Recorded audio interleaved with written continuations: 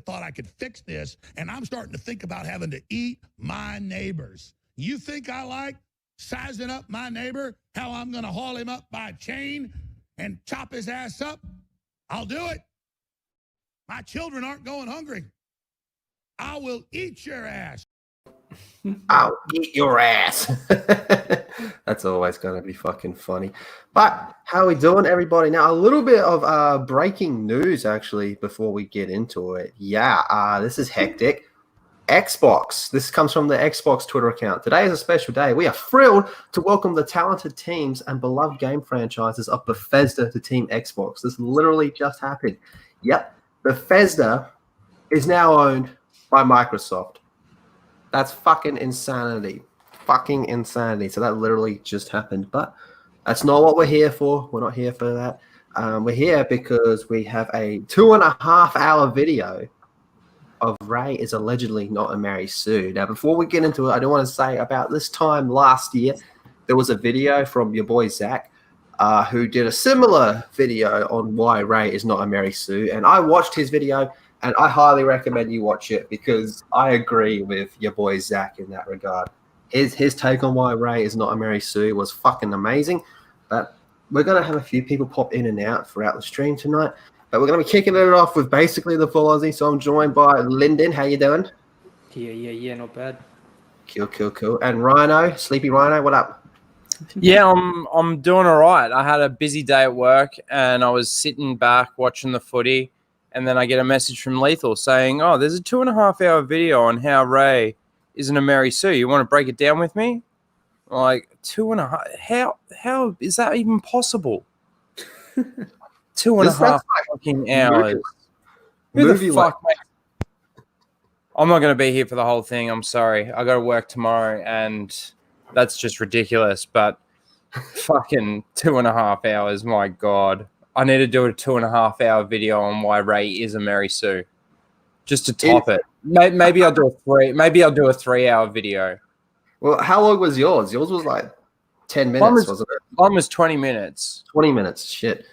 Wow. So that was just the continuity within itself. Like, this is just her one attribute of this character being a Mary Sue or not a Mary Sue. I mean, if you look at the definition of a Mary Sue, she's clearly a fucking Mary Sue. There's no denying that.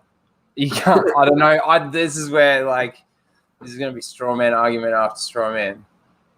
We'll see. I don't know. How's the chat doing tonight? Maybe it's going to convince you. Maybe it's going to win you over. No, I don't think so. I think it's already won you over by the sounds of things. Your boy Zach's won me over. His was a fair description of why Rey is not a Mary Sue. Basically, it was because I really recommend you go watch it, but his was in order to be a Mary Sue, you have to be a character. And then he was going on about how technically she doesn't count as a character. Yeah, okay, yeah. Well, that's a fair point. But yeah.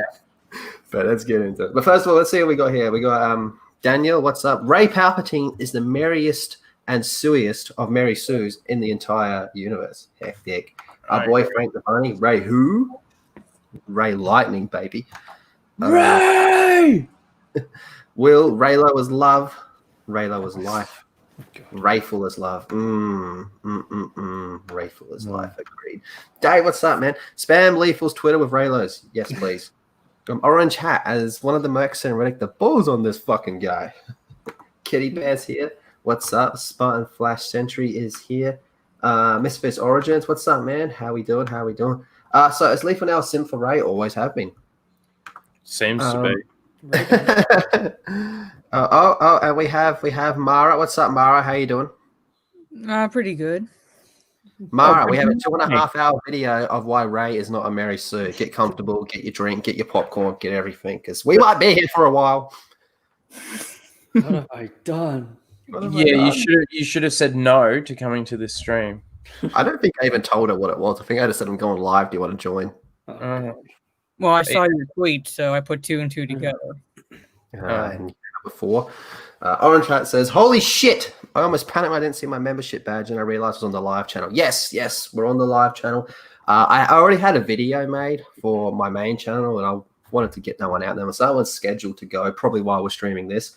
And I figured, fuck it, I can use this to get some watch time on this channel. And I know some people actually want me to talk about Star Wars from time to time, so I figured I'd do that here. And I actually have a kind of Star Wars EU video going up on the main channel shortly. Yay. In about 2 hours-ish. Well, it's scheduled. Story in Bed Jack. What's up, man? Finally. Shit. Blake St. Clair. Ray's father. It's Ray Martin. Ray Martin, this is your life. Every Australian just pissed himself laughing at that one. Oh, Lord Vader. Hey. Matthias, yeah, we just showed that off. Microsoft buying Bethesda is a pro gamer move. It certainly is, man. It certainly is. I can't believe they just did it. How much did they get it for? 7.5 billion. Holy fuck. Wow, man. Disney paid less for fucking Star Wars. 7.5 billion. I want 7.5 billion.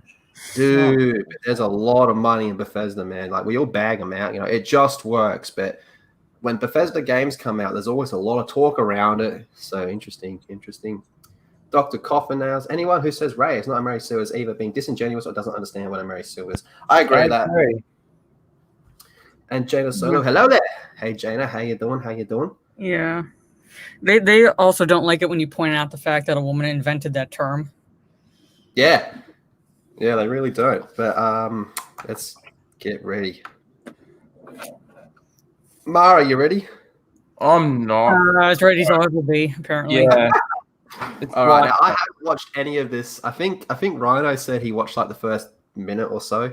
Yeah. I watched up until the point where he goes that we're going to break this down in 6 points, and I'm like, 6 points, all right. And then I'm out. Like I'll wait for my reaction. Lyndon, have you watched any of this? No, I wanted to save it for this. Yeah. All right. Well, let's do it. I hope I got volumes checked. Ray is not Do I have a volume Mary on? Sue. Yeah. And I'm going to prove this in 6 main parts. Okay. The first being that's where I got up to. So I got eight seconds in, and I was out. That's right. This list came up, and I'm like, nah. Nah. All right. Now he did have the penis monster in the background, so Apollo could make some memes. All right, let's keep going. Okay, number 1. What is a Mary Sue? an introduction Hey.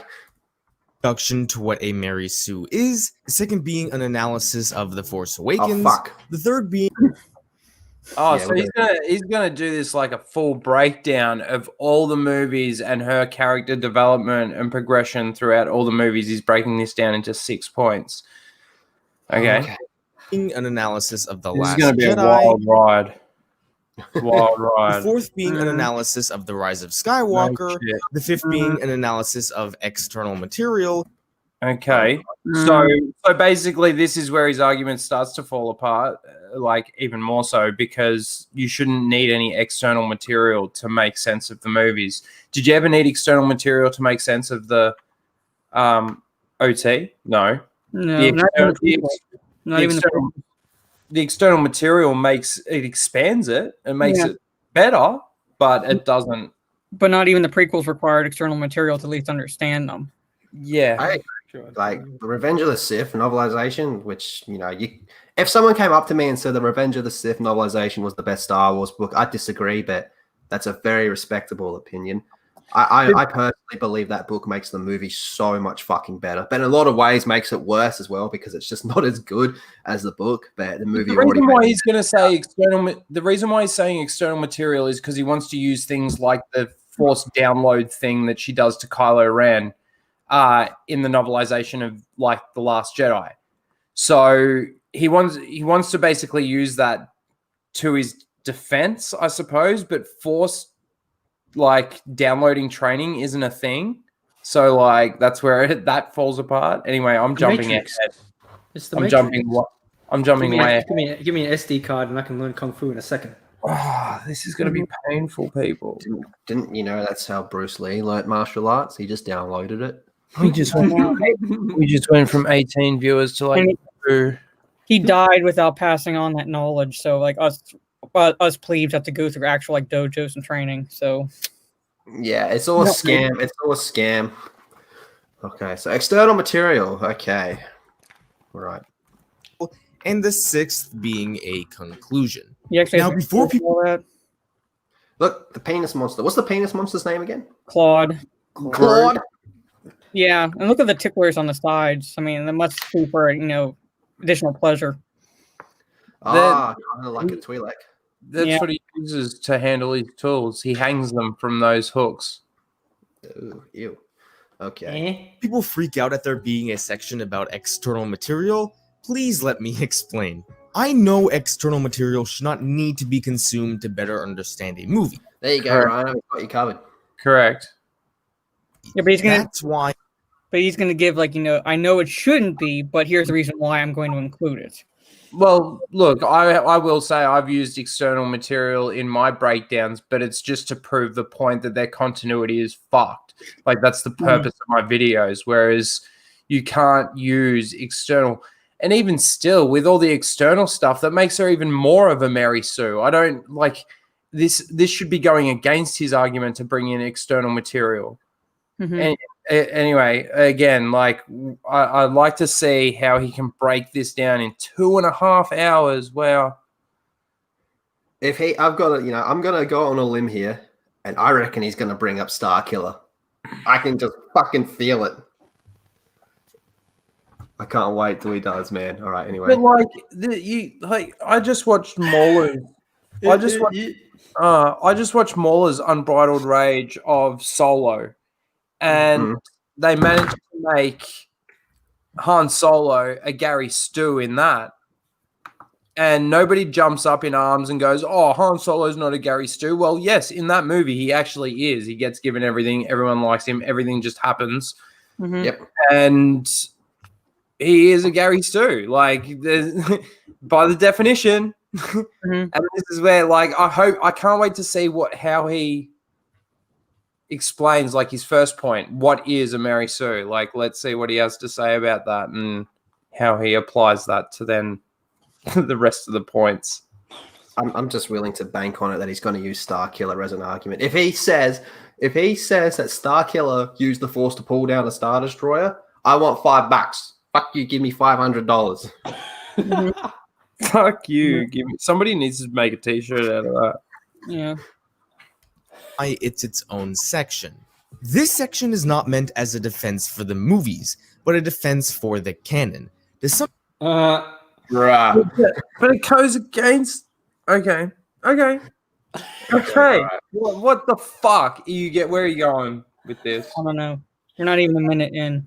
But Matt Martin said that I can make my own canon. Yep. Yeah, true. Some people, the canon matters more than the actual films, so this section is really for you guys. So that's me. Well, that's us, actually. No, well, So when the story matters. That's all that matters is the story. Canon keeps everything together. Yes, I agree that canon is very important. But, like, he's basically trying to say the movies are separate from canon, almost. Like, they're in its own isolation. Well, he had the cross through that, and he had the tick through the rest of the books and everything. Well, I feel like without continuity, to me, everything's just inconsequential. It's like, okay, nothing matters. Yeah, that's exactly right. That's why no one cares anymore. I actually do cover the 3 films, I'm not going to reference any other external material, other than the films and the shows. I do feel the Oh, God, it's a TCW fan. shows are fair game, but if you disagree, then oh well. Also, since the trilogy is complete, I will be making references all across the trilogy when discussing each film. So when I'm talking about The Force Awakens, for example, I may reference The Last Jedi or The Rise of Skywalker. Right way to One do last it. thing I'm just saying it's Before the I right go way to do it. Yeah. again, Want to make sure if you're this making your video point. Gold Man. So that's his name, the Gold Man. Okay. Oh, that guy. Star Wars only, longer. Oh, Longer. shit. Oh, so he streams it Star Wars only. makes it on any sort of podcast where people are watching my video and analyzing my points, I would really appreciate it if you at least let me know on Twitter. Oh, sure. Lyndon, can you please let him know? What? He's a fucking dickhead. What? We don't know if he's a dickhead. He I didn't wants know. to know. Oh no, I was looking at the bottom guy on the bottom. He gave me shit on Twitter once. I was like, "Fuck you." He wants to know if anyone's analyzing it. We're analyzing it. What's his Twitter? Does anyone know his Twitter? Well, Stig retweeted it, so Oh, that's Steve. Yeah. Cheers, Lyndon. Thank you. That a Tag all of us. video exists of people watching my video. My Twitter handle is the Gold Man. Good fella. Good fella. Here you go. As soon as you need it, like, that's funny. That is pretty funny. That's what we get for being impatient. The Goldman 25. The Clawed Squad. Penis Squad. Penis Monster Mob. yeah. And 25. I don't really care if anyone streams this video. I just like to know so I can watch people reacting to my video. That's fair. Okay. So anyway, that's enough. You know, I disagree with the whole premise of the video. Anyway, Intro. Let's begin with what is a Mary Sue? So what is a Mary Sue? And according to wikipedia.com, and yes, Wikipedia is usually reliable, so don't let your teachers tell you otherwise. No, because anybody can go in and edit it. So don't rely heavily on Wikipedia. Wait, is he quoting Wikipedia? Yes, he is. That's like the number one rule. Okay, no, Jesus Christ. Yeah. There's not a source. A Mary Sue is a generic name for any fictional character who is so competent or perfect that it appears absurd, even in the context of the fictional setting. Now, it's important to note that just because a character is overpowered, that doesn't necessarily mean they're a Mary Sue. I agree at that point. You can be OP without being a Mary Sue. I agree with that too. But that's not Rey. Rey gets given everything. Everyone likes her. Everyone appreciates her. She's OP. She wins. She gets everything. She wins every time. She might lose here and there, but technically she wins, and it's just a way for the plot to. I mean, the Resistance like welcomed her with open arms. Like you'd think maybe there'd be a little bit of, we don't know who you are. We're not exactly going to trust you entirely. But she comes in and goes like, oh, yeah, we're going to tell you everything. Look, this one from Biggle. Biggle says he once edited Wiki to say that Donald Trump is once Batman. That's golden. Yep. Okay. Automatically. Superman is a character that is definitely overpowered. But the reason Superman is not a Gary Stu Depends who writes him. Mm-hmm. I've seen Superman be a Gary Stu, and it's fucking boring when he is a Gary Stu. When he's written well, and he's not, then he's awesome. Snyder. Exactly, yeah. the male version of a Mary Sue, is because in his universe, his powers are explained and they make sense. And he can still get his shit pushed in. Mm-hmm. Superman is not human, he is Kryptonian, an alien race from the planet Krypton. The reason why Superman is so strong is because since he grew up on Earth, he's exposed to our sun rather than the sun near Krypton. When exposed to a young yellow star like Earth's sun, which is much smaller than their own sun and with a vastly higher energy output, their bodies are able to absorb and process so much energy that it eventually manifests as vast superhuman powers, like super strength or flight, for example. Obviously, none of this makes sense in real-life science, but it doesn't have to. Superman lives in a fictional universe with its own fictional rules. Like Star Wars. Mm-hmm, correct. Yeah, but even you had to follow those fictional rules, and Disney can't even do that. Well, yeah, they made it up as they went. Mm-hmm. But they also Fucking can't do Claude poster, man. Yeah, I know. They can't. They also can't do that with their own characters, though. The characters that they create are hollow and shallow, and like, despite the fact of Rey being a Mary Sue, like all the other characters are just hollow, and it's especially because of that fact too, because Rey is the one that does everything and is the all-powerful Rey. All the supporting characters serve as MacGuffins, basically, to move the plot along for her. She instead of it actually being a trio, much like with the original trilogy and even the prequels, it's all to bolster her. Yeah. Yeah. This one. Wikipedia once had a book listed on the Agatha Christie's page that she didn't write. See, this is why I just don't trust Wikipedia. Like, don't get me wrong, they're not always wrong, but No, you always but, take like, their information. Yeah, they're like anybody can go in and edit stuff. So Yeah, exactly. I mean, we can go edit it during the stream if we wanted to. mm-hmm. Claude's looking into my soul. I thought it was Jabbo. And given those sets of rules, What did you say? What? What did you say? You're my fucking hero. I said I thought it was Jabbo. Oh. Well, he's not. You said Jarbo. Well, he's not crying yet, so good time. his powers make sense. So that's why Superman is not a Gary Stu. Now back to the definition. I love the air Gary quotes Stu's there. may I love the air quote. I love the air quotes there. Gary Stu. excel at tasks that should not be possible for them, or they may upstage the protagonist of a fictional setting, such as saving them. They may disregard previously established aspects of the fiction, such as characterization and natural laws. So going back to the Superman example, if he all of a sudden could shapeshift into other characters, that would be a trait of a Mary Sue character. So is Martian Manhunter a Mary Sue? So he can do that. And yet he gets fucked up.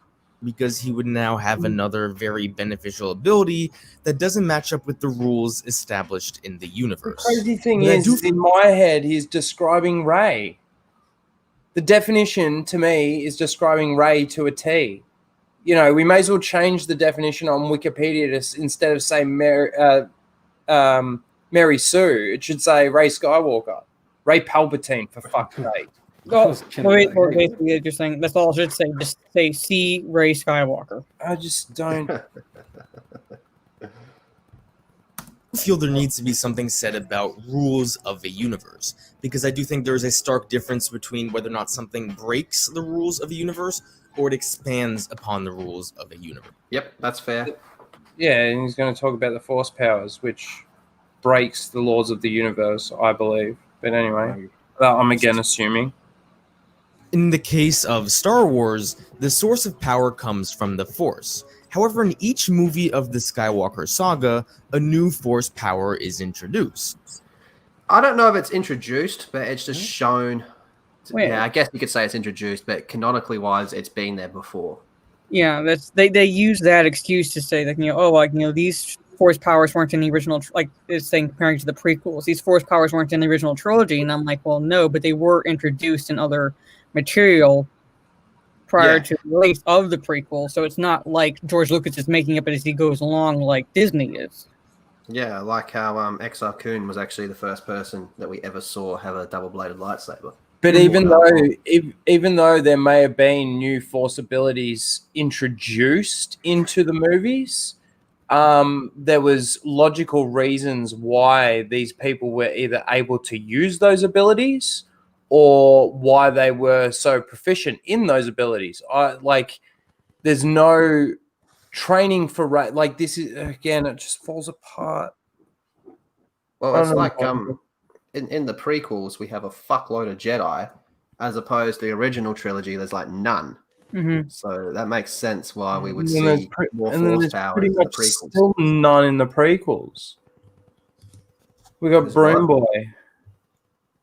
What? Broom Boy's in the sequels. We've pretty much got none in the sequels. No Jedi, nothing. Yeah, it's a carbon copy basically of It's the the same original thing. trilogy, except watered down. I do like the poster though. That looks cool. But that should be Darth Kaitis. That should be Jaina Solo. That should be Boba Fett. That should be Corran Horn. Blah blah blah blah blah. Mm-hmm. That should be Luke Skywalker, not fucking Jake Skywalker. In The Empire Strikes Back, you could levitate objects with the Force. In Return of the Jedi, you can now shoot lightning from your hands. In The Phantom Menace, you can run at super speed, and boy, would that have been convenient at the end. Fucking oath. But I'm not going to get into my prequel stuff here. In Attack of the Clones, you can absorb lightning in your hands. In Revenge of the Sith, you can literally save yourself from dying by using the dark side. In The Force Awakens, you can just stop blaster bullets with the Force. In The Last Jedi, you can force project yourself across the galaxy. And in The Rise of Skywalker, you can use the Force to heal people. See, a lot of that stuff we saw in like EU material. Mm-hmm. Yeah, but like I can't remember what the term is, but Darth Vader stopped blaster bolts with his hand in Empire Strikes Back. So he used to mean more like absorbed it as opposed to outright stopping it. Mm-hmm. But what's the difference apart from that? Then you got fucking the Force projection, which Luke did in Legacy of the Force. Where he missed one. He missed one as well. There's the Force teleportation that also gets introduced in the last movie. I didn't see the last movie, so you're going to have to help us there. Okay, so right at the end of the movie, actually, in the middle of the movie, Kylo Ren and Rey are having a Force Skype call across the galaxy, and Kylo Ren snatches the necklace off her neck from across the galaxy. I remember reading those leaks, So crossing through space and time. How the fuck is that like, there's so many ridiculous things. Like, people were asking, why didn't you just pull her through it then? Like, and so many things. Then there's also a fight that happens, a saber fight that happens over a Force Skype call. He's on the planet and she's on his she is in his quarters on the ship, and they have a saber fight across a Skype call. And then at the end of the movie, she gives him her saber through the Force. Yeah, I know. Behind her back. Yeah. Like, that, that's right. Yeah. If that doesn't just break lore there straight away, I'm not. This isn't a lore video. He's saying why she's not a Mary Sue, but like, fuck me, that that destroys lore on so many levels. It's so How handy would that be? It'd be like, hey, do you mind just passing that bottle of water? Yep, sure, here you go, mate. Fucking oath, man. This is awesome. All right, let's keep going. So what I'm trying to say is that if a new power is introduced, there's an unclear line between whether or not it's an expansion of the mythos or if it's a contradiction of the lore. There's not an unclear line. There's not an unclear line. No, there's not. And it clearly takes training and patience and everything to learn these abilities and actually master them as well. Not just learn them and then straight away you're good at them. Like, there's a it's like when you get your driver's license, there's a period of fucking learning to drive and actually, going through your learners, your P's, all of that shit. It's the same thing. When you learn an ability, it's not just bang, you can fucking just do it. Yeah. I will say, though, his video is well put together. Like, it's way better than like any video I've ever done. But anyway, new power is introduced, the question may arise as to whether or not it contradicts the lore or expands the mythos, which is very important. But the bigger question that may arise is, why was this power never used before? Now, I'm going to continue on with this point when I talk about Rey's force healing, so I'm not done with this yet. But I just wanted to make the point that there's a difference between expansion and contradiction. Back to what a Mary Sue is. The term Mary Sue originated all the way back in 1973. A woman named Paula Smith wrote a Star Trek fanfiction named A Trekkie's Tale, and in it created a character named Lieutenant Mary Sue. She was the youngest lieutenant in the fleet, and she was only 15 years old. Mary Sue was pretty much the perfect person. Everyone loved her, she was very smart, very talented, so talented that she won a Nobel Peace Prize for her ability to fly the Enterprise. Sounds a lot like Rey, apart from that whole Nobel Peace Prize stuff. Yeah, well, Rey still, How do we know she didn't win it? she gets everything. She gets Han's. She steals Han's ship, Poe's droid, Luke's sunsets, like I said at the end of my video. Anakin's name, the sabers, she buries those. I still say, why didn't Chewie get the Falcon? But, no, she took Chewie's medal. That's where Chewie's medal went to her. That's what happened. Did they release that like last week? Did they? They're still writing it, aren't they? Oh my god! I haven't seen it, but I think it's safe to say that Rise of Skywalker might be the world's first live service movie. It's just constantly being changed and updated and patched. Yeah. So, when's the next patch coming out? Next No, comic she next week. It's all that extra material. It's like an EA game, pretty much. Well, that's funny because they make all the fucking games. Mhm. Yeah, it's just another DLC. You need another DLC, man. Star actually Wars. died from an illness, everyone loved her so much that they decided to make a single day per year devoted to her. So now that we know what a Mary Sue is and where it originated from, why are Mary Sue characters bad and why should they be avoided? For one, characters are at their best when they are flawed. Yep, very much so. Correct. I like how he's trying to prove a point, but he's actually proving the opposite. Yeah, I can't see how he can now jump against exactly what he's explaining and say that Rey isn't the things that he's saying that she clearly is. I feel like Inigo Montoya from Princess Bride. Like you keep using the term. I don't think it means what you think it means. Yeah. Yeah. No human beings are perfect, and if you want to make your characters as relatable as That's possible, then you should want to make them as flawed as possible as well. Since Mary Sue characters are essentially perfect human beings, Let's just leave that pause. I got nothing to say. I just want to leave that paused for a sec. Oh yeah, that bike guy. Yeah, something. And yeah, okay. I agree. Human being.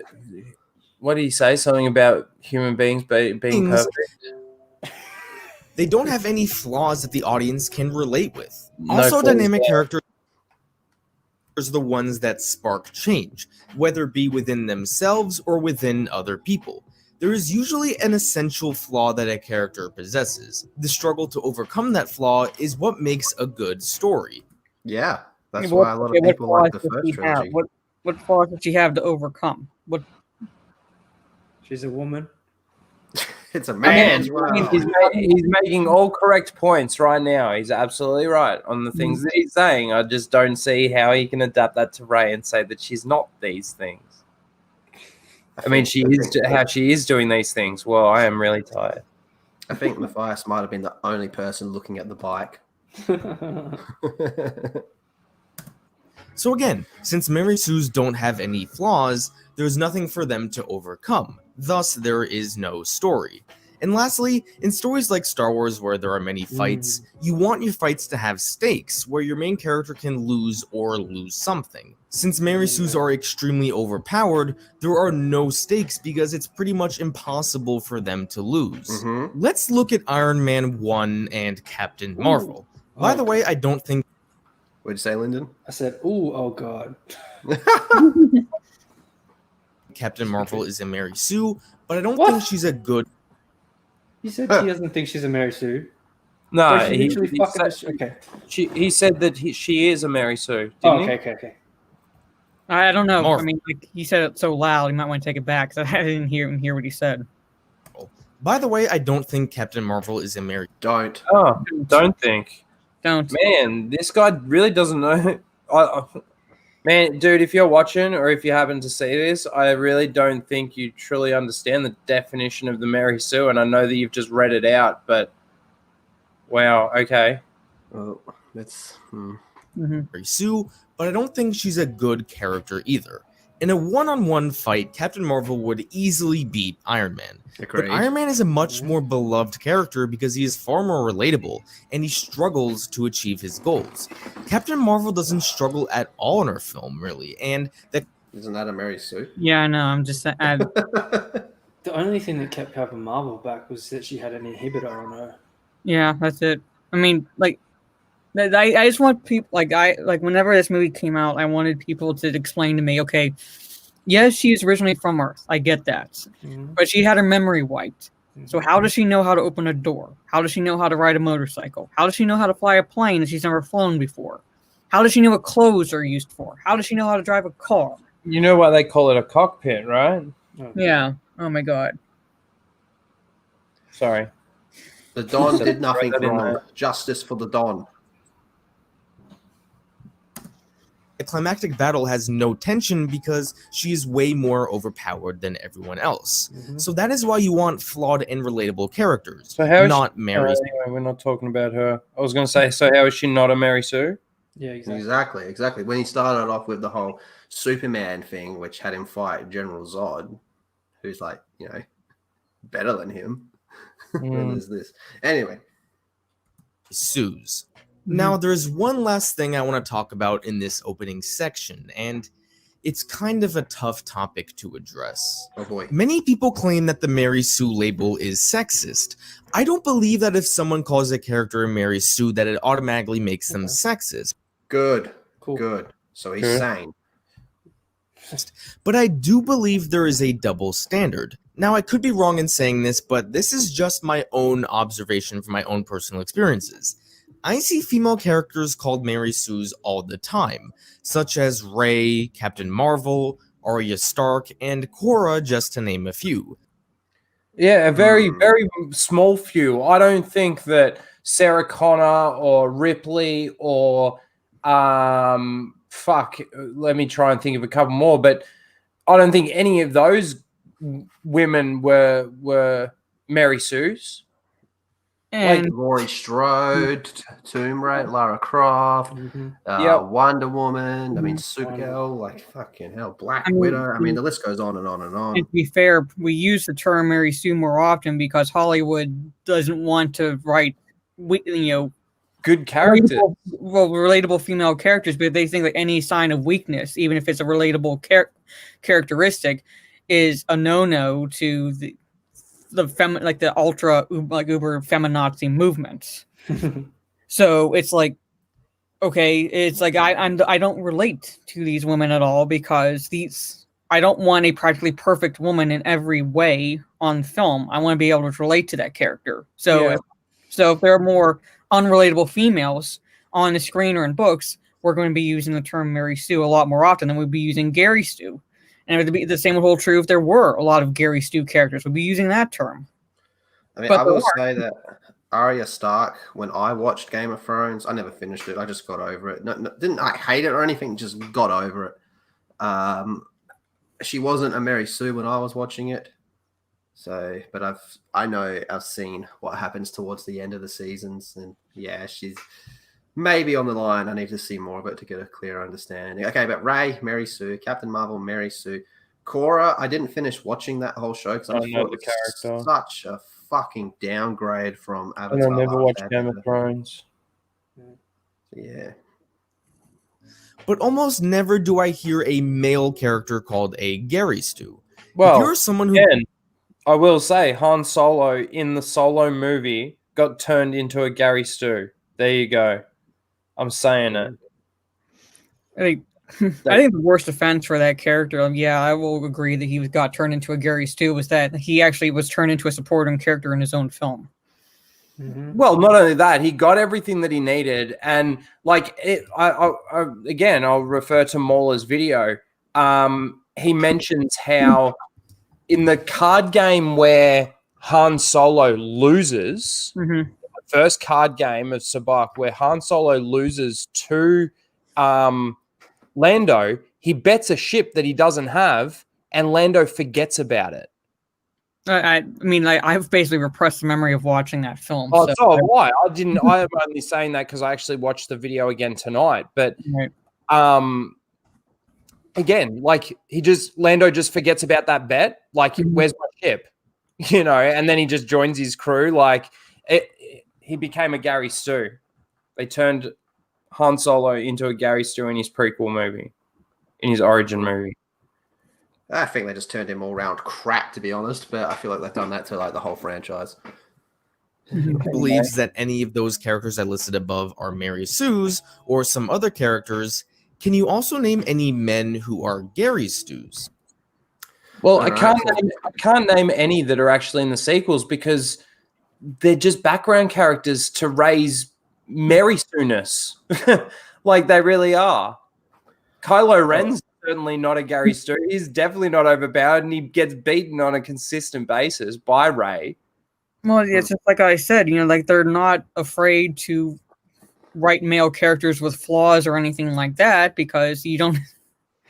It's just like it's almost like this absurd fear because they're pandering to, like I said, the feminazis who don't you dare write a relatable female character who has flaws because that's a weakness and we don't want weaknesses. So she has to be strong. She has to be perfect at everything, and then it just turns into a character that no sane woman at all loves. So we're going to be, like I said, use the term Mary Sue a lot more than Gary Stu, and come up with Mary Sues a lot more frequently than Gary Stu's, because there aren't a lot of Gary Stu's out there. Well, And depends on who the writer is, but comparably speaking, the Mary Sues far outnumber the Gary Stu's. I agree, but using the Superman example, depending on who's writing Superman, you can easily turn him into a Gary Stu. I'm saying, like, depending on who's writing it, but like I said, at the same time, it's like the Mary Sues outnumber the Gary Stu's. So yeah, like you ask us, we can't name a lot because there aren't a lot. But if you ask us to name a Mary Sue,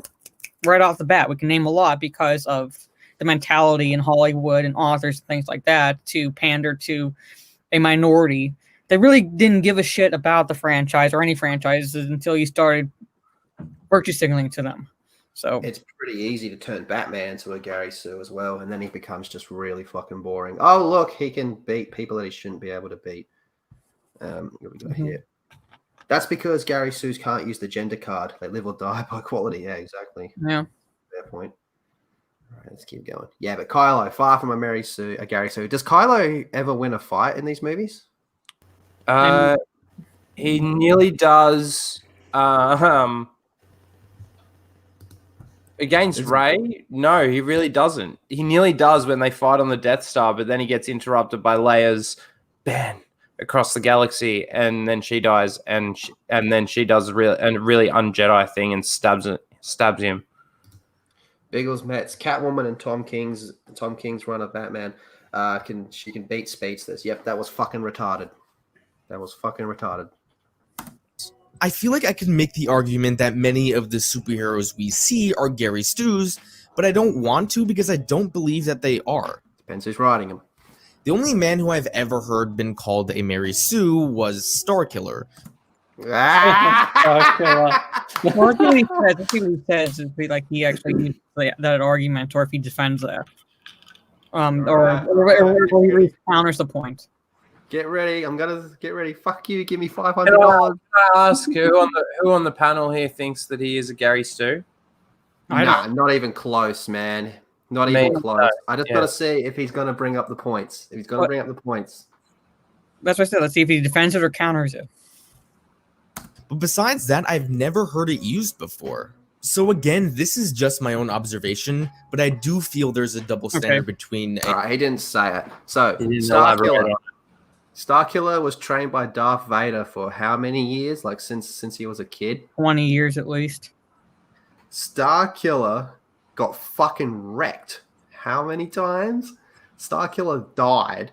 Starkiller, there's this common misconception that Starkiller pulled a Star Destroyer out of the sky. He did not do that. It was already falling, and then he kind of controlled the crash. While greatly struggling, he controlled the crash. Still pretty badass, but that's completely different to just go and yoink, yeeting a fucking Star Destroyer out of space.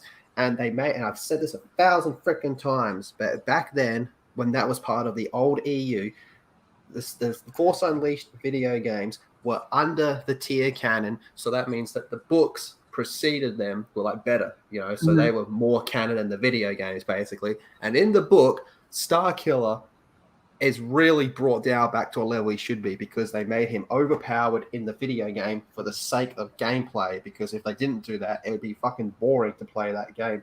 It'd be like playing God of War. Imagine playing God of War, but you can't beat most people in a fight.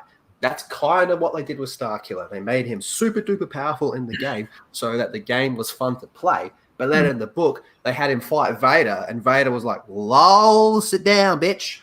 So what if he was to use the argument that that explosion, what's that thing that he uses? On very rare occasions. He can't do that in the book. That's a game thing. Well, the law on that too is that it nearly kills him. Yeah. There we go. All right, but fucking Claude, it's looking into my soul, man. But you know what? I will say this golden dude, he hasn't like called anyone a racist or a sex or anything like that, so he gets major points there. He's just putting his point of view out there. I just don't agree with majority of what he's saying so far. A Mary Sue and a Gary Stu. But anyway, that is my introduction to the term Mary Sue, and now it is time to discuss the films. Up first, we have The Force Awakens.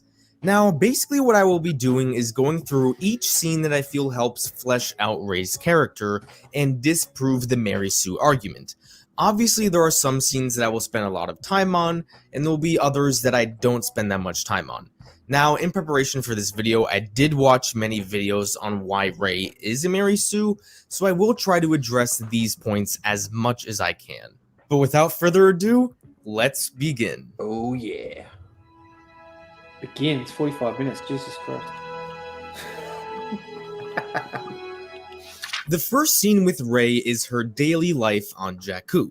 Now, for the sake of clarification, I'm going to classify Rey's introduction as everything up until the point where she meets Finn.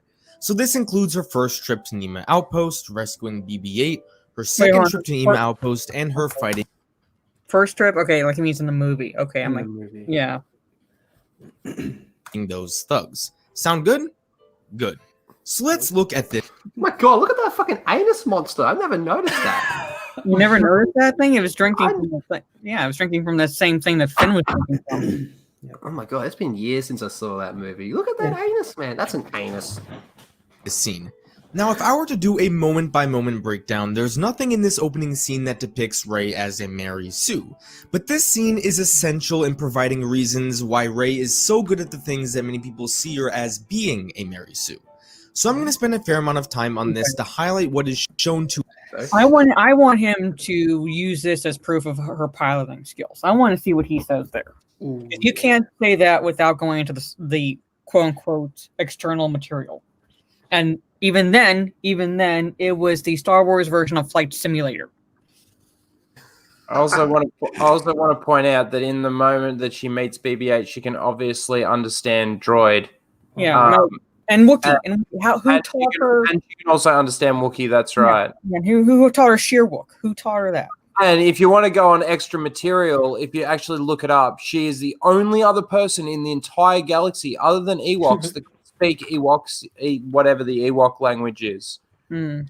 Not apparently C-3PO can't even speak it, but he tells the whole story.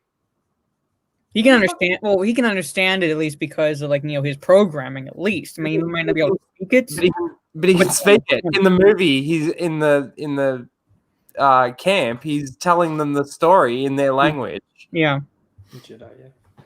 Anyway, don't tell me this chick's not a Mary Sue. She can understand everyone. She gets given everything. She's got force powers and coming out the wazoo and fucking. She's hasn't earned any of it. Hasn't earned any of it. I also remember how she saves BB-8 from that scavenger that was trying to that scavenger didn't even bother to try to stop her. Hey, we have another whammon. Steph, how you doing? Hello, Steph. Morning. Hi. Welcome to hell. Thank you. Yeah, but don't worry. That was the cutest welcome. Welcome to hell. It's. Well, I'm tired because I'm sleepy. You're tired because you're waking up. Between us, we make one voice. That's This is a it. brilliant comment. The only thing that hasn't been handed to Rey is her ass. That's brilliant. Oh yeah, that is Yeah, brilliant. that's very true. All right, let's keep going. To us in this scene. And to do that, I'm going to compare Rey's opening to Luke's opening from A New Hope. Oh, Because for one, both... That'll break your arguments straight away. Yeah, right away. Come on. Mm-hmm. I always liked how Luke's uncle just fucking told him what to do. It was like, right, motherfucker, you farm that moisture, you son of a bitch. While I sit down and hang out with Jawas. Yeah, that sucks, Luke. Even in the intro of Luke, I understand his motivations from the very sort of word go, whereas Rey, I don't understand her motivations. Even throughout the entire movie, she wants to stay on Jakku. She wants to go back to Jakku. Why didn't she just sell BB-8? Why? Oh, it was a feeling. The Force awakened in her, and it was a feeling. Mhm. Don't give me that crap. Yeah. And Luke wanted to leave. Luke wanted, and Luke then wanted adventure. He wanted more. That's right. And he told a story about his father and how he fought in the Clone Wars beside old Ben. And, you know. And that served to just motivate him more. I mean, and he wasn't going to leave. He was only going to take Ben as far as he could and then go back. And because his aunt and uncle got killed, he's like, well, fuck it. I'm going to go. Yeah, there's nothing keeping him there now, pretty much. That's right. No, there is nothing. And you can see it in his face when he looks away and then he looks back just to like remember it, just to keep that image in his mind. You know, he's like, let me look away. No, I'm going to look back because that's kind of his motivation. It's so much more powerful than anything Rey has ever shown. And I just want to jump forward to when she, at the end of Rise of Skywalker, when she goes to the Lars homestead. First of all, how does she fucking even know about that place? Right? Throughout the movies, that we don't even go to Tatooine. There's no fucking reference to this place being their home to bury their sabers. And like it just doesn't make any sense. Anyway, I'm jumping. How does she even know? It's gonna come out in the comments. How does she even know about Luke's home in Tatooine? I don't know.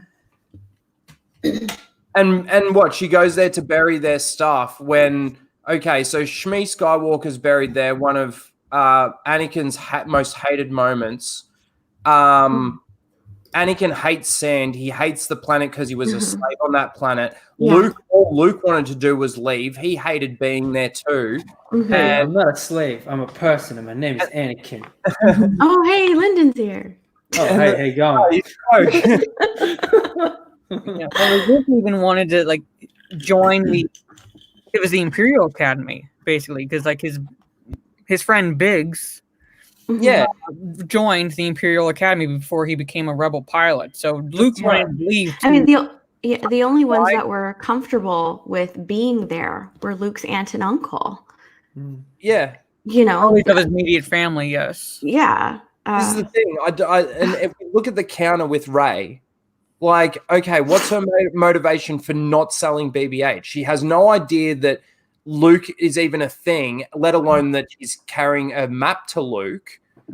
She hasn't met Finn yet. She's got no idea. She's found this droid and she's got this ability to sell it for food. Well, Daisy Ridley told us her motivation. It's because she's a good person. It's the right thing to do. Luke Skywalker was a myth.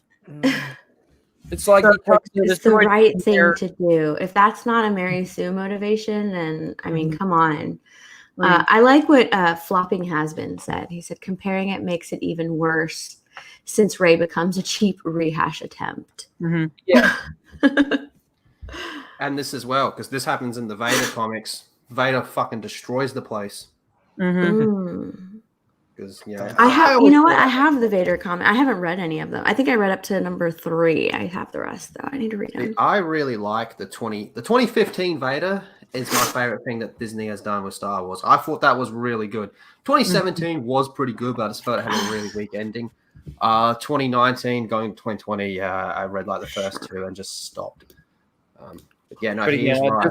I still just don't understand how she even knows about the place, let alone doing what she does there. Yeah.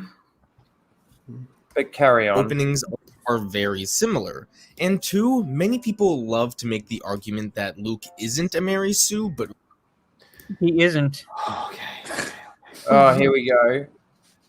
All right. Okay. We'll wait and see his point. We'll wait and see Give it to me. But just to bring it down to like something that I do know about, which is like EU. Like everyone says the EU, Luke was overpowered. Yeah, he fucking was. But like the dude said at the start of the video, there's a difference between being overpowered and being a Mary/Gary Stu. Luke, I argue to the day I die that Luke is very much responsible for Second Galactic Civil War because he let Jason, run out and do all that crazy shit. Luke's emotions was by far his biggest weakness. He was very emotional and it made him very irrational and he made a lot of bad decisions. Even in like the start of the Zahn War, New Jedi Order, he was like, no, we're not getting involved in this war. Where if Jedi get involved in the war, making the same mistakes as Clone Wars, and the whole galaxy is going like, bro, you can't fucking compare the Clone Wars to what's going on right now, dude. And then, trillions, gazillions, sextillions of people died because Luke was like, we're not getting involved. But even in the movies, there's no way that Luke is a Gary Stu. No fucking way. It is the perfect hero's journey. I don't know how you can say otherwise. Yeah. What, that he happens to make the shot of for the Death Star. That's if that's the argument, I'd be very disappointed because he still had some training. All he was told to do was use the Force, and it was a feeling that he had, like obviously when to make the shot and all of that sort of thing. But, you know, it was also a reflex, which is also one of his father's best attributes, if you remember from episode 1. Like, it makes sense. So I don't know where he's going by saying this. Well, I'm one of those people that thought episode 1, Anakin in the spaceship, was kind of stupid. But yeah, I looking at Jan Solo's comment, Kip was able to keep up with him. There was a few people that were able to keep up with him in the EU, but when it was all said and done, I'd say that Luke was significantly above everyone else. Kind of like Superman. Like, you'd say Superman's above everyone else, but it's still possible to keep up with him. But that's my humble opinion, and that's an EU opinion. And yeah, so those are the good ones to have. But let's keep going. Rey is, and use this opening scene as an example as to why. So let's compare what we learn about these two in this scene. First, we learn that Luke is a farmer and Rey is a scavenger, both with a similar skill set. Both are engineers of some kind, especially when it comes to droids, and both know how to drive a speeder. Yeah, but Luke couldn't fucking talk to R2-D2. That's why he had 3PO. Mm-hmm. Correct. And I wouldn't call Rey being a scavenger an engineer. It'd be like if I studied the inner workings of a Boeing 777. That doesn't make me a pilot or an engineer. It just means I read it. Mm-hmm. Well, that, I also want to make the point that the whole engineer thing doesn't make her a good pilot. I want to reiterate that point, because if he says like, oh, the fact that she pulled out the, you know, bypassed the compressor by pulling out this piece and all that kind of thing, you know, because she's a good engineer, you know, that means that she can also pilot the Millennium Falcon as well? No. Anyway, I'm going off on a tangent again. I'm going to have to jump off soon anyway. Where they differ slightly is in their use of weaponry. Luke can use a rifle and Rey can use a staff. Now, their skill set was never the problem, but how these characters obtain this skill set is what seems to be. Exactly. Where the fuck did she learn that? Well, I don't necessarily have a problem with her being able to defend herself in you know, her own environment, if that's what it's sort of like. Mm-hmm. She grew up on her own, and she would have to learn how to defend herself. And you're right, in her own environment, that's fine.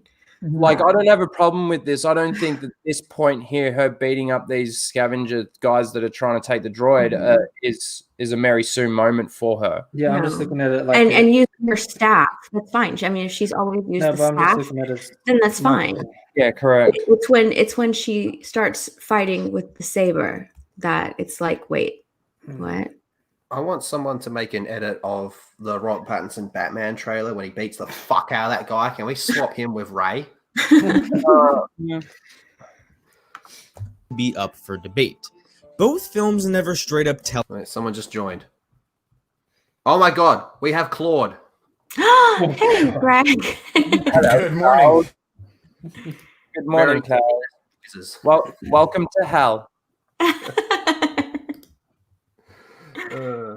How you doing, Greg? I'm good. A little sleepy yet, but otherwise good. I see we're breaking down why Rey is not a Mary Sue, huh? Yeah, 2.5 hours worth. What an amateur, right? I put on Twitter, I was like, if it's not 3 parts, 2 hours each, then it's just not worth watching. And we're at minute 11. Oh boy. We're at minute 11, and we're almost an hour into the stream. Whew. All right. Let's go. Tell us how these characters learn these skills. But based off of clues given to us in the film, we can logically infer how these characters obtained these skill sets. In films, the storytellers do not have the same luxuries that books do. They need to show us things for the audience to infer, while the books can straight up tell the audience. In the case of Luke, we see that Luke works on his uncle's farm. Since a lot of these skills that he has here are skills that are useful when it comes to farming, it is a safe assumption to make that his aunt or uncle taught him how to use these things. That's fair. That's fair. His uncle would have taught him. Mm-hmm. Now, many people would point to Rey and say there is nothing that can help us logically infer how Rey learned these skills, but I completely disagree. We are shown that Rey essentially works for Unkar Plutt on a commission-type basis. She goes to him twice in the opening scene to trade mechanical parts just because she understands and knows parts from a ship doesn't mean she can pilot a ship. Bypassing the compressor, pulling that thing out, all right, fine. Exactly. It's just like stripping a car. I mean, it's just like stripping a car. Someone can tell you like, okay, these are the most important pieces in the car. This is what's going to give you the most money, and show you how to take them apart or whatever. But that doesn't mean that you would know exactly what the parts did, or what, how they're used in the car. I mean, it's just a bad argument. Like, I don't know how shit works in a car, but I can be told by someone or taught by someone how to take something apart if it's going to make me some money. That's about it. But I won't know how it works or how. If I had no idea how to drive, I wouldn't know how to drive the car. You know what I mean? If I wasn't taught. So I mean, she's basically just like she's a scavenger. She strips shit. You can still be a mechanic. You can still be a car mechanic or a motor mechanic and not be able to drive. Yeah. I was going to make a very bad joke on what Steph was saying. In addition, like working at a junkyard doesn't mean you can engineer a car for GM. There you go. Exactly. Yeah. But that's right. But I also want to point out that by her just removing this piece, do you remember how hard it was for Han and Chewie to repair the Falcon while they were trying to put it, get out of a sticky situation in hyperspace and stuff like that? And that was such a good scene. It was so incredibly tense. Yeah. And she just made it. She was just like with a smile on her face. I did it. I did it. Repaired. All done. Ta-da.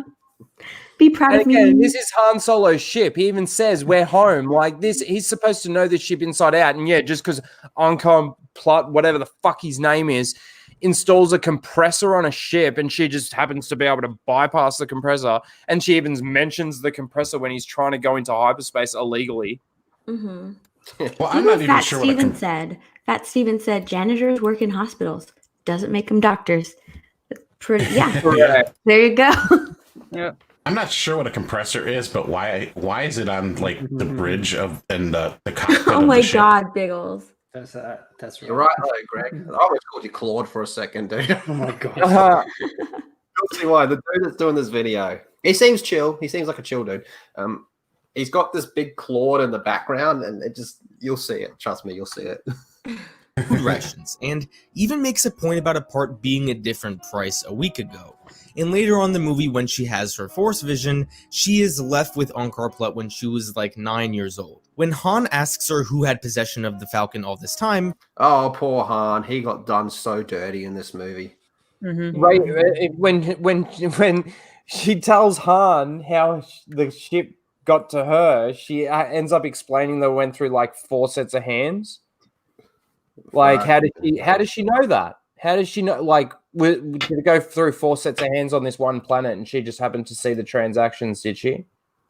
Or Unkar Plutt could have told her the story, and be like, "I stole it from this guy, who stole it from this guy." I mean, that's plausible, but yeah, fair enough. They don't, but he doesn't come across as like this loving guy who shares stories with her. No, he's like willing to rip her off for food. The basic sustenance. He's like willing to like screw her over on. Like, I know. Yeah, exactly. He doesn't care about her. Not at all. She seems like just like this asset for him. She's essentially his slave. Why? Correct. It's just like Anakin. And by the way, just because she can fix a droid's aerial doesn't make her an engineer either. Mm-hmm. That's true. So technically, we haven't actually. It's assumed or it's been said that she built her speeder, right? So she is an engineer. She can. Okay. Again, not she's shown able in to the tell movie. him a long list of people who stole the Falcon. Duquesne? I stole it from Unkar Plutt. He stole it from the Irving boys who stole it from Duquesne. Who stole it from me? And when Rey and Finn first enter the Falcon, she knows that the ship had not flown in years. No! This ship hasn't flown in years! There's also a deleted scene that highlights the relationship further, but deleted scenes do not count, and they count. Yes, thank you very much, because Shakti's died like... She dies like 3 times in Revenge of the Sith or some shit. As external material, so I am not going to count it here. The point I am trying to make is that it can be logically inferred that Rey learned her skill set from Unkar Plutt. Unkar Plutt wants his scavengers to bring out of her. How to pull pieces out and how to clean them. That's what she learned. Yeah, that's pretty much all she learned. And maybe how to build a speeder. And who knows if he even taught her that shit. I mean, there's plenty of scavengers working around her. Correct. You know, so, and she's looking at them.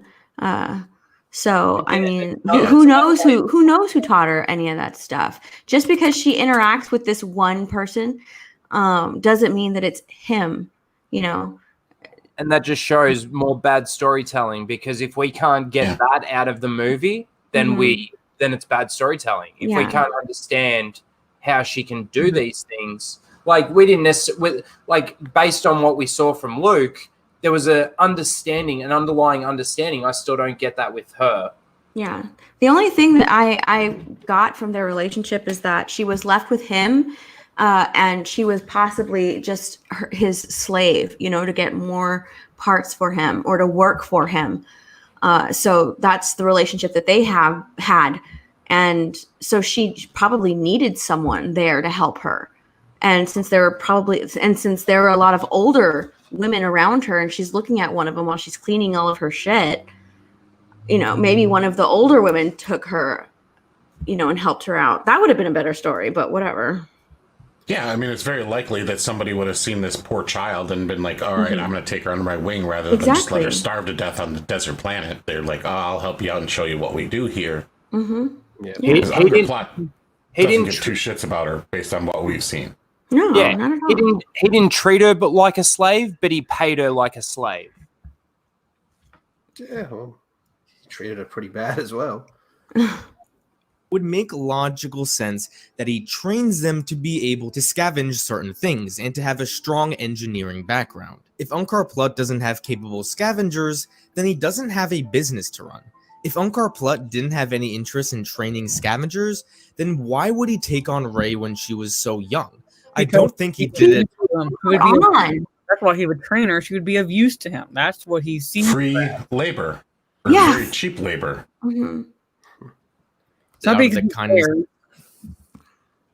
It's like this guy is like saying like, here, he didn't take her on. I mean, he was offered. It's like, okay, yeah, give me. But I don't know. I'm pretty sure if he had a choice, I don't know, whatever. That's so dumb. I don't like it already. Well, I'm tired. I'm still drinking my coffee. Palpatine's failed clone left her with him. Oh my god, I totally forgot about that. To protect her. So we know why she was left with him. And he's not going to say no if they're just going to go, here's this kid. And he's like, no, I don't want a kid.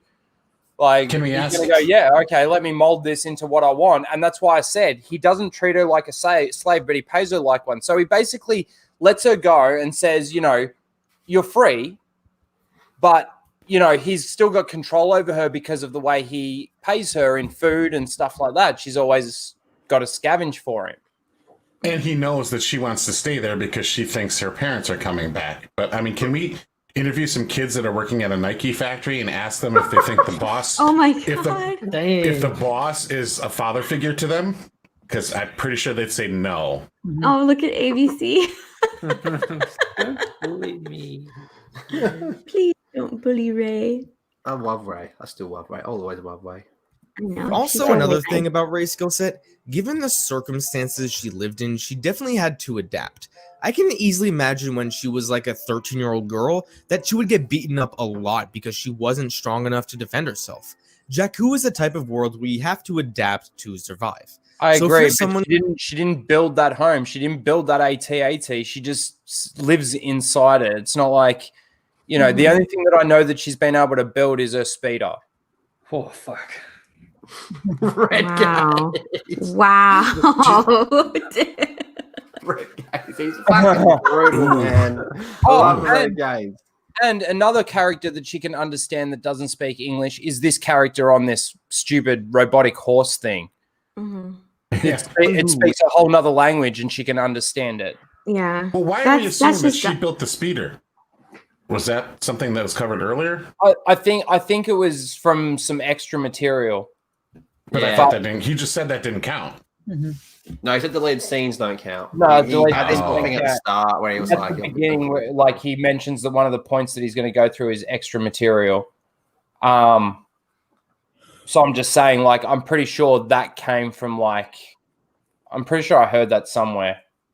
And it was so like, she's not a Mary Sue because later on, after this came out, they closed some of the arguments about it. So that, okay. I can play that game. Lives on Jakku, then it is more than likely that you have some sort of combat experience. Now, besides establishing skill sets and how those skill sets make sense, the opening scene sets up her essential flaw, and that is her insecurities about her parents. People who claim Rey is a Mary Sue love to say that she has no flaws and that she's perfect, but this opening scene does so much to establish her flaws. I think the reason that people might look over this is because the scene shows us her flaws. It's not flaws, it's just naivete. Yeah.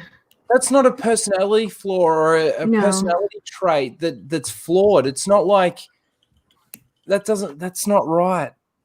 She wants to know that at one point she was loved as a child, and she innocently waits there for her parents to come back. And she helps people, or like BB-8 here, because of things like that. That's actually a character trait that's good, not bad. That's not a flaw. Yeah, it's not a flaw. Just to say, like, I don't know who my parents are. It's like, well, you know, you could. So if I made a character in fiction and they were perfect in every way, but then I wrote in, P.S. they were adopted. then it's not a Mary Sue. Sorry, that doesn't work that way. Mm-hmm. But Luke Skywalker for the first 16 years didn't actually really know who his father was. Mm-hmm. Like, that's not a character flaw. And the fact that he wants to be a Jedi in his father's wake isn't a character flaw. It's character development. And this guy. I think we can all agree if there's one thing that's perfect about Rey, it's this face right here. Oh my God, Lethal. Was rather than telling us. Now, you could argue that this scene doesn't do a great job at that. Now, I would disagree with this for the reasons I'm about to mention.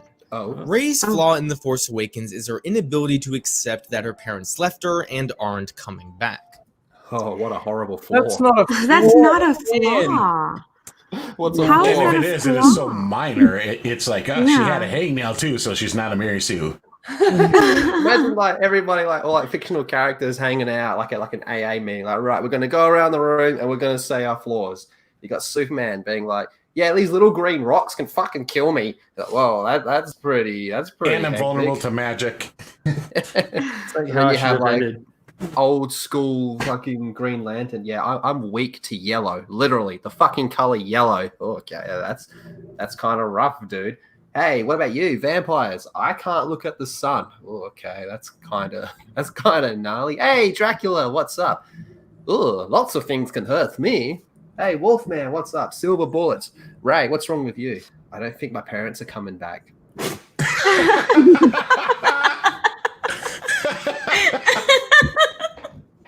Pretty much. Yeah. When you put it like that, it really sounds retarded. It does. Well, Yeah. Again, it's not even a flaw though, because that trait allows her or makes her want to attach herself to other father figures, and like Han Solo later in the movie, she becomes attached to him and kind of goes on the adventures with him because she's looking for that. I mean, the whole scene with Maz Kanata is telling her like stop looking in the past for your parents. They're like, your family is kind of right here, right in front of you. which is in itself so stupid, but because she just met these people, but whatever. Well, again, Palpatine. So why did the saber of Luke and Anakin call out to her in the first place? Not that sabers should be able to call out, but you want to talk about law breaking shit? There you go. Because the people that wrote this movie are confusing Star Wars with Harry Potter. That's why the wand chooses the wizard, and so now I guess the saber chooses the Jedi. That fucking irritated me so much when I was watching this. I was like, why are they trying to turn Star Wars into Harry Potter? Yeah. If anything, the lightsaber should be saying "fuck you, I hate you." Mm-hmm. Well, yeah. It should like ignite when she like picks it up and like stab her in the eyeball. Yeah. I don't like it when she cries. The biggest weaknesses that Rey possesses is that she's always looking for external validation. Every time she has sex. I was gonna say, what about when you Lord Longdong? Yeah. Oh my god. You make her cry every time, Lee. Don't lie. Tears of joy. Yeah, that's totally different. Thinks she is worthy or important if other people see her as worthy or important. Well, lucky for her, everyone fucking loves her. I know, which is a Mary Sue trait. What do you know? God. And again, she goes to this dark side cave to get the answers of who are my parents, because that's her flaw. What the fuck? And then let me just say, they completely changed that flaw, if that even is a flaw, in The Rise of Skywalker to I'm too powerful. I'm sorry, I'm going to run away now because I'm too powerful. Oh my God, I'm too powerful. That's her flaw. But again, I do think this guy's kind of cool, and he's made a good video, even if I disagree with it. So I'm going to give him a thumbs up. Good guy, lethal. You're 14 minutes in. There's still he worked pretty hard on this video. There's still 2 hours and 2.25 hours for him to disappoint you. Very true. By the end of this video, it might be a thumbs down. We'll see. She keeps on trying to get the validation from Luke. We see this in The Rise of Skywalker when she tells Leia she isn't worthy of wielding Luke's lightsaber. And in The Force Awakens, Rey is searching for the why? approval Because of she her can't parents. She can't. She gives up the saber because she can't contact with the dead Jedi of the past. And I mentioned this in my video. She can't because they're fucking dead and they're not fucking.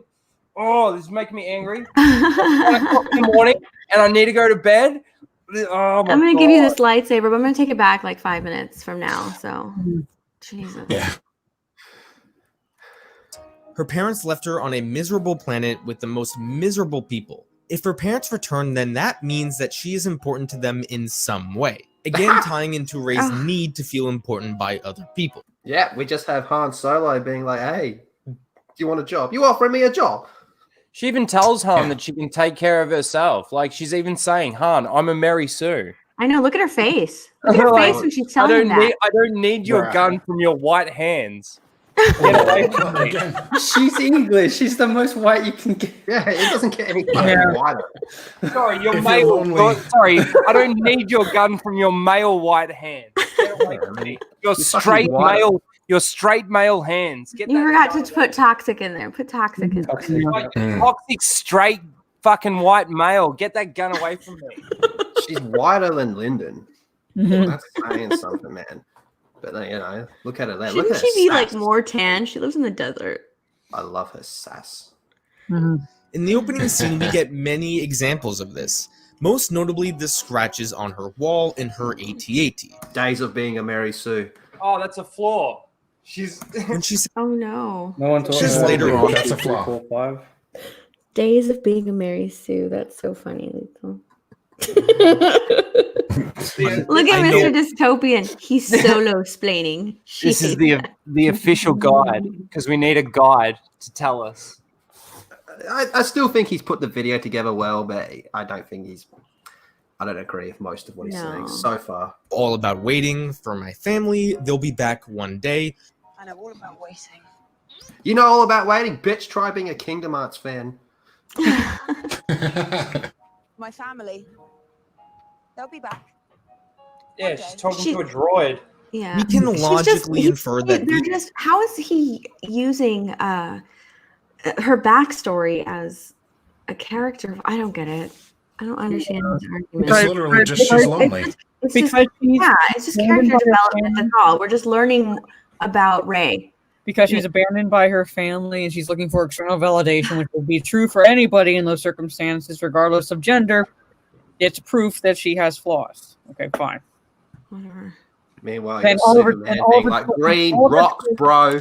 Then Oliver Twist is a Gary Stu. There you go. There you go.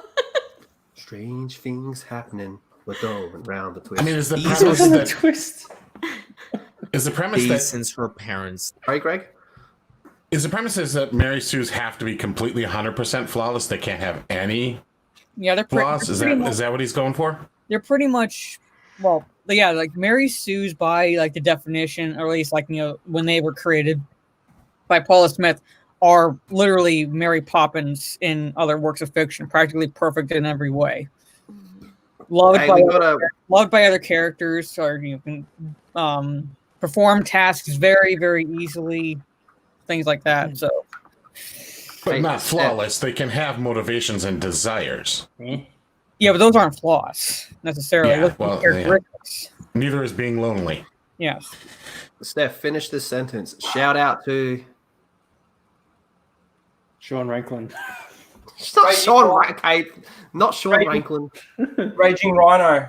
No, drunk 3PO. Fucking hell. Hey. Hey, don't drunk. Rey, What's up, everybody? why are Thanks you for giving me napping? the You link. need a nap. Yeah, Welcome to hell. I see that. I see that. Why That Rey is sounded not- even more angry, Rhino. Welcome to hell. Welcome to hell. Why is Rey not a Mary Sue? The official guide. The official It's The guide. official guide. Yeah. 2.5 The unofficial, hour guide. the official one. This is it. Mm-hmm. This is the hill that all Reylos will die on. Hey, whoa, whoa, whoa. Back the fuck Including up. you, Rayful. Back the fuck up there. We're not getting into that. No. Anyways, let's keep going. Left. This is also something Kylo confirms in The Rise of Skywalker. Touch me. Touch Oh me, my please. god, who is that? Who said that? But we'll get there much later. Now, a lot of what's shown in this scene actually seems to contradict that. She looks at this old woman in fear that she might end up like her. She carries a toy of an X-Wing pilot and wears an X-Wing helmet. Yeah, but When she she thinks looked that at- Luke Skywalker is a myth. Yeah, that What she the found. So it's fuck? like, what does that have to do with anything? She found those. Yeah. Again, though, like I didn't even think of that. I wish I had put that in my video. How did she know? Oh gosh, I don't know. Did she see a corpse of an X-wing pilot or something? Or Don't know, And but where I did wanna this, talk to and her. where did this Yeah, that's it. AT-AT and all these crashed Star Destroyers come from if Luke Skywalker is a myth? wouldn't Yeah, it be nice exactly. if the woman that she was looking at, like, actually was the woman that took her under her wing? Oh, man, I reckon that old lady was fucking ripping her off on the side. I think the only one that might have trained her is Unkar Blood, but they don't even make Yeah. mention of it. We were talking about that earlier. Ah, If there was anyone that did, it would be her. But the way he treats her, we don't think he necessarily trained her. She probably had to learn a lot of things. Rey on just her own. used her like a slave. Yeah. I look at this image of her and I just want to cook her a meal. God, lethal. At the I ship wish flying they offered away. that food at Galaxy's Edge though, but they don't. Ew, that food looks disgusting. Actually, wasn't the battle that in Battlefront 2 story? Yeah, Jakku? you do the Battle of Jakku, well, a part of it in that game. Yeah, Lord Vader, Battle of Jakku in the Aftermath trilogy. God, I wish I never fucking read that. I was just gonna ask, did you read them? You did. Yeah. Oh. I've I read, gave Disney I've read Star them Wars. too. They're fucking bad. terrible, man. The first one, I don't know how the first one even got published. Like, that is just Mhm. written by like They're so bad. fucking 4-year-old that smacked their head when they were born. Do you know It's what's really just random funny? passages. I found a lot of the new Disney Star Wars books at the Dollar Tree for $1. Nice. The Dollar Tree is everything there is $1. Found it for $1. Hecticness. Mhm. Anyway. We can infer that she does want to leave the planet and have some sort of exciting life. So, No, given what? these details, why does she Wait. stay on Jakku? No, she doesn't want to leave. Throughout this entire movie, she says how much she needs to go back to Jakku. And didn't he just make that point earlier? What the Uh-huh. fuck? Talk about contradicting yourself within I like a thought this minute. was the official guide. What Yeah. in the world? Guiding my head to fucking insanity. It's the official Disney continuity guide, so we can pick it up however we want. Thank you, Matt Martin. Jakku. Well, She wants to be with a family like that. What is Exactly. And she thinks that they're going to come back to Jakku, so she and just hang out? Yeah, like that's what. The no mention of an adventure whatsoever. None. No, not don't at wanna go- all. I don't Not wanna at all. go I think he's anywhere. confusing. He was comparing Luke and Rey. I think he was confusing Rey with Luke. Luke was the one that wanted the adventure. That's a not great. Rey. Yeah, you're absolutely right. Yeah. She specifically mentions multiple times that she does not want to go on an adventure and she just wants to sit and wait for mom and dad at Jakku. Absolutely. I mean, And she's he had put in a exchange bunch of with- clips that with- said that. I'm waiting for my family. I'm looking for my family. My family. Yeah, she has that exchange with Finn, and Finn's like, "Why does everybody want to go back to Jakku?" You know, I mean, Yeah. He'll probably have that clip later on. yeah. God. If we ever get there. I will get there. Well, highlighting these details, it emphasizes how badly Rey needs her parents. And this is her big flaw. That's her big No, flaw. No, we've it's established that this is not a fucking flaw. It's not a character flaw. If she had a character flaw, I'm just trying to think of how you could give this character a flaw. Yeah. Fucking, all right, they come to get BB-8 and she actually gets beaten up and Finn needs to help her. There you go. There's a flaw. Mhm. But that does lead to her meeting Finn. No. Well, a Instead flaw of, is instead, fucking of, kryptonite. instead of BB-8 recognizing a jacket and going, hey, that guy still killed my master. You know, the one that by the end of the entire trilogy you steal me from?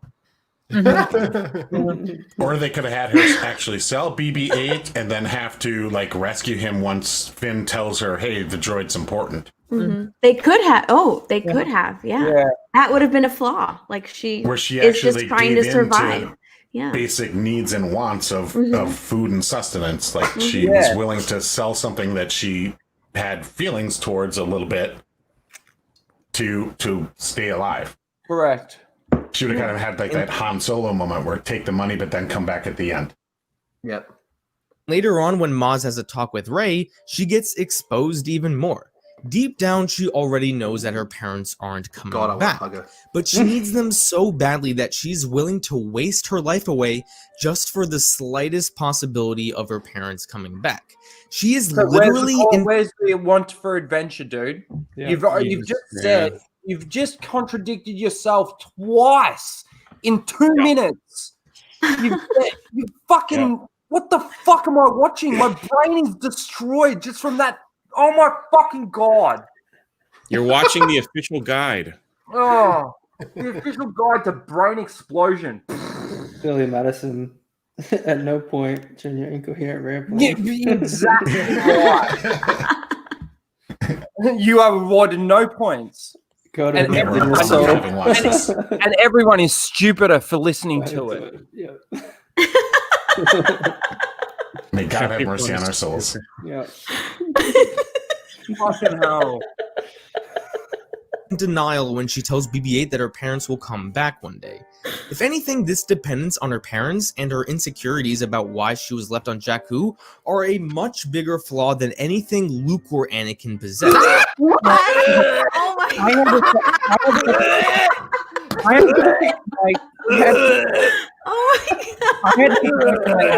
What did he say?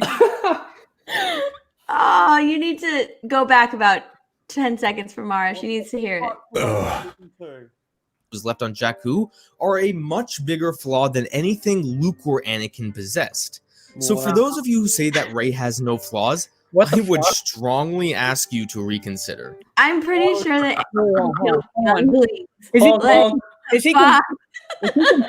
Is he comparing that Oliver Twist characteristic to her personality to something that, like, you know, like, oh, like not even Luke or Anakin Oh my god. It's Fucking bigger. No, it's bigger. No, It's a bigger flaw. Granite and fucking. Oh my fucking god. Stream's over. Fuck this. You fucking. No, somebody. Wow. What the fuck? Get the fuck out of here with that shit. Oh my god. Man, does Finn look extra greasy in this photo? What? Interesting pause moment there. I'm all oiled up and ready to go. Yeah, that's it. It's very warm. He's very sweaty, and he's wearing a jacket in the desert. Which makes sense. Fucking hell! What the fuck? apparently Rey's flaw, exactly how you explained it before, Lethal. Go around the table, and her flaw is, I'm waiting for my parents. I want my parents. I want my parents, and that's her flaw. And meanwhile, you got Walkman who's sitting there with a silver bullet hanging out of him. That is bigger than Anakin's flaws and Luke's flaws. Is that who she said? Yeah, that's what that's the point he's trying to make. That is not possible. That is not physically possible. It's not also possible. a flaw. Oh my god. It's also a flaw that she pretty much easily overcomes. As like, as soon as the adventure starts, she's like not really in that mode anymore. She just has a couple moments where she's like, "Oh, I need to get back to Jakku and find my family and everything." But like, it doesn't really hold her back in any way. She's like, kind of on board with the cause really quickly. Yeah, and even like in The Last Jedi, I know he's going to get to that movie, but even The Last Jedi, like Luke says, like, you know, you went to the dark side pretty damn quickly, but then it's just forgotten the next scene, like how quickly she went to the dark side, because she's back to being Mary Sue. Mm-hmm. They could have easily. She even tries to get him to stay with the cause, but But she's supposed to have this flaw, right? That she wants to go back with her family. Oh no, she forgot about that flaw pretty quickly. Mm-hmm. Exactly. What are you gonna say, Trump? No, so they could have corrected a lot of this just by a couple simple lines saying, growing up on Jakku, it's a very harsh place. She had to learn to defend herself. Unkar Plutt taught her to be a mechanic. That's why she knows so much. Like, it's just little things like that they could have added. Yeah. Not that it would make her character any different, but it's just, you know, it all went by assumptions. Mm-hmm. You know, like this guide is an assumption. Like, this dude is assuming. You know, it's like he's not going off facts. He's assuming that's what she wants. So, kind of crazy. Finn's face represents all of us at that moment. What? Mm-hmm. Yeah. I don't really have a problem. I mentioned this earlier with her necessarily being able to defend herself, because you can kind of assume, based on what we see, that it can be a pretty harsh place to live and grow up in, and you know you got to sort of fend for yourself. So I don't have a problem with her beating up those two guys and actually being able to sort of defend herself and being capable. And again, it's sort of like being in your own house, like how the Miami Heat are just dominating house right now. But 2-1. Anyway. That's all I'm saying. Anyway, one thing that is introduced that people criticize Rey for is her ability to speak to droids. Oh, this is you, Rhino. Oh. Well, yeah, her ability to speak to any of these creatures across the galaxy throughout any of it is ridiculous. Yeah. I mean, even Luke needed translation. Correct. Mm-hmm. And if people want to refer to him when it's just him and R2. Watch my video, because he's got display panels showing the translation. Mm-hmm. Your video is really good, Rhino. Everybody should watch his videos. They're you. really, really good. But like just quickly, because I'm gonna have to bail out after this, and I really want to stay, but I can't. The whole speaking to what? No chance. I'm too old for that now. Tell wife you got COVID. Get 2 weeks off. I'm not doing that. Just on this speaking to droids, like it extends to speaking to Wookiees as well. We spoke about that earlier. I know that in the EU there are people that have been able to speak to droids because they can understand the basic that the droid translates or something like that. I've heard something along those lines, but Kyle Katarn can do it, I believe. It's a very small amount of people that I believe that can actually understand them. I just think it's just but at least there's like a reasonable explanation like why they can do it, versus like just like because she's a mechanic or because she's an engineer, like it would be believable that she could speak droid. No, that's not how it works. No. I hate it. That's horrible. That's a horrible argument. It's the same as she's an engineer because she strips ships. That's a horrible argument that they make. If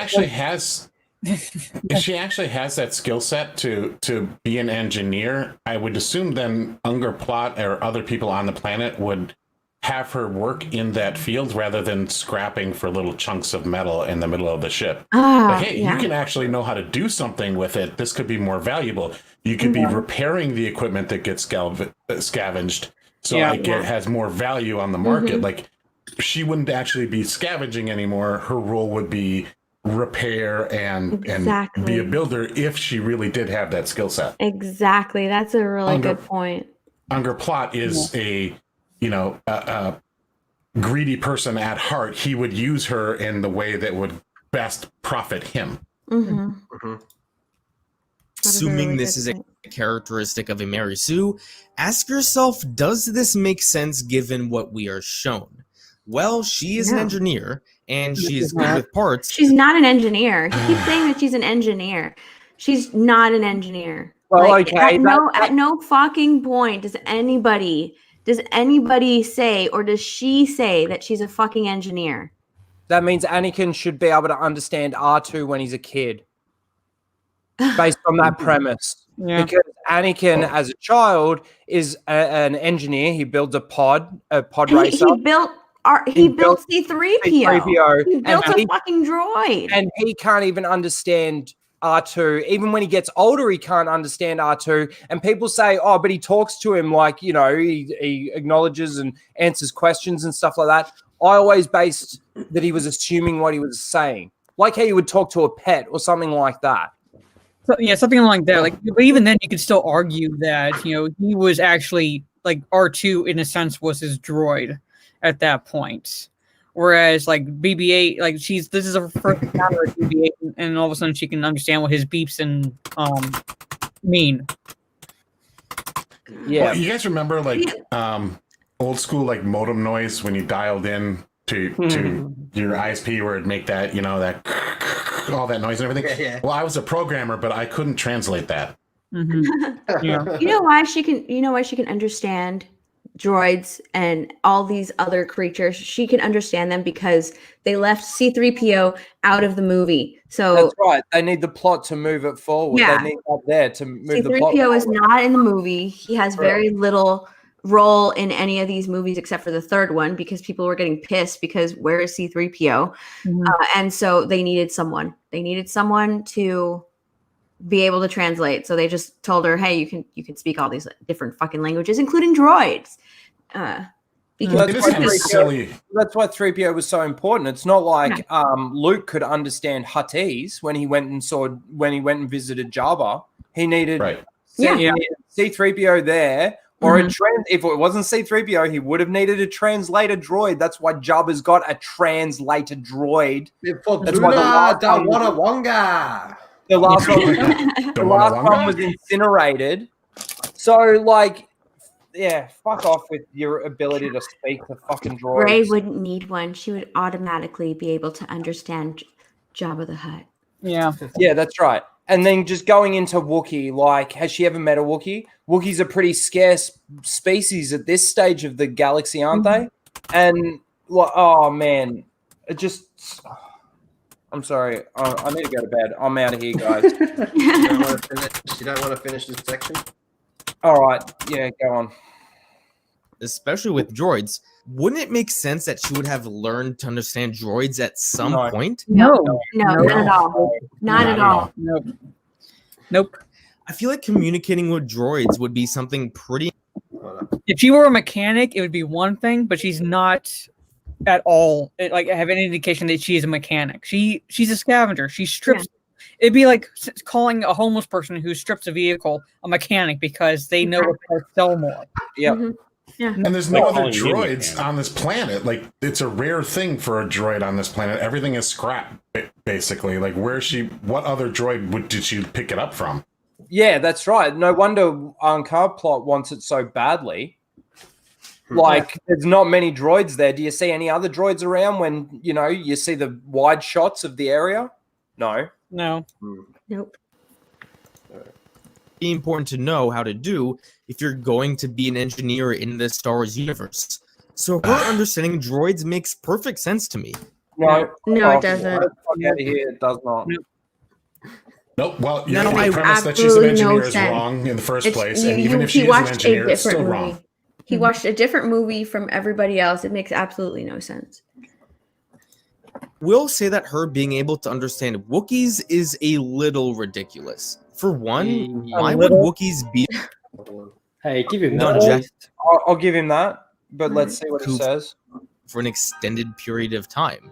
They would die of heat exhaustion like immediately. And even if they were there for a little bit, it would be I hate that fucking scene. Fuck Wookiees. I was waiting for that. pretty I wonder when he's gonna say, but Yeah. I'm going to spoil episode 5 of The Boys here. I wish I was Homelander in this section. Just fucking fry. Oh, yeah. ah, damn it, Lethal. to learn an entire language just like that, especially like the ones Wookiees speak.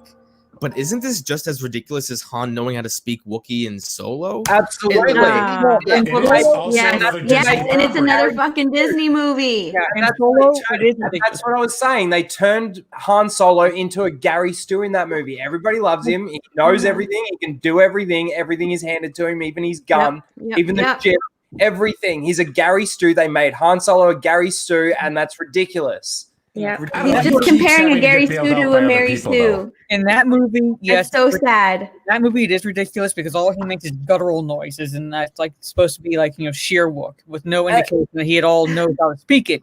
In the books, he actually learns because he's taught by a Wookiee. Exactly. And you're comparing a Disney movie to a Disney movie, Yeah. dude.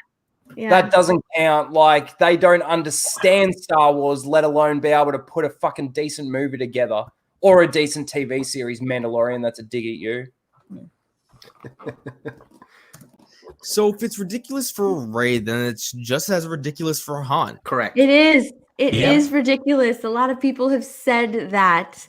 Nobody has not ever made that argument. Yeah, I don't know. I don't know, like who. I don't like. I haven't yet to see anybody. who- Don't be Thank fucking you. so sexist, please. I have yet to like meet anyone like that actually. I mean, like there are people that like Solo, but will actually defend that point of him being able to speak sheer Wook. That's fucking bullshit. Well, at least he Especially hasn't since dropped he's them. like very surprised to see a Wookiee. It seems like it's his first time really kind of meeting one close up.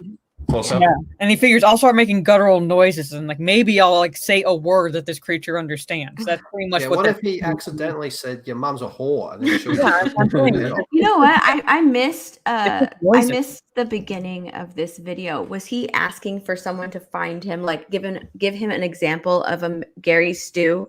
Oh yeah, Yeah. he Is- did say, There's an example in his video of a Gary Stu. Yeah, Yeah. exactly. Yeah.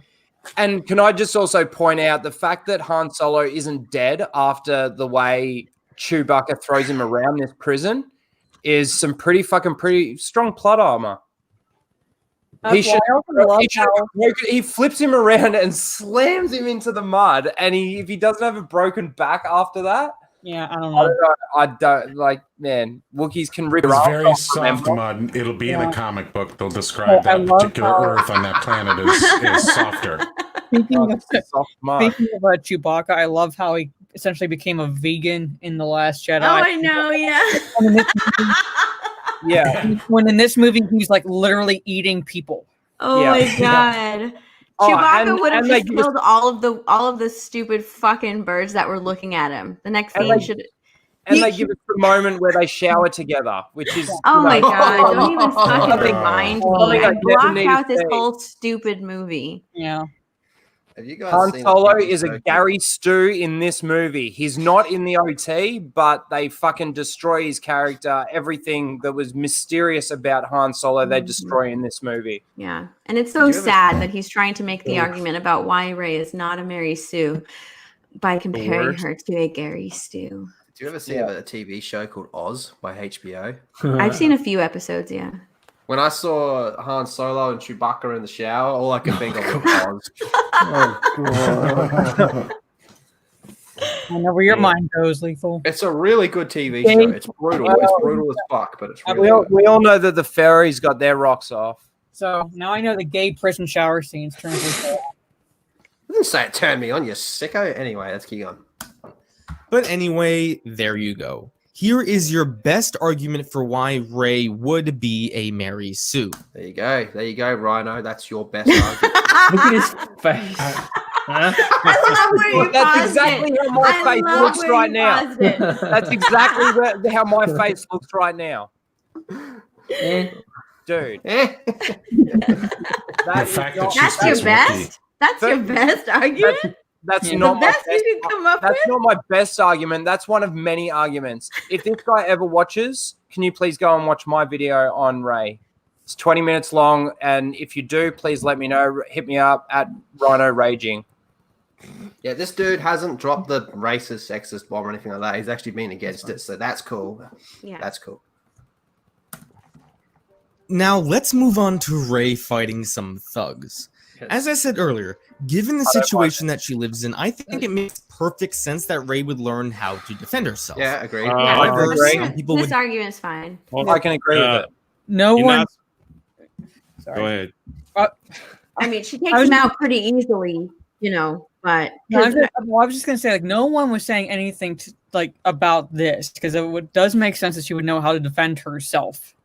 But she does take them out pretty easily. Well, no, but at the same time, like, even easily, I would like give her a little bit of a pass there because like if she's basically been training herself for the past 10 years to use this, I can understand that. But at the same time, it was the problem I would have is people going, well, she knows how to use a staff, so it stands to reason she knows how to use a lightsaber, which is also a melee weapon. And I'm like, different. It's a sword-like weapon. See, I'll give it to she has to learn to defend herself, yes. But these are the guys that they sent after her to get the droid. So this is the muscle. This is his muscle. They are, these are the guys that go and take care of shit. And this chick takes them out really easily with a staff. Yeah. So. What were you gonna say, sorry, Trent? Oh no, I was just like, the term thugs is not politically correct, number one. So not allowed to say that. Yeah, number two, if she really grew up in like the mean streets of the city and got into a lot of scuffles, she definitely would have some battle scars. And not, that is very true. She would have some either on her face, like something would have happened where she would have had some kind of scarring.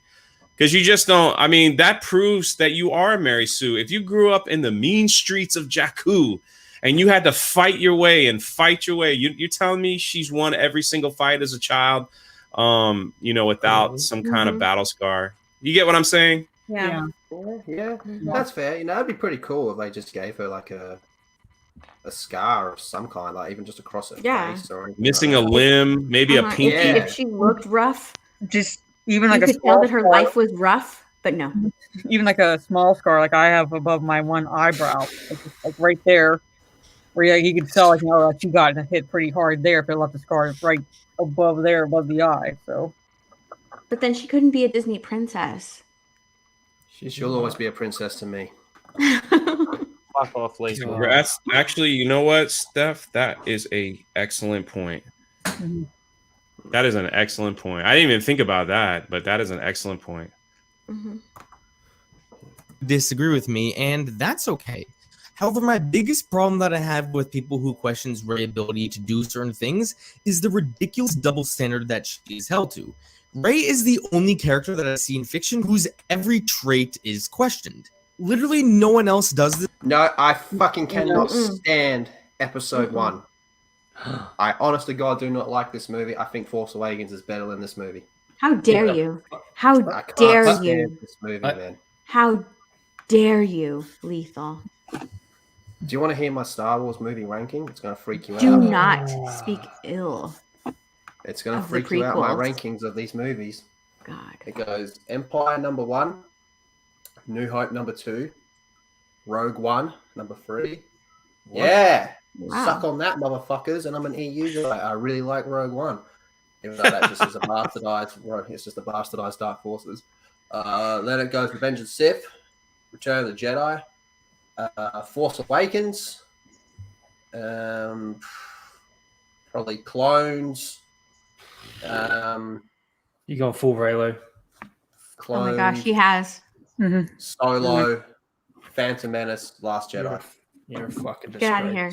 Yeah. Just end the that's- stream. Yeah. End the stream. And go and die. That escalated. That escalated pretty quickly. Sorry, I was doing what I was supposed to do. I thought when I disagreed, I was supposed to go and tell the person to go and kill themselves. I know. That's like, no, end the stream, and everyone goes, go and die. I thought that was what I was supposed to do. Oh, no. Sorry. My bad. Yeah, so this whole Anakin shit does my head in with this movie. This with any character in Star Wars that was created before Disney bought the franchise. Not true. Princess Leia knows how to shoot a blast. Princess Leia was a rebel. Was always a fucking rebel, man. Yeah. Her whole life. Yeah. Mhm. Yeah, pretty much. Her whole life. I mean, you would, better think, than you would think that this guy, if he's into the Disney canon, would have watched Rebels, and in Rebels, she makes an appearance, and guess what? A rebel in a way. So Yeah. he knows He how to handles a blaster. Yeah. Man, this guy. Honestly, I'm glad I'm leaving now. I'm leaving on this pause. And it's also like blasters are not that hard to use in this universe. They don't even have like recoil or anything. It's literally just kind of point at the target and pull the trigger. It's Even not a that hard. Stormtrooper can use, not really. Oh no, they actually can until you get to Mando season 1, episode 8, and they That was can't Jason something 4 feet Sudeikis. away. That's fucking hilarious. Well, yeah, well, And then they decide to make a meme canon. I can't not necessarily stand people that like use like stormtroopers can't hit anything as like it's become a meme at this point, and like a stupid one at that, because if like they actually watch the films, Obi-Wan says like they there's precision to these shots. So stormtroopers can't shoot and they can hit what they aim at. It's just that they always go off the scene where they're purposely missing them as they're escaping the Death Star.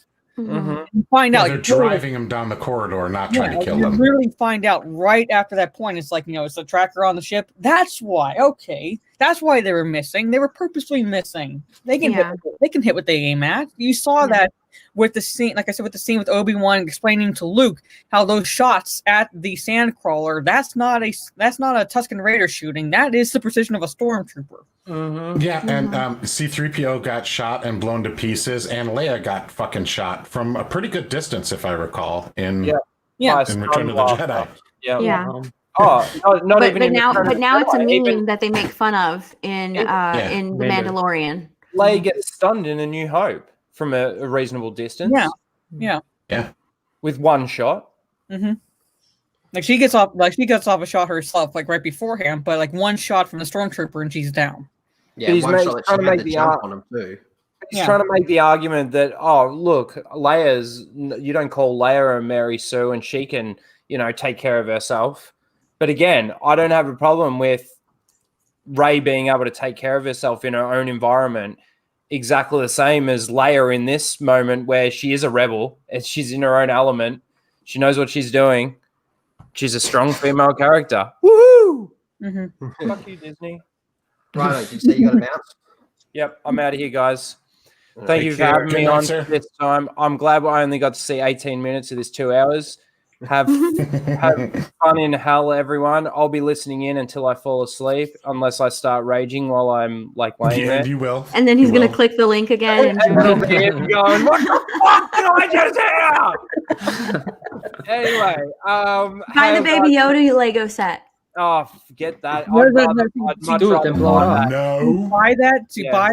buy that, and you'll blow that up when you hit 1,000. Yes. Nah, I'm Yeah. gonna do something to the Phasma when I hit 1,000. Phasma's What? gonna Okay. die There you for go. real. Wait, Yeah, baby, okay. I'm gonna do something with her, Lyndon. You know what I'm saying, don't you? Oh my God. Anyway. Oh God. You're gonna All suck it all out of him. Don't even. All right, 10 past 1 just ticked over. I'm out of here. Bye, guys. Love you all. Bye. Love you, chat. Bye. I like how it took Steph a minute to realize what he was on. Yeah. Yeah. It did. It did. All right, let's keep. I needed to hear that. I needed Lyndon's sound effects in order to figure it out. Stormtroopers. How does this make sense? Well, she's in the original trilogy, so no one is going to criticize her. Oh, fuck you. Oh, get out of here. fuck Get you. out of here. Yeah. No one makes God. That's his argument. She's an original OT.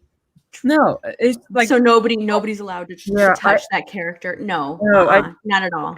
it's like when I tried to debate these people, I was like, if these characters at all had any of the same Look, Rhino's already in the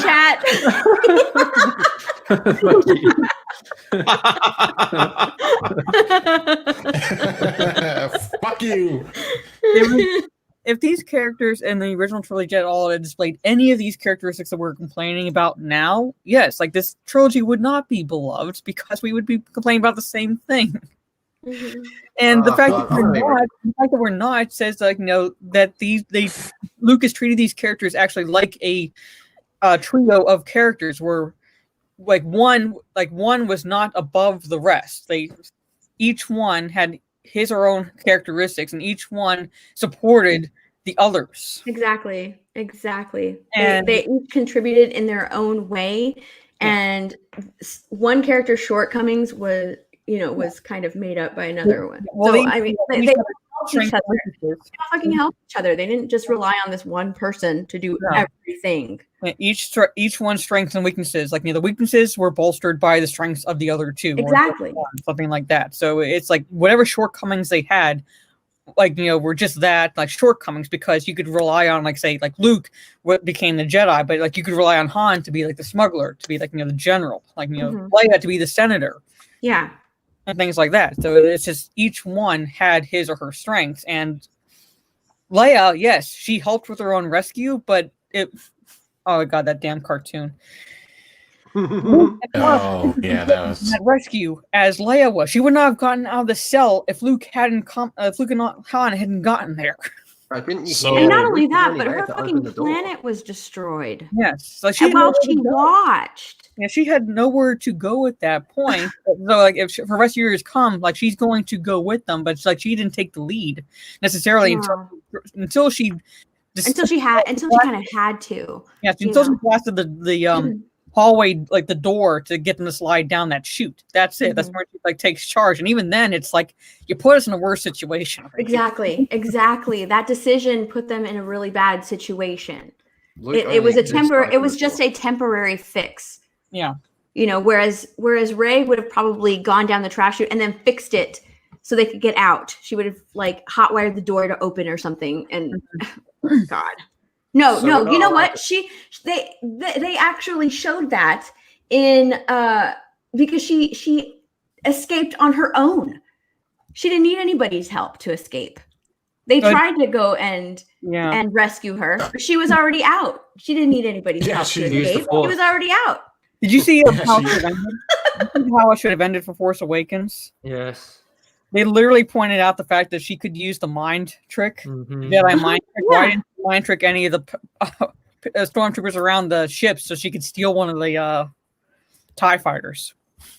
If we're not allowed to criticize the original trilogy, this is going to rock some worlds. I think about half of Return of the Jedi actually fucking sucks. Yeah, I think people do criticize the original trilogy, but the good outweighs the bad. What were you going to say, sorry, Drunk, before?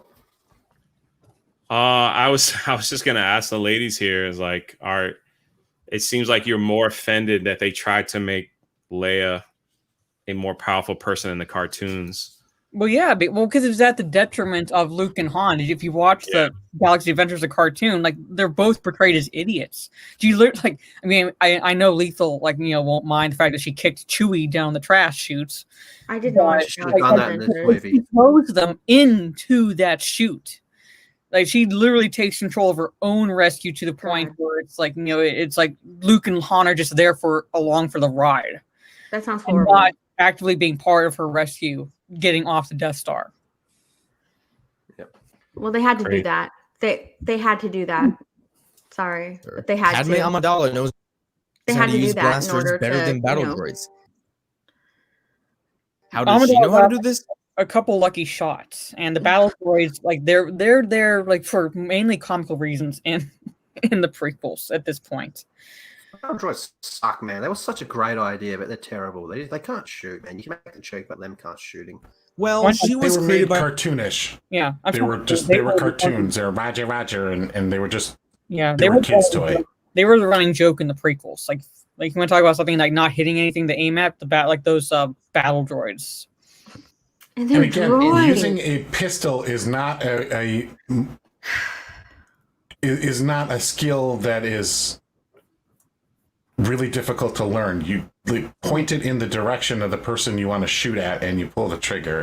It's really not that hard. Yeah, and even then, you could still excuse her being able to do that because you would think someone that like she is a queen, yes, but she also has like these decoys. So like she herself acts like one of her decoys to hide the fact that she is the queen. So like it stands to reason that maybe, just maybe, down the line during her tenure as Queen of Naboo, that maybe she like said, "Hey, I gotta be able to defend myself in case you guys aren't able to. So teach me how to shoot a blaster."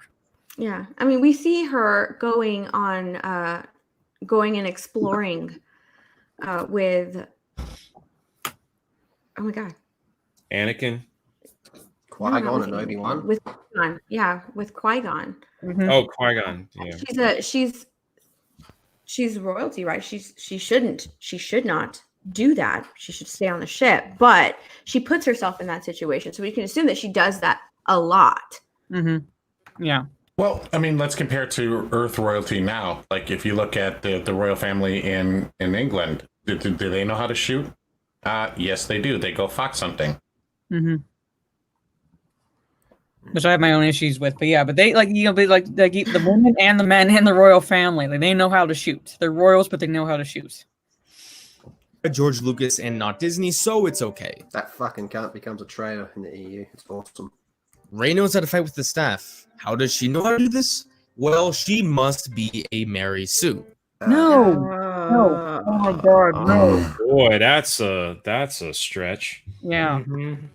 I bet people are really legitimately nobody's making this arguing argument. that she can't fight with the staff. Yeah, it's the leap of logic going from it being believable that she knows how to use a staff to all of a sudden knowing how to use a lightsaber, a weapon that can literally cauterize you as it slices you in half.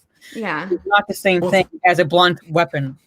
No. Well, and then you got to look at it as a whole. So growing up on Jakku, while she had to scavenge just to get enough food to survive, she also learned how to fight with a staff, learned how to speak droid, become a quote-unquote engineer, and a pilot. All at the same time while growing up, because she's not that old of a character. I was going to say, she's not that for her old. own survival. Yeah, she was left on Jakku at 9, and it's only a 10-year gap between her being left on Jakku and us finding her. Because J.J. Abrams came out and said that she's 19 in the Force Awakens. Yeah. So in 10 years, she has learned all of that. Yeah. All these things, and not only learned them, but like she's an expert. In all of these fields. Like she's not like I mean, she's putting on moves here that are kicking some ass. So I will make the argument, like, should she be that good with the staff?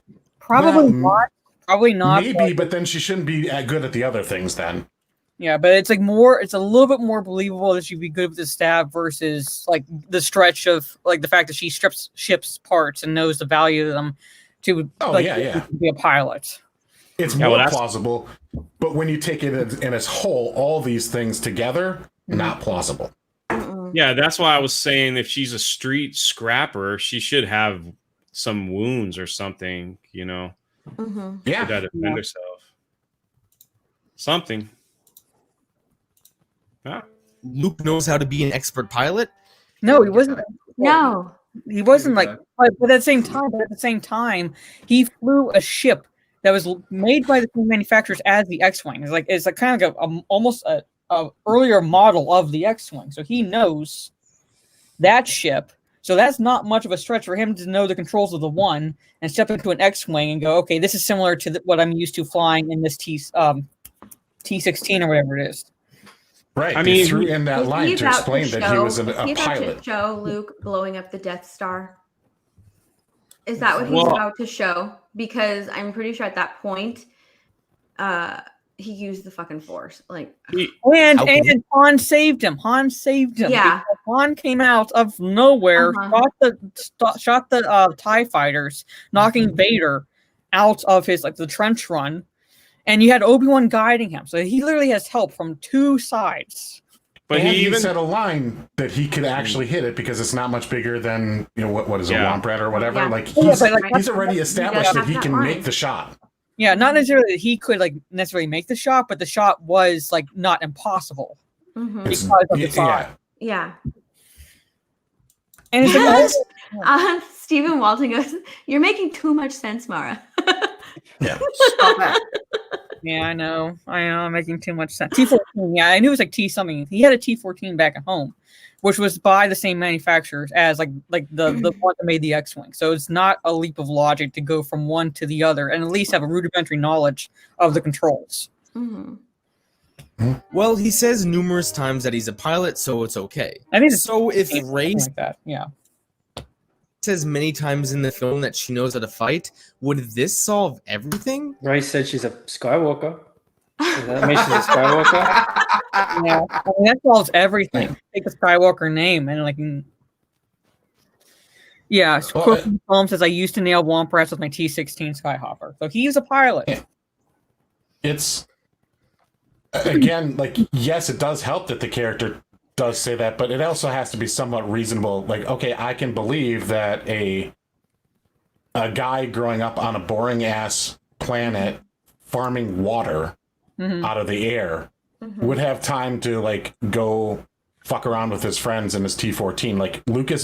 Luke isn't fighting every day to get a muffin. Exactly. Yeah. Exactly. Yeah. He has parents that are taking care of him. He has chores to do, and then in his spare time, he goes and that's one of his hobbies. He goes and flies his whatever T14, T16, whatever one it is. Mm-hmm. I can believe that. Yeah. You actually see it in the background.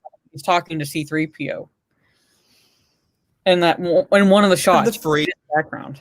So is show don't tell. We are told many times in A New Hope that Luke is a great pilot, but we are never shown this until the ending battle. We're never shown Rey either. What? We're never shown that with Rey either until she gets in the fucking Falcon. We're supposed to believe because he's a scavenger, she's a pilot. Exactly. And we're not even told that she's a pilot or that she's a great pilot. Does it. She just does it. So the argument is we're not shown until we're shown. I agree with Black Angus here. This dude does seem chill, but I think he's all over the shop with his argument. Yeah, but even then, Luke is piloting the X-Wing at the end, so it'd be like his argument is falling flat right there because yes, we're told he's a good pilot up until that point, but then we actually see him piloting the X-Wing at in the the going against TIE fighters, going in the trench run, things like that. I'm gonna find her on a few. I hate you, Lethal, right now. You jumped on. I know, but right now my aneurysm says otherwise. So occasions, but when she can hold up her own against Kylo Ren, she's a Mary Sue. Yes, she's a Mary Sue. She's a Mary fucking Sue. Yes. Kylo Ren is a Force user. He's been trained as a Jedi. She is. What did he call? He's a fucking. She's an engineer. An engineer. Oh my god! Snoke in the next movie literally says you were beaten by a girl that picked up a lightsaber the very first time. Yeah. Yeah. Empire Strikes Back, Luke got his butt handed to him. Mhm. Vader was toying with him the whole. He's like one-handed him, until he got a little aggravated and cut his hand off. Yeah, Rey just grabs the lightsaber and just gives him a permanent scar. Yeah, and not only that, but Kylo Ren is wounded and he's pounding on his fucking side. On his side. Okay. Yeah. Down from the back. What? Down from the back, sister. What's he pounding? Dirty mind. He also literally threw her like 300 yards into a big tree just a few minutes ago. Yeah, I know. She's that didn't injure her but at she's all. fine. I'm sure the trees are different kinds of trees. They're soft trees. They're soft trees. It'll be in the comic later. Yeah, but don't you remember the lightsaber was in the snow, and then what's his name? Fucking Finn watched it fly past him when she caught it. Kylo watches it fly past him because he's trying to reach. He can't pull it. He can't pull it out. Like, this is supposed to be a Skywalker saber, right? So he's supposed to go to a Skywalker. Yeah, he's the only one of the two that actually has Skywalker blood in him. And the only reason there's Skywalkers around is because they suck at pulling out. Oh god. Oh.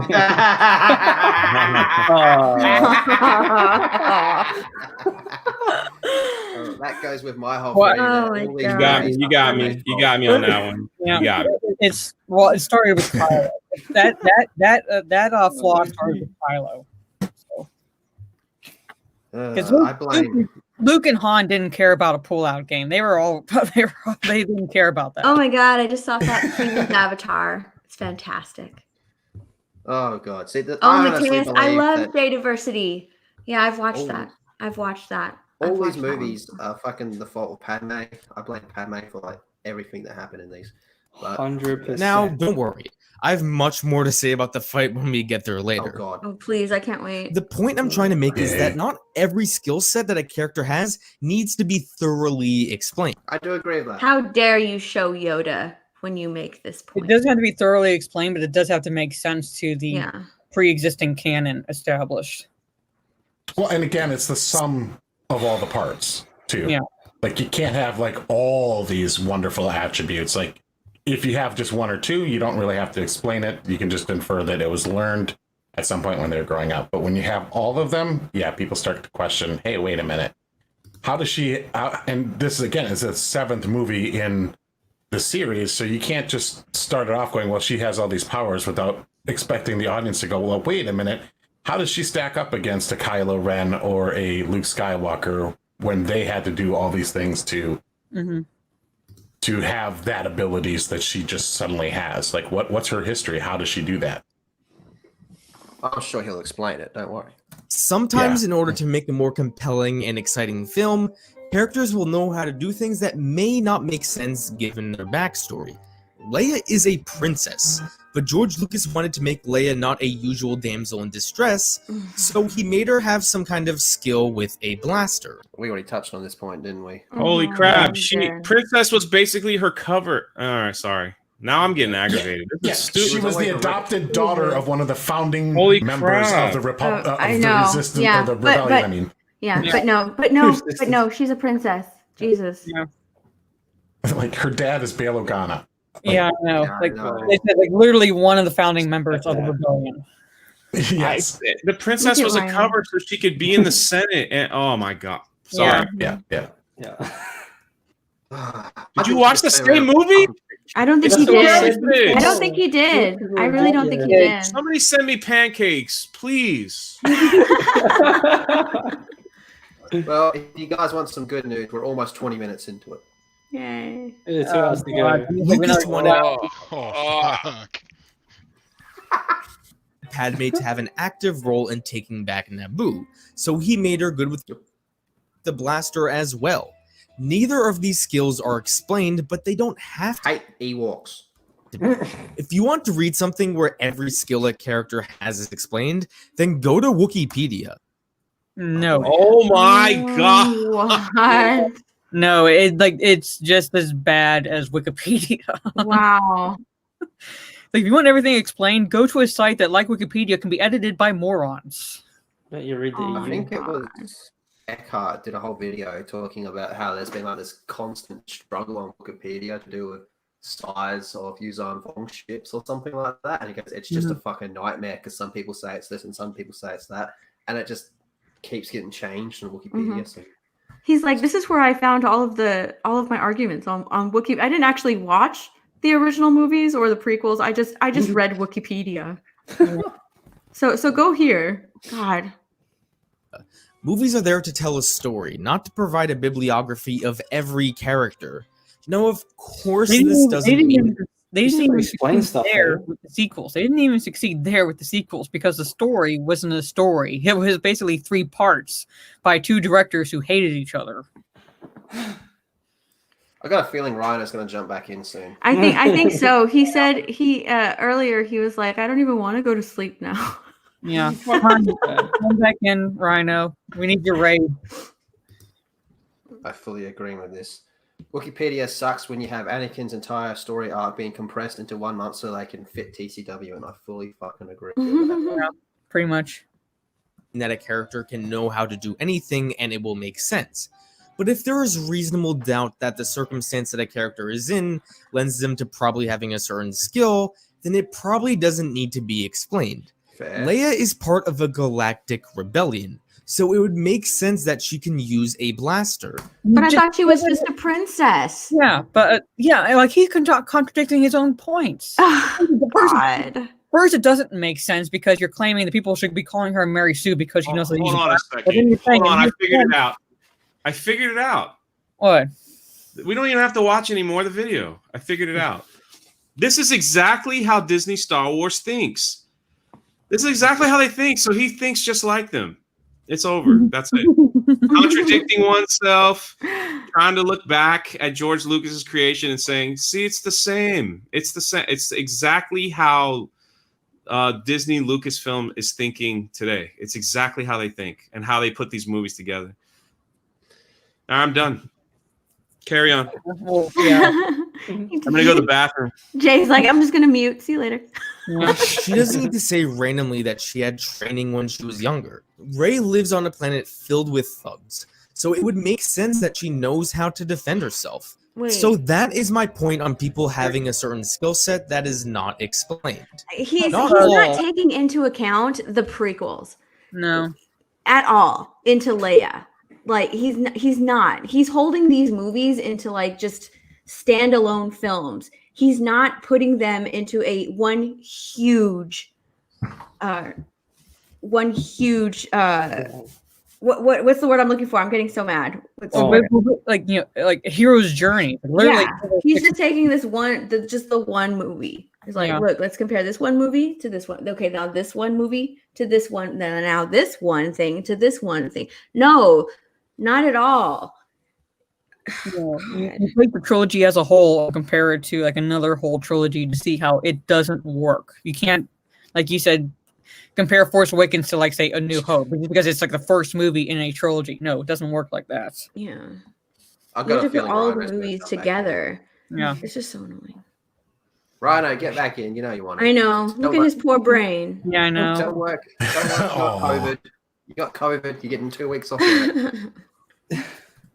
But certain skill sets do not need to be explained. Again, this is the official guide. So after Rey beats up the thugs, she sees Finn and goes after him because he supposedly stole Poe's jacket. Now, there are a few things I want to mention during their first encounter with each other. The first is something really stupid, but I'm going to address it. I've actually seen people make the argument that Rey being able to knock Finn down is another example of her being a Mary Sue. I haven't seen that argument, but that is a stupid argument. Mm-hmm. Because Finn is a trained soldier. He has to jump on him, so it's like, he's a janitor. He's not a trained soldier. He's a janitor. This was his first time out. Yeah. Well, he went through basic, It depends what patch you use. He isn't. Like, bro, he is currently unarmed, and a girl who we just saw beat up a bunch of thugs a second ago is running after him. Not to mention, she's also in possession of the droid he's looking for. It's not really in Finn's character to just beat. Remember the last scene in the Wait, original? was Finn looking for a droid? He wasn't. He wasn't. No, he had no idea the droid was around. Yeah, he had no idea he was looking for the droid because he just wanted to get off Starkiller Base. He wasn't looking for a fucking droid. Jakku. But yeah, he was. He didn't want to go back to Jakku at all. Poe made him. Yeah. Oh boy. Eat her up and take BB-8 for himself. Also, when What's she he hit him, it talking was about? complete. That's not what he wanted to do. No. Like he thought Poe was dead, and he had no idea why Poe. I mean, like Poe may have mentioned he had to go back to Jakku, but he's not. Finn is not going to put two and two together. And go, oh, that's Poe's droid. That's the droid I need to take back to the Resistance. He just wants to get off the fucking planet. He just happened to stumble across Rey's village. Yes. Yeah, while he's running for his life because Rey starts charging after him, he put all that together. When you run if a crazy white woman was chasing you with a big ass stick, he's going to tame her ass real quick. Oh my god! but he runs and she gets the jump on him. So people saying that because she was able to do that, she's a Mary Sue. That's just stupid. But at the same time. No, not at all. She lives there. She lives there. She would know the way around better than he would. Yeah. She lives there. Yeah. That's not an argument at all. No, I've never heard anybody say that. You got the jump on that believable because her knowledge of the area, pretty much. When they were flying the TIE fighter, I'm pretty sure Poe said to him when they were leaving that he has a map to Luke Skywalker. That's why they were going back. Well, even then, does Finn even know what the droid looks like? Yeah, no, he didn't say. Well, you got a hectic keyboard. He said he's got a map. Yeah, who's typing? I think that's Claude. Greg. Sorry. That's a nasty keyboard. He's an old school typewriter. No, it's a mechanical keyboard. Good for gaming, but really shitty for live streams. Exactly, Rhino. Finn shouldn't care. Finn just wants to get away. Rhino, get your ass back here. You're not going to bed. Rhino's not going to bed. By surprise. If Mike Tyson was casually walking down the street, I could walk up behind him and knock him in the head with a baseball bat and knock him down, no problem. No, you couldn't. I'm going to send this video to Mike Tyson. Wow. He's comparing Finn to Mike. Look at Mike Tyson. Yeah, you get. And now look at Finn. Yeah, you get one hit in, and Mike Tyson's going to make you his bitch. That's even today. His age. Oh, dude, he's a machine today, man. That fight's going to be amazing. But yeah, I'd love to see Mike Tyson. You have an open invitation to come on the stream. There's a piece of shit talking about me. I'll fuck you up, white boy. Daylight out of me, but that's not the point. So yeah, and that's people see this as racist of this guy. He had to compare a black man to another black man. I know. He couldn't choose someone else. He's so racist. God. I would like to mention that both the women on our stream aren't white, so they can get away with these types of jokes. An example of a Mary Sue is baffling. Another thing I want to mention is this scene also shows that Rey is too trusting. She believes that Finn is a resistance fighter without really even questioning him. Finn could have easily been a regular spy. That just goes back to your point, Mara, of Rey just being naive. What? I said, let's just go back to your point about Rey being naive. Yeah, yeah. Well, and not really because I would say that is almost borderline a flaw, but it is naivete. It literally is her wanting to see the good in people no matter what. She's going to believe anything that she hears. Mm-hmm. That's naivete. Yeah, and she's looking at the good in people too. The good, only the good. But she's also given some information. She knows through BB-8 that Poe was part of the Resistance, and he's wearing Poe's jacket. Yeah, so but then BB-8 was ready to shock him, thinking because she understands droid too. That jacket. So it's now all of a sudden he believes that Poe died in a crash. No, yeah, but BB-8 should be distrusting of Finn at this point. At least BB-8 should, because he's you have my master's jacket, and I'm supposed to believe that he died in a crash, and you're all you want to do is get off this planet. But at the very least, he knows that he's had contact with somebody. Yeah. Like this isn't just some random dude that's showing up and oh, I'm with the Resistance. It's well, he has some ties because at least he's wearing the jacket. So at least part of the story is kind of true. And even if it's like being too trusting is a flaw, then the resistance should be too like have a big ass flaw there too, because they're trusting of her. They have no idea who she is. She's a scavenger on Jakku. How do they not know she's not a plant by the First Order?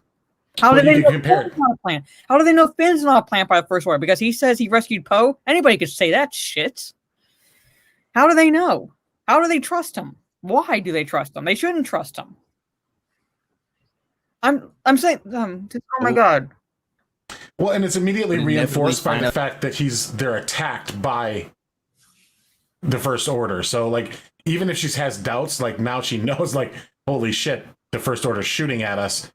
They wouldn't be shooting at a guy that's one of their own. Well, no, not necessarily, because all she should be able to glean from that is that they're shooting at her. She still wouldn't necessarily trust him, because at the same time, it's like, again, he could be a plant and it could be purposely missing. But she's also running for her life. So, like, at this point, it's like whether or not he's telling the truth doesn't matter. And then later he tells her, like, they're after the droid. But still, like, this part reminds me of? This part reminds me of Aladdin. when the guards find them, they're like, they're after me. They're after you? Yeah. Yeah, pretty much. Yeah. The location of the Resistance base. You could argue that the First Order wouldn't be sending TIE fighters to kill their own spy, but it's not the first time a squadron of TIE fighters was sent out to give the impression that they were trying to destroy the Falcon. Now, this is a small point. The larger point I wanted to make is the line, Luke Skywalker, I thought he was a myth. Oh, here we go.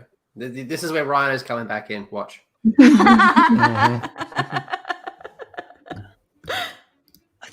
Crazy. This line holds credence to the notion that Rey knows about the Jedi and the powers they possess. How? Not even close.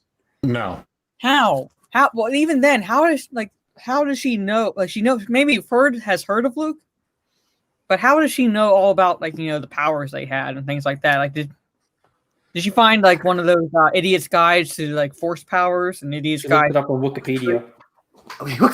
I'll be back in 1 minute. It's like the all right, so not to get too deep here, but it's the Noah's Ark. Like when she says a myth, so Noah's Ark is if y'all don't know, is basically a story that's written in every single religious book and artifact, and it's been told by different types of genre. So it's like all over the world. It's one of the only stories that is everywhere. And so when it's like a myth of saying, like, how would and so, like, just saying like that it's a myth, that doesn't mean you know anything about what happened except from who knows what told you. The problem is when Luke went to Mos Eisley, like that was a trader point where you could get information from what's going on. We don't know anything like that from Jakku. Like the first look at Jakku, it's like people that are just literally stuck there. They're just stuck there, like getting parts. So, like, who goes to that place and like divvies out little bits of information for people? It's absolutely, man. This is really, and the fact that it's only been 30 years, pretty much since the events of Return of the Jedi, and now he's a myth. Well, what happens? Yeah, it's in a comic. It's in a comic book. These guys show up and they're wearing short sleeve white button down dress shirts and little ties and have backpacks. And they go like, "Have you heard the good news about fucking Luke?" What? Star Wars Mormons. Sarcastic. The Star Wars Mormons come by and spread the good word. Hello, my name is Elder Christ. Good news. Yeah, have you seen the meme where it's like two Ewoks dressed in like Jehovah's Witnesses, eyes? And like, have you heard of our like Lord and Savior C-3PO? And that's really where people learn to fight, is because they get so sick of them knocking on their doors that they just start kicking the shit out of them. There was a video I saw, now that you bring that up, where it's like part of a skit, and these Jehovah's Witnesses come to this guy's house, or they're Mormons or something, come to this guy's house, and he like leads them to the back, and like out the back door, and like the back is like just a huge pit that he's dug, so they fall like pretty much like. Well, do you want to hear something right this funny? way. This stream has been going for longer than the actual video. Yeah. Let's keep going. True Other EFF things when style. Han talks. Yep. It's all good. We're getting some watch time on the secondary channel, so that's always good. But oh my god, Rey's so cute. To them about the Jedi later on in the Falcon. This will also tie into her using the Jedi mind trick, but we'll talk about that more when we get there. Please. So after Rey and Finn yeah. meet, the First Order finds them and they are forced to leave Jakku. And now we get to Rey flying the Falcon. By the way, I already made a video on Rey flying the Falcon, so I'm basically going to be repeating the same points I made in that video. That hashtag says United Cloud Squad. That's awesome. First, let's discuss. Hey. I said, please tell us why it's not stupid. Yes. Every time he talks, I could hear everyone on the panel. We're all like, "Oh, Yeah. All day, baby. Woo! That's what she said. It's her backstory again, because this argument that her backstory doesn't fit her skill set is, again, completely unfair. In her introduction, we learn a few things. For one, she's a scavenger. She digs through the starter store looking for parts. Now, it appears I that thought she she's was an looking... engineer. Yeah. Yeah, what is He's she? gonna get there. He's gonna get there, I'm sure. Yeah. for specific parts, considering she remembers how many portions she got for a specific part like a week ago. I mean, she just has a good memory. That's it. She has a good memory. That's it, pretty much. She got She 70 remembers cents how on a much dollar. some, About she the remembers how exchange much rate something of costs. food. Yeah. I know, right?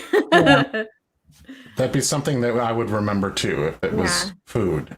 If it's something for survival, you damn well would remember that, from parts you're selling. Like, hey, like you gave me 5 this time, but you're only giving me 3. No, you're gonna remember that. Yeah, but what the fuck? I had more food last time. There was some potatoes last time, motherfucker. Where's my potatoes? Yep.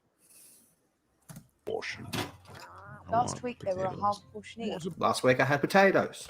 And later on, she does do a decent job fixing the Falcon.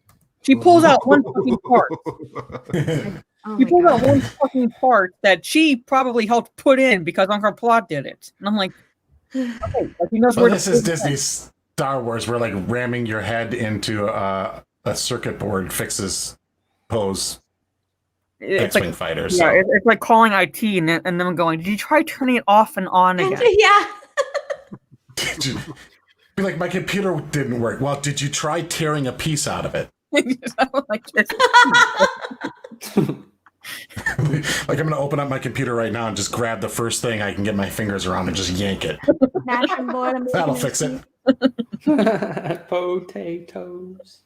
So as we said earlier, we can logically infer that she has a strong engineering background. But No, There she you go. doesn't. No, she doesn't.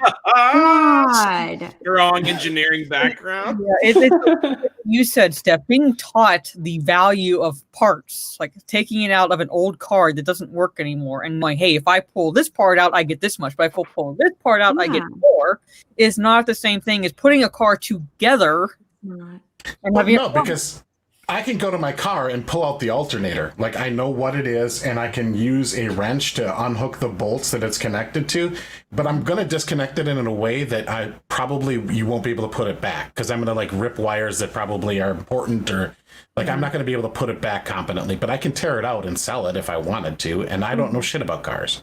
Yeah, like me being able to change the a small part in my car to get the inside light to work does not make me an engineer. I just looked up on it, basically the user's guide, and I need this piece. Okay, pull it out, stick it in there, boom. That makes me an engineer. Okay, then where's my degree? Well, bringing it back to a previous point we had, she might be the first Skywalker to actually pull something out. Yes. Nice. as I said earlier, But then again, she's a Palpatine, so Yeah, for whatever reason, look at him. He's like, what the fuck? yeah. Rey is the only character where every skill she has needs to be put into question. Remember how people were okay with Luke flying because many people said he was a good pilot? I really want to bang my head against the desk right now. Wow. We're back here. We're back here again. We're back here. We're back here. Yeah. Literally explains this part. Look at him. You're like Krabby Patties, don't you, Obi-Wan? Yes, Like like, Krabby yes, Patties, we're don't told, you, and Squidward. then he's a pilot, but then we actually see it. We But actually then see again, it. Yeah. not much of a stretch knowing that his the T-16 was made by the same manufacturers as an X-Wing. So it's more logical to assume that he would understand the controls of an X-Wing because he understands the controls of a T-16. Rey piloting a fucking little land speeder on a desert planet is not the same thing as a huge ass freighter like the Millennium Falcon. And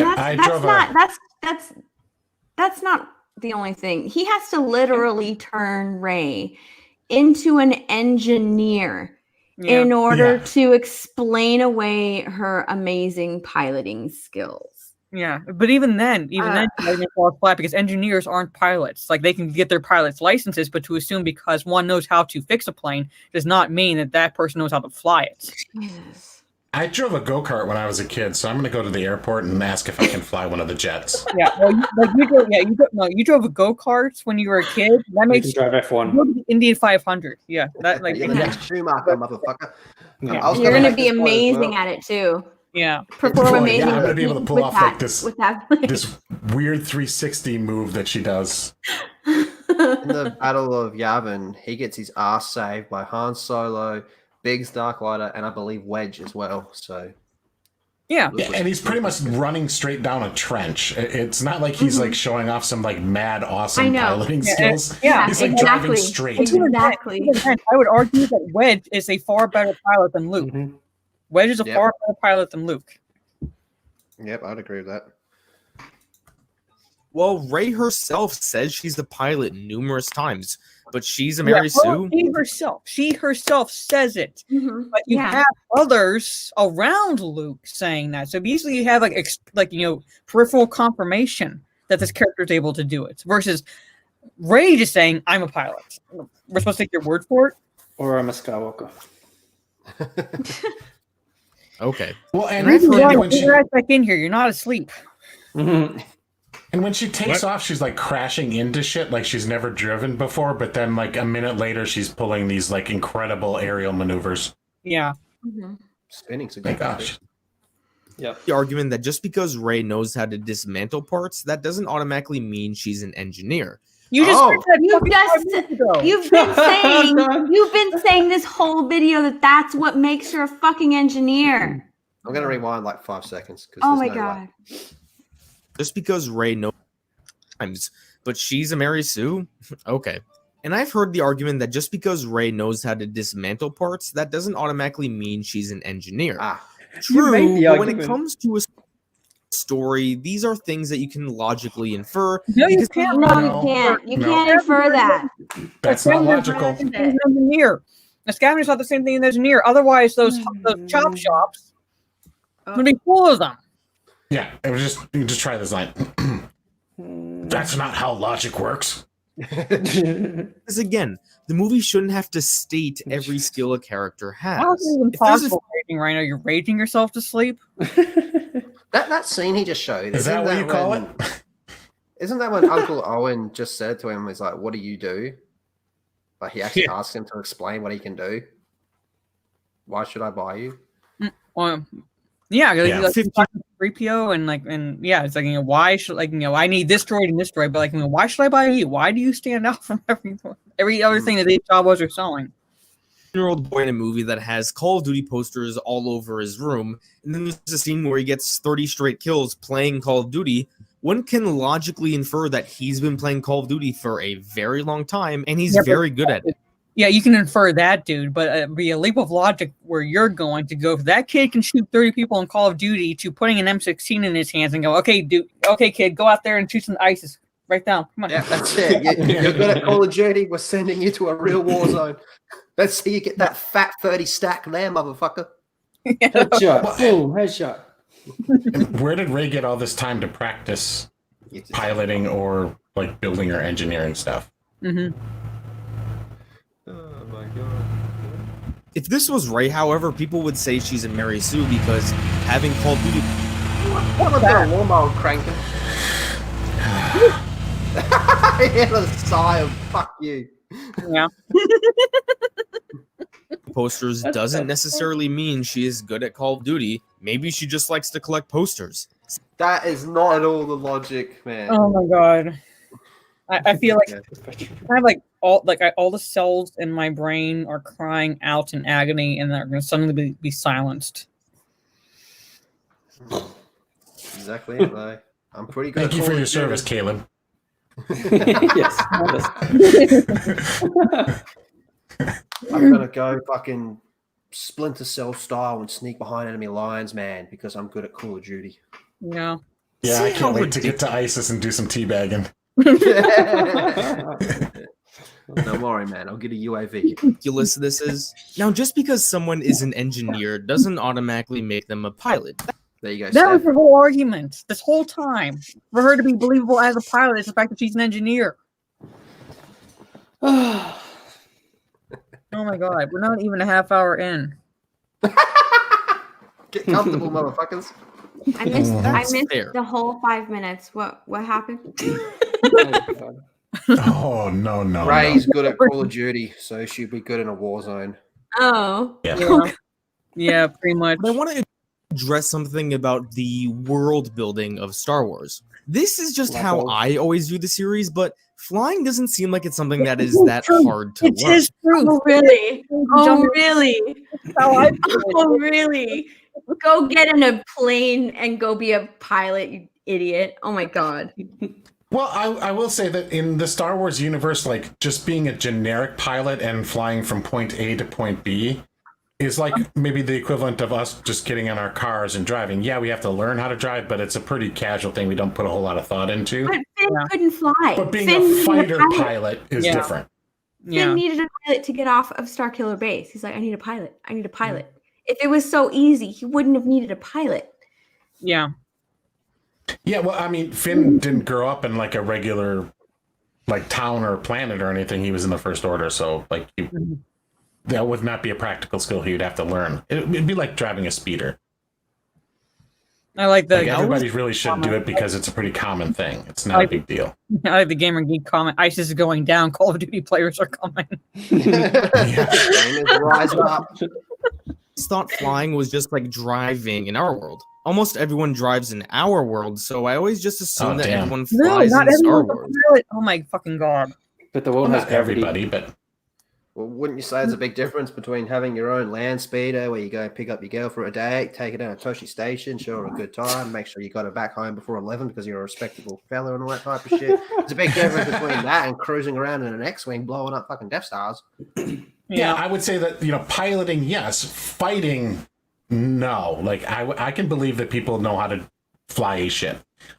I won't believe that somebody can, like, fly a complex ship like a freighter like the Millennium Falcon and then be able to pull off maneuvers and dogfight in it.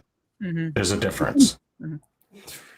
I mean, look at Coruscant. If this was real life, I can guarantee there would be thousands of accidents a day.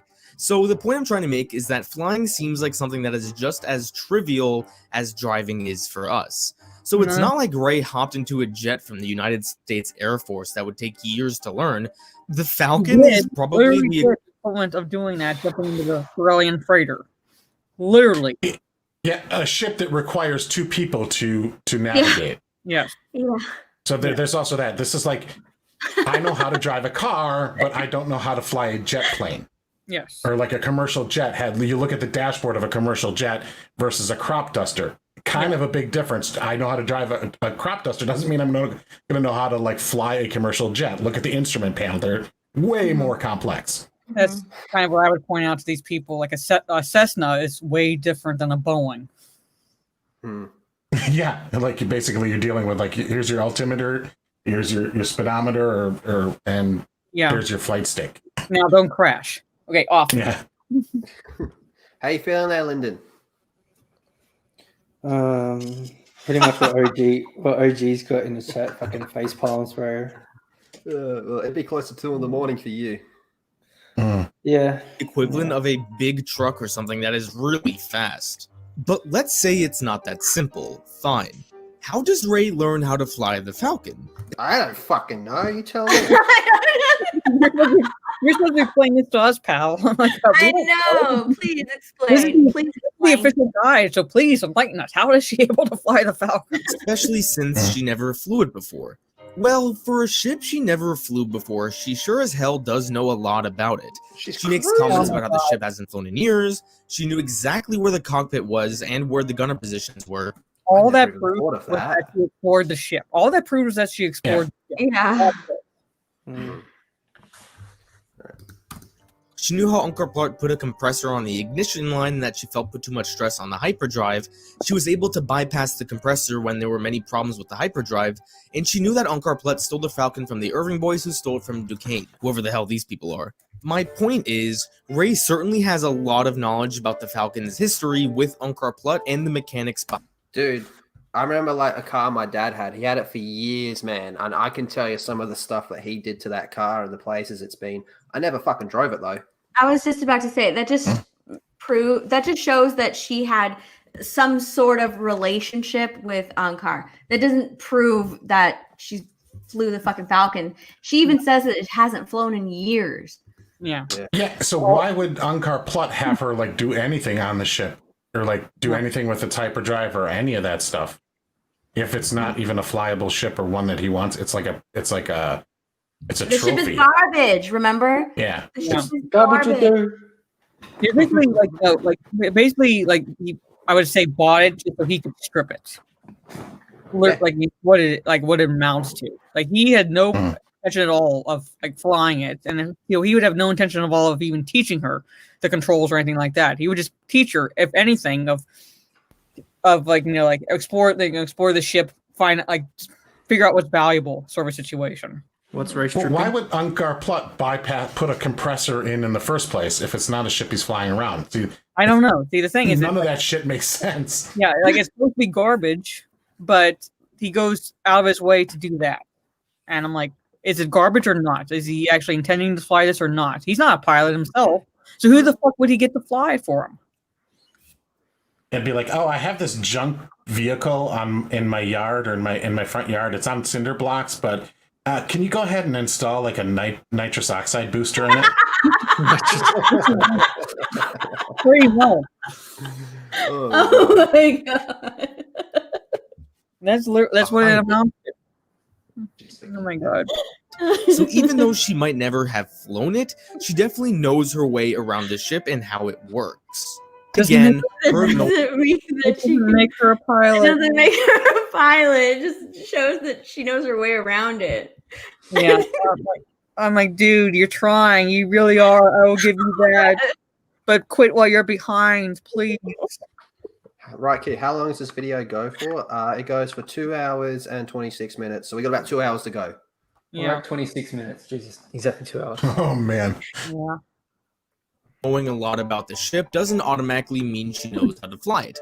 But because this is a movie, this is something we can logically infer. Turn your brain off. It's okay. Because it's a movie doesn't mean you can logically infer it. Because it's a movie doesn't mean you logically can infer it. Oh my god. Is it about space wizards and laser swords? Can you get that Star line? Wars is for fucking kids, yo. Turn your brain off. We're having fun. He contradicts himself. But he has yes, it doesn't mean she's a pilot, but we can infer it because of this, and this, even though it contradicts what I said before with this, and this.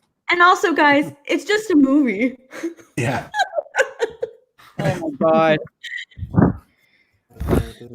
One sec. I see Geekblend in the chat. Can someone send the link to him, please? I'll send it to him. Yeah. Oh, thank you, bro. A huge leap in logic that a person who knows a lot about a ship knows how to fly it. Yes, she's never flown the ship before, but she clearly states she's flown other ships before. Okay, that's half a point. I mean, just because you've flown one ship doesn't mean you know how to fly another. Yeah, but when did she say that? Yeah, what ships would she have flown? She's basically stranded there for 10 years, and all she has is her land speeder. That's not the same as a ship. No. That'd be like literally right here. going from my Toyota to flying a Cessna, like basically just going without any training, going from that to that. One's land, one's air. Takes different skills. Yeah. I mean, shoot, that would just be, me driving my car and me driving an 18-wheeler. I mean, yeah. Different You've skill. driven cars before. You're getting in that truck and you're driving cross country, bitch. Come on, let's go. I couldn't do that just because I drive a car. I couldn't drive. I could just see 18-wheeler. Stephanie behind this gigantic wheel, driving, like, running over cars and then laughing like that, like. That's like Wolf Creek when he. This is my first time, guys. Wolf Creek when he bashes all the kangaroos on the highway. We need that clip that Lyndon has us on jerk face. Joke. Oh yeah. Jerk face. Say I was someone who loved driving cars, and I studied this one car a lot, but I've never driven it. Since I have good driving experience, I would probably be fairly decent at driving that car the first time I ever actually drove it. Not at all. Again, If you're comparing one car to another car, it would be like I'm driving my current car, but I want to upgrade the same current car. This is just like I'm driving. She would have to have another Millennium Falcon. That's just so stupid. Well, he's basically saying because I studied a certain vehicle, it stands to reason I'd be able to drive it, and it's like basically visually learning something and actually being behind the wheel and practically learning it are two different things. Otherwise, I would have gotten my license when I took driver's theory. Yeah, I know. Yeah. I know. But I mean, I would like to say that, Mr. President, if you're listening for some reason, and God help you if you are, I drove a riding lawnmower, so if you need somebody to like drive Air Force One, I'm available.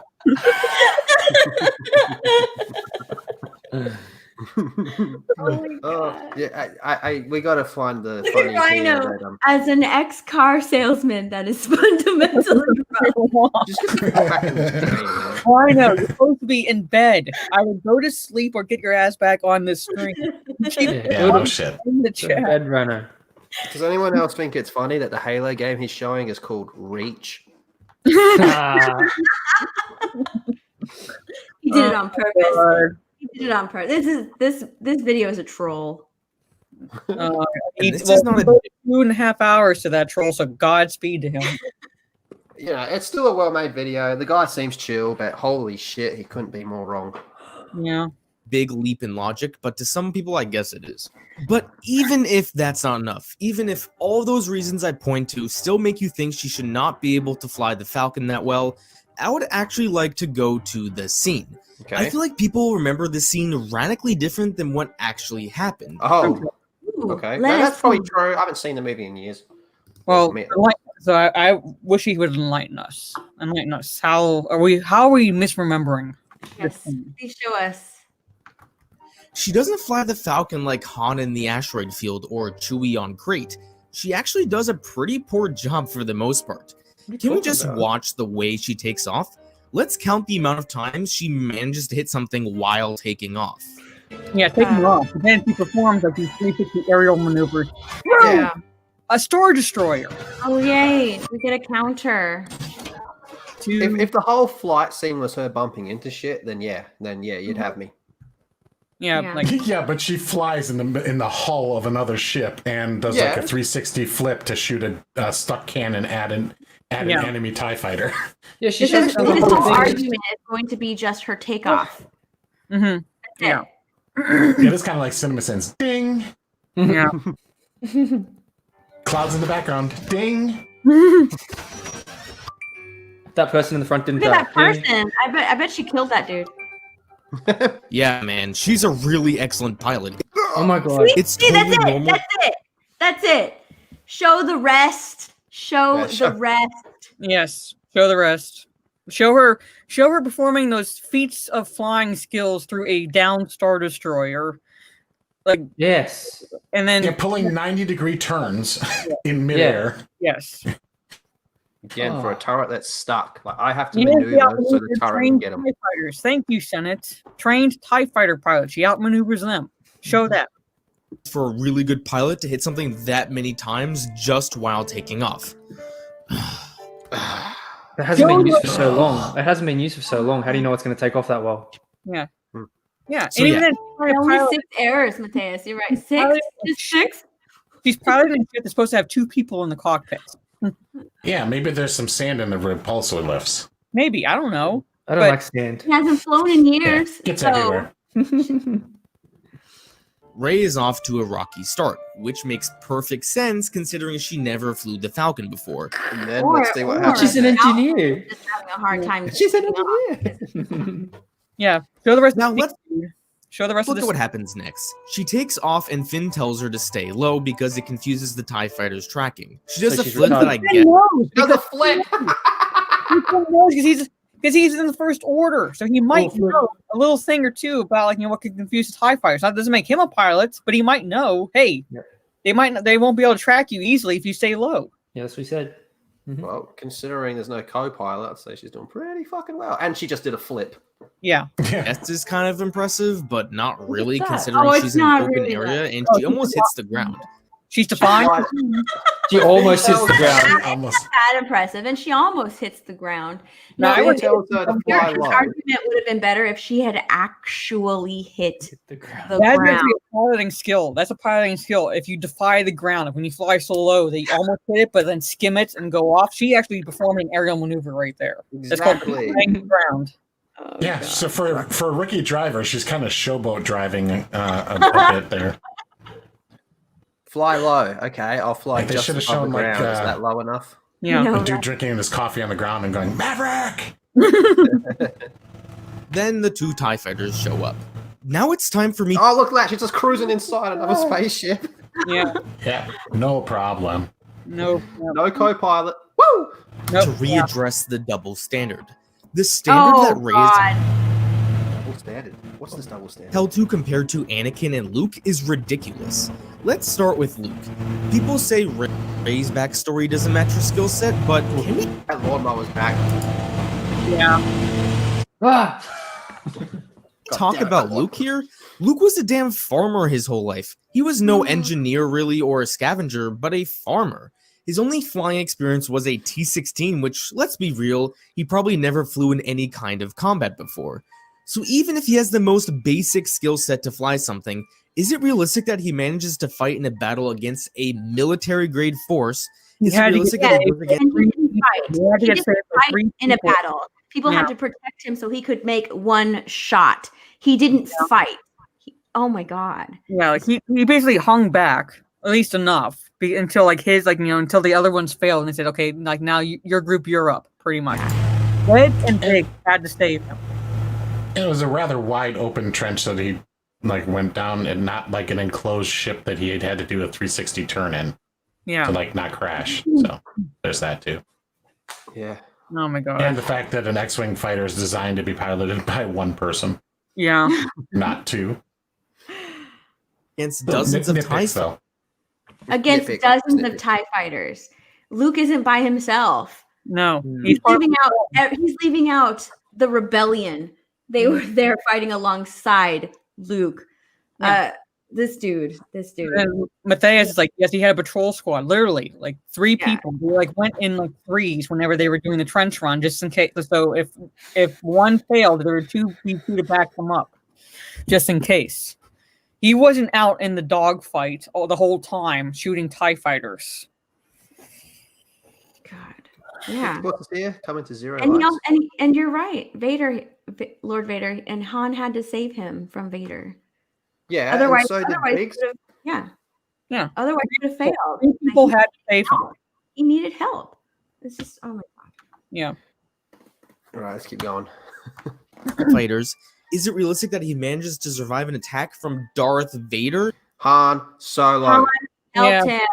Yeah. And guess And what? he's flying the Millennium Falcon with Chewie Yes. because the Millennium Falcon needs a co-pilot. And Luke was dead to rights. I He have was. you now. He was. Vader had him literally in his sights, and if Han Yeah, he had was dead. And Vader had to take out 2 other TIE fighter or 2 other X-wings first to get to Luke. yes, and that would include one of the guys who saved Luke, his friend Biggs, Yeah, Biggs got fucking wrecked. and yeah, it's just oh my God.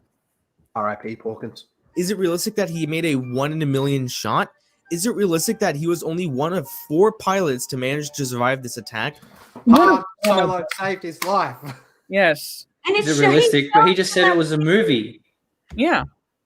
Yeah, and a movie, and if we can infer anything, because he's all about inferring shit at this point, Luke says, like we pointed out before, that the opening is no bigger than a womp rat that he used to fucking shoot with his P-16 back home. I want to see Mara's face right now. And he used the Force. Yep. Yeah, and Obi-Wan guided him, literally at the fucking end, guided him, saying, use the Force, Luke. What have I been training your ass for the entire time I was on the Falcon? Remember that little shit lesson I gave you? The Force. Fire the... Yeah, I got to gut it in the hole. There was so much that led to that. So much that led to that. It wasn't just, he just lived on a farm, and then he went from that to, I'm going to make this shot. No, there was so much in between that moment. The entire fucking movie, in between that moment from when we first meet Luke to when he fires that shot, that he's just completely leaving out. We just met Rey, and she is piloting the Falcon and making these impossible aerial maneuvers. A whole entire movie passed. People would have died on the Death Star if he hadn't told him to get his ass back on the Falcon. Fucking shot. So I don't understand his argument at all. Mara? What? Well, I'm saying, like you would have to also think that like, he could have also died on the Death Star because he was gung ho shooting stormtroopers, and even Obi-Wan's like, get your ass on the Millennium Falcon, get out of here. Like you can't do anything more at this point. So it's like Luke makes mistakes. Luke goes in not thinking half the time. Luke is imperfect. Luke is relatable. You know, he didn't jump in literally from the land speeder he has to an X-wing. I know. Like the whole progression in the entire movie, building up from what supporting characters say about him to and also what he says about himself, that you can infer by the time he gets to an X-wing that is believable that he would at least know how to pilot it. He's not a dogfighter, but he's a pilot. Rey says she's a pilot. She's the only one who fucking says she's a pilot, and we're supposed to believe she can fly a freighter. Yep. While trained pilots could not, people give slack to Luke for this, but Rey manages to survive an attack against 2 TIE fighters, and it's unrealistic? It is very unrealistic. We just met Rey. We just met her, and she's already doing all of these amazing things. She's amazing. Amazing. Oh God, I love it. Now let's move on to Anakin. All right, I'm gonna be real. You all know how I feel about Phantom Menace. I probably can't defend this one. I will, because his is much worse. Agreed. For one, Anakin is 9 years old in the Phantom Menace. 9 years old. He manages to win the pod race after not even managing to finish one before in his life. Then he manages to fly into space having no knowledge. Doesn't R2-D2 do most of the flying? Yeah, it's on autopilot. Yeah. It's on autopilot. It's on autopilot. He built C-3PO. Knowledge of the controls and manages to destroy the capital ship accidentally, while all the trained pilots could not do that. See, I do think that's dumb. And that was stupid. That was stupid. Okay. Yeah, I will give him that. That was stupid. Even those of us who, like, for the most part, enjoy, like, will defend the prequels, will say, yes, that was stupid for him to go just fire, like, random shots in the Trade Federation and just, by sheer luck, hit the right spot. Is the boy not the chosen one? Right. But Lord Vader makes an excellent point. He built his own pod. He built that pod. Yeah, he built it so he knows how to fly. So he knows how to race. And not only that, but they also, Qui-Gon also says, like, well, he has, okay, I know you guys fucking hate this, but I don't fucking care. It's still part of it. He has a very high midichlorian count, which explains why he can pod race in the first place. Because he has... Well, at least it explains his reflexes. Yeah. I just said, is he not the chosen one? Yes, you did, Lyndon. Yes, he exactly. Is. But like to Steph's point, yes, like he built his own pod, so he knows the controls there. And while he might have failed the previous race, it's still going off of sheer luck in a way that he would have like won the next one that Qui-Gon bet on, because Qui-Gon didn't know. He was ready to bet on like freeing both Anakin and his mother, and Water wouldn't let him. So he said, "Okay, the boy then." and just having like literally a gut feeling at that point. There was no definite that Anakin was going to win the race. Even like, okay, as stupid as I think this is, that doesn't make Rey any better. Mm-mm. Like, in what world is what Rey did more impressive than what Anakin did? I just really don't understand. See, again, that's my argument there. I think this is fucking dumb, but just because I think this is fucking dumb doesn't make the other stuff any better. Both things can be bad. Yeah.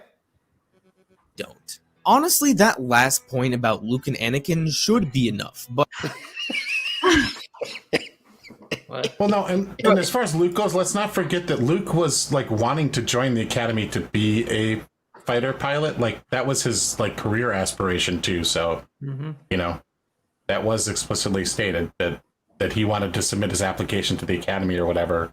And then his uncle's like, "No, I need you here."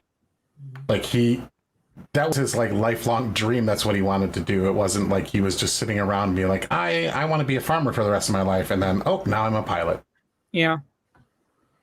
Because like even argue then, like him piloting his T-16 was kind of in a way his own training to be a pilot. He was practicing for something that he wanted to do. That was what he wanted to do with his life. Yes. Yeah, what about it pretty much. Yeah, and I will say, like, I hated this Anakin scene. So did I. I thought this was dumb. Like, one of the many reasons why I generally do not like Phantom Menace. I think there's some cool moments, but I just don't like it. Well, it's very kiddie. It's very, it's like Jar Jar, like, stepping on a gun and managing to shoot a bunch of droids. It's just... Jar Jar is a Sith. Literally a majority of this fight, she is just flying in an open field of sand. No. We still have flying through the inside of a Star Destroyer. But the shot he's showing is fucking ships. Okay.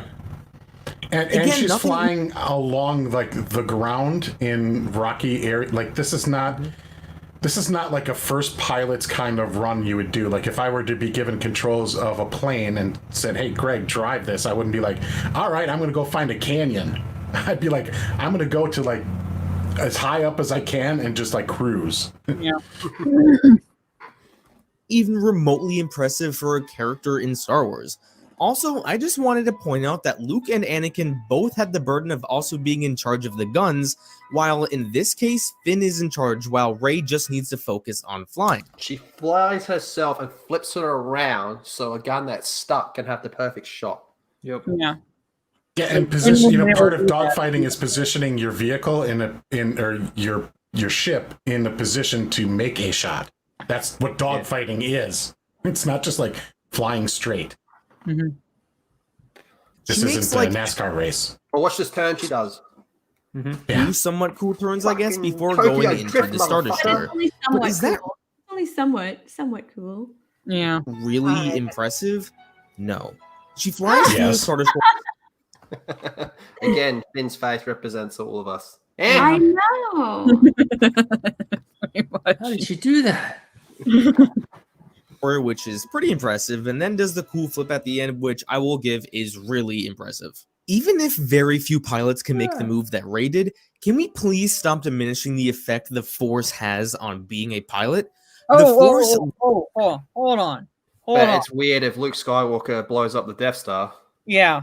Like all of a sudden, we like the Force matters for our piloting skills. All of a sudden, that matters. But no, like Luke is a Gary Stu because he uses the Force to shoot the missiles, the torpedo, the proton torpedoes into that small opening. Double standards, Mara. This whole point. Well, and Luke is aware of the Force when he does it. Yes. He knows it exists. He is very much aware of the Force. Rey has no idea that it even exists. And even then, he's aware, and even then, Obi-Wan had to like jump in and go, hey, you little shit! Remember that lesson I gave you in the Millennium Falcon about the Force? Let go. Yeah, like use the Force. He has Obi-Wan literally telling him because he was ready to use his targeting computer there. Mm-hmm. He was ready to use it, and Obi-Wan's like, remember that little lesson I gave you in the Millennium Falcon about the Force? I want to use it right now. Anyway, literally gives people godlike reflexes. Oh. How do you think the Jedi are able to block blaster shots? They're trained. They are very much trained. What a 66. Where's your blocking there, motherfucker? And even in this part, they're like, oh shit, destroyer droids. Yeah, we gotta go. Yeah. Yeah, we gotta get out of here. They have innate shield, so like, yeah, they're blocking blaster bolts, but they gotta book it because they can't get to the droids. Yeah, but they always make a point. They go, droidicas are badass. Like, don't fuck with them, man. Pretty much. How do you think Kylo Ren was able to freeze a bullet right after it was shot? Trained. Say it with Reflexes, me, old man. Trained. I feel like are one of the most important things when being a pilot. So even though she has very minimal training with the Force, it's literally the same exact reason Anakin won the pod race. Doesn't know it even exists. No, she doesn't. How does he say little training? This is the very first movie. She has absolutely no training with the Force. None. Look at this one. Also, a bunch of them got wiped out by Geonosians and Grievous. Yep. Qui-Gon even says how only Jedi can have EU Grievous, not TCW Grievous. He didn't kill shit. Except for his own character. Quick enough reflexes to win a pod race. So yeah, considering Rey is super strong with the Force, I can totally see her flying through the Star Destroyer and making this flip. Oh, but it's weird if Luke Skywalker can land the torpedo shot. Yeah, double standards, sir. Well, also, why is she super strong with the Force? They never explained at that time. It wasn't even set up for her to be a Palpatine, so they can't even use that explanation. No. At this point, she has not given us any indication as an audience that she is a Force user in any way. No. But now she's super strong. Well, that's kind of a characteristic of our Mary Sue. I know. In fact, the only person up to this point who has given any indication of whether or not they have some sort of Force ability is Finn, because he didn't fire that shot. He was just kind of like he knew something was wrong and he didn't know why. Well, especially that look that he and Kylo kind of have when Kylo like looks back at him, like, what the fuck's up with you, dude? That was kind of the hint there. There's at least something. But watching this for the first time, I wasn't thinking, oh yeah, she's a Jedi. Now, one last time, do people realize this is the only time in the entire trilogy we see Rey fly in combat? Like, is that true? I can't remember. I think he's right. Sure. I don't know. Oh yeah, no, she's the gunner when they go to Salt Planet. She flies to Ahch-To at the end of this movie, but I'm talking about combat-wise, where she's actively getting shot at. No. Last Jedi, she comes in and 3 shots, fucking 3 TIE fighters. Yeah, but she's piloting. not flying It was one shot through 3 TIE fighters. She was gunning. That was Chewie flying? Yeah, she was gunning. She was gunning. By himself? Yes. Yeah, you got the pork, they go, ah! You know, when Oh, yeah. Well, what was the question? Because my mom called me, so I had to mute myself. How many times has she flown while in combat? Was that the only time? I think that's the only time, because Chewie was flying in The Last Jedi. She was in the gunner because she was like, I like this. And it's like she shoots like a TIE fighter. Oh, I like this. That's how when she saw a picture of my noodle. You only see her fly when she's leaving a planet or arriving at one. So people make her out to be this amazing pilot when in the whole trilogy she makes like one impressive move. Okay, and by the way, X-wing there. Is that Luke's X-wing? Does she literally fly Luke's X-wing through all that? Pilot when in the whole trilogy she makes like one impressive move. And by the way, her with Chewie on. Okay, first off, I didn't see The Rise of Skywalker, but that's not like one movie where she makes one impressive move. It's like he's forgetting. He likes to point out that how many times she fucking crashed when she was trying to fly the Millennium Falcon, but he like conveniently overlooks her flying through that Star Destroyer, her performing the upside down maneuver, the defying the ground. Well, he acknowledges it, but he's just like, it's only semi-impressive. Yeah, only semi. It's not that impressive. And it was just this one time, but like it's implied in Rise of Skywalker that she has done like the light speed skipping thing, and like that's where Poe got it from, and it's like, well, Poe doesn't have the Force, so he shouldn't be doing it. Like, she is established in this movie as a great fighter. Like, you don't see Luke fly a fighter in combat. Well, I guess like a speeder in Empire Strikes Back at the very beginning, but for the rest of the movie, he's not doing that. Or for the rest of the trilogy. Crate does not count because she is not flying the Falcon. Chewie is. I've also heard people say that throughout this movie, Rey is constantly saving other people, and in this scene, Rey had to save Finn. Do people not realize that these two had to work together in order to escape? Yeah, if Rey wasn't there, Finn couldn't have escaped, but let's not act like if Finn wasn't there, Rey could have escaped. There's a difference between saving someone and working together to escape. Rey and Finn clearly work together to escape. It makes them co-belligerents at that point. It doesn't make them allies. It just makes them co-belligerents. Like, hey, we need to work together to survive. But after that, we're going our separate ways. That's And also, let's not forget that if Finn wasn't there, like, she wouldn't have needed to escape at all. She would have just had a normal. She would have had a normal day.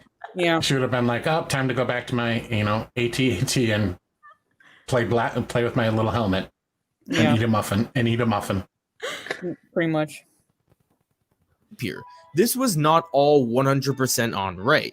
Anyway, considering this is the only time we really see Rey flying during combat, I probably won't address her being a pilot again. They proceed to go into space and they have this cute... Also, doesn't she get mad at Chewie's piloting skills while she's a gunner? Like, you're doing it wrong. I think she does. I would be like, bitch, please, this is my ship. You borrowed it in the first movie. Little interaction where, again, Rey tells Finn she's flown ships before. There's some mechanical problem that occurs, and they try to go fix it. This scene is another example of the storytellers showing us that Rey has an engineering background. No. Well, we know that's not like that. Like, yes, I will be like, just devil's advocate, yes, there. But at the same time, prior to that point, Scavenger is not a mechanic. A mechanic is not necessarily an engineer. An engineer is by fucking far not a pilot. Well, and again, just showing us her doing it doesn't establish like the why and the character background. It's just another example of her having a skill that she probably is that is not explained. Yeah. This is not proof. This is evidence. Of our side. Is like, look, there she is again making repairs to a ship that like she really like. How does she know how to do this? Pretty much. Just showing it twice doesn't make like it reinforces. It reinforces our argument, not his. Her straight up telling us that she is an engineer. She notices there's a problem with the motivator and asks for a Harris wrench. Later on, she asks for a pilot's driver and then bonding tape. I don't even know if these are... Didn't know what they are. I mean, like, yeah, she has to point it out to him, but... Yeah, like 4 times. Like right away. So how does he know what they are? If he's I can identify a wrench, therefore I'm an engineer. Yeah. Like I put together my bookshelves from Walmart, so I'm a carpenter. I know. Yeah, good for you. Yeah. It's a good skill.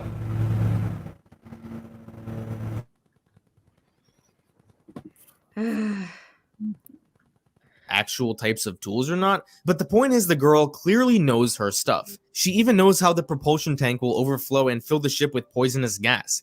Again, storytelling 101. Why and how? Yeah. Yeah. Yeah. They're using it as examples of like, but it's not the why. She's an engineer, that's why. It's the what. Yeah, she's showing us what she can do, but why can she do it and how does she learn is not the answer. Because she's a scavenger and she knows stuff. And it's all about inferences now. It doesn't matter how well the storytelling is. All that matters is what we infer from it. So I infer that she's a Mary Sue. That's all that matters.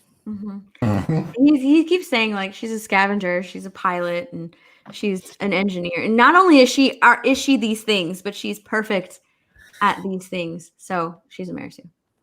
Yeah, she's really good at it. Like she doesn't fuck up. Like it would be interesting if like the repair she made here is what caused the issue with the compressor. Be like, oh, I made this repair, but it wasn't the right repair, and therefore the compressor thing no longer works with it.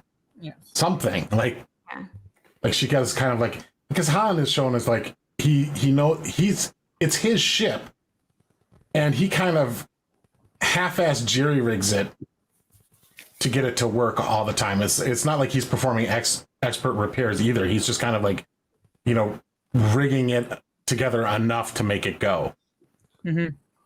Yeah. Even Han Solo doesn't have the level of engineering skill that Rey has. Exactly. It's a ship, and he still makes like duct tape repairs on it. Yeah. Yeah, he's like popsicle sticks and duct tape is how he's repairing the ship. It's just enough to get through. 3PO to speak to the ship. We need to figure out where. Oh, yeah, let's figure out what's wrong with the ship. 3PO needs to help him out. But Rey can just do it all because she's Rey. Mm-hmm. Oh, don't tell. Her knowing the names of all these obscure tools along with the names of certain parts of the ship shows us that she has an engineering background. But they're not obscure tools in this universe. That's like saying I know what a screwdriver and a wrench is, therefore I'm an expert. Yeah, same thing. Like my grandfather was a carpenter. He showed and he taught my dad what the tools, each tool did.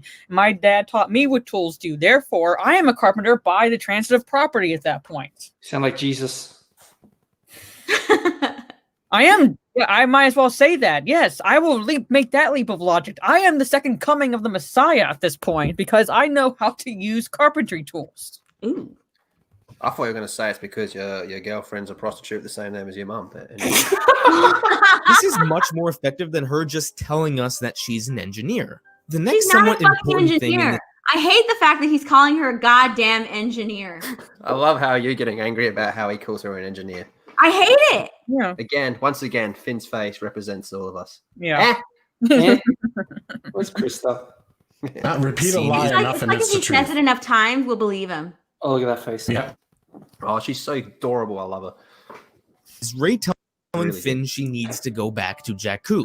This is just more evidence of her flaw in this film. Even when Finn asks her why she wants flaw, that's the flaw, isn't it? I'm gonna have to go back and get that. We're gonna have to clip like the circle of villains. To go back, she tells him it's none of his business. Boyfriend? Cute boyfriend? None of your business, that's why. Yeah, fuck off, Finn. Dusty bitch. Of course she doesn't want to tell him that she was abandoned by her parents and that she needs them to come back. And this is something she is insecure about, so she sure as hell wouldn't tell someone that she just met about it. So yeah, just another smaller example of how flawed Rey really is. Oh my god. I cannot deal with this stupid right now. Wow. That was It's like arguing that her hairdo isn't perfect. See, like she's flawed. See? See? This hair is out of place. Yeah. She's totally flawed. Han Solo and Chewbacca arrive and find Rey and Finn. One criticism against Rey during this whole movie was that all the characters instantly liked her. And besides Finn, this isn't the case at all. When Han first meets Rey, he intends on shipping her off to some planet because he doesn't even want her around. But then he offers her a job. Yeah. And he changes his mind in like a couple seconds. Like, I know. Yeah. But that's still goes along with at least Han Solo's character prior to him having his, because they're going back on his arc in the original trilogy to the point where now he's back to being a smuggler. But when Han was a smuggler, he would do just that. He would be like, I don't need you, so I'm leaving you on the first planet I come to. She won him over in like no time flat. Yeah. That again reinforces the argument. It does not mean that Han doesn't like her. It does not mean Han doesn't like her. It just means it goes with his character as when he was a smuggler. Like I said, like I will leave you on the first planet we come to because I don't need you on this ship. I mean, I don't trust you. Yeah, he only took Luke and Obi-Wan because they paid him. True. He didn't like them. They paid him. And he got stuck with it because of the situation they found themselves in on the Death Star. And he was ready to leave at the end of A New Hope. And even in Empire Strikes Back, he was ready to leave. Han about the map to Luke Skywalker that he takes any interest in her. And then in the following scenes, she proves her worth to him. After all, that is when he offers her a job on the Falcon, after she has shown she's very useful to him. Notice how he didn't offer Finn a job? No, I'm not saying that. No, because he's racist. He's racist. There's also the moment where like he takes pity on her because she says like I've never seen so much green. Yeah. And there's other moments between what he's showing here on screen versus what the bypass the compressor scene. Like he has a conversation with Finn and like he calls him like big deal or whatever. Like this, it wasn't like instantly. It was like, oh, she yanked the compressor out, and then he offered him a job like right there. Yeah. There's more that happened in between there. Mm-hmm. Because he didn't do jack to help out the situation. All Finn did during the Rathtar fiasco was get caught and scream, and then later on he helped put a band-aid on Chewie. So yeah, Finn wasn't really that useful here, but... How dare you? He is pretty useless in the movie, isn't he, when you think about it? Apart from Starkiller, what does he do? Let's look at what Rey did. So after the space pirates find Han Solo, Rey and Finn realize they are in some trouble. So Rey attempts to try and close off certain doors so Han and Chewie can get back to the Falcon safely. However, her plan doesn't work because she accidentally opens the wrong doors and lets essentially saving everybody. Yeah. Like, so her mistake saved everyone. Yeah, it works until it works in her favor. It all works out in the end. Rey made a mistake. She screwed up and almost got Finn killed. This is literally not what a Mary Sue does by any means, but people seem to negate this fact. Well, I mean, if Finn died... Yeah, but he didn't. So it all worked out. There was some sort of repercussion. Did you die? Like, he didn't even have to die. Maybe he could have got like some type of poison or some shit from these monsters when it grabbed him. Or I don't fucking know, something like that. Or some type of injury. But no, like somebody could have gotten injured or hurt. Not maybe mortally wounded, but like hurt. Fatality. Yeah. All's well, ends well. One counter argument I've heard is that letting out the Rathars ended up working better than Rey's original plan because the Rathars ended up eating most of the pirates anyway. Yeah. And the whole crew was able to escape. For one, you don't know this. Oh, we do know this. You don't know that. that. In the movie. Yeah, We've seen it in the fucking movie. You watching the same movie that we did? Obviously not. You don't know this. Yeah, you don't know that. You don't know, mate. Like you literally just said the Rathars ate the pirates. The Rathars helped them in a way escaped because their attention was turned on the pirates. Oh my God. Pirates are the character. Oh my God. Fuck you. Give me $500. But you don't know. You don't know. But you don't know. Had Rey closed the doors properly, then maybe they could have all just walked out without any problems. But it didn't happen that way, did it? It didn't happen that way. God. Finn almost died and Chewie got shot. Now, yeah, fuck them Wookiees.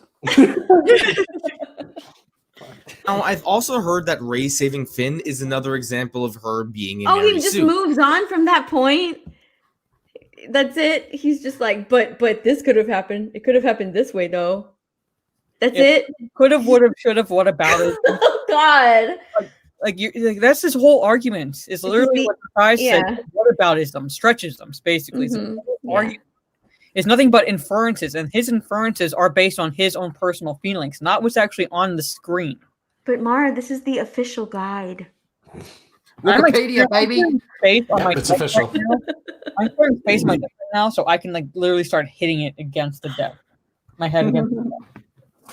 That she magically learned how to use the controls of the ship and happened to close the doors at the right time. That doesn't bother me, to be honest. That her knowing how to press a button. People who claim this, I honestly believe are just reaching for things to complain about. No, you're reaching for ways to explain away everything. Yeah.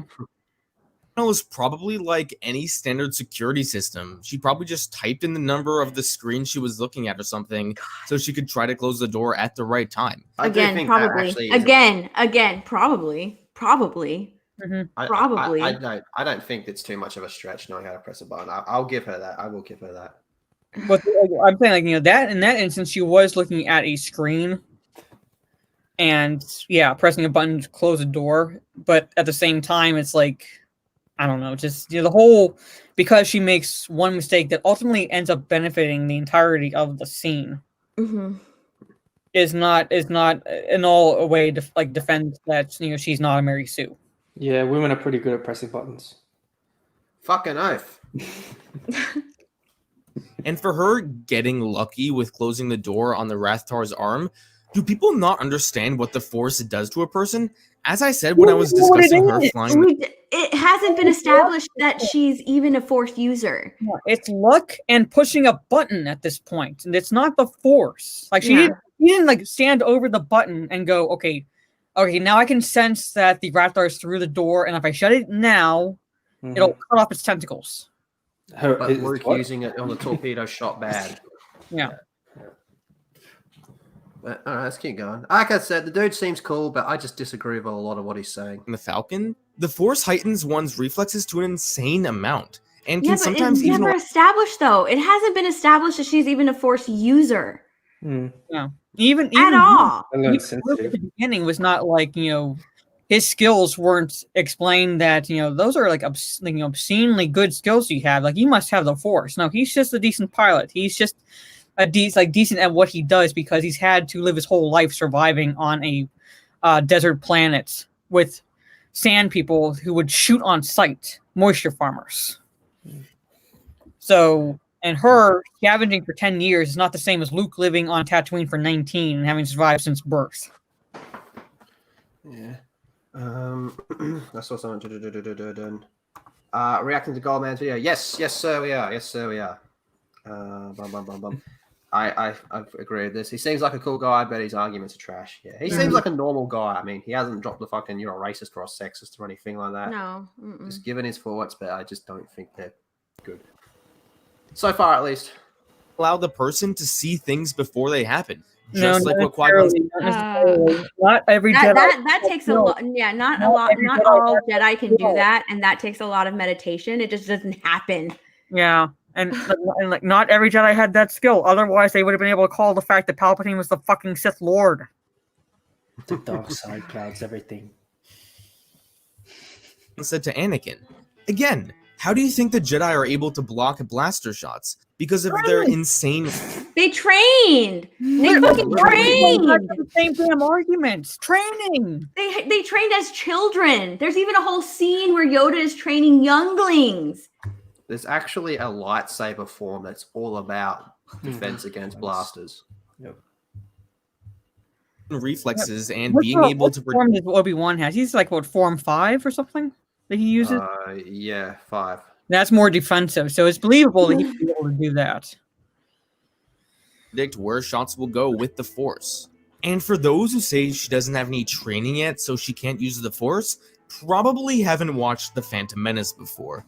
You haven't either because, okay, yes, it is a stretch because Anakin is 9 years old, but he built his own pod racer. He built C-3PO. He didn't exactly pilot the ship at the end. It was all R2 for the most part on autopilot, and he got lucky.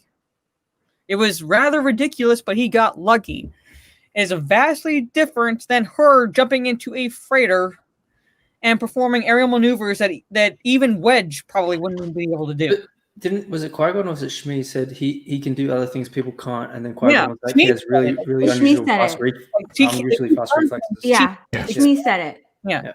He's done things she can't explain. Like he's able, he has these skills that like normal 9-year-olds should not have. So it's still a supporting character, a character on the outside. It's not Anakin saying these things just himself, like Rey does. It is a supporting character letting credence to that and saying, oh, there is something about this kid that makes him special. Versus Rey just saying, I'm a pilot. It's all her. It's all I'm a Star Wars. Yeah, it's all. It wasn't Anakin's first pod race either. Yeah, no, it wasn't. It wasn't his first pod race. It's all her saying it. It's just her. It's not any other characters other than maybe down the road in the trilogy that back her up after they've known her. But even when we meet Luke, you still have Biggs going. You mate Luke? Yeah, like you have that scene, with between him and they were in. You said you mate him. You mate with Luke. Oh gosh. Oh my gosh. but still, it's like it wasn't like Luke. One side, I'm a pretty good pilot. One time, and he doesn't say I am a pilot. He says I'm a pretty good pilot. He's not even saying he's an expert. Yeah. Yeah, and he said he's an expert. And it's not it. Greg. It's not his first time pod racing, but it is his first time winning a pod race. He hasn't even finished one yet. And that's been established. Like it's by other people. But he knows how the race is going to go. he's practiced like so. If he has higher reflexes due to his like Jedi abilities, like he's also practiced them in an actual race. Then, so it's not like the first time he's out. Yeah, and there's a huge difference. This guy between is talking force about potential. it like this guy's talking about it like that was his first race that he won ever. Yeah. No. But it's not. Watto even Watto like was it Watto something even says like it's like the he's not like both Anakin and Watto have indicated that Anakin has raced before. Yeah. I still don't like Phantom Menace and think a lot of it's bullshit. Well, but at least comparing that to what she does is it doesn't make this better though. No. No, but there's a huge difference between force potential and skill. Absolutely, yes. And what Disney gets so wrong is that there's all potential, but like no developed skill. So even like you said, deflecting blaster bolts is a skill that is learned. You have the potential to do it because of your Jedi abilities. Yeah. Doesn't mean you actually can do it. That's like saying, well, I have 2 arms and 2 legs, so I'm an expert in jujitsu. Mm-hmm. Yeah. Because I have arms and legs, right? I can punch and kick. Qui-Gon That's not what says how only a I have the human potential to do it, but I sure as hell can't do it. with Jedi reflexes can win this pod race. Also, there have been so many times where people have used the Force in the most minuscule way with no training. Remember that baby Rodian? You'll know how I was in about TCW. Oh god. This is Clone Wars. Oh my god. I don't count that stuff as you wouldn't use it in an argument for this. No, if I wanted to instantly lose an argument, I'd bring up Ahsoka and TCW. 100%. Here's some Filoni baloney. In the Clone Wars that was able to make a ball float, or how Baby Yoda literally uses you're bringing Baby Yoda now? No, Baby Yoda We're done here. As a defense for what? Yeah, Baby Baby Yoda was literally brought in to defend all of Rey's shit. Yeah. Oh my god. Including force healing right before the rise of Skywalker. Yeah. Oh my god. Hey guys. Oh boy. Hey. Honestly, when I heard the beep noise, I thought Rhino was back. I thought, fuck this shit. He's already raged too hard. Yeah. Poor guy raged himself to sleep. Yeah, he's raising himself to sleep. So I can imagine him like just sleeping and fucking just talking in his sleep like God damn it. Fuck Ray. Gary Stu. Lying He's in bed thrashing and the sheets are all over the place and he's like, fuck off. And then he like starts snoring again. He's like, fuck off. Insane it. Don't have rage issues. Right, anyway. A bunch of times throughout The Mandalorian, and to those who say Yoda's species is stronger with the Force than humans, yes, they are. They are. There is no factual evidence to support this claim. All right. Oh my god! The thing is, he's all about bringing in external material, but like the EU, to explain this, and meanwhile, like the EU books are sitting on the shelf, going, "Oh yeah, you want to bet?" Sure. Yeah. There's no source material. There's no source material. Yeah. We don't have books and comics. Like, fuck you. We're not Harry Potter. And I'm going to bring this up again later. So yeah, people can use the Force. What the fuck? I firmly believe that because he circles on his arguments all the time. So I know. Oh my god! Wow. Fucking baby. Okay, I gotta order. I'm in the process of ordering food now because if I don't, I'm gonna pass out from rage. Macca's, yeah, like I'm Rhino.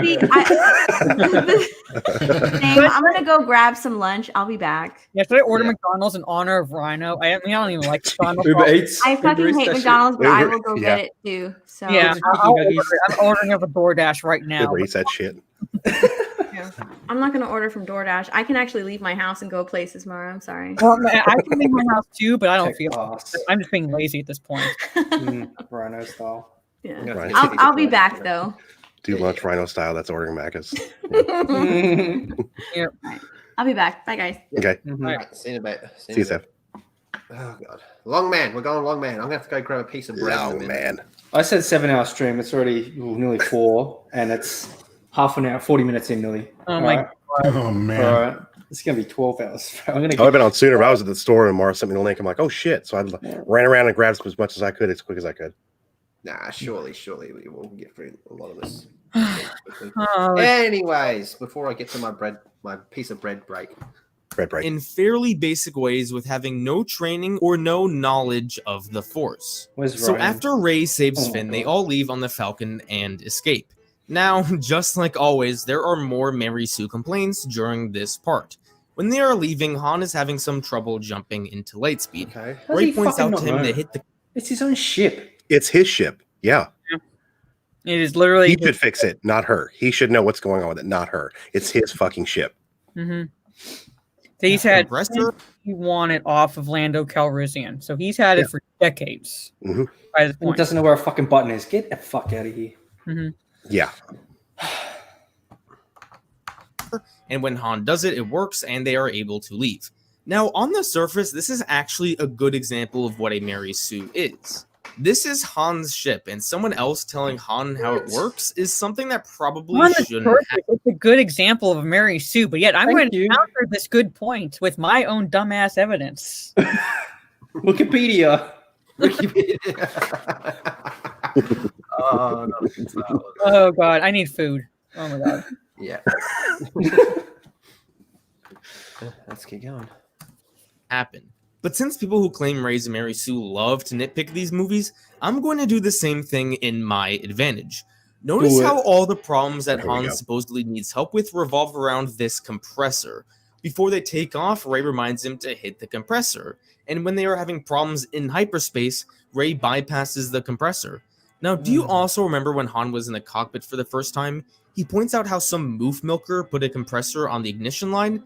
This implies that the compressor wasn't there before when Han had the Falcon in the original trilogy. And Rey clearly knows it because she not only knows who put it on, but that she thought it was a mistake too when it was put on. So in reality, Rey doesn't... How does she know? Like she knows like what the value of parts, but she doesn't know like, oh my god. Yeah. She's not an engineer. Sorry. No, she is an engineer. She's an engineer. I know he thinks she is. He fucking thinks she is, but she's not. She collects parts and cleans them. And then Chris is gonna like this. I'm ordering McNuggets. Nuggies. Know more about the Falcon than Han does. She just knows more about the one thing that was added to it while Han was not in possession of the Falcon. This was a pretty clever way to make Rey help Han without having to seem like she knows more about the entire ship than Han does. I'm gonna have to have some cheese, man. I'm fucking starving. Cheese. I'll be back. Here's the problem. Han knew immediately that a compressor was installed. Water. Yeah, so he already knew. Yeah. So he walked in the cockpit, recognized that somebody effed around and installed the compressor. So why wouldn't he then know how to operate it? That's what I'm saying. Why? How come he can't bypass the compressor? He knows it's there, and he knows it's a mistake too. He says some moof milker put it on there, like he knew it was a mistake already. So right, like this is clearly not the first time he's dealt with somebody putting a compressor in an ignition line. Mm-hmm. By the way, hey guys, long time no speak, Greg. You guys were hours since the last time I saw you. Yeah, a couple hours. We did our stream last night, but yeah, I've been listening to you while I was at the store, and this guy's a. You ever put out a video and you're like, man, I probably shouldn't have done that, and I probably should have edited it more or not done it at all. This guy should look at his video and be like, I shouldn't have put this out. And earlier, he was making the point about Anakin and the pod racing. Anakin raced pods multiple times. He even says in a couple of lines, maybe I'll finish this race this time, implying he's raced pods multiple times, no problem. So, yeah. If Rey would have had a throwaway line, like, there's the Falcon, it's a piece of garbage. You know, I haven't flown it since Uncle Plutt took me out and used to, help me fly it or whatever. Maybe a little bit more I would have given her, but she never flew anything. She never was off the planet. So, nope. And you can't fly like that through a fucking canyon on your first time in a ship. Sorry. No. Through a fucking Star Destroyer. By the way. Yeah, because he said it was like, she's on an open field, and then the shot he shows is they're flying over the top of fucking but a ship. Well, and barely off the ground, which is an extraordinary skill in and of itself. Very true. I know. I heard Greg say earlier, if I learn to fly a plane, first thing I'm going to do is go up as far as I can just to kind of get comfortable with the plane before I take it on the ground. Yeah. I'm not going to go fly through a canyon and try to shoot things. Independence Day. Yeah, exactly. Yeah. Welcome to Earth. Yeah. People know how to fly Cessnas, and they are going to be like Maverick and Top Gun. Exactly. Yeah. I've got the need. Jeez. These Mary Sue Need for videos. Les Grossman. Yeah. There's another one out there too. I think who's the idiot wears the Stormtrooper helmet? I can't stand him. Oh, Hello Greedo? Yeah, he did one too. It's like his is just it's like, dude, just don't make the video because there's no argument there. At least this guy's trying. Hello Greedo didn't even try. He's like, she's not a Mary Sue. That's it. You're like, oh, okay, cool. I love how this guy's putting effort into it, but this is like this same. Now, granted, he's not calling anybody sexist or racist, but the people who are primarily defending these films love to point out how they're movies about space wizards and laser swords. But yeah, you have a 2-hour video all about how Rey's not a Mary Sue. And he has 2 hours. Yeah. He could call us ists and isms by then. You never know. Yeah, but at the same time, wait till we get to Last Jedi. Oh shit! Yeah. Yeah, he's breaking them down in each 3 movies, so he's just chill on Force Awakens. Oh, hello. That was my alarm. I never turn them off after I get up. Like I woke up like 3 hours earlier than my alarm was set, and I'm like, just don't turn them off. Some at the store turn them off too. I set like 10. I don't know why. Oh, come on, open up. Did you get nuggies, Mara? I ordered them, yeah, but I'm ordering a package I got, and the person like taped it. Steph, Steph is a pilot confirmed. I'm ready for my pilot slate. Why don't you take off? Yeah, go fly through the canyon and shoot some things. You'll be good. You're fine. Yeah. Go to Area 51. Yeah. Just kidding. I'm ready to fly this shit. Yep. It's like what I was saying earlier, because I put together my desk, my 2 desks, my dresser, and 1, 2, 3, 4, 5, 6, 7, 8 bookshelves from Walmart. I'm a carpenter. You are now. You can go build a house. You're fine. Yep. She's gonna build a stable so she can have a kid. A stable. Mm-hmm. Now all I have to do is build a barn with the Amish, and I'll definitely be a carpenter. Oh, you're fine. Yeah, you can build houses all you want. Yeah. Yeah. I built this PC, so if Intel or Nvidia wanna, give me a call and hire me. Although, fun fact, Harrison Ford is actually a carpenter. Yeah. He's a pilot too, isn't he? Yeah, he's a pilot, but he was he was actually. But he keeps crashing. Yeah, he does. While they were auditioning for A New Hope, he was there to fix a door. That's right. Yeah. So he's a carpenter. He's actually a carpenter. He knows his shit.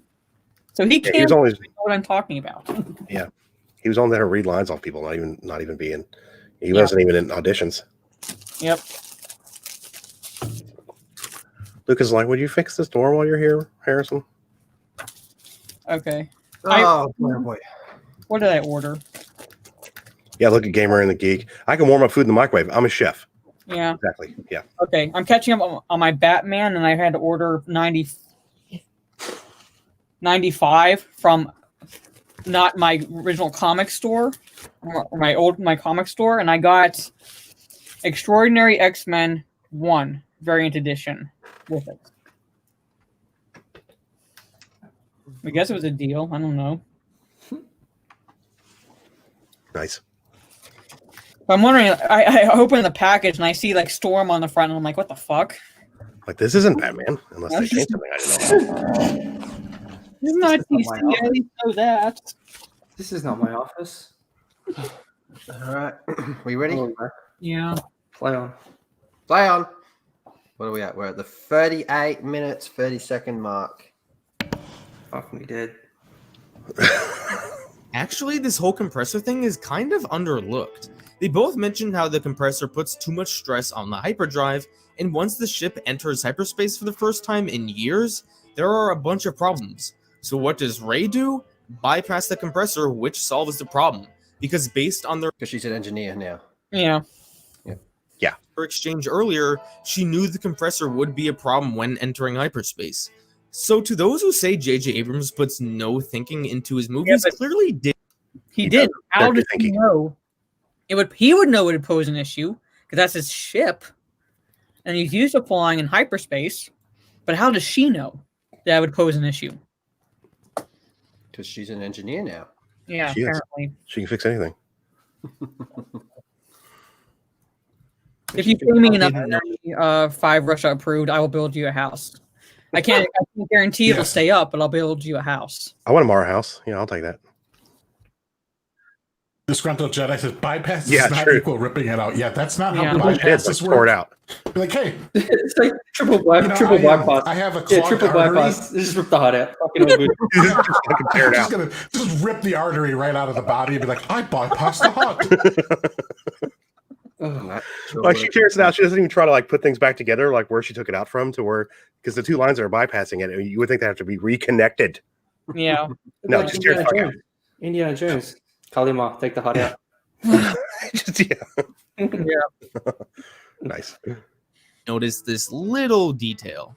Afterwards, they all gather together and they talk about Luke and the Force. Now, Rey doesn't really do anything here, but there are a few things I'd like to note. When Han questions that they are fugitives, Rey tells him that Finn is with the Resistance and that she's just a scavenger.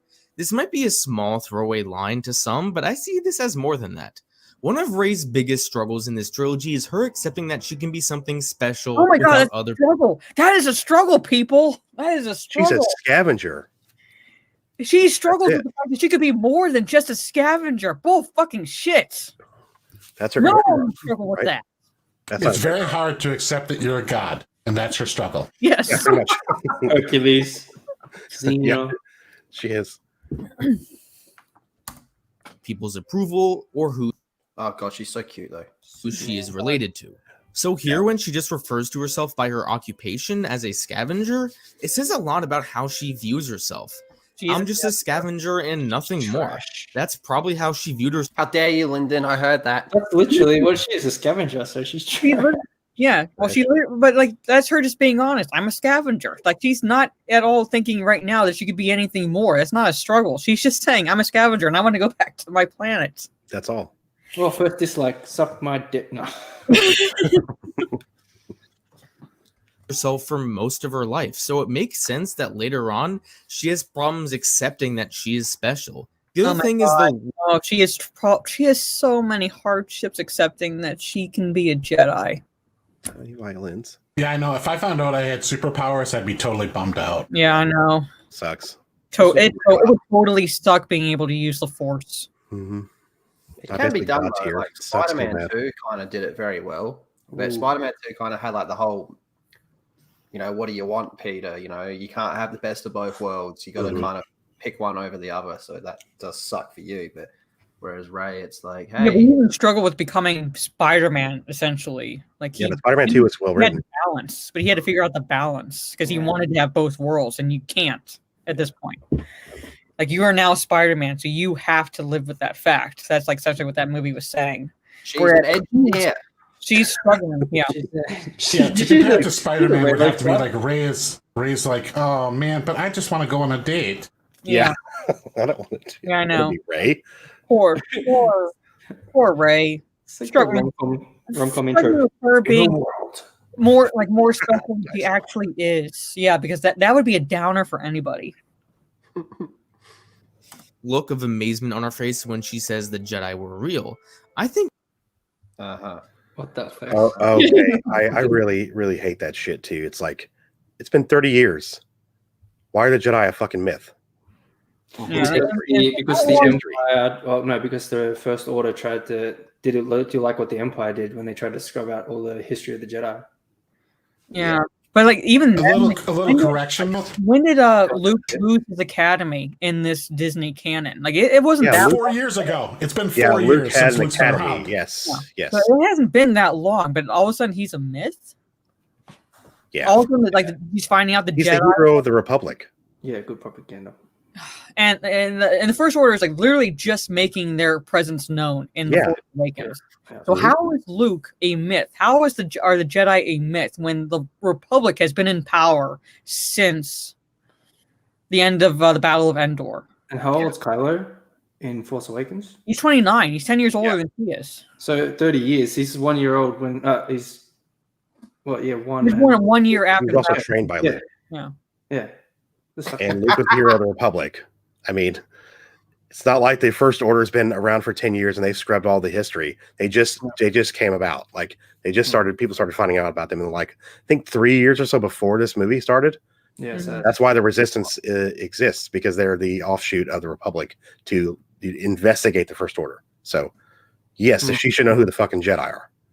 Yeah, like you should have at least heard of them. At least heard of them, because Luke is a big name in the Republic. Skywalker is a big name in the Republic. I mean, they know Han Solo's a rebellion general. Yes, yeah, she knew that, and like by extension, she would have known. Hey, like he also fought alongside a man named Luke Skywalker, but he's a myth. Lando, Leia, they should know all of them. Yeah. I'm just. Oh my god. Okay. Oh my god. Brain hurts. It is. It like literally hurts right now, and I have class tonight. Oh my god, I'm gonna have to call in sick. I have COVID, Professor. I can't. There you go. I can't sit in my front of my computer. I have COVID. I got YouTube cancer today. I can't come in. Yeah. Oh god. All right. I think this shows it's more than just a myth to her, or what she thought was a myth. These are stories that she's heard a lot about. It's also kind of neat that she goes from not even stories. Unkar Plot doesn't give a shit about the Jedi. Who's telling her these stories? We established the Space Mormons. Oh my god! Jehovah's Witnesses came by, and it's like, have you heard of our Lord and Savior C-3PO? Yeah. Knowing the Jedi were real to claiming that she's all the Jedi by the end of the Rise of Skywalker. That is the nothing big, but dumbest line ever. Well, this is when she got all the Infinity Stones. Yeah, Yes, I know. I am. Yeah, it's true. Yeah. Yep. Disney. I enjoy little things. But that like didn't matter. It only mattered when she. Now it matters because she has two lightsabers. Two of Before being all the Jedi, didn't matter. Yeah, and Unless now you have two lightsabers. But yet he has all the Sith, and that's all he gets to do is kill himself. Sidious literally dies from hitting himself as Stieg puts it. Like literally, All he doesn't the stop. Sith inside of him are like, "What are you doing? What are you doing? Hey, stop! What are you doing? What are you doing?" Yeah, people like to defend the scene will point out that he was still shooting lightning from his fingers when Darth Vader lifted him in Return of the Jedi, and I'm like, well, he was trying to kill Vader at that point. He's trying to like. He was. Yes. You know what I want to see? I want to see a cut of this scene where she says, "I am all the Jedi," and then like the Jedi are all inside you. I want to hear like Beavis and Butthead's voice in the background as Force Ghost, and be like, "We're inside her." Do you want to go really deep? This is a powerful Whammon moment because it's like in a form of an X, so it's an X chromosome, and all Whammon. Holy shit, Lyndon, you are right. Whoa, I am blown away. Nailed it. But see, it's really not though, because it's kind of more like a Y from her. If you're looking at it from her side, well, she's that one side of the however X she is really small. Yeah, but it's manpower. It's patriarchy. God damn it! It's patriarchy. It's patriarchy. Fuck you, JJ. She's destroying the patriarchy right now. Not Palpatine. I am the patriarchy. You should have said that. Pretty much, that's what I did. I know. All right, yeah. So this is when Iron Man. Oh wait, oops. So they arrive on Takodana, and Han and Rey have a nice little exchange. Now, people like to point to this exchange as another example of her being a Mary Sue. Since Han and Chewie both like her. What? He's still on Force Awakens. I can't believe this crap. Yeah, it's like, dude, like we're 40 minutes in. We're almost at the hour mark, baby. Woo! It feels like someone used the time stone on me because it feels like I'm in a fucking time loop right now. Well, the nice thing is about Last Jedi is there's not that much Rey in it, so like we get to skip all of the Canto Bight. what else is it? Takodana. It's the only way I go, baby. I am all the tacos. Why don't we have both? You remember that ad? Yeah, fucking oath, man. That ad was awesome. And Han gives her a gun. This is a supposed example. If Han gave me a gun, I would have fucking shot Chewie in the head right there and then. Of all the characters in the story liking her, which is a trait of a Mary Sue. But can we not act like Rey didn't prove herself that she would be useful to Han on numerous occasions? Yeah, by being a Mary Sue. Yeah. Han Solo's like, yeah, you're a Mary Sue. You should hang around me. I can get some shit done. Yep. She clearly knows the Falcon fairly well and is also a decent pilot. Why would... It's kind of like why I keep Mara around. She's basically a Mary Sue. Thank you. I have like some use. Yeah. Well, how does Han know she's a decent pilot? He hasn't seen her fly. Yeah. It's like he's like literally pulling arguments out of his ass at this point and like circling back on them periodically. He doesn't know. He doesn't know. She just pulled out a piece and like somehow the ship worked, even though that's not how, like his disgruntled Jedi pointed out, that's not how you bypass anything. But he does know because JJ wrote it that way, because that's all JJ knows. He just write things like that. Yeah. Look, there's kind of a lens flare in the background.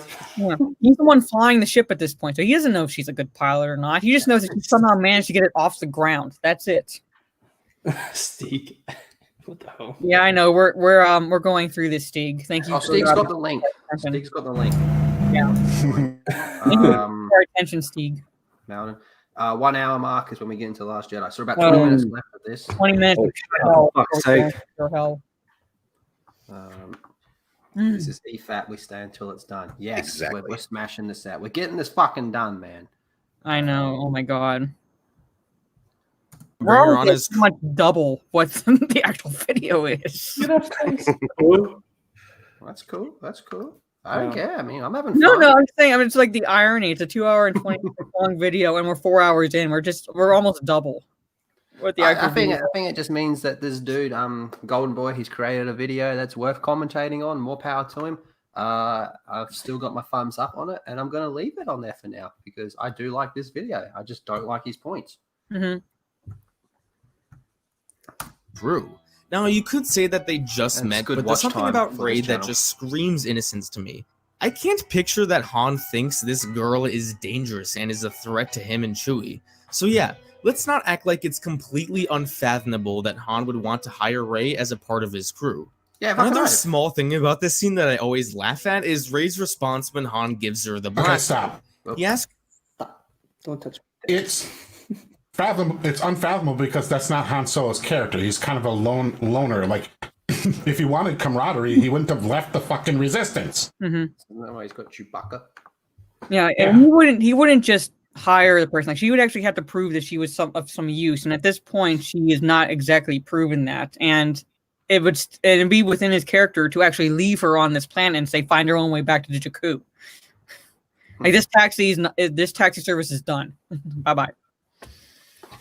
Cash, grass, or ass. No one rides for free. Pretty much, like I said, he only took Obi-Wan and Luke in A New Hope because they paid him. It's not like he said, "Hey, you could be of use to me. I'll have you tag along with me to Alderaan or wherever the hell they wanted to go." No, Obi-Wan talked to Chewie and was like, I have this much money, this much credits. I'll pay you. Credits would do fine. Sir, if she knows how to use it, and she says, "Yeah, you pull the trigger." No, Steve, I've never mentioned that because she's a good pilot. We gotta remember that she is a pilot because she is a scavenger, and that by extension, because she knows the parts, she knows how to fly. She's an engineer. Yeah. No, she's a scavenger. Therefore, she's an engineer. Therefore, she's a pilot. Yes, by the transit of property, a scavenger can be a pilot. Yes. Shot a real gun before, but I have friends that are really into guns, and if I said that to them the first time shooting, they would probably freak out.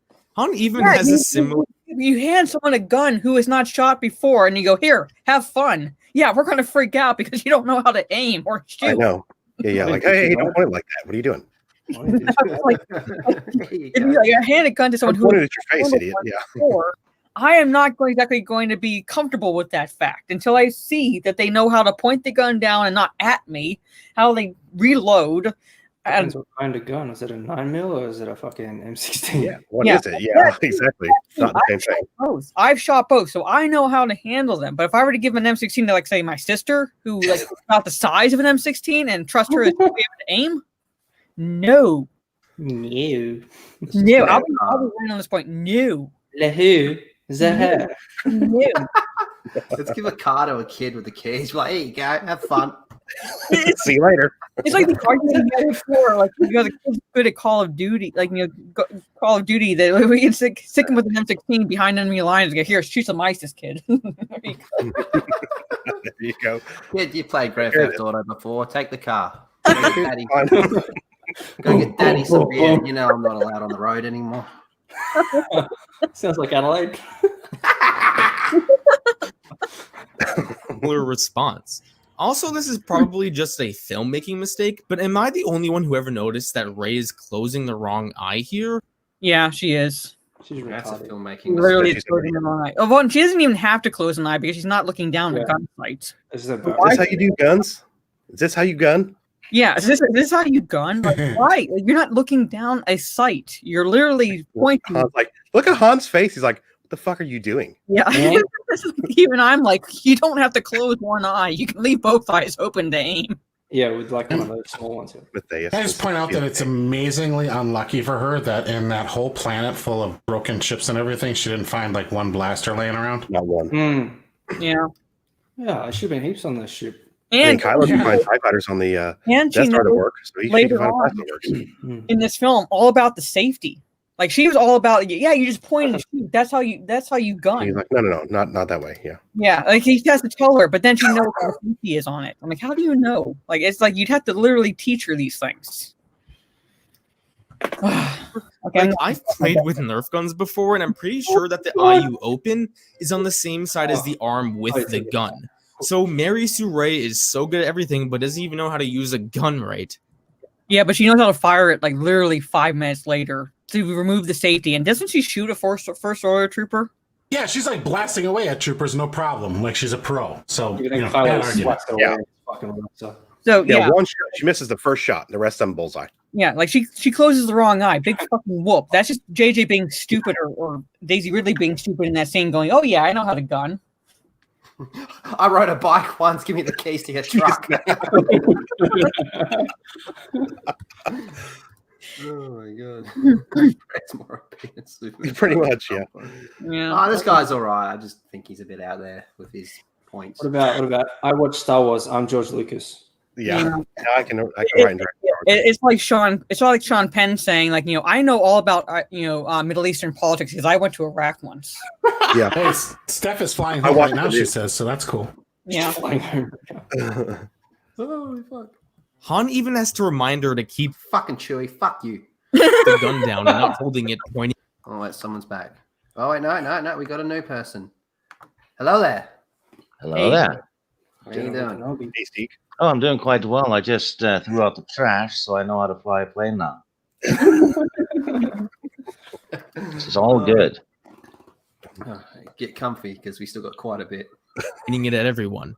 Again, I've never shot a gun before, but even I know you're not supposed to be pointing the gun at people when you're not using it. That's just common sense, dude. That's just common sense. You don't point unless you mean to shoot the person or thing you're aiming at. You don't point it to anything. You point it down. That's basically like gun safety right there. It does not. It's not a defense at all to say, "Hey, she's not Mary Sue because she doesn't know how to point a gun." And later on, she manages to forget to turn off the safety. Kind of surprised that there's something like this in Star Wars anyway, but nonetheless. How did she know? She shoots, misses, and then hits them. Oh my fucking god. Yeah, after this, she doesn't miss. Yeah. Yeah, and she automatically knows the problem is safety. Yeah, I don't think, like, how does she know? Like, you don't see Han teaching her the mechanics of this weapon, like where the safety is, where the trigger is, like whatever on this. What was Samuel's character in Die Hard with a Vengeance? Remember he forgot the safety? Yeah. I think it's right. She's better than safety, motherfucker. That was a great scene because then he grabs the gun and shoots him in the leg. Yeah. Yeah. That's what I want to see. Yeah. Pretty much. That's how it would be. I am all the cheeseburger. Oh, I don't know why. This reminded me of Trailer Park Boys when Randy has to jump over the cheeseburger. I am all the cheeseburgers. She forgot to turn off the safety. Yeah, so they go inside and talk to Maz. Rey doesn't really do anything here, but I do like how she's the only one eating. Okay, what defense is that? She's the only one eating. Oh, yeah, she's not a Mary Stu that she needs nourishment. Yeah. She's eating, so she's a great cook. More reason to marry me. The girls probably start. I had chicken for dinner yesterday, so I was a Mary Stu that day. Yeah. I'm making roast beef. That practically makes you farmers. Yes, you're farmers now. Yeah. I am all the farmers. Starving. And so this was a cute thing to see from me. Agreed. Oh, they're so cute. Agreed. So she has her emotional talk with Finn after he leaves, and then she has her vision. Okay, Now, she's upset that he's leaving. This always struck me funny that she's upset that he's leaving, but she was all about going back to Jakku and abandoning his ass up until this point. Yeah. But he's upset that he's leaving. Yeah. People argue that this is another example of her being a Mary Sue because the Force just happened to call to her. Yeah, why didn't the lightsaber call to Luke? Why it would. Yeah, go on, Steve. Actually, at that point, though, see, this wasn't an issue because everyone thought she was related to Luke or Leia. Mm-hmm. Because that would make sense if the lightsaber, spoke to her, right? But even then, it wouldn't make sense because the lightsaber didn't call to Luke in the OT. It would be a believable stretch. That she would have this Force vision, but for the lightsaber to call to her, it would still be a stretch because of how it was handled in the OT. The lightsaber itself does not call to anybody. The kyber crystal will call to the Jedi that it's connected to. But even then, that's a stretch. Still, it would not call to a Palpatine, though. Which we know later. It wouldn't. No. Well, now we know it wouldn't. But at the time, it was the speculation that she was related in some way to the Skywalkers, which is why she was sensing the lightsaber there. Not that it was calling to her, but that she was sensing it there. Yeah, I don't like the concept of lightsabers calling out to people, but it sure as shit wouldn't call out to a Palpatine unless it was saying "fuck you." No, but I was saying even then, it's not the lightsaber itself. At least if you're going off of the Clone Wars, it's the kyber crystal because you're connected. The Jedi is connected to the kyber crystal that goes into the specific saber he or she makes. So that is the connection. Dumb. What? That's so dumb. I know. I'm sorry, but if you go off of that would be the one calling to her. But even then, she just has no personal connection to it because that is Anakin's. That's his kyber crystal. That's the one he found and made when he put the lightsaber together. And yet, in Attack of the Clones, when they get rescued, they just get given 2 random lightsabers. Here you go, motherfuckers, get back into the fight. Yeah, pretty much. The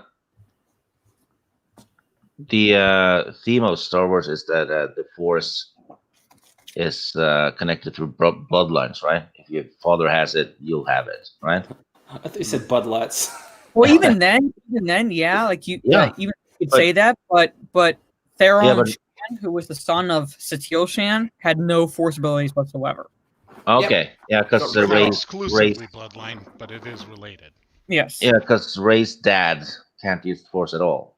Yes. Yeah, that's the clone. So it's kind of like the Force potential. Everyone has the potential, but not everyone has the ability. Yeah, but if her dad didn't have it due to the clone thing, she shouldn't have it either. Alex, I got called out by a lightsaber. This is some lightsaber walking down the street. Go, what the fuck? Hey, you, Alex. What the fuck you doing? It skips a generation now. That's like balding. Anyway. Now, this is kind of hard to argue because we still don't exactly know what happened with her Force vision. We don't know why the Force led her to the lightsaber and why she had that vision. And it's unlike anything we've ever seen before in Star Wars, really. There is that ability in Fallen Order that Cal has where you can see the past of an object. But in this case, we don't. A Force ability established within the EU. Literally. Because, Quinlan Voss has it. He took an object and he can see the path that object took. He can touch the ground and see where someone walked. That is literally a Force ability that was shown before. So it's not like This dude here, Cal, all of a sudden, hey, that's a new Force ability that we're adding to the Star Wars expanded universe. Even if it was, it's a video game mechanic, and you can't count video games as far as like. No, but like, would it be specific to him? No source material. No, it's not flow walking stuff. Even that is a power, yes. But this one that Quinlan Vos has is he touches an object and he just sees the path it took. He can't literally walk, like do the flow walking like Kaitis could do. He can just see, like, okay, I have to go in this direction because that's where the object came from. Basically, it's like hardcore tracking. Yeah, pretty much. Don't just see the past of an object; we see the past and the future. All I can say against the Mary Sue argument is that this basically happened to Luke and Anakin too. They didn't have. When did that happen? When? All that happened with Luke was he was like, "Oh, my friends are in danger." Yeah, that's it. He didn't actually see Darth Vader standing there with Han frozen and carbonite. Look what I'm going to do to them. Yeah, and that wasn't until Empire Strikes Back, when like it's been 3 years since he was introduced to the Force. So in 3 years, he's been training himself and coming to know the Force and its abilities. She literally picks a lightsaber and walks through where that lightsaber has been, but she's literally standing there, her path and the lightsaber's path. So that's why we assumed that there was a connection to the Skywalkers. But then we get to the third movie and it's like, nope. It's a Palpatine saga, bitches. You alive, Lyndon? Yeah. Yeah, it's 3:30 for Lyndon. It's 3 in the morning for me. We got Steph back. We're ready to rock and roll. Yeah. Did you have a nice flight? I did. I'm waiting for the pilot. Plane outside. I'm literally waiting for the pilot to pull up to my house right now. He's close by. I'm watching the the map. Just looking out the window. What the fuck is well, you can just scavenge someone. You can learn how to fly yourself. Mm-hmm. Well, let's keep going. Force visions per se, but extraordinary coincidences led them to journeys. That's what I just said. Force vision, Anakin. There you go. To the Force. A message sent by his sister happened to end up on the doorstep of Luke, and a Jedi Master who loved to study prophecies happened to land on Tatooine and happened to find the supposed Chosen One. As Qui-Gon said, nothing happens by accident, and it was the will of the Force that he meant Anakin. So I guess my counter... Sorry, just go ahead. ...would be that it was simply just the will of the Force that Rey found the lightsaber. But that was a lightsaber calling out to her. Yeah, I'm saying, is it the will of the Force or is the lightsaber calling out to her? Because everyone's been saying it's the lightsaber calling out to her. So which is it? If it's the will of the Force to show her something, you wouldn't need to physically hold the lightsaber. She could have touched a random table and gotten the vision. Yeah. Mm-hmm. They want to turn Star Wars into Harry Potter. That's why she had to touch it. Because this lightsaber is showing her stuff that it never had contact with. It's not like it was present and has some sort of memory engram, like it was there. Mm-hmm. It's completely unrelated. This thing's been in a box. Yeah, and even then you can't say it's the same Force power that Quinlan Vos had because the lightsaber wasn't on Jakku. So literally, it's combining where the lightsaber was and her past, and what's supposed to be one Force memory or something like that. And it's just it doesn't work like that. Cool. It's not really the best counter argument, but I don't see how this would make Rey a Mary Sue anyway. The scene after Rey has her Force vision is probably the most important scene in the movie, and it's the scene that no one ever talks about. So Rey is freaked out because they never expanded on it. Wait, did he? What did he? Didn't he say the vision was never talked about? Wasn't that the most talked about part? It was leading into the next movie. Yeah, it was. It was. Because does it mean she's a Kenobi? Does it mean she's a Skywalker? It was. Yeah, it was. That scene was designed specifically to get us to talk about it for that reason. That was a deliberate mystery box, and that's why it was just dismissed with, "Oh, that's a story for another time." And then Ruin Johnson shit all over it. To be fair, though, this scene does not make her a Mary Sue. It's just shit writing. Yeah, it's a bad scene. I wouldn't say that. Oh, this is a definitive reason why she's a Mary Sue. Other than maybe you say, well, why is it calling out to her? Mm-hmm. But that goes into the bigger issue is why does she have anything to do with it at all? And we find that out later that it's because she's a Palpatine, which makes this all really nonsensical. But not Mary Sue, I agree. No, if she was a Kenobi, it wouldn't have made sense. It would have made sense in the Clone Wars timeline, but not in like normal timeline. Oh, she's so cute. And it tells Maz that she shouldn't have gone in there and that she needs to go back to Jakku. I don't like it when she cries. I want to hug her. Maz responds by telling You need super food. I need more food. Yeah, you're starting to mess with your head right now. Oh man, I'll fucking eat her out. her, you already know the truth. Whoever you're waiting for on Jakku, they're never coming back. And Rey proceeds to cry. This shows us that deep down, Rey knows her parents aren't coming back. She's been in. So that whole thing you set up at the start of that. I was just about to say. Resolved. Negated. Oh, she's so cute there as well. Denial about this for like 10 years now. If her parents don't come back, then that means that Rey isn't important to anyone, not even her own parents, which is one of her biggest fears at this point in the story. Not necessarily. But I thought that it was her one flaw. Yeah. They're dead. That's why they're not coming back. Yeah, but even then, it's like, there's like various reasons why they wouldn't be coming back. Doesn't necessarily mean they just abandoned her. That's the assumption, is that they just left her on Jakku to pretty much, die as a scavenger. And like, that they died, which is what we find out. Or that like maybe they're trying to earn a better living and then coming back for her later or something like that. And it's like one of those myriad of reasons that could possibly be there in storytelling. And he's like using this as like, the inference that, they just abandoned her. Hey, we're coming up on the 45-minute mark soon.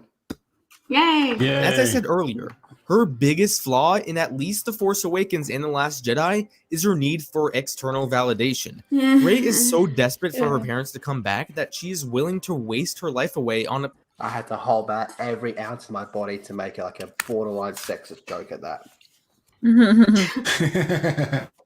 Do it. And then you kind of half failed. This is a huge flaw for a character to have. One thing I love about the sequel trilogy is that in each movie, Rey hears the worst possible thing. In The Rise of... You're gonna die in 7 days. Yeah, it's like criminal cancer. External validation him using that external validation, need for external validation as a flaw would mean, like I said, Oliver Twist is the biggest fucking flaw there is, because he literally needs it throughout his entire book. It makes her a human character, so that's a flaw. I know. She seeks belonging, so that's a flaw. Like, no, that's flaws again are a positive attribute that makes her relatable. Yeah, flaws are if you try something and you fail. That's a flaw. Like her, letting the Rathars. So are you saying that her one flaw is what makes her relatable, and therefore she's perfect? Not a flaw. Yeah, it's not a flaw. That's basically it. Yeah, it's her one flaw is what makes her like a relatable human being, and yeah, not that's a flaw. Because you don't try. Oh my god.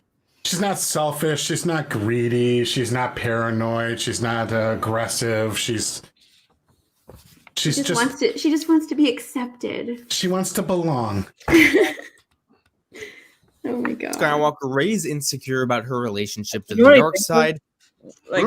What I think of with this is the Team America song where Kim Jong-il is singing "I'm So Lonely."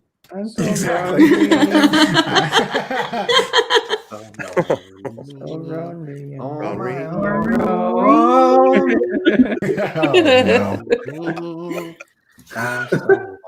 What have you done? And whether or not she's worthy of becoming a Jedi. Look at him. Holy bullshit. What? That moment was the equivalent of force farting. Yeah, it was. She forced too hard. She strained and she farted. Look at the way Kylo moves. Steph, look at the way Kylo moves back and then try and think of Negan saying, holy shit. Okay? Watch. Her relationship to the dark side, and whether or not she's worthy of becoming a Holy Jedi. Shit. So what happens? She finds out she's the granddaughter of the literal archetype of the devil. Awesome. She kills him. In the last... From a certain point of view. I have all the... Or actually, she makes him kill himself by stop hitting yourself. That's true. She makes Satan die from stop hitting yourself. It's also her other flaw is like she had to think about it for like she had doubts for about a half an hour and needed a pep talk, and then went and then killed Space Hitler. Jedi, she wants her parents to be important so she can have easy answers in her path as a Jedi. But what happened? But none of these movies link. No, they don't. Did I miss anything important? I went to get my nuggets. He didn't. Kylo Ren had a good Negan moment. All right. Happens. Her parents were nobody. And then that's retconned. Yeah. In The Force Awakens, Rey wants her parents to come back to her. So what is she told? See that?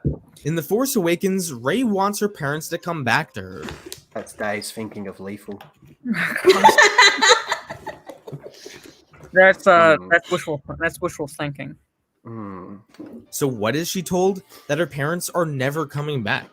But you can call me Daddy. Even when Maz tells Rey that there is someone who still could come back to her, she instantly puts her hopes and dreams into Luke to be that parental figure for her. Why? Maz tells Rey the most important thing that she needs to hear, that the belonging she seeks is not behind her, but ahead. But Rey hasn't accepted this yet. When Maz What a terrible flaw. It's a flaw. She wants to be loved. What a Oh my what a goodness. bitch. I know. What a What a bitch. horrible flaw. To be fair, I wish someone would love me, but Ray The loves chat you. loves Lethal. you. The chat loves you. tells her to take the lightsaber, she literally just runs away scared. Rey, her whole life, just wanted to find belonging, and now she's also told to become a Jedi? Rey's like, screw that. She just wants to find her parents, and she is not ready to begin a journey of becoming a warrior all on her own. I bet it'll work. Maz doesn't tell her to become a Jedi. No. Yeah, all on her own. No training, Jedi. Okay. Yeah. She there. But she isn't told to become a Jedi. She's just like, look, the people around you are your family. Like, look what's in front of you. Yeah. There's we nothing have to do another with training guest. to be a Jedi. We have another guest. How you doing, Anna? Hey, Anna. Hello. Good morning. Hey, Anna. Hey. Hello. Bit of a full house. Bit of a full house. Have you seen this video yet? I don't even know what this is. Why Oh, Rey is not Anna. Mary Sue, the official guide. Yes, the official guide. And you're only 45 minutes into a 2-hour video. Yeah. Yeah, we got that. If it's an official guide, is he paid by Lucasfilm to do this then? Because it has to be if it's official. Canon is whatever you feel like it being, so everybody can make an official guide. That's true. Excellent point. Matt Martin told me that I can make my canon whatever I want it to be. So this is our official guide, this rebuttal. Yes, this is our official rebuttal. Yes. This is the Fandom Menace guide to why Rey is actually a Mary Sue. Thanks for coming on, Anna. Hope you're doing well. Now we have 3 women. Ha! I've got all my boxes ticked. I don't understand how people can watch this scene and think she's a Mary Sue. She just ran away into the middle of the forest because she's scared of becoming a Jedi. That's a desert, you dumbass. He was talking about Taco. Yeah, she's talking about he's talking about Maz Kanata's place, but yeah, bad video placement. Taco Donna, yeah. Taco Bell. Taco Bell. We always seem to pause it on like Finn's face, being like reflecting all our faces. Yes, that's all he does. Yeah. That's he's the whole movie. He's like, what the fuck? What's going on here? What's the fuck am I here? That's basically Rhino.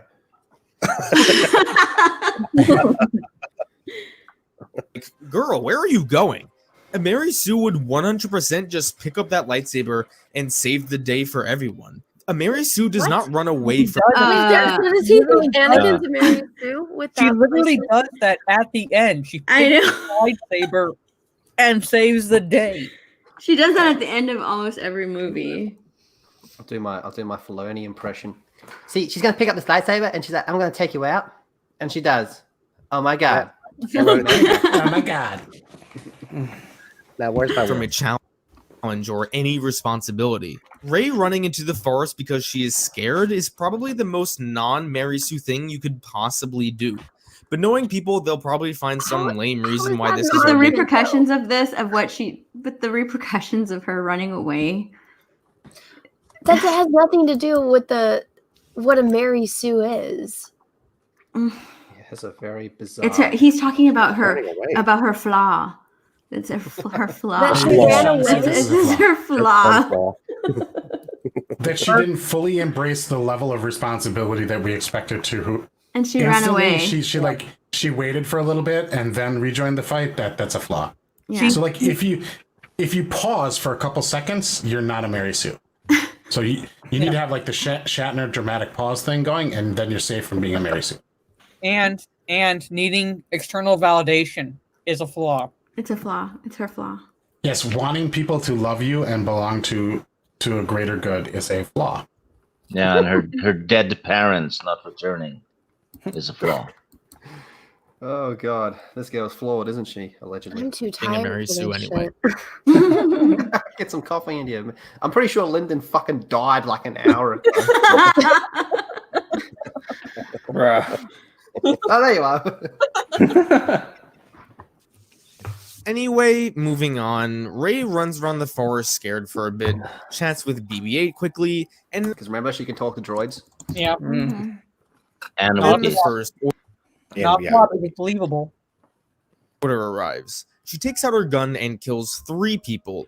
Only 3 people. Oh, is that but yeah, Perfect aim. That is a massive flaw. That is well, she only killed 3 people. If she killed 4, then yeah, she'd be a Mary Sue. But she only killed 3. So The first time she uses a gun, basically. Mm-hmm. And she In looks at the combat. gun like, oh, look what the gun did. yeah. Oh, that's what it does. It wasn't me at all.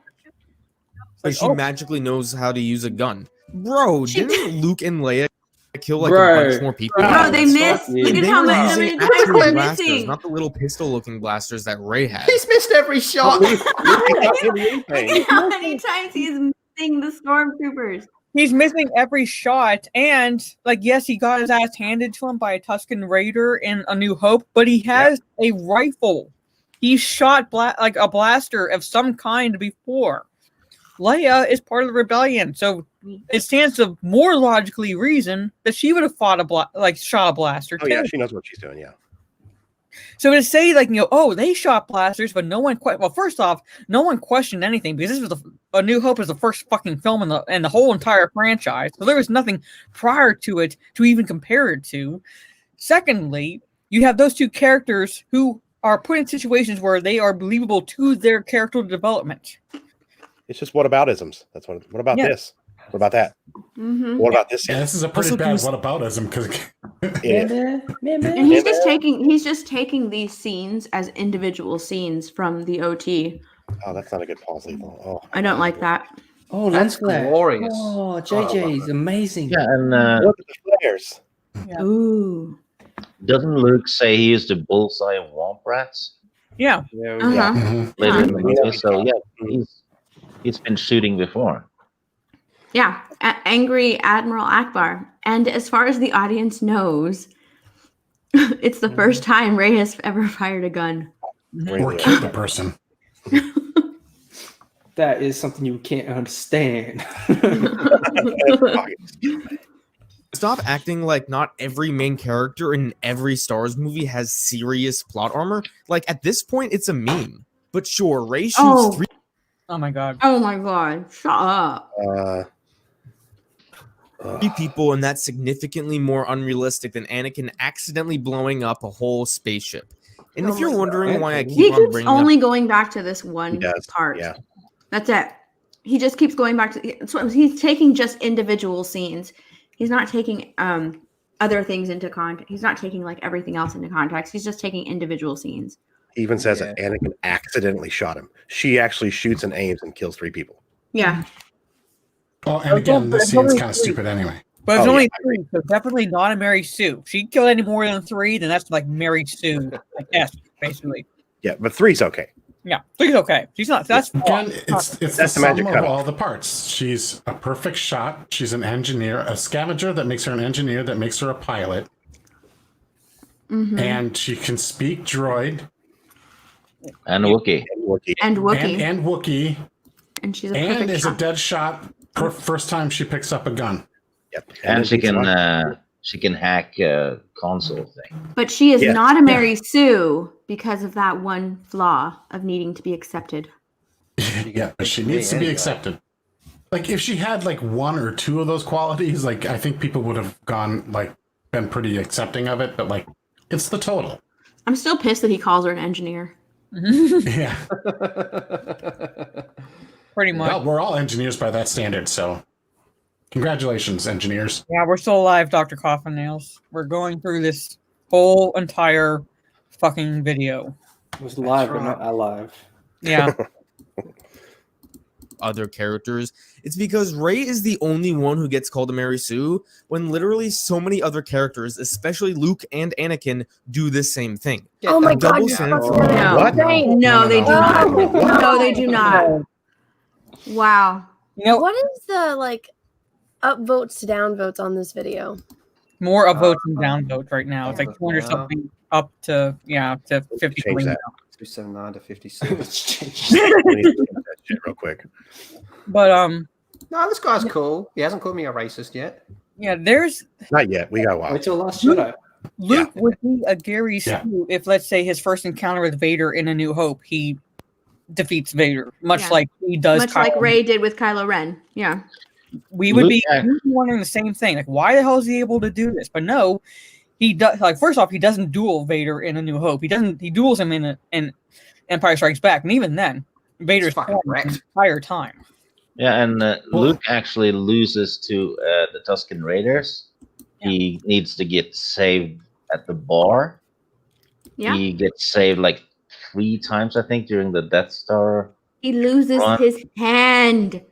And he gets basically defeated by the trash compactor monster. Yeah. He gets fucked up by the Wampa.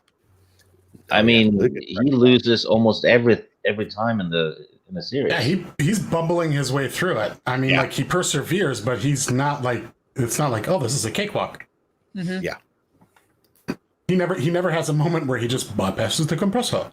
Yeah, Rey, like, is insane. We next see Rey running through the forest before her first encounter with Kylo Ren. This is another excellent scene that shows Rey is clearly not a Mary Sue. Rey proceeds to run away scaredly from Kylo before getting force frozen. And then at the end just makes him look like the biggest bitch. Yeah, I know, right? If she had the lightsaber in this scene, she would have won. If she had a lightsaber, this thing was done. Yeah.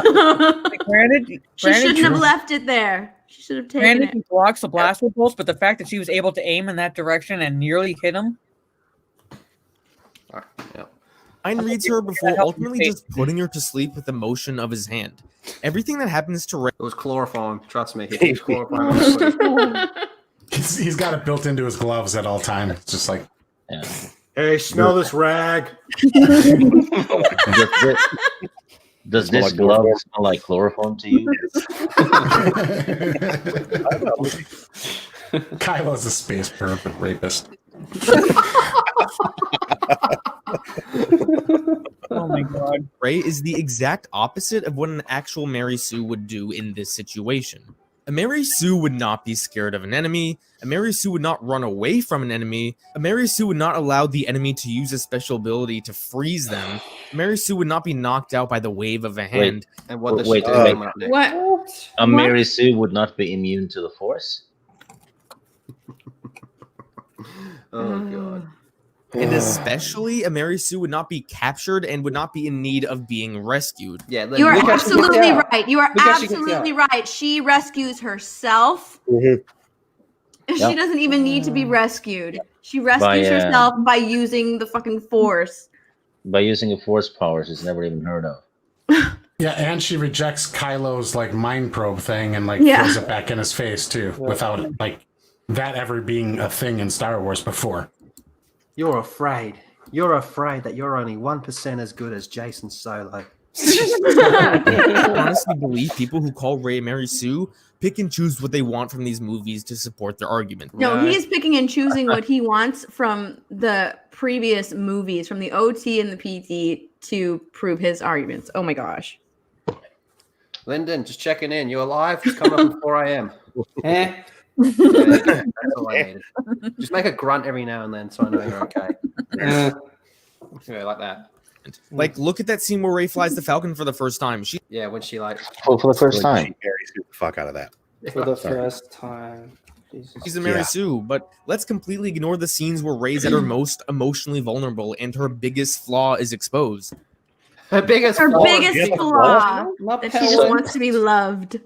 So basically, what he's saying is, don't pay attention to this Mary Sue moment. Pay attention to when she's weeping. Exactly. That's exactly. Attention to that man behind the curtain. Yeah. Or let's forget to look at the scenes where Kylo just completely takes advantage of Rey. Oh, that doesn't go well with the Yeah, I really do believe people definitely just pick and choose these scenes that they want Like to support. you're Kind doing of like he's been doing. Dude, Yeah. you're doing exactly the same thing. You're picking and choosing from the OT and the PT to prove your point without taking them in context. Yes, Dejan. After Love a few is scenes, we now are a now flaw. on Starkiller Base, and we start with the interrogation scene. Now, this scene is also used as an example of Rey being a Mary Sue. You smell like the helmet on. Because she was not only able to resist Kylo Ren, but also able to read his mind back. Now, How long's he at been the training time- for, though? Tell us How about long's the he been training for? downloading. He's supposed to one fucking time, and she Yeah. can withstand his probing. Are you fucking kidding me? And this was before the book told us that she fucking downloaded his. And yeah, this is the scene where like she downloads all of his like training and shit. It's just a Bluetooth. Yeah. Yeah, Force Bluetooth. it's literally the force. Like the force has become the Matrix.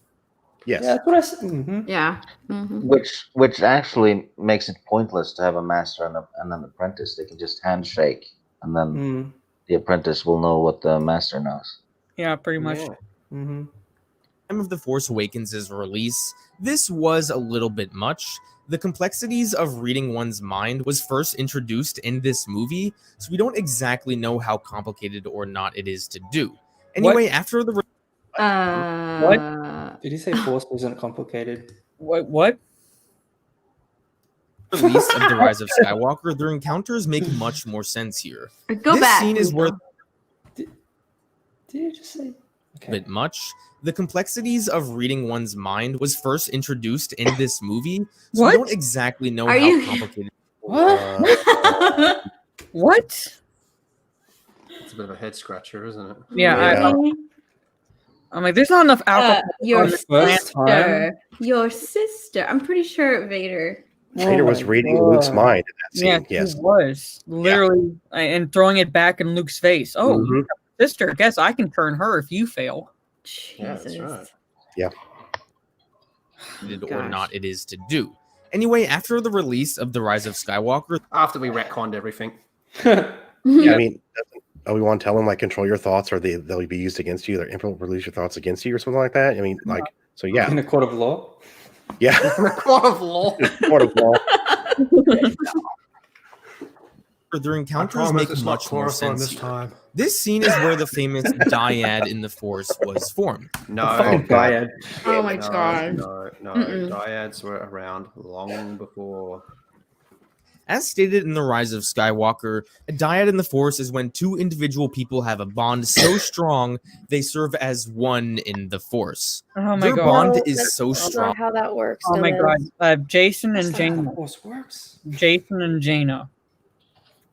But didn't the last Jedi, like Snoke, say it was him that bridged their minds? And Yes, Yeah. they weren't a dyad. No, Yeah, they're not a dyad. It's literally Snoke going, I'm like connecting you two so I can find this girl, but yet I can't seem to find the planet that Luke is on. yeah, That they can not only communicate over space and time, but interact over space and that's time hot. as well. One incredible feature of this bond is that the two can basically know each other at a very deep level. They know each other's hopes, dreams, fears, and most importantly, insecurities. So during this scene, it isn't so much Rey reading his mind, but the bond of the two beginning to form. The two don't know it yet. What the fuck? no. no. No. Their The own prophecy- movie, the next film, shows that that's not true. So that's not true. Thank God for retcons. Size And dyad he's is showing being footage formed from- during this scene. He's showing footage from The Last Jedi, which tells Yeah. the audience that this is not a dyad. It was Snoke. Don't get it. So is And there a then- love triangle then? Because he did the same thing to Poe. So it's like is Poe is Fuck's sake. Is Benpo a thing? Hashtag Benpo? Yes. Yeah, it is. Yeah, like Rey is the sloppy seconds because Poe was his first. Sloppy second, but she's number one to me. You'll always be my first dyad. Oh my god. This is why Rey is able to see what's in his mind, and he's able to do the same to her. Now, if you want to claim that this is unfair that Rey became this strong this quickly because of the dyad, then you can make that argument. But to say she is a Mary Sue means that this power breaks the laws of the universe, which it doesn't. It kind of fucking does. Well, how come Kylo didn't get a power boost as well? Because he's clearly less powerful than her. I know. So dyad only boosts her, not him. Fucking hell, man. Granted, the dyad wasn't introduced at the time, but the sequels did lay a foundation that now allows The Force Awakens to make more sense. After we retconned it. A dyad is now part of... Oh, yeah, baby. Oh my god. Oh, this was a fucking Raylo. where's Look at the gratitude. Look at that gratitude right Yeah, there. the kiss of gratitude. Yeah. That is some It's hot just a fucking gratitude. friendly kiss. Thank you. Yeah, we do that when we congratulate like players and stuff. Yeah, same thing. Save me. Hey, I'm too tired. I'm going to run to Starbucks and get some food and some caffeine, and I'll be right back. No worries. All right. We'll be here. Yeah, you won't miss the ending, I'm pretty sure. Oh my god, look at Senate. Oh no, that's right. It's a Raylo. Yeah. We're all right. Where's Rhino? Where's Rhino? Fuck off, Rey! God. This might be the best part of the whole video. Oh, you fucking cunt. Oh my god, I can't believe that. Of course, you changed the photo. Faithful. All right. Anyway, before my dick gets too hard. canon, and it doesn't break any of the rules of the Force.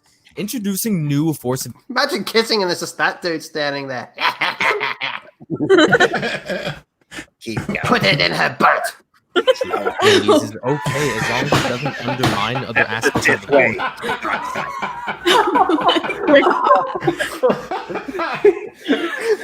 Look at this. That's exactly when he did it. That shot.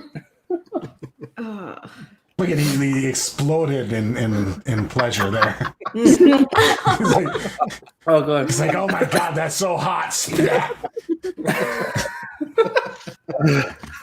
Of course. And I don't think the dyad does that. So Rey isn't just super competent with everything. She's just forming the bond that allows her to become incredibly close to Kylo Ren emotionally. Do you understand how? But she had all of these amazing abilities before Kylo even found her. Yeah, right. Like, does he understand how a dyad works? Yeah, pretty much. He's kinky. He's into the It's incest his porn. granddaughter. His No, daughter. it's his daughter. It's even worse. Yeah, it's his daughter because it was a clone that birthed her, and a clone is a Oh yeah, that's true. copy of him. So she is by extension his daughter. Oh god. Yes. So he was he was getting off on watching his Skywalker grandson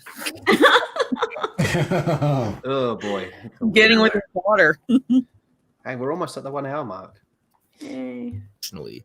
And that is how she was able to mentally resist Kylo and read his mind back. Now, this scene ties directly into the Jedi mind trick scene, which is the next scene. Now, of all the feats that Rey is able to accomplish in this movie, this is the one that is the most overpowered, in my opinion. But that doesn't necessarily mean she is automatically a Mary Sue. Yes, it As does. we know from Everything that earlier in led the up movie, to this Rey- moment means that she's a fucking Mary Sue. Also, Taking everything up until this point. She's extremely OP. No skill, no nothing. also that Stormtrooper is Daniel Craig, so she mind tricked James Bond. Yeah. That's true. You could argue that, like, you know, if it was one or two things, okay, it's just hardcore plot armor for 2 moments, but everything together, yeah, I'm sorry, but anyway. Yeah. Is very familiar with the Jedi and their history. No, she's not. heard She's not. stories about She is not. How? She thought it was a Based myth. on what? Luke Skywalker was a myth. where did anybody even tell her? All she says was, "I thought they were a myth."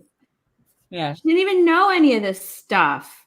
God, Yeah, it takes a few years for stuff to become a myth in Star Wars. No, 4. Apparently. Apparently. It only takes 4 years apparently in this universe. Well, if she's got this ability, like, why isn't she like? If she knew about this and it all existed, what she's like? Why isn't she going? No, Ankar, 50 portions. Yeah, You would be 50 portions. Because she gets 70 cents on the dollar. Yeah. Fucking patriarchy on fucking Jakku. At least we know Lyndon's still alive. You know, a little off topic though, but Han Solo says he's heard stories about Luke lately. That never made sense. If he's I don't know. I don't even remember that line. I mean, I'll trust you, but I don't even remember that line. I've repressed a lot of the sequel trilogy. Well, based on anything too, like how many people have seen Jedi use the mind trick that are like around now? Yeah. So Obi-Wan does it in front of Luke and the droids. Yeah. And Luke does it to some pig guards in Jabba's palace, and that's pretty much it in the OT, right? Yeah, the Gamorreans. Yeah, that's it. Well, I mean, no, he doesn't. He chokes them. He doesn't. That's right. He chokes him. He mind tricks the other guy. Yeah. The Twi'lek, Major Domo. Yeah, I want a Wonga. Yeah, like the Gamorrean guards, he chokes them. He uses choke on them to get past. But even at that time, the Jedi mind trick is not like super well known and established, like because people would recognize and maybe like guard against it. Like Jabba knows because he's an experienced He's had experience with Jedi before. It's been established in the prequel era that he's had experience with them, so he would know what Luke was attempting. But who's around telling the story about Jedis using mind tricks? Not at this point. It would be like so common that it would be like, oh yeah, I know about that. The Space Mormons. Pretty much. Yes, that's right. The Space Mormons. We forgot about the damn Space Mormons. Yeah, they told her bedtime. They told her bedtime stories. Yes. They were her only friends. They visited her in the desert. Kept knocking on her door in her AT-AT. Hi, have you heard about Wicket the Ewok? And what they can do.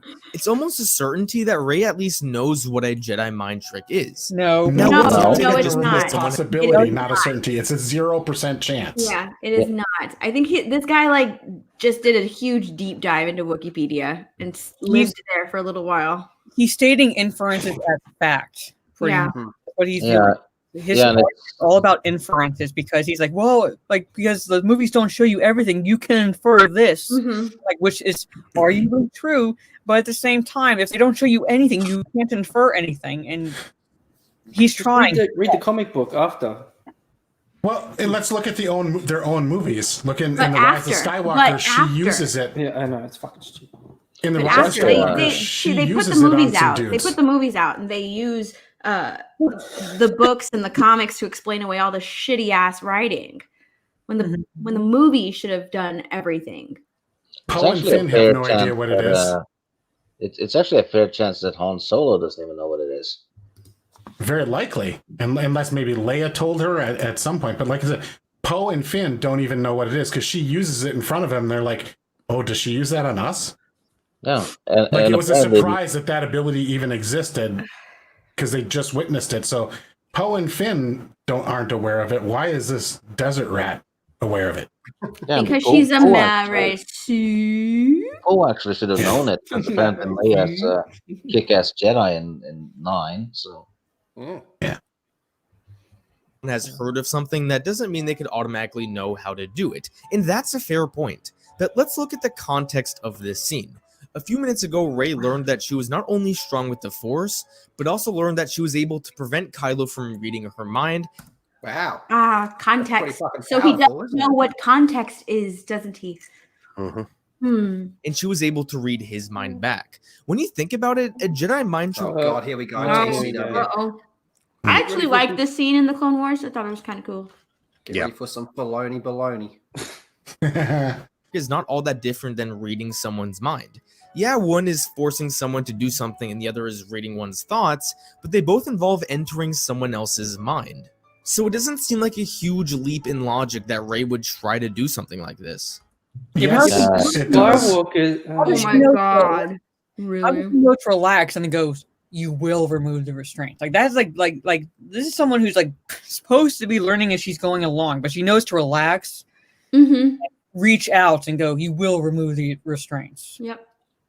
So reading something is the equivalent of forcing somebody to do something. Let's just not forget about that amazing leap he just made. Yeah. If I one day woke up and realized I was strong with the Force, I would definitely try and Jedi mind trick someone. Because you've seen Star Wars, you fuck.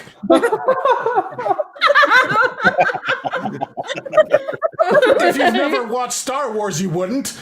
You're like, what's this? Wouldn't even know. Yeah. I love that outburst. Sorry. It's taking over for Rhino. Yeah. Like, you've seen Star Wars, you fuck. Also, there is nothing in the canon that suggests that a Jedi mind trick is something that is a difficult task for a Force user to accomplish. No, but he's showing where it is. Sorry, what? Training for how fucking long, dude. Come on. It depends who it is on. Yeah, you have to learn it, and even then, it didn't work on Watto here. It doesn't work on Jabba. It doesn't work on everyone. I know he's showing the same scene. It's not working. What the fuck? Actually, Oh my god. it's being used 4 times, I think, in the original 6 movies, and it works twice. So it's a 50-50 chance. Yeah, it depends on who it's on. Like Watto and Jabba doesn't work on. Yeah, Well, he says specifically it has a strong influence on the weak-minded. Jabba grabs Bib Fortuna and calls him a weak-minded fool or some shit. Yes. Yeah, he does. So it works on Bib Fortuna, and it works on A random Some random stormtroopers. That's it. Yeah, and the junkie in episode 2. And the crackhead, it works on a crackhead. Oh yeah, And can you maybe say that Obi-Wan does it to like distract the guards that are by the tractor station? Yeah, cool. Maybe, but that could have been just like a forced push. I think it's like implied that he doesn't mind trick them. I don't know necessarily, but he I don't know. Well, you don't really see it, so I'd say it's a fair call to. Yeah, you don't really see it. So he could have possibly put the thought in their mind that a noise happened somewhere else. But Anakin explains it to Padme in episode 2 when they're on Naboo. It's like it only works on the weak mind. Yeah. That's what he said. How the fuck does she know how to do it anyway? I guess what his whole point is that we're never told it was hard. Well, like how does she know how to do that? They make it look easy because they're it's because Qui-Gon is a Jedi master. Jedi are a myth too, but she knows how to use fucking. The only reason why he's using this is because it's probably the most well-known Force ability. Like people when you think Jedi or the Jedi will think automatically Jedi mind trick. That's probably the if you were to ask someone to name a Force ability, I would say probably 8 to 9 times out of 10 they would say Jedi mind trick. And isn't it established that not all Jedi can do it well? Like Obi-Wan's better at it than some other Jedi. Like it's not all Jedi are good at it. Yeah, I'm saying he's looking at this going because it's commonly used or at least well known. It has to be an easy Force ability to master, and not everyone's able to master this. I look at it as like no Force ability. His argument is like that quote, like what? Like it's hard? Yeah. Yeah, exactly. Yeah. Every Force ability is difficult. Like it's really dumb if they're easy to do. That's why training is a thing. Like if it was all easy to do, again, you wouldn't even need to download any information from somebody. Anybody who just suddenly realizes, oh, I have the Force, would suddenly be able to do everything related to the Force. Be like, oh, I can just shoot lightning because they didn't say it was hard. Yeah. Yeah, and George Lucas has said numerous times that using the Force takes years and years of practice. Yeah, it's established in the movies that training is a requirement. That's why they have Padawans at a young age, and they don't become Jedi until they're much older. You can infer, using his words, that training is required to do any Force ability. Yeah, they were even training Luke. Yeah, Obi-Wan was in his mid-20s when he was finally granted knighthood, and that's only because he fought a Sith Lord at the end of Phantom Menace. Yeah, he killed. Yeah. And even Anakin had 10 years at least of training under Obi-Wan Kenobi. Between they retconned his fucking knighting with TCW. That doesn't count. Yeah. No, I'm saying like he had 10 years, at least, of training when we see him in Attack of the Clones. And even then, he had his ass handed to him by Dooku. Oh, he got fucked up. Oh yeah, wrecked. So what you're doing is entering someone else's mind. So it's not like Rey heard stories of some that's all you're incredible doing. feat that only a few which could people have completely fuck them up if you do it wrong. You could turn them into a vegetable, I would assume. It really looks like one. ever accomplished. She probably heard stories about how almost all the Jedi could do a simple mind trick. And when she realized, probably. She might have heard stories. She probably heard stories. God. From who, when, and how? Like, it's not established. That's a dumb.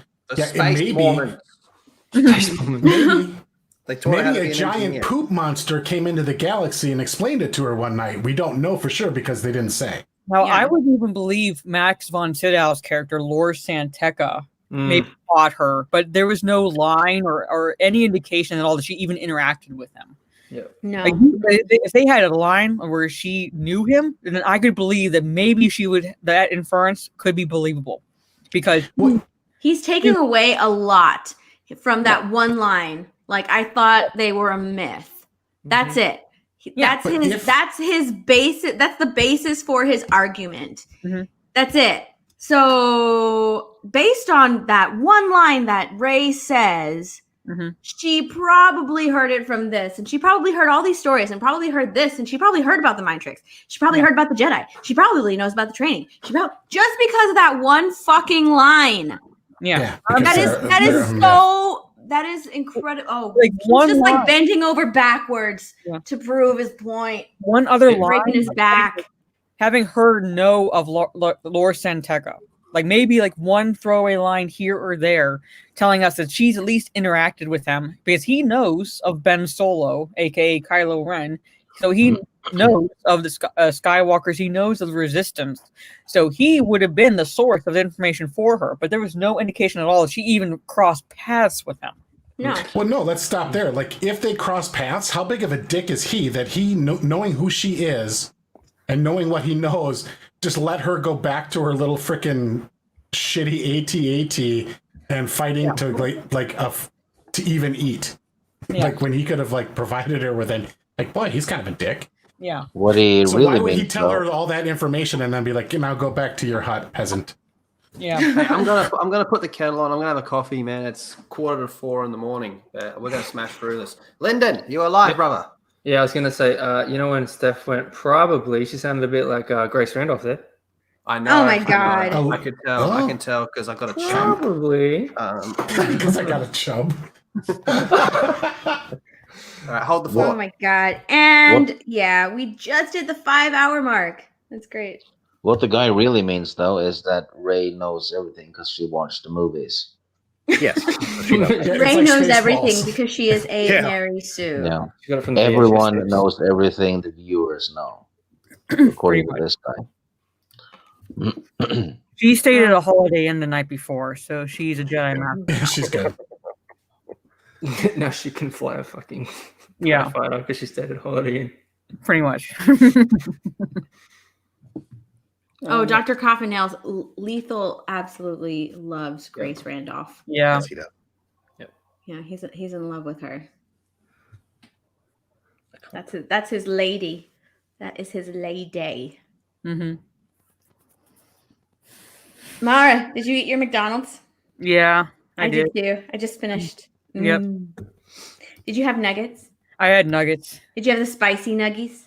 No, I didn't because I'm like basically I don't want to get. I'm already feeling sick from this video. Heartburn on top of it. So I don't want to add potential stomach issues further. Have you tried them yet? No, not yet. I want to. Yeah, I had them. They're not that bad. I just finished eating some spicy nuggies. Yeah. Oh, that's fine. Okay. They're nuggets, not nuggies. They're nuggets. Nuggets. Shut your nugget eater. Yeah. So at the 5-hour mark, we have established that she is a Mary Sue. I know. Well, we established that the first 10 minutes, gamer, but we're pressing on. No, we've established that you can create any character with any power level you want, and it's not a Mary Sue as long as you make them lonely. Yeah, exactly. Yeah. Lonely is the flaw. And they need to look cute while eating. Mm-hmm. Yes. They need to have a little dimple. Yep. Little dimple. Yeah. That totally makes them not a Mary Sue. So you No, not at knock all. yourself out there, writers. You can create any character that does anything. No Or problem. when she closes the wrong Just make eye. them lonely. Yeah, when she closes the wrong eye, when Lonely. she puts the, So the lonely.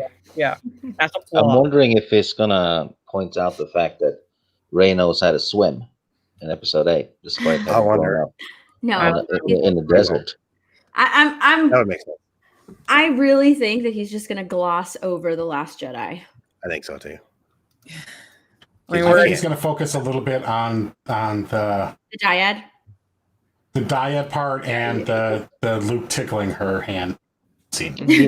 Oh yeah, I Yes. do that. He skipped the part though where Rey See, says, she's not a Mary Sue. I've never flown before. She's not a Mary Sue because she fell for Mark Hamill or for Luke Skywalker's For a joke, yeah. trick with the branch. See, she's not a Mary Sue. She's an Hey, idiot. yeah, she's a dumbass. I betcha. yeah, yeah. I'm like, oh my god, This video hurts my brain. it does. I'm literally sitting here with a headache. I took headache medicine. I'm like, I can't. No, I'm. I have a headache. That's big. And honestly, if she wasn't a Mary Sue, she would have. When she saw big Luke booty with the walrus thingy, she would have totally just grabbed another tit and started sucking.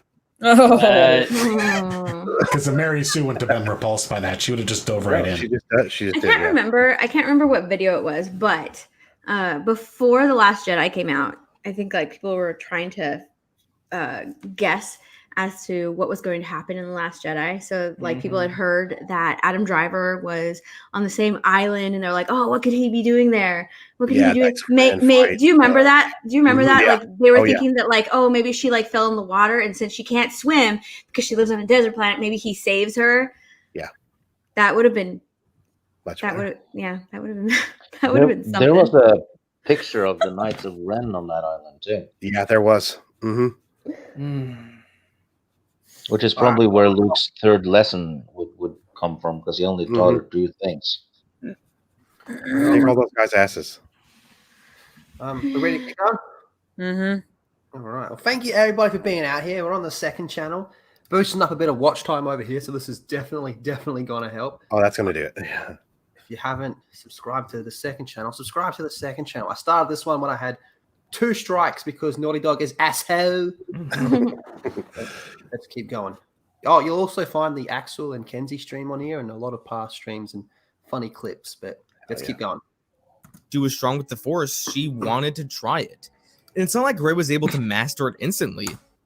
Yeah, she Yes, fucking she did. did. Yes, she did. She Yeah. did. He failed. He goes. Instantly. He's gonna be like she failed she once. failed He said it once, like tried the once. wrong way. tried it once and it didn't work. So that failed. bitch. Mastered. It is not mastered. Yeah, and then like very next part, she knows to relax and go. You will remove these restraints. Like God. Who taught her that? No one. Yeah. Nobody. Exactly. It took her She a should few have tries said, until she It does You he, will like, he tighten just said the it. It took her a few tries. 2. It took 2 tries. Her too. Get out of here. Guys, yeah.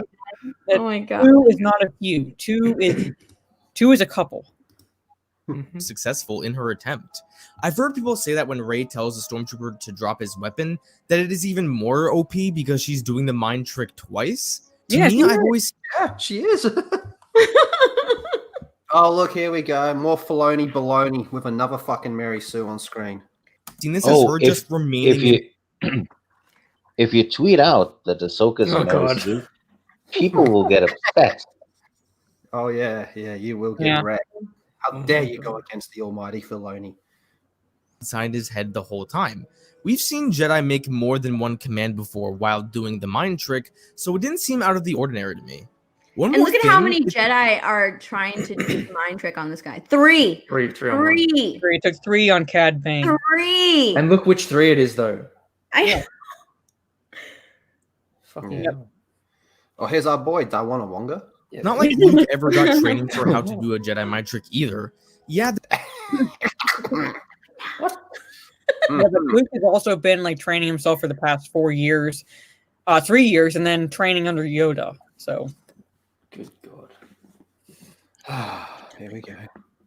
There was a year's worth of time between The Empire Strikes Back and Return of the Jedi, but where did he learn to do this? Kenobi showed him in episode 4. He didn't watch these. No, he didn't. No, he didn't. No. Someone that made a point at the start about using extended material. He sure doesn't seem to be referencing it when it's convenient. No, I don't know. No, yeah. Doesn't even use the fucking original material. no, I'm like, yeah, but like to be fair, like Obi-Wan showed him that, but didn't teach him that. But it was 3 years between A New Hope and Empire Strikes Back, and then a year between Empire Strikes Back and Return of the Jedi, of which Luke has met Yoda, literally sitting right fucking there on the screen. And I'm like, It's heavily implied that Luke did not return to Yoda between The Empire Strikes Back and Return of the Jedi. And since Yoda and Luke were the last Jedi, then how did he learn this? Did he have a book to learn from? Well, even in Disney continuity, he actually went back to Obi-Wan's hut, and coincidentally, there was a fucking book there. Yep. Because there's like a whole arc in like the 2015 where the whole arc is just Luke cruising in the spaceship, and he's just reading the book, and it's like stories of Yoda and shit like that. Mm-hmm. Well, none of it's explained in the movie, so I guess we'll never know. But somehow Luke went from this to this without a master, so I guess we'll never know how Luke... So you mean like when he taps into the dark side, goes fucking butter, and Darth Vader still doesn't want to hurt him because he doesn't want to hurt his son? Yeah. Okay, yeah, just so we're on the same page. Even and then also like the previous duel, Luke got his ass handed to him by Vader. By hand. Yep, lost a hand, got his shit pushed in, and like to the point where like he literally jumped down the shaft in Bespin because he was like, I'm not going to go to the dark side. I will kill myself first. Mm-hmm. And yeah, so I think it's a little bit more believable than a scavenger turned engineer turned mechanic turned pilot. To use a mind trick, like because she touched hands with Kylo Ren. This face is Raging Rhino in his sleep. Yeah, that's when he has a good dream too. Progressed so fast in his training. Anyway, after Rey escapes, she wanders around Starkiller Base for a bit. She looks for a way to escape and notices the TIE Wanders fighter. around However, Starkiller Base for a bit. Like she's not wandering around aimlessly. She's really rescuing herself. It's like it makes it sound like she was wandering around going, like, you know, are you my mommy? Are you my mommy? My parents? I'm lost. Have you seen my parents? Yeah. Which way did Jakku?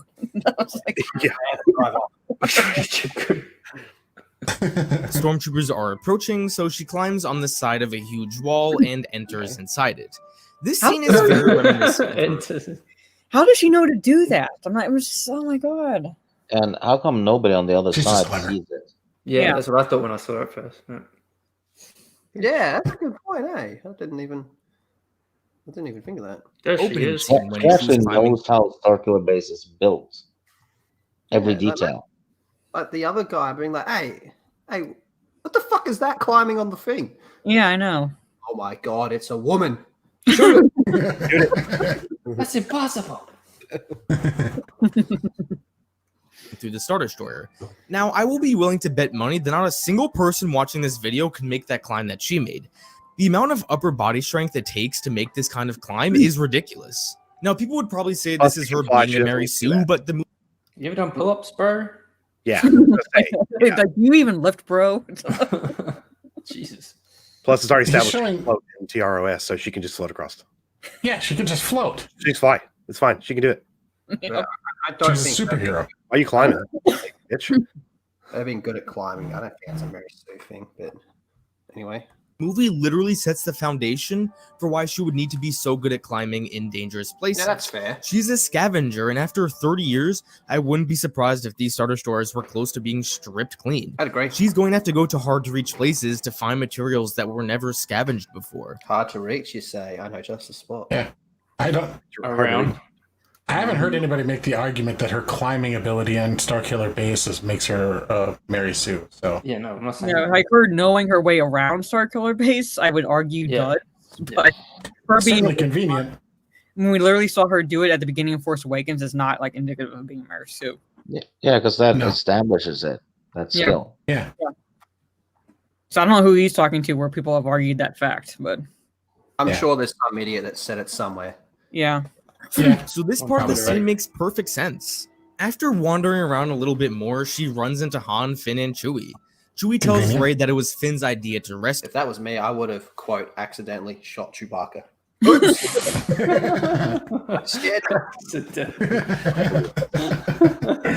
Oops. To her, and she gives him a hug.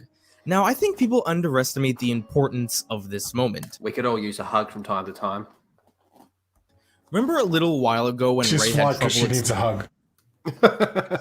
You know, this is a plot hole because Finn doesn't scream Rey. Yeah, that's true. He should have given him away. Accepting that her parents were never coming back, and Maz tells her that there is someone who still could. Rey assumed this meant Luke, but what if it was supposed to be a more open-ended question than that? Maz tells her that the belonging she seeks is not behind her, but it is ahead. What if this meant that the people who are willing to come back for you are not from your past, but your friends that will be there for you in the future? No shit, Sherlock. That's what we all thought. So the longing she obvious. wants, the longing she wants is head. Someone needs to give her head. Yeah. Oh my god. I can't argue that logic. The long donging she wants is ahead. Her parents never came back for her, but Finn did. I think this is the moment where she realizes that she needs to let go of Jakku and the return of her parents. That her family is with these people, not the people I would never consider myself family of a Wookiee. who abandoned her when she was younger. So I hope people start to that she was separated from for like most of the Last Jedi, and then we don't see them interact at all until Rise of Skywalker, and even then we have to believe that they're friends after a year. So her family is Poe, who she has no screen time with almost. Yeah. Pretty much. Yeah. Don't see where this has to do with being a Mary Sue or not, but as how important this moment is in Rey's whole story. When Finn asks her how she was able to escape, she says that she can't explain it and that he wouldn't believe it. Because it she shows doesn't that Rey is know how to write a story. That's why she can't explain it, because she just doesn't know how to write a story.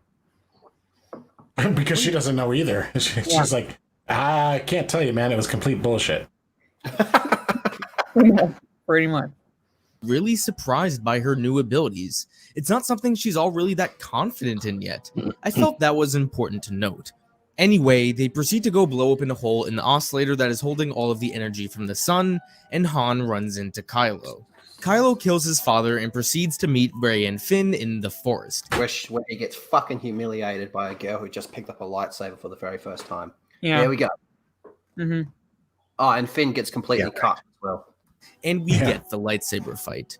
Now, just like the Falcon scene early on in this movie, I already made a whole video on this scene, so I'm going to be repeating some of the points I made in that video. But how does she know how to reach out her hand? Literally, how does she know to reach out her hand to, like, call the lightsaber to her? No.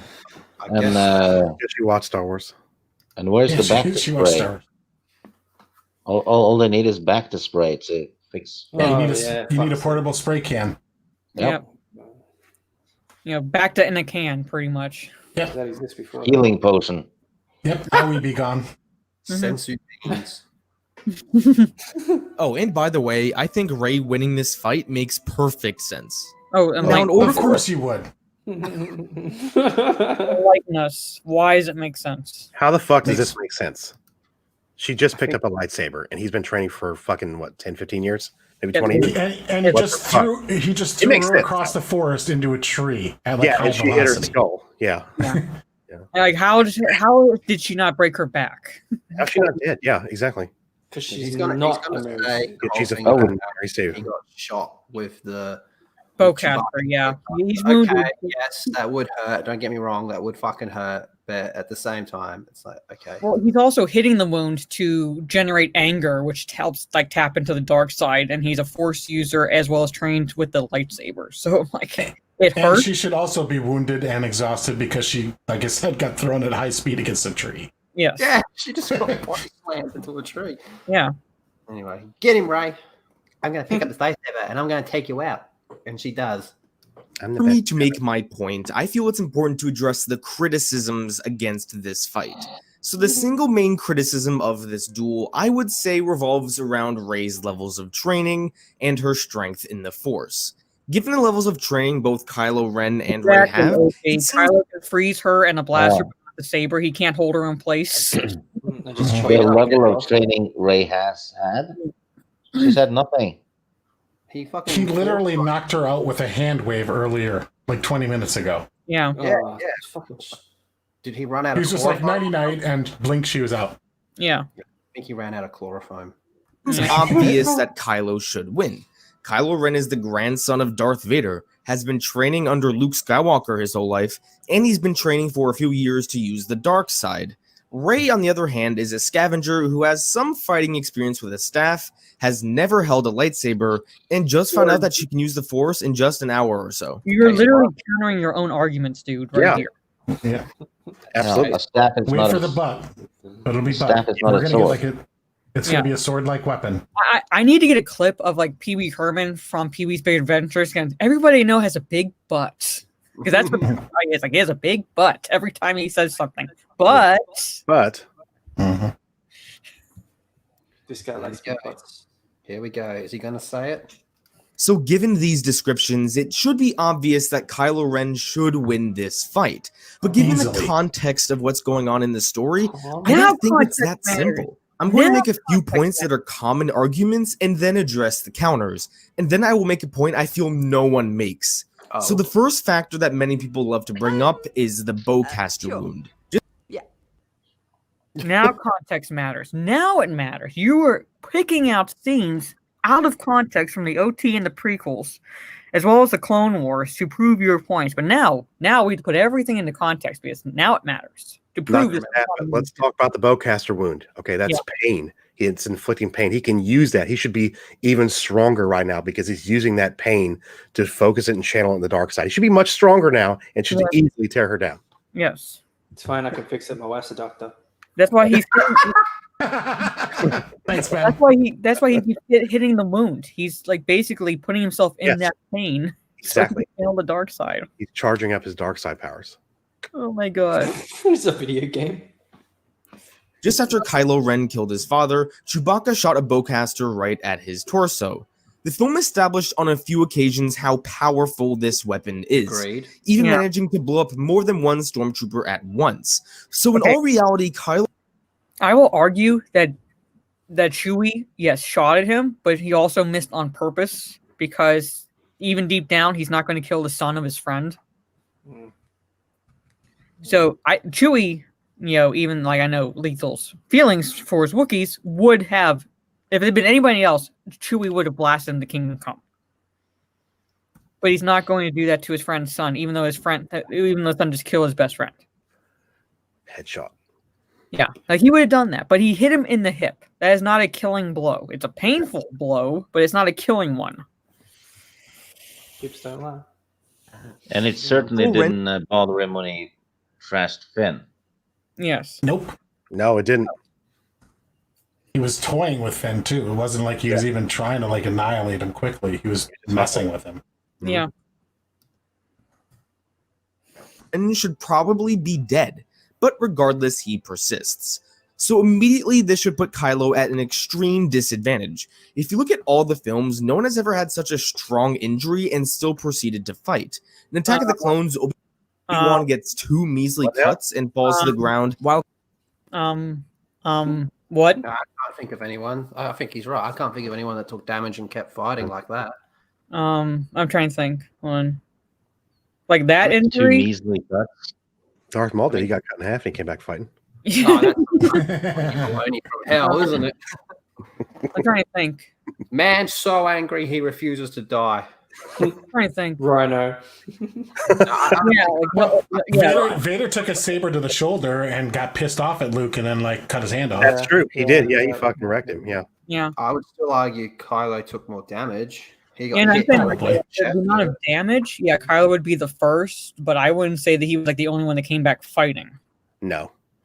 But he said that He's also a dark no side. one else has taken that much damage and kept fighting. Like, Yeah, I'm if you're saying gonna ask me who took yeah, the most damage, it's Vader. He got fucking set on fire, but he didn't. Yeah, keep true. fighting after that. Yeah, he didn't keep fighting. So I think he's right. Kylo's taken the most damage and kept fighting. Yeah. I'll still argue that he's a dark side user versus a light side user. Yeah. Pain feels the dark side. Even then, Pain- she's anger. not a light side user because she has like she's not a Jedi. He's not even a Jedi, so yeah. a dark side user Not fighting. even a user. Yeah.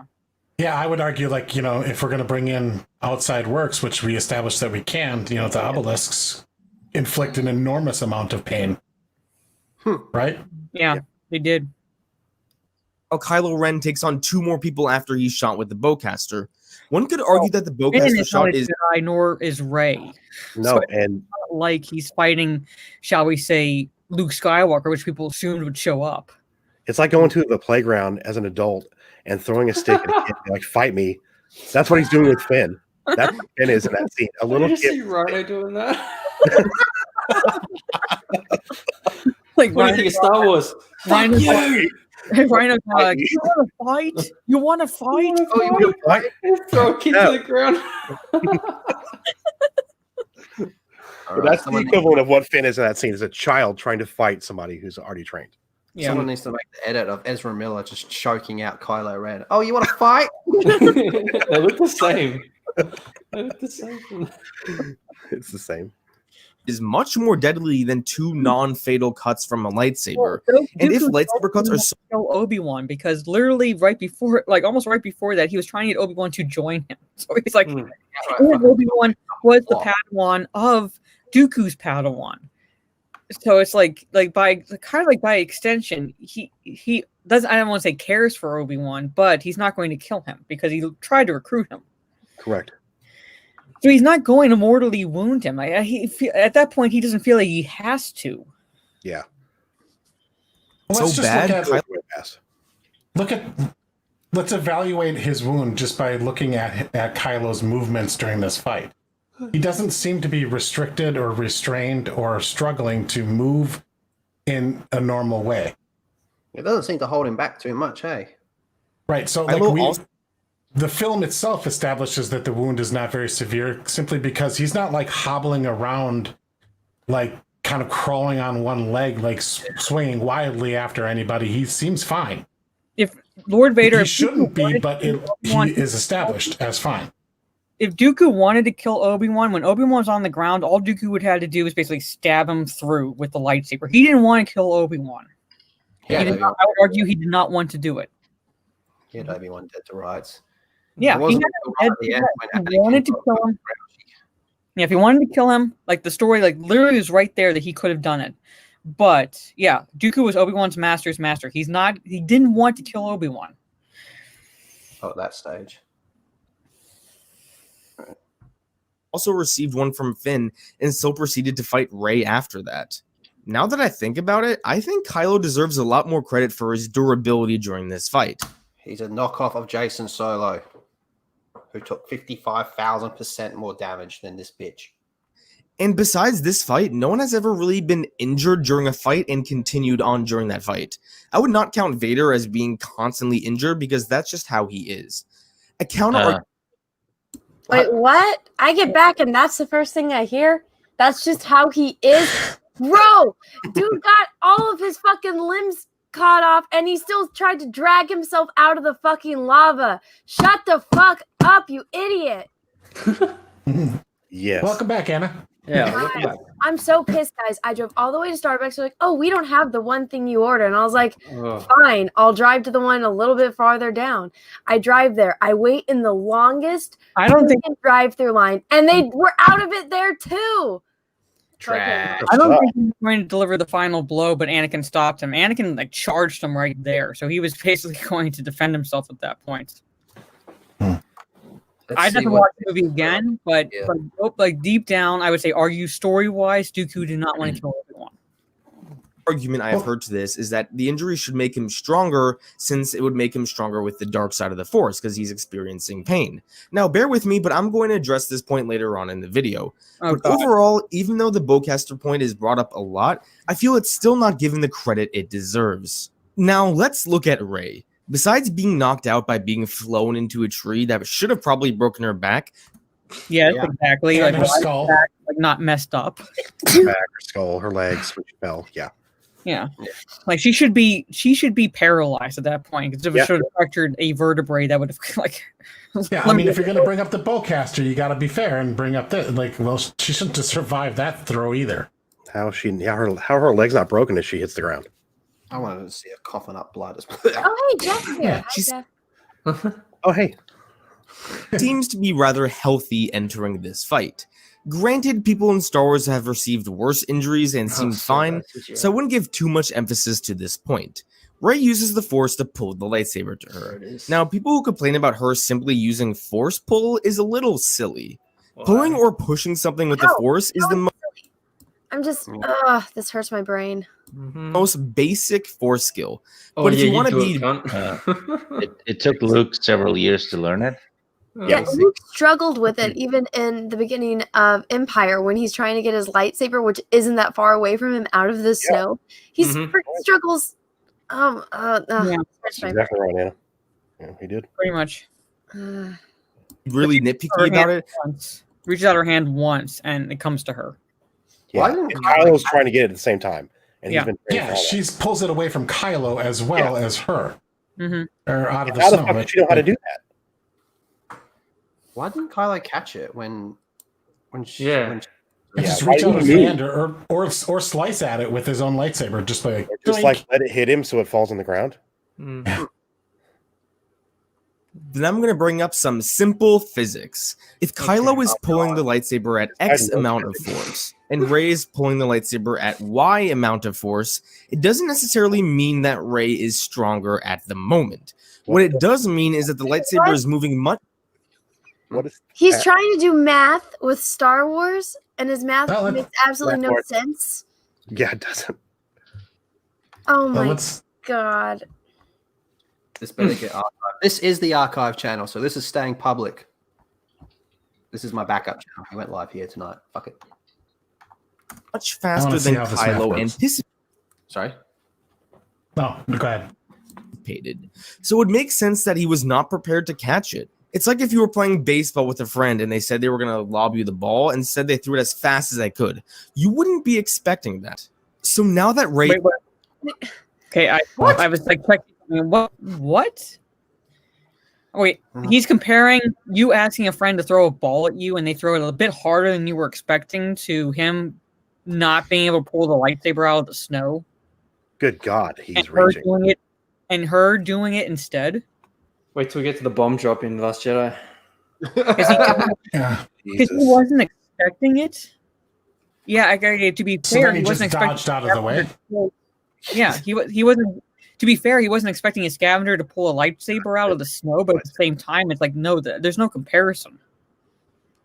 Should have bought more chloroform. Rey has the lightsaber. Let's analyze her ability to fight. Yes, Rey has never indeed wielded a lightsaber. Why didn't he just use the freeze ability on her? Real fast, how does she know how to turn it on? How does she know how to turn it on? That's a big button. And she hits the wrong button too, apparently. What?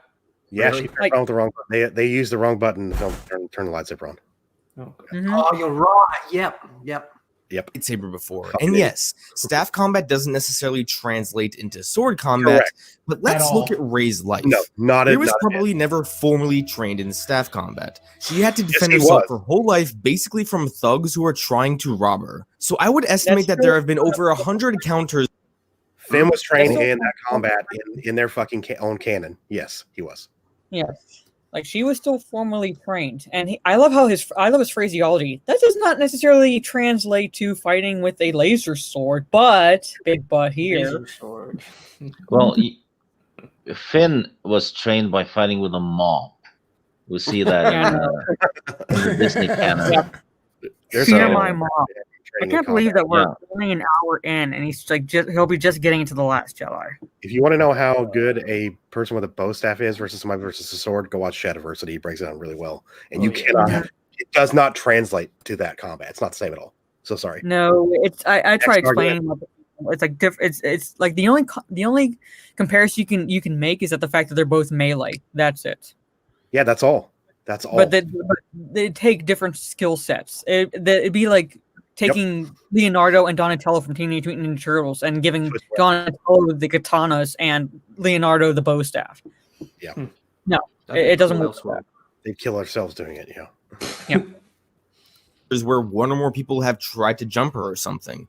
The first years of her life on Jakku, where she was like 10, she probably got beaten up very often until she learned how to properly defend herself. Rey's probably been a defensive fighter. She's probably being put in her place. She's a wham, and she's probably being put in her place. I mean, to be fair, like like the woman's place is in the kitchen, and she's like leaving the kitchen, and she had to be put in her place. Her whole life, given it doesn't seem to be in her nature to initiate an attack on someone else. So, given that Rey has decades worth of experience from defending herself, and given that she probably has excellent footwork and fundamentals, I don't find it far-fetched that she's able to at least defend herself against Kylo. Yeah, against a fully fucking trained Force user that's been down with Luke Skywalker. I'm just going to use the points that he made. Trained by Luke Skywalker, trained by Snoke, and wiped out all that Jedi. So, yeah. Who also has full knowledge and ability to use additional Force abilities while fighting with the lightsaber, which is something that Disney does a shit job of showing. Like they only okay, we're fighting with lightsabers, no other magics. It would literally be like pinky swear that they won't use other powers. Like when I was a white belt, it would literally be me like trying to go against my sensei when I was a white belt. That would be the comparison here. Of like her fighting Kylo Ren. Oh, let's actually look at the beginning of the fight. Rey initiates by making these stabbing attacks, which is already similar to her staff combat, I suppose. But after like 10 seconds, Rey's on the defensive for that telegraphed stabbing move should have been 100%. Instant death for her right there. Yeah, and all you have to do is dodge it and attack to the side. Yeah, done. You swing with a staff. You don't stab. 10 seconds later, she's parrying like an expert. Look at where her sword is versus where his is. He just has to flick his wrist until she's on the. Yeah, she might be on the defensive, but she's parrying like an expert. Yeah. Yeah, she's on some like Obi-Wan level shit here. Defense is where Rey thrives, and watching her run away from Kylo the whole fight plays into her backstory perfectly. One aspect that she jumps in the air, turns it off, rolls and turns it back on like she's fucking Yoda or some shit, man. Yeah. Be noted is that while Rey's on the defensive, Kylo isn't necessarily on the offensive. Yes, he's the one that's chasing Rey around. Yes, Mr. Miyagi said place in mind and heart my belts, but I'm smart enough not to with my white belt not to go against a fucking black belt. Exactly. Well, I'm gonna pop off and make dinner. Yeah. But take care and be well, and maybe I'll swing back later though. We'll see how we're going. We're coming up on the 1 hour mark in the video, but thanks for coming on. Oh, thanks for having me on, and have a good day, all of you. You too, see. Bye. Just about on the 1 hour mark. Kylo is not trying to kill Rey. He's honestly probably not even trying to injure her. He just wants to, at worst, disarm her so we can take her back to Snoke. So yes, I believe if Kylo really did want to kill Rey, why didn't he just freeze her? Yeah. Yeah, why didn't he just freeze her? Yeah. Rey, he could have done so in this fight rather easily. It's the worst. The choreography. Now, before I address the second part of the fight, which takes place when Rey believes in herself. Yeah. You got the touch. Yeah, literally, while she's doing this, all he needs to do is like force push her off the edge of the cliff. Like, dink, bye-bye. Yeah. Just kick her in the ankle and she'll fall down. I bet he wishes he had that chloroform touch now. Did you ever play like a Star Wars video game where you're a Jedi, my finger is like always over the force push button because I'm constantly hitting that fucking thing. Because it's the easiest way to like throw somebody away. Battlefront. Yeah. You're just constantly trying to force push because you literally toss them off the edge of the map. Off the cliff. Yeah. On the edge of the cliff, I wanted to introduce something I feel can accurately describe strength in the Force, and that is the Force Parabola. Now, you might be thinking, what the hell is this? Well, That's exactly what I'm thinking. I'm thinking the same thing too, yeah. Think of the x-axis as the side of the Force you are on. The more right you are, the stronger you are with the light side of the Force. That's not how the Force The more on the left side you are, the stronger you are with the dark side of the Force. Oh, look, they're far left. Okay. Look, they're far left.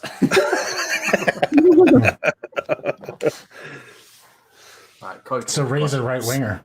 Rey's a far right. Yeah, she's all right. She's a fucking right fascist. And think of the y-axis as overall power. The higher you are, the stronger you are. The lower you are, the weaker you are. So basically, I'm trying to... No, that's not how it works. That's not how it works. Oh, No, is he going to say because not. he's conflicted, he's weaker? Oh, fuck. That's not how Is it that what he's works. going to go for? Trying to say that the more committed you are to a certain side of Oh the my Force, God, he is. the stronger you will be. But if you are more conflicted and you can't really choose a side, then you are most likely not going to be as powerful. Oh my god, are you fucking retarded? That's not how it works. Oh my, what? Who is this person? It's called the Gold Man. Gold Man. It's just right, second channel. Lost Jedi, you get to stay it. Fuck you, give me $500. Oh my god. I'm like, yeah, I'm like, Fuck I'm you, with give me and $500. That's not how it works. Otherwise, I'm committed. I'm committed to being something. Therefore, because my commitment is strong, I am able to do it. No, that's not it. And yet you had That's Vader. not it. Vader never actually fully committed to the dark side. Never. And he Well, fucking he wiped didn't. out the Jedi. Wrecked people. Prior to Rey being up against the cliff, she's probably somewhere around here. She hasn't really tapped into the Force yet, and she's pretty much just running around. But once she remembers to tap in the Force, she instantly skyrockets to somewhere around here. So that's all it takes. I am committed. No, that's all it takes. That's all it takes. It's just tapping into the Force, and now you can go from at like where the parabola meets the median line to now you are on par with Yoda. It's Force Turbo Boost. Force Turbo Boost.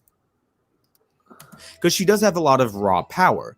One could even argue that she's somewhere around here, considering she is using some of the dark side towards the end of this fight. Now, looking at Kylo, given the context of the movie, he's probably somewhere around here. Now, you may be pretty surprised, but... Wow. Compared to her, he's way up on the other side. Yeah. Whoa. This brings up a point that I feel no one mentions. Kylo Ren is emotionally compromised. Oh, Jesus Christ. Everyone fucking says that. They even Everybody make a says point it. in the movies. Vader isn't Jedi, and he's still Vader around on and for a while. compromised in the prequel trilogy. Guess what he fucking became? Yeah. Yep. Snoke even says it to him. Where there was doubt, there's now your pussy whipped or some shit, you know. Yeah. The act of killing his father made him tremendously weaker in that moment. Just look at his face. This is not the face of someone who is strong with the dark side. Because you are no Darth Kaitis, bitch. Yeah, this was the moment. Remember how in the beginning of the film, Kylo was fast enough to freeze Poe's blaster shot? Well, he was so caught off guard by his feelings, he couldn't do the same to Chewbacca's shot. No, this is called bad writing. The fact that he got fucking sniped. It's just called bad writing. Pretty much. They forgot. Oops. Yeah. They kind of forgot about Kylo's power.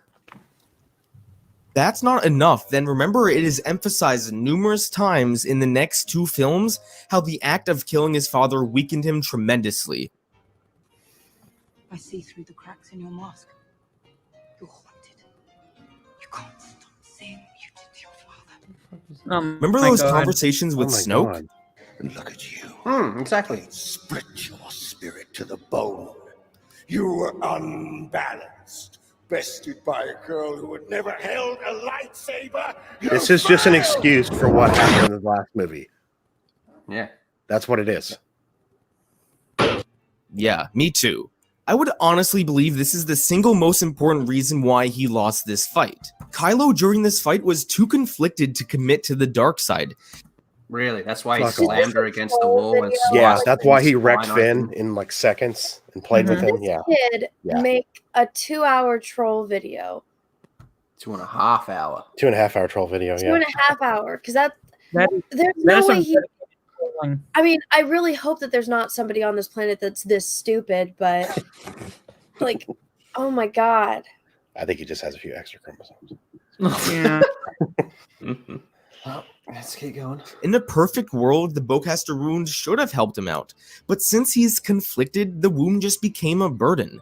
So with Rey having a much stronger connection to the Force in this moment, it's not surprising she was able to overpower him. And it's not like Rey is fighting with much grace here either. She's just hacking and whacking at Kylo, simply just overpowering him. Overpowering him. Hacking and whacking. He still would have had more finesse because he's trained with an actual trained. saber.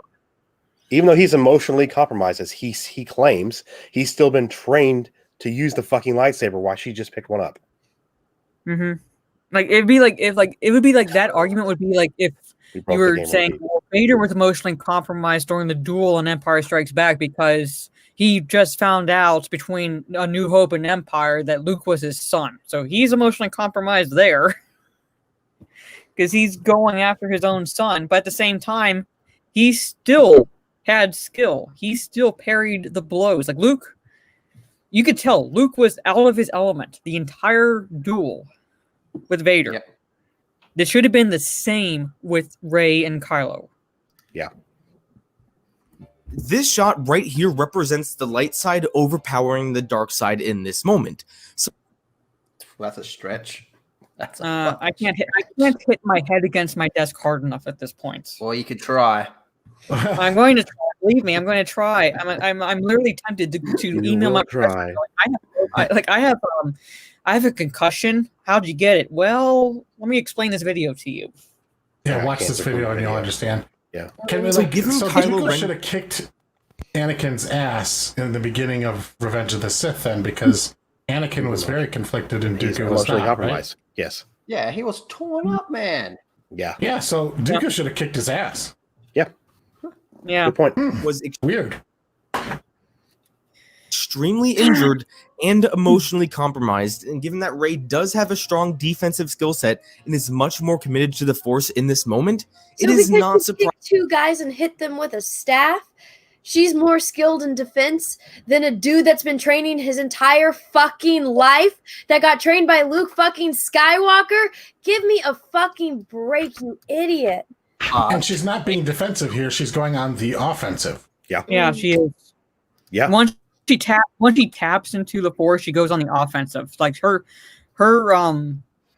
like skills, for one of a better way of putting it, yes, they are rough because of how she's swinging the lightsaber, but she's actually getting him to back up.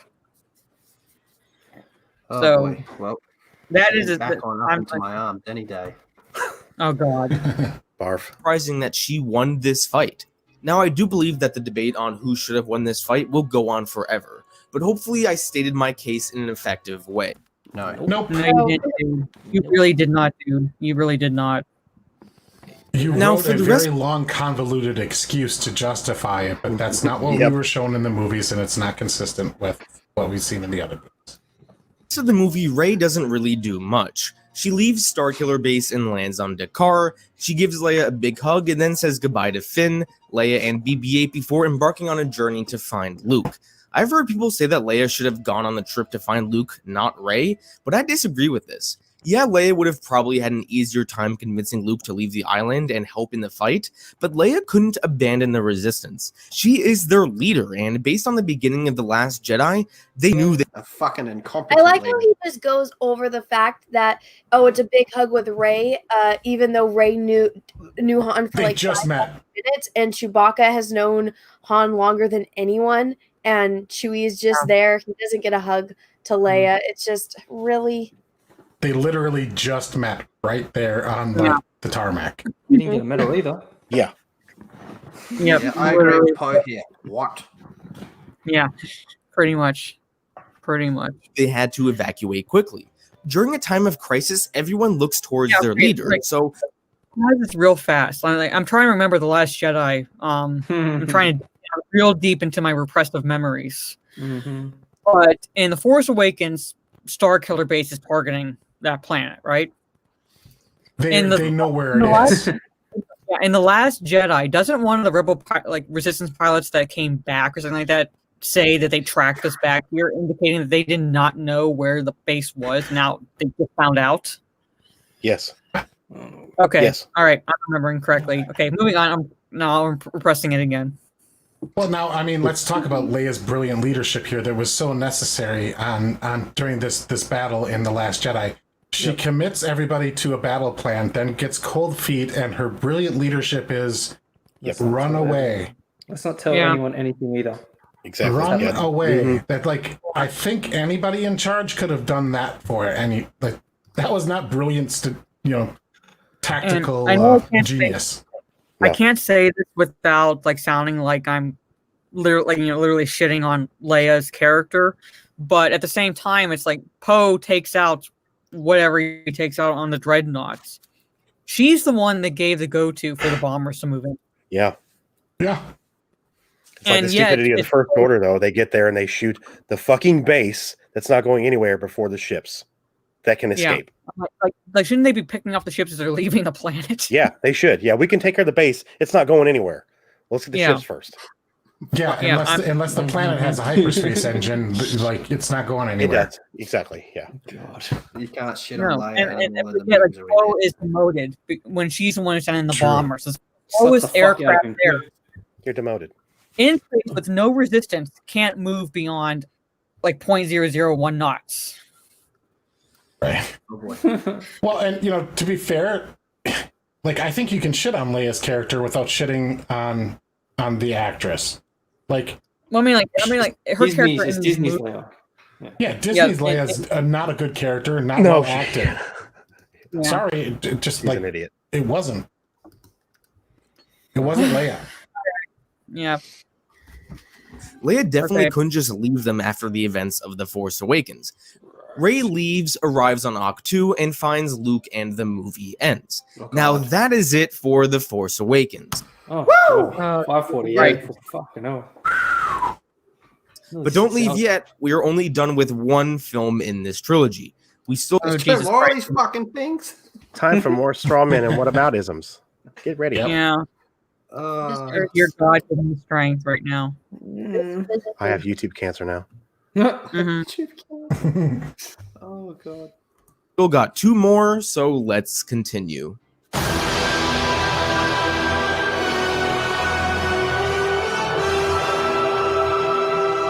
Copyrighted. Yeah, fuck you, John Williams. Now, of the three films in this trilogy, The Last Jedi is the one that features Rey the least, having her lowest screen time by far. So, bet we were spec Oh whamming my over there. God, who the fuck cares? This guy. The Last Jedi won't be discussed as much as the other two films, but I definitely have a lot to say. Now, Rey's first few scenes doesn't have her Talk doing about how much. in Lord of the Rings, Aragorn, Legolas, and Gimli were gone for half the fucking movie after they find the ghost people. It didn't make what they did less impactful on the freaking movie. He still becomes king even though he's gone for half the movie. Yeah, I know. If I didn't do that, let's not go to Lord of the Rings. Okay. 30-40 minutes of this one. All right, here we go. She hands Luke the lightsaber and he tosses it away. She goes to Luke's little hut and when he doesn't answer, she brings Chewie to knock down the door. She tells Mate, I'd fucking shoot a Wookiee on sight, let alone knocking down my door. Shoot on sight. For nothing, really. They need to leave. Luke asks Rey where's Han, and then Rey summarizes the events. See, right there, I just push him off. Why would Chewie listen to her to knock down Luke's door? She would have been like, I got this. Who? Why does Chewie he'd be like, who the fuck are you? Well, why couldn't Chewie just be growl and say Luke, open up, it's me. Yeah, why? Yeah, I don't know. Of The Force Awakens to him. She tells him how much the galaxy needs him and the Jedi Order back, but he tells her to screw off and goes through his daily routine, including drinking the infamous green milk. Remember how many people said that people loving her so quickly is a Mary Sue trait in The Force Awakens? Well, here Luke definitely doesn't seem to like her, so... Luke doesn't like fucking anything in this man. He doesn't want to be bothered. That has nothing to do with her character. Because that's not, well, one, that's not Luke. I'm not saying that Luke Skywalker in the EU would have welcomed her necessarily with open arms, but this is not Luke Skywalker. This is someone who's been basically... His character's been assassinated to the point where you have to literally tear him down to build her up. I mean, would you say that Luke hates Chewbacca here? Because he's basically saying the same thing to Chewbacca? Yeah, I don't know. That's what I'm saying. No, he just wants to be left alone. He's definitely cold to him. I also found it quite interesting how Rey follows Luke around in the beginning portion of this movie. It's kind of a childish thing to do when you think about it. She needs Luke and he tells her to screw off, so she's just going to try and follow him around until he gets fed up and begins to train her. It shows how desperately Rey needs Luke. Remember from The Force Awakens? How it's just Disney like inserting themselves in every aspect of the things that we love, and I think that was a good representation of us just going like, leave us alone, you fucked it up so much in the first damn movie, and like, no, we're gonna just never leave you alone, and we're just gonna continue to stalk you until you just have to deal with the fact that we created this entire shit show. And even then she ultimately doesn't end up needing. If you think about it, he gives her 2 of 3 lessons, and that's it. She doesn't need him like her time with him on. Awakens. She's gotten over her parents never returning to Jakku, but she is still searching for that external validation. She simply just shifted her focus from her parents to, hopefully, Luke. She really needs that external validation from Luke, and he's not giving it to her. This is really frustrating for Rey because she's not here to just follow Luke around. Rey genuinely needs help, and Luke isn't giving it to her. You need the clip of Jack from Will and Grace go, but it's so hard. Actually see this when they enter the Force Tree. Now, a completely random side note, but did this part remind anyone of Alien and Aliens? No. I was like, no, where are you going with this, dude?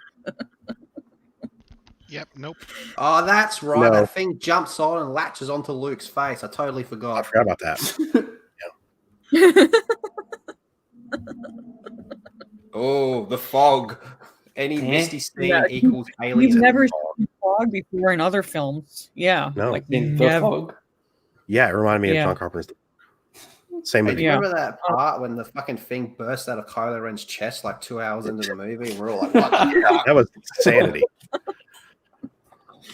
Oh my God.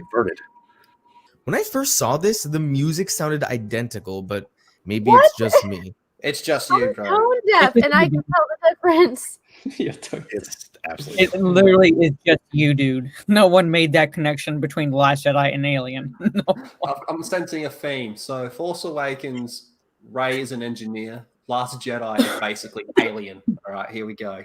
The themes.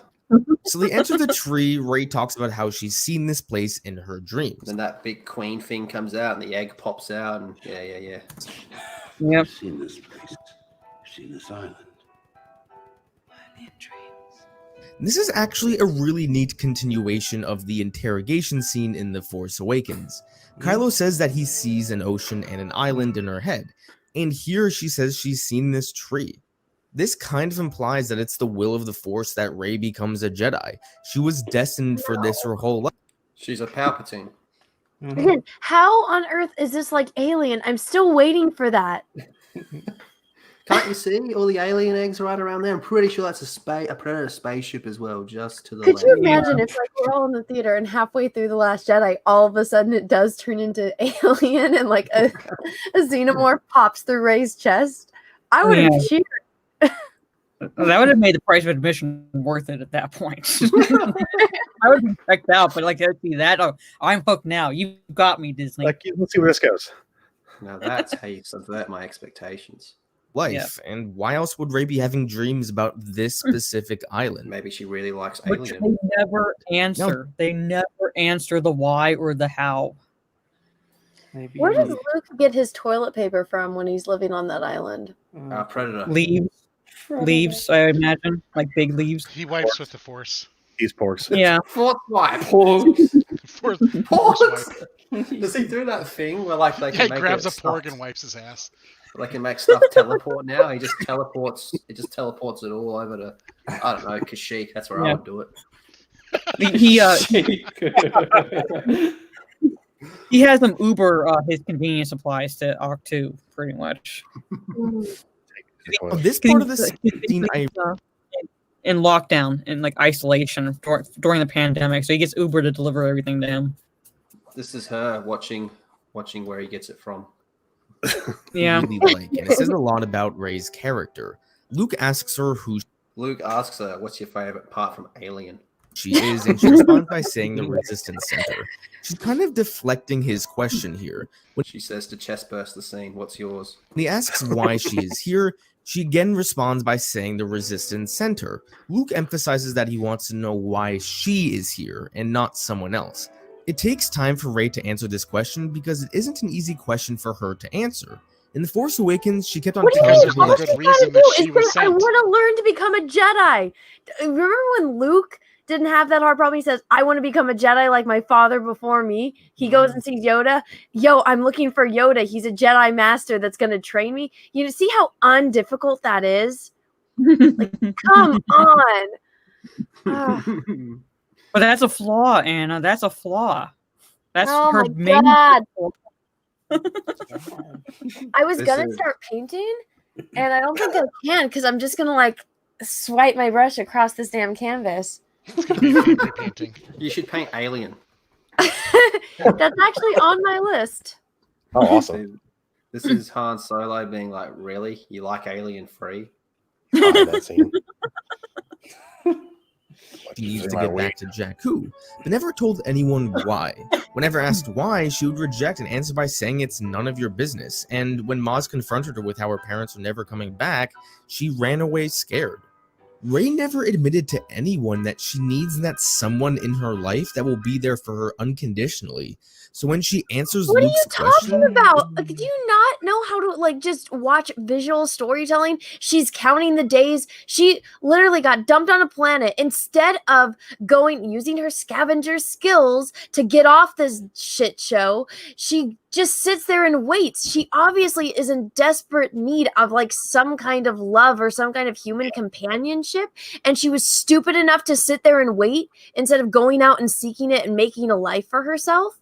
And then she latches on to every single person that she meets. Like, she latches on to Han, she latches on to Leia, she's trying to force herself into Luke's life, and he's like, get the fuck out, like any normal person would say to a crazy person that shows up to their house uninvited and just wants to be a squatter.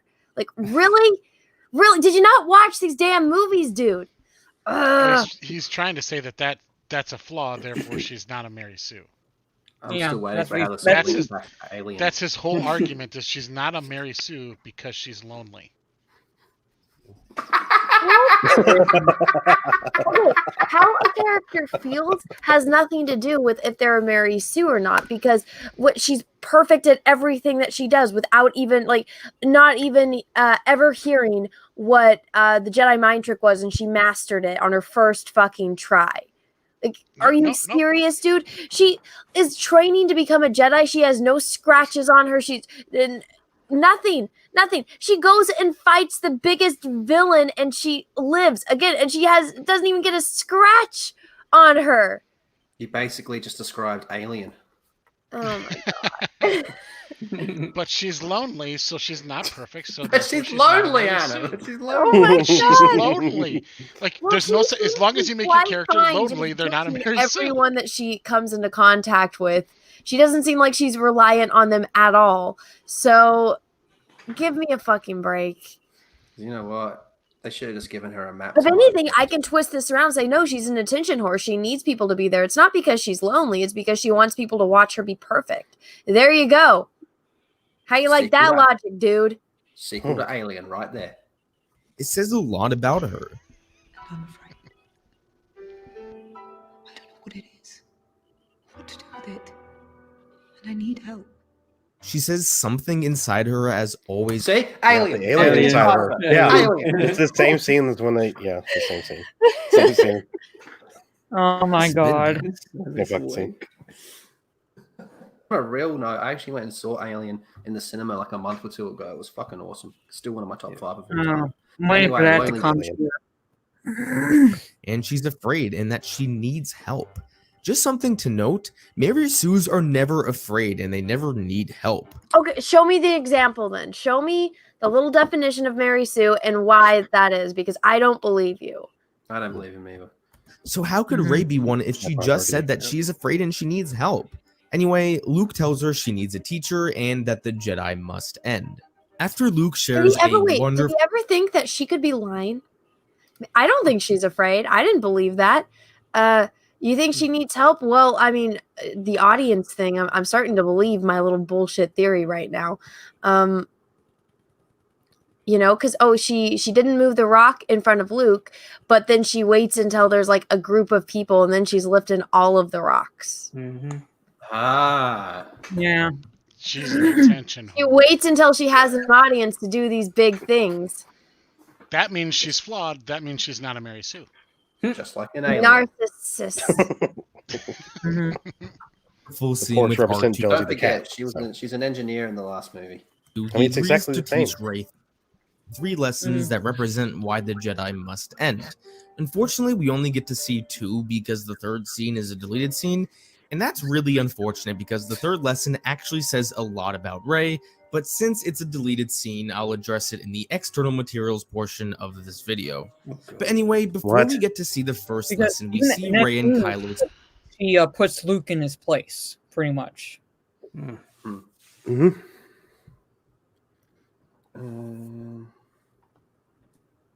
First Force bond, and I love this scene. Nothing much happens here because neither of the characters know what the hell is going on. The only thing that is really established is that both characters aren't doing this and neither is Luke. Also, the two can't harm each other. From the Rise of Skywalker, we know that this is just a result of their dyad and their bond is beginning to grow stronger. Now, I genuinely don't know if people think her having this bond is her being a Mary Sue or not, but I don't know how this could be an example of that when it's something that is completely out of her control. One cool thing about this scene is Kylo mentions to Rey that she can't be doing this because the effort would kill her. This is a nice tie-in to the end of the movie when Luke projects himself. Oh god. Oh my god. Jesus Christ. Legacy of the Force. Also shows how much tunnel vision Kylo had at the end of this movie because he is aware of this Force ability but was too angry to notice it. Anyway, their first encounter gets cut short and Luke wants to begin Rey's first lesson. When they get to the little cliff, there's something interesting about the way Rey talks to Luke here. We need you to bring the Jedi back because Kylo Ren is strong with the dark side of the Force. After I just mopped his ass. Yeah, he's not a threat. I beat him. That line delivery, though. Yeah, I know. Oh my god, she's fucking terrible. What a great director. You're alive, Lyndon. Fuck this movie. She says, we need you to bring the Jedi Order back because Kylo Ren is strong with the dark side of the Force. Without the Jedi, we don't stand a chance against him. Now, it's not what's said here, but how it is said. The way Rey says this sounds very rehearsed, like someone told her to tell Luke this information. Or maybe like she practiced the line in a trailer. I don't know, fucking. Yeah, or it was a 23rd take. Yeah. Now, some people have pointed to this as bad acting on the part of Daisy Ridley, but I don't believe that. I think the delivery of this line was intentional because Rey doesn't really believe what she is saying. Oh, there you go, Anna. That's his counter to you. Hey, look at that! I predicted what this idiot was gonna say. Oh my god. It's almost like I've seen the same exact video before and these same exact points before from other people, and none of it makes fucking sense. Oh my god. It's all what he believes, not what's actually been proven. It's all what he believes. Like, yeah, you could say that it's poor delivery, but I believe, she was told to say these things. Not like, where's your proof? Like, you're coming out and saying why Rey's not a Mary Sue, indicating you have proof, and yet you have literally defeated your argument the entire time you've been giving it. We could just rephrase it as like, some people say that it's because it was bad acting, but I just don't want to believe that. Yeah. That's the interpretation. I don't want to believe that, so I'm going to give my reason as to why I think she's delivering this line. Like, no, maybe she just sucks at delivery. Pretty much. Now, I'm not saying she believes the opposite, but this was just something she was told, not something she genuinely believes. Rey doesn't even know. How do you know that? How do you know she didn't genuinely believe it? Yeah, Show where me is the the evidence. Yes. Where is Leia coaxing her, saying, like, when you see my brother, here's what you tell him. Ask him what his favorite alien movie is. Yeah, this is why Luke questions her and asks, "What do you know about the Jedi?" She responds with the funny line, "It's a power that Jedi have that allows them to control people and make things float." Did he just misquote that too? Yeah, that didn't Tell make me what sense. you know about the Jedi when it's like, what do you know of the Force? I thought I was tripping. Did he Something write a she script for this and genuinely not believes. catch that? Rey doesn't even know what a Jedi really is. Well, this is like the This first is why Luke draft. questions her and asks, "What do you know about the Jedi?" She Wait, responds here with we the go. funny She line, doesn't even know what a "It's Jedi power is, so that how the Jedi fuck have did that she know allows all them these powers? How? Yeah. Tell me that. Rey doesn't even know what a Jedi really is. This is why Luke questions her and asks, "What do you know about the Jedi?" She responds with the funny line, "It's a power that Jedi have that allows Yeah, he fucked that up. Yeah, he did. them to control people Shit and happens. make things float." While this scene was played off for some laughs, I do believe this says a lot about Rey. Rey doesn't understand the Force. That she's a To her, fucking just- Mary Sue. She doesn't understand it, but all of a sudden she can master these techniques that took Luke and Anakin movies to learn. Oh my god, dude. something that was always there and she was able to tap into it in the previous movie. This establishes another one of her flaws. What? This is your flaw to have your main character be Mary fucking Sue. This cut's fucked. That she is pretty naive. In The Rise of Skywalker, she is more mature. Oh my god. Fuck. Shit, dude. I like That's not literally the name of said the movie. Yoda shit. Yeah, I said during your little defense of the Force Awakens, she's just being naive. That's it. It's not a flaw. She's not omnipotent, so therefore she's not a Mary Sue. Yeah, she's not omniscient. Therefore, she's not a Mary Sue. Oh my god. Word, but in The Force Awakens and The Last Jedi, she's always making assumptions that are completely wrong. She trusts that Finn was with the Resistance. She's assuming she knows what the Force is. She sticks her hand out when Luke tells her to reach out. She trusts people and has faith in people. Yeah. That's her flaw. Yeah, assuming just makes you an ass at that point. It's not like a defense that she's not a Mary Sue. This just hurts my head. Mm-hmm. Oh, why do we have pause on this? Memes. Oh my She's god. manipulated by a dude because Ew, no! Put your shirt on! Nobody wants to see that shit. assumes Kylo returned back to the light side just because she would go to him. And these are just a few examples, but to say that Rey is not Bruh, if you want someone to change side, you got to put out at least. Come on, girl. naive in these first two movies is very hard to argue. And even though it's not a big flaw, being naive is still a flaw. There is Oh, lordy. This hurts. This hurts my soul to my very core. Mhm. I don't even want to live on this planet anymore. YouTube cancer is aggressive now. Yeah. There's no way the original Mary Sue from Star Trek would be naive about anything. If Rey Oh was my really god! a Mary You even read that fan fiction? I bet you didn't. I bet you didn't, dummy. If there was a way to get COVID through YouTube, I've gotten it right now. You gave me COVID. Sue, she would have a Yeah. complete understanding of what the Force is, but she clearly doesn't. Now, during the first lesson, we get a wonderful little scene that really shows what the Force is. People brush the scene off as Rey not learning anything, but they completely misunderstood this scene and what the Force is. The Force is not a power you have. It's an energy field that surrounds all living things. This is what is reiterated in both The Empire Strikes No. It's not reiterated. It's not reiterated in the source material. You reiterate Oh my in God. later material. You have the timeline reversed. It's re. Yes. It's This literally scene Yoda came says first. it in Empire. He explains the Force in Empire Strikes Back. Obi-Wan explains it as well. Oh my god, us, it penetrates us. guys! I know this has absolutely nothing to do with what we're talking about, but I was trying to go search something to like regain my sanity. And the new Henry Cavill show premieres in 2 days. I'm so ready for this. That's Sherlock Holmes. Is that the Sherlock Holmes one? Is that the Sherlock Holmes one? Oh my goodness, I'm gonna watch that the second it airs. Killer. Oh my god. Well, we gotta hold the fort for 1 minute. Yeah. I think Lethal has to pee. Well, perfect timing. timing. Aneurysm from the video.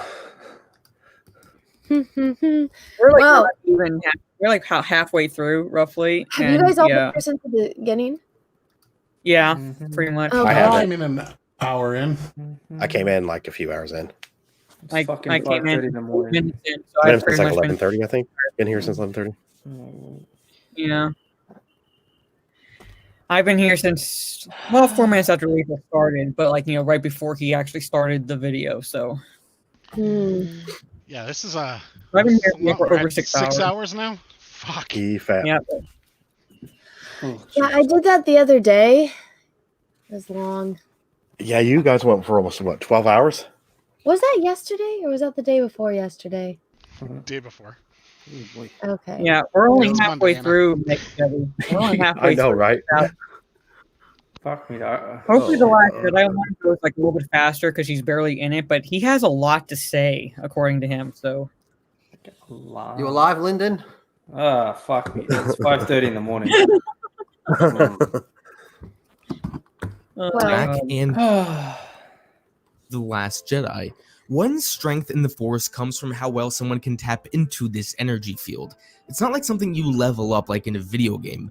Oh, this motherfucker's been watching Freddie Prinze Jr. talk. Yes. Yeah. Mm-hmm. Some people are just naturally better at connecting to this energy field than others, and this is the biggest difference between Luke and Rey. Rey, like Anakin, is naturally better at connecting to the Force than Luke was. And this is because both the original trilogy and the sequel trilogy are designed to be that way. And this is because Luke's journey has everything. Did she just fucking do a backflip with Yeah, Len? she did a fucking, and she sighed when she did it, swear to God. Yeah. It's like she was fucking bored. Effort. Yeah. To do with his strength in the Force, and Rey's journey has very little to do with her strength in the Force. Oh, the irony. Anakin was the fucking chosen one, for God's sake. That's why he was as strong in the Force as he was. The Force fucking made him. 20,000. Yes. She's just some dumbass from a planet. 20,000 midichlorians. Yeah. I'm in this further. If you watched my video about Rey's introduction scene, you know I talked about John Truby's 4 narrative questions that are essential for a character arc. What does the characters want, need, Is this just right? lie, For and God's ghost? sake. No, video I like out- how he doesn't even get that right. Like, he read them out of order. It's different on his script than on there. So want, need, lie, and ghost. The animated Just story. talk about Ryan Johnson characters definitely read that. want and need. The want is the goal the character is trying to achieve. She wants to go back to Jakku. That's her only What's her goal. fucking goal? That's the only goal she has, is to get back She to wants to Jakku. be loved. The need is she what wants the character weapon. needs to learn about themselves in But order why to is he achieve. going off of this little what did he say the name of this person was, that you have to have this? John. Because- The author is John Turby, and it's like 22 something to be a master storyteller. Mm-hmm. And this is why her introduction is perfect. Okay, Going to well, Iron- I don't know. I've never heard of that person. I have heard of Robert McKee. Maybe this guy should go and look at, that dude. Go look at a little bit about who he is and all of the people that he has trained that have gone on to do great, amazing things. And why don't you go run this little thing past him and see how far that gets you? Their want. Let's apply these to Luke and Rey in their respective trilogies. Oh, God. Luke's No want shit. is to learn the ways of the Force and become a Jedi like his father. That is Not his until later. goal Not until throughout later, the dude. trilogy. Yep. His need is that he must have trust and in Uncle are himself murdered. and in the Force if he wants to become a Jedi. If you look at A New Hope and The Empire Strikes Back, Luke's struggles all stem from him not trusting in himself or in the Force. It's not until Return of the Jedi where he tells Yoda and Obi-Wan that he will not murder his father and he will do whatever it takes to save him. Yeah, Luke literally the trusted third in fucking movie in the film, in the trilogy. Yeah. Yep. himself, and he accomplished his goal. Now, let's look at Rey. Now, depending on which movies you're looking at, Rey has... God, I could look at her all day. I love her. Yeah, because the movies aren't written by the same people, and they're just out of context, and they don't match. It's like the movies hate each other. Directors didn't have weren't at odds. Yeah, they had pissing contests from episode 8 and episode 9. Yeah. Yeah. Biffles. But overall, I'd say her main ones that are consistent throughout the trilogy is that her want is to find belonging, and that her need is that she's not defined by her parents or by her bloodline, but by who she is as a person. Now, what do these wants and needs have to do So with she one's like strength needs and- to be loved. That's literally what you're saying. And she stole the name to it. All these hiddle subtleties. This is gonna make my brain explode. It's so it's painful. Like somebody It's like you watched Moulin Rouge and took the line like all you need is love and to be loved and returned and took it literally for her. He's like, oh, that's just like Star Wars. Yeah, just like Star Wars. Moulin Rouge, Star Wars. Same thing. Nicole Kidman. The Force. Well, the key component of narrative drama is the characters struggling to accomplish their want and how they need to learn their need by the end of the story. Luke's want and need have a strong relationship with the Force. Luke's want is to become a Jedi, so in order for him to have a compelling character arc, we need to see Luke struggling to achieve his want. Oh, wow, what a fucking And crazy he does concept. struggle. Look at that. Thus, Luke needs to struggle to become a Jedi.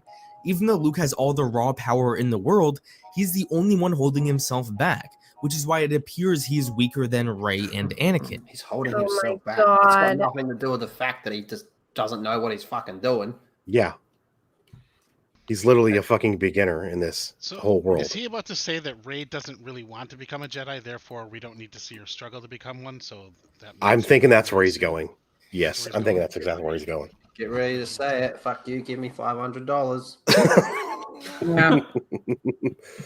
Luke is holding himself back because Darth Vader totally isn't a fucking expert in this situation. Yeah, not at all. No, not This at all. is why in the span of 1 year, he's able to go from not even being able to lift an X-Wing to beating the Chosen One in a lightsaber fight. No.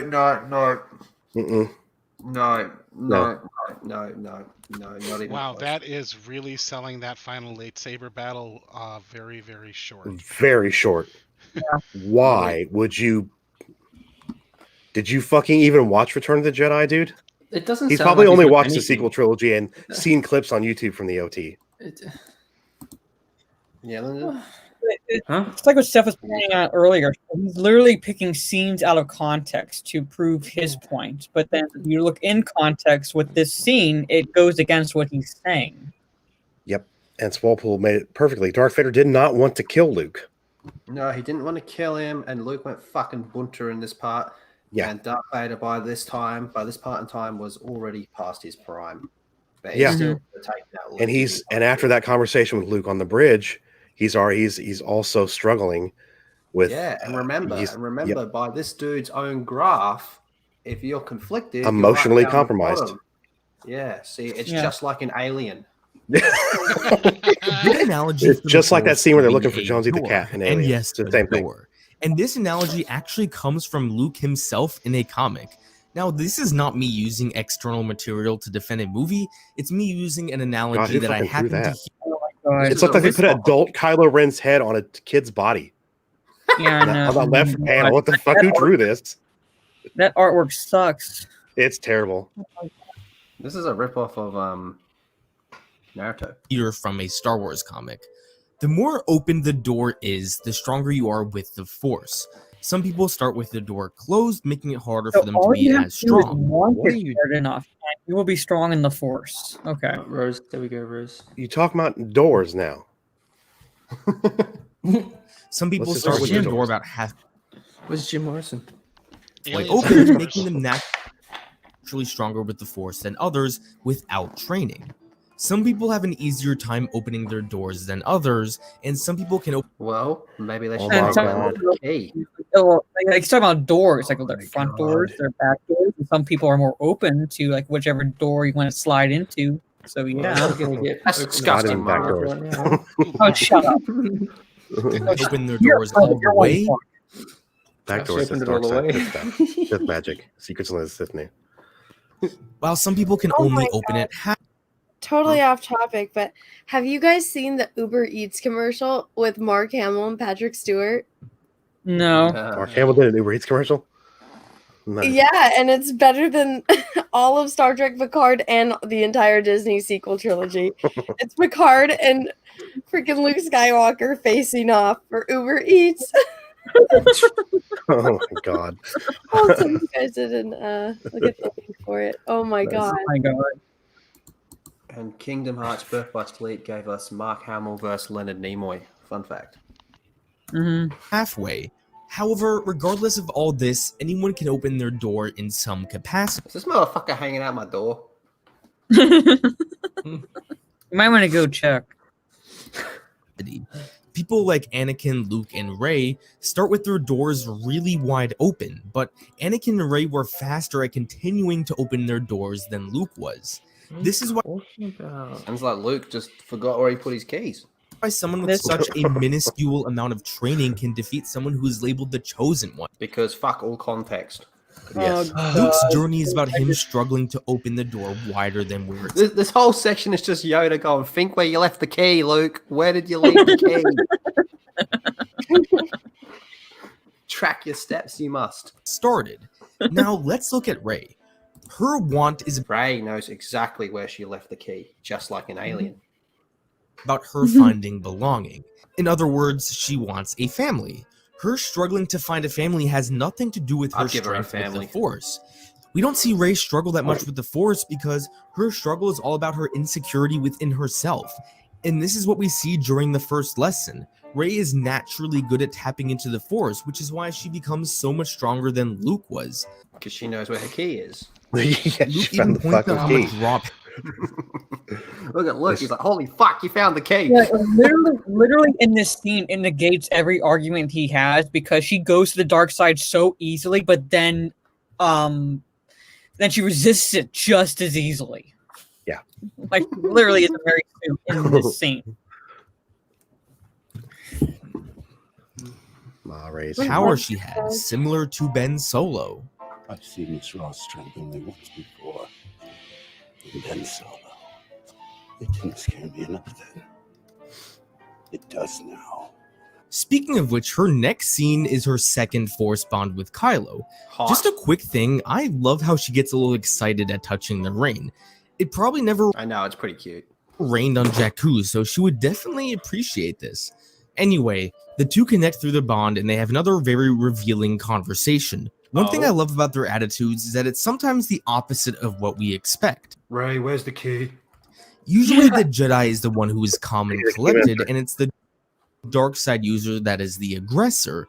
But in The Last Jedi and more prominently in The Rise of Skywalker, Rey is usually the aggressor and Kylo is the one who is calm and collected. Just watch the duel on the second Death Star and tell me that Rey isn't the one fighting with anger. Like that? Yeah, what's the deal Literally, with that, why did he flip it around like that and then like swing at her like that? Because they don't know how to use swords. Yeah. They had a homeless man do the fight choreography. That's just like an alien, really. And Kylo Exactly isn't the like one who is Alien. calm and collected.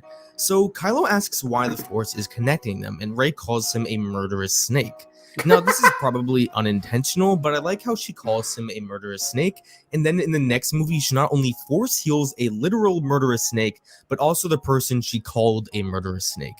Because they don't know how to write. That's the thing. They don't know how to write a coherent trilogy. You have two directors in a pissing match over a series of 3 films.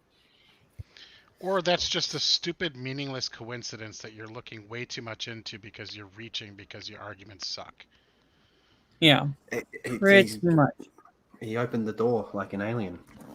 Just a neat connection that I really like. Kylo asks Rey if Luke told her what happened the night he destroyed his temple, and this throws Rey off. Kylo asking Rey if Luke told her something implies that Luke is hiding something from Rey, something he doesn't want her to know, which makes sense considering he lies to her the first time he tells Rey what happened. Rey tells Kylo she knows everything she needs to know about him, and this shows a lot about her naivety. Rey wants her flaw, her greatest flaw. Yeah. To believe Kylo is just this evil person, but it's not that simple. There is so much more to Kylo's backstory that Rey doesn't know yet. So what this Force Bond scene really establishes is another example of how naive Rey really is. Sorry? She did just watch him murder his own father. Nah. Fuck context. Oh yeah, sorry, fuck context. Really is. She's always willing to believe things that she wishes to be true rather than what's actually true. She wants to believe that her parents are coming back, but they aren't. She wants to believe that Finn is with the Resistance, but he isn't. She wants to believe that Luke is this perfect person, but he isn't. She wants to believe that Kylo is just this simply evil man, but he isn't. Rey Oh my god! She said, does this person not hear what they're saying before they say it? No, he doesn't. No way. She wants to move in with Lethal, but she will. I'm so confused. This is a real person. Lyndon, how's this doing for your head at 5:45 in the morning, mate?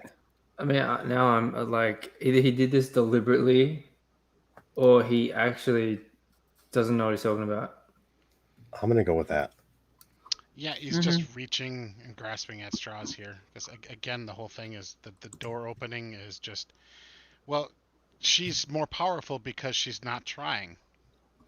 I don't know. I said this on EFAP the other day, and the more I see shit like this, maybe it's because I want to have hope that that humanity is not going to hell and that there's still like intelligent humans out there.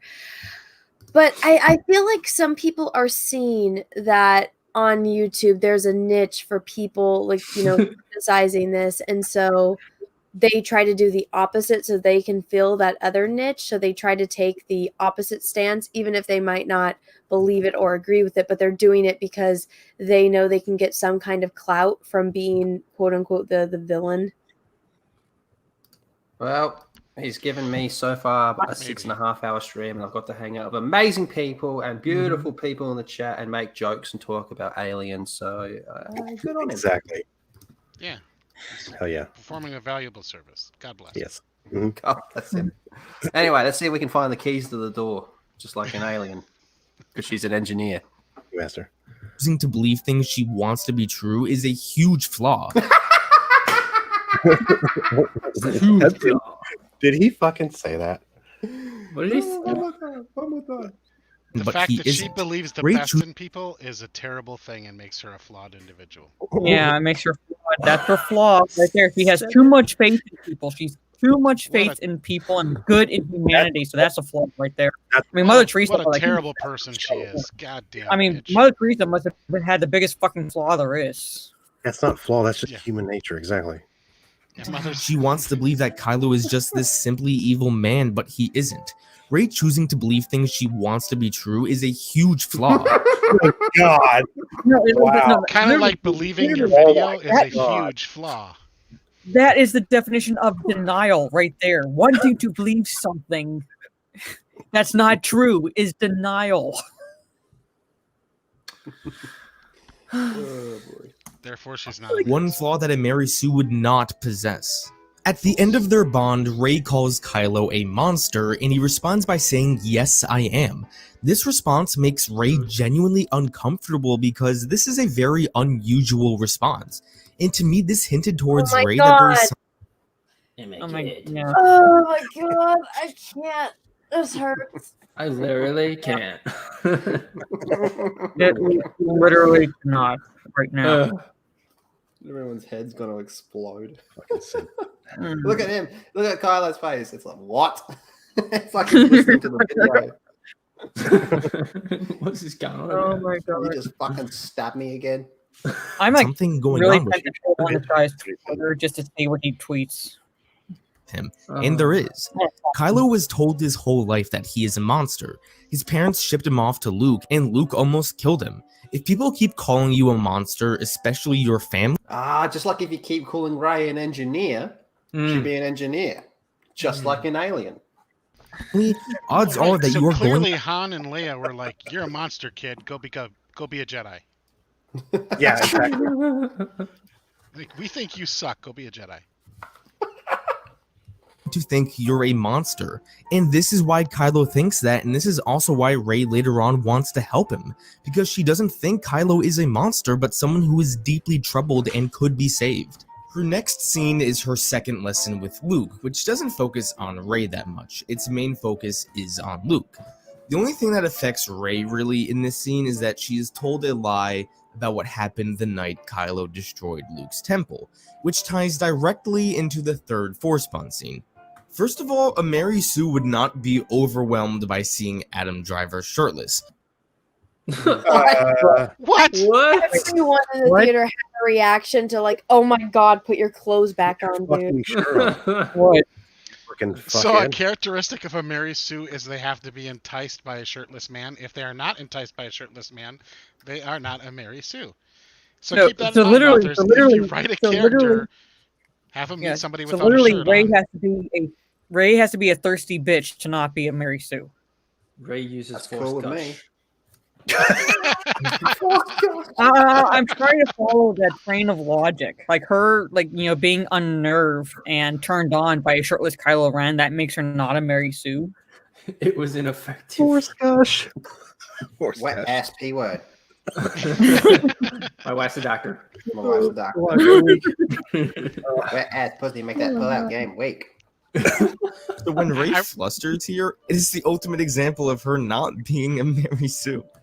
Does he show a definition of Mary Sue at the beginning of this Cringe video? as fuck right there, by the way. He's a Mary Sue.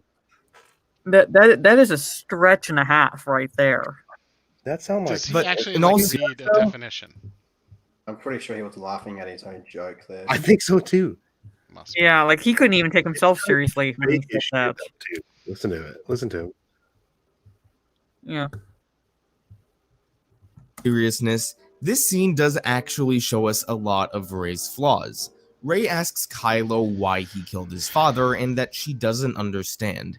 These next few exchanges are so important. I think people are too focused. Anybody would ask that question at that point. Like, literally, why did you fucking kill your father? This has nothing to do with her wanting to be a Jedi or wanting to learn the Force or her not being a Mary Sue. Anybody would ask that question. So you're not a Mary Sue if you're like, "Hey, dude, why'd you kill your father?" Yeah. Oh my god. If you're not like, "Hey, I totally understand why you did that," that makes you a Mary Sue. But if you don't understand, then you're not a Mary Sue. Okay. I don't think he understands what a Mary Sue is, or he's read the definition of one. For one, Mary Sues aren't by definition completely flawless. Yeah. That's not necessarily a Mary Sue. They have very few flawed characteristics, and usually those flawed characteristics The flawed characteristics have nothing to do with the outcome of it. Yeah. And her flaws are still kind of almost, they're hidden virtues. She's over trusting. She wants to be loved. That boy, if those are he my posted only... a picture of him in his Korra hoodie. So he likes Korra from if I ever have to do an interview for a job and they're like, "Hey, can you what do you think your three biggest flaws are?" I'm going to be like, "I just want to be loved and I'm over trusting."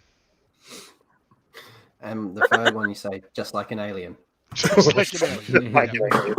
And I love the Alien movie. I associate all fog with alien. Yes, Just on a shirtless Adam Driver to understand what's going on. When she says, "I don't understand," he says, "Your parents threw you away like garbage." They didn't. And then we retconned it in the next movie, baby. Yeah, we did. Yep. But you can't stop needing them. "No, your parents threw you away like garbage," basically saying that she should understand. They were both abandoned by their parents. She responds by saying they didn't. Because at this point in the story, Rey's... He's saying Kylo Ren was abandoned by his parents? Like him being sent to Luke to be trained as a Jedi is the equivalent to being abandoned by your abandonment. Fuck. Well, that means the whole fucking all the younglings in the whole Jedi Order were abandoned. Yeah, I want this guy to go visit a boarding school and like have like a session to explain to them like, hey, everybody here, you are abandoned children because your parents sent you off to school. They don't love you, and they're never coming back. Do you want to know his top 5? Empire, Last Jedi, Return of the Jedi, Force Awakens, New Hope. Yeah, I read that. Yep. That's his top 5. Jesus fuck. That's probably a more popular opinion than the list that I gave before. Well, yours is more believable than his. Still in denial about what happened with her parents. What Kylo says next is literally spelling out her biggest flaw. Oh, here we go. He says, "They did. Just do. You can't stop needing them. It's your greatest weakness. Looking for them everywhere." And Han Solo. So literally the line from Moulin Rouge, her They need did. to be loved and show love in return. Same as so, yeah. But you can't stop needing them. It's your greatest weakness. Looking for He's them thirsty. everywhere in Han. He's thirsty, like literally a thirsty bitch. Get some D, girl, you'll be fine. Han Solo, now in Skywalker. Kylo literally spells out that Rey's greatest weakness is her need for her parents. And people have the audacity to watch this movie and say Rey has no flaws. Oh god! I'm literally getting heart palpitations with how stressed I'm getting from like the aneurysm I'm feeling from this video. I need my parents so bad, I'm gonna kill him. Her flaw is that she's not a psychopath. She cares about her parents and her family. Yeah. Then I'm gonna kill him. And what people think of her. So she's not a psychopath. That's a flaw. Fuck you. He proceeds to tell her his point of view on the night he destroyed Luke's temple. I love Rey's response here. Of course you do. Liar. Liar. She calls him a liar, but the way she says it shows that she knows he is somewhat telling the truth. This is great acting on the part of Daisy Ridley, in my opinion. Then Kylo gives her the famous "let the past die" speech before the scene ends. And one more thing, if you are someone who says "let the past die" is the theme of this movie, then you are something else. The philosophy of the villain is almost never the theme of the movie. The theme of Infinity War is not sacrificing half of humanity for the greater good of the other half.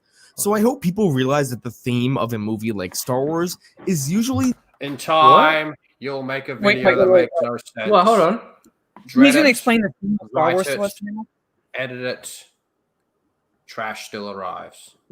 Yeah, he's going to explain to us the theme of Star Wars now. Yeah, it's just like an alien.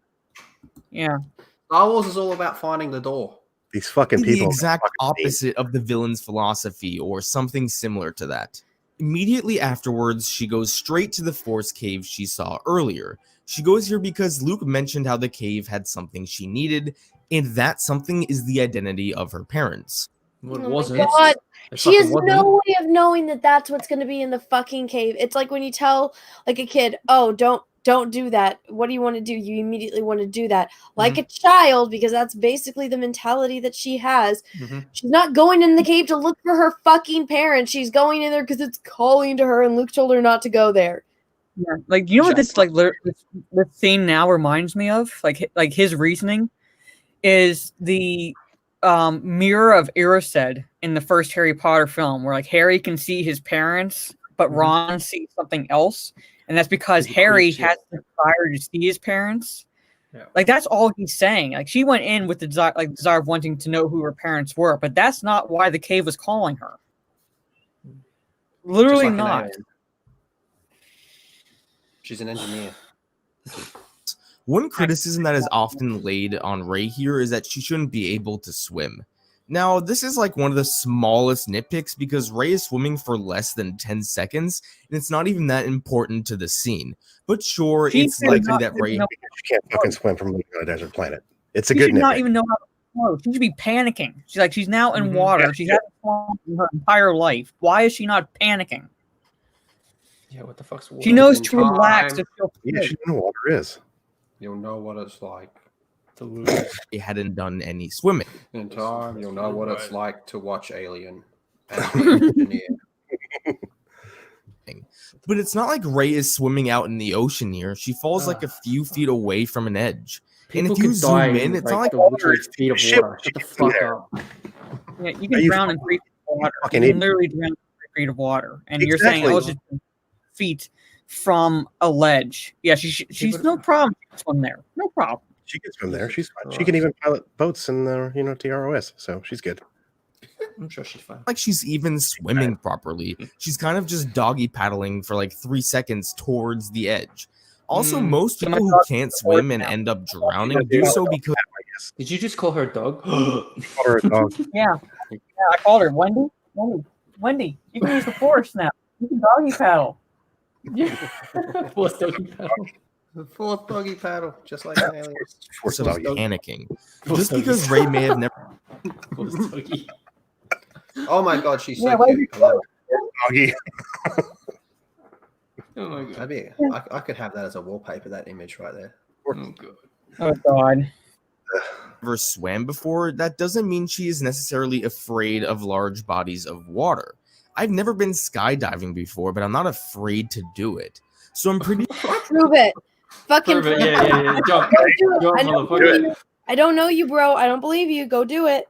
sure Yeah. any Yeah, it's a little different when you're staring out the door of the plane. Yeah, it is. Yeah, it's like, you ever see Heartbreak Ridge, where he's like, it's like, it's like unnatural to jump out of a perfectly good airplane, but people do it.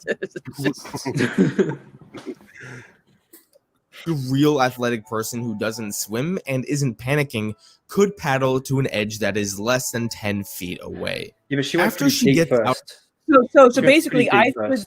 like to teach a kid to swim, throw them off a dock, and go, "Hey, doggy paddle! You should be able to do it." No, they're going down. They're going down. Yeah. out of the water, she looks into the force mirror to get more answers about her parents. Now, I'm not going to analyze what this mirror portion was trying to say. It's Oh, alien. that's what you're not gonna analyze. Alien. Because it says nothing. You're gonna make assumptions on the rest of the fucking movie and all the characters in it, but this is the thing you're not gonna make any fucking assumptions for. Oh my god! Like one of the most important scenes. Yeah, okay. But remember, she's an engineer. Because it's not important to Rey being a Mary Sue. But I will say that Rey entering Okay, Sure. fine. We're supposed to believe you on everything else, but this one, nope. I'm gonna Fuck give you a pass. you. I can't. Yeah. this cave in the first place shows she is not a Mary Sue. How? Remember, Rey wants to find her parents, and she wants them to be people who are special. Because if they are special, then so is she by default. How do you know that? How do you know she wants to be special? How do you know she wants her parents to be special? I'm pretty sure she'd be okay with just the fact that they're there and they're alive. Yeah. Come This is on. Harry Potter logic. Like, if my parents are wizards, then I'll be a wizard. But you might be a muggle. You're a wizard, Rey.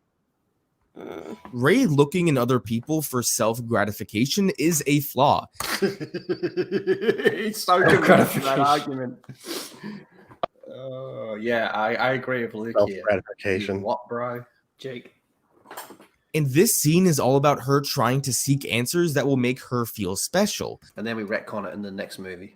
That is why when she doesn't get the answers she is looking for, she is upset. And what's the first thing she does afterwards? Goes to Kylo Ren for comfort and tells him that she's never felt How is so that comfort? alone. He forced him. She did not want him to be there. She says, "Can you put his shirt on?" Or is that the shirt off scene, or is that the shirt on? I don't know. Yeah, I think He so. basically just shows up, and she's just stuck with it. That's not her seeking him for comfort, dumbass. Mm-hmm. I want to cook her a dinner with this picture.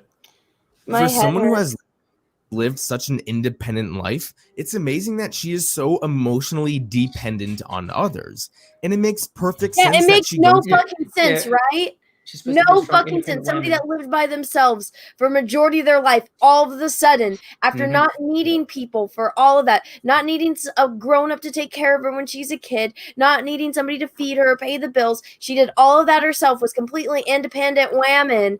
Then all of a sudden she meets Finn, and now she needs to cry over everyone and everything, and she needs to constantly be coddled. Yeah, it makes no fucking sense. The Kylo here. He just told her how he felt abandoned by his parents. Rey strongly relates to this. She may not want to kill her parents the next time she sees them, but she understands that pain of feeling abandoned but still needing them. This is what causes Rey to begin to somewhat trust Ben. She knows what he is going through, so she thinks she can help him turn back to the light side. This is why she's open to touching his hand, because she understands him now. Whoa. Okay, dude, I just watched Murder His Dad yesterday. Let me touch your hand through the Force. That totally makes sense. That no one ever, except for this person. Yeah. Holding hands. Hold on, I just have to know, like, did she sign a consent form before they touched hands? Yeah, she didn't. That's where babies come from. All right, yeah. Through the stomach, like Alien. However, before they can continue talking any further, Luke interrupts and breaks their bond. Rey is annoyed that Luke didn't tell her the truth, and they get into a small fight. Now, the criticism of this fight is probably one of the worst criticisms of this movie. No, it's not. Oh my god, no.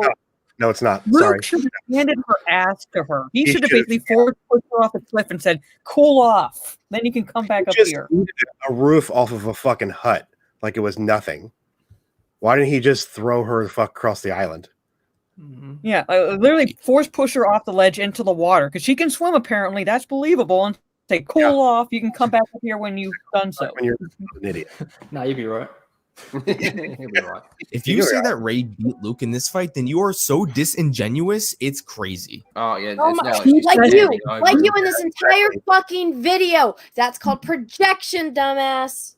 Like that is like basically an argument of semantics right there. She might not have beaten him because the comic said he slipped, but she bested him. She bested a Grand Master. Oh, yeah, absolutely, yeah.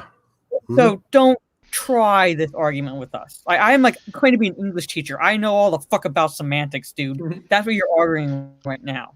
That's literally what you're arguing right now. Well, it's a dumb semantics argument because, like, Luke Skywalker was so unaware of his surroundings that he slipped on a rock and was massively. Yeah, like that's the reason they gave. He slipped on the wet stairs. Really? A Grandmaster who has no awareness of the surroundings whatsoever was bested by a girl who just picked up a lightsaber, and you have me believe that this proves she's not a Mary Sue. Well, the fact that he even allowed her to grab the lightsaber is like, why didn't he use his force powers to grab it to him instead of her? Like, no, you don't get that, or force push it further away, or something, or force grab that pussy. Yeah, there you go. Yeah, we're getting sleepy there, Lyndon. Give her a force tape. 6 in the morning. You know? Fuck me dead. Oh my god! What time did you go to work, Lyndon? He I lost started that fight. Night, but I got up at 11 yesterday. So 6, 7, 10, 19 hours. Luke is literally toying with her. Let's just look how he fights her. He dodges her 3 times and then hits her. He's blocking all of her attacks, and then he straight up takes her staff and tosses it away. I don't think there's anything more disrespectful in weapon combat than disrespectful. You're talking about fighting, dude. Fucking hell, she's the one being disrespectful to him. Literally, she's attacking him. Grabbing your opponent's weapon and tossing. Has he ever done martial arts? Yeah, I'm not. No, I doubt it. I highly doubt it. Yeah, he hasn't, apparently, because that's disrespectful now. Me just arming an opponent now, that's disrespectful. Dude, a white belt going against a black belt, dude, come on, who would do that all day? If it's disrespectful to throw away your opponent's weapon, then imagine what it's like for her to just force pull. I'm like, has he never watched a fight? Like, ever? Did he not remember even, like, in the freaking Princess Bride when Wesley and Inigo are fighting and Wesley beats him and kicks away his sword? Was that disrespectful? Like, come on. Yeah, like Yeah, here's and then she force pulls the In a way. lightsaber. Rey is easily outmatched here, and this scene shows it. She has to grab a lightsaber. That's pretty disrespectful. In order to make Luke listen to her. Guys, And this it would be Aliens movie is disrespectful. Ridley Scott's got fucking nuts. Completely out of Luke's character to retaliate any further here. Choker, force choker. Show her what's up. Like, yeah, he was What like would you want willing him to do? Punch Rey in the face and take the lightsaber from her? Yes, exactly. Do that. Punch her in the face. Take the saber. Yeah. Stop. How about just stop her from grabbing the lightsaber in the first place? How about that? Yeah. Something really simple. No. Like disarm So this her. fight is another example of why Rey is not a Mary Sue. Oh, Mary God. Sue would easily outclass God Luke fucking in the damn fight it. This actually pisses me off to no end. It really does. and wouldn't need a lightsaber to end the confrontation. If Rey were a Mary Sue, she would be the one dodging all of his attacks, and she would be the one grabbing his weapon and tossing. She does grab his weapon. She fucking force pulls it to her hand. Yeah. And then just stands over pointing at him. In a way. So if you use this scene as an example of Rey being a Mary Sue, then you are easily just manipulating the movie to support your agenda. And Oh, like you. Like exactly what you're doing right now. Yeah, literally exactly what this guy is doing. He's They're taking taking scenes what out happened of context to prove his point when within context they disprove it. Face value. So after Just Luke look tells at Luke's reaction. Look at his face in that scene. His reaction isn't somebody who's just like, you know, oh, I've just proven my point to you. He's like, looks genuinely like, oh shit, she Was got Rey- me. That's his expression. Yeah. what really happens, she leaves to go confront Ben Solo. She believes that if she goes to Kylo him, Ren. then she can turn him back to the light side. So after changing her outfit, When giving did she strange ever looks, say that she's going to turn him back to the light side? It's not like where Padme is going, oh, there's good in him, I still know. No, she's just, it makes no sense why she does any of the shit that she does. I think she does say to Skywalker that. Does she? Because That's I right. don't remember because I try to block this shit out of my damn mind. Does And that's where he can says somebody like tell me? it's not going to end. It's not going to go the way you think it think. is. Yeah. And she's That's like the literally using Chewbacca like driving Miss Daisy. Like why would Chewie take her there?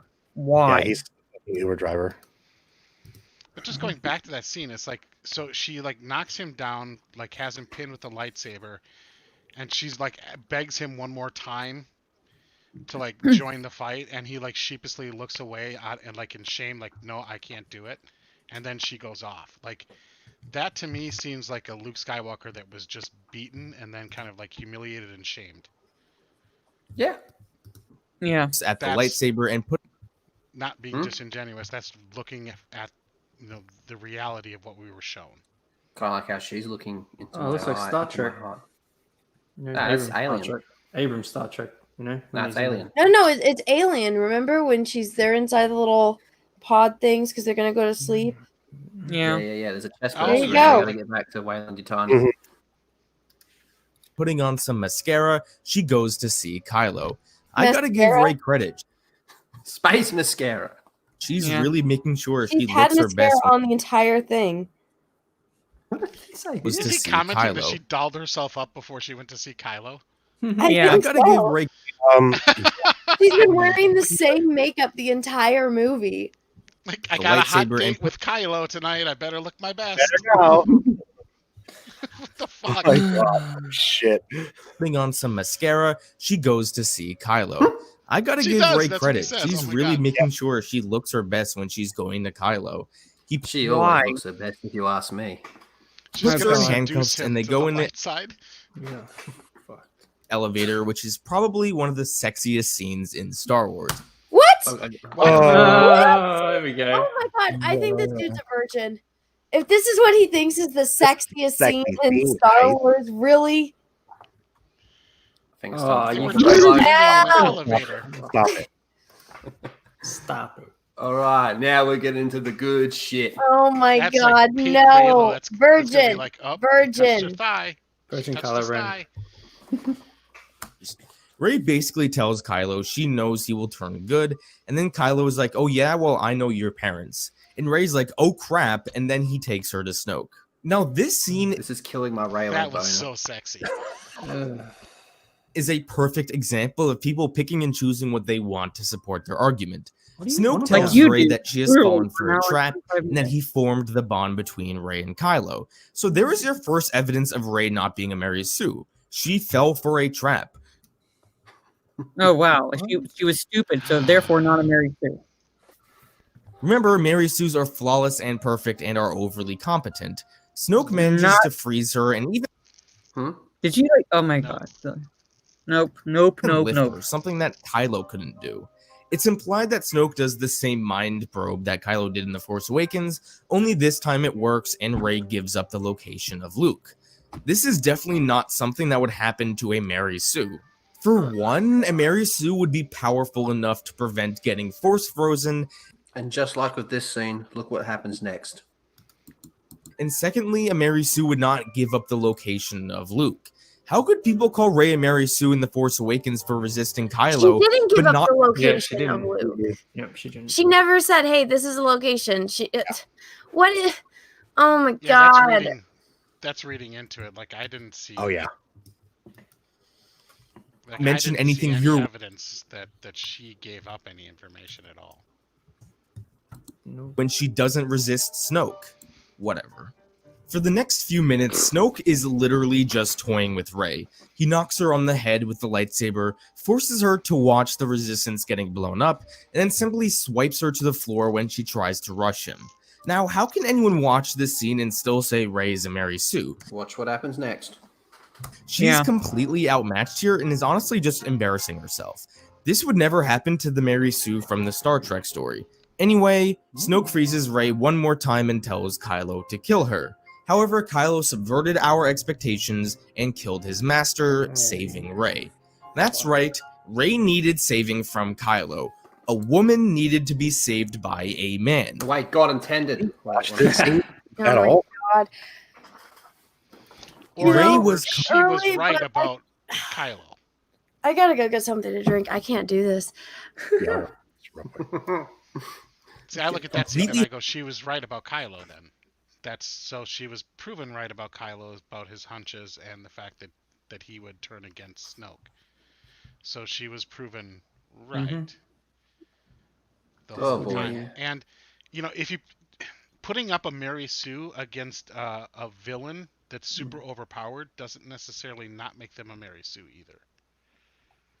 Stretches them. Seems like half the panel's gone to get alcohol. Let's keep going. Helpless until a man was able to save her.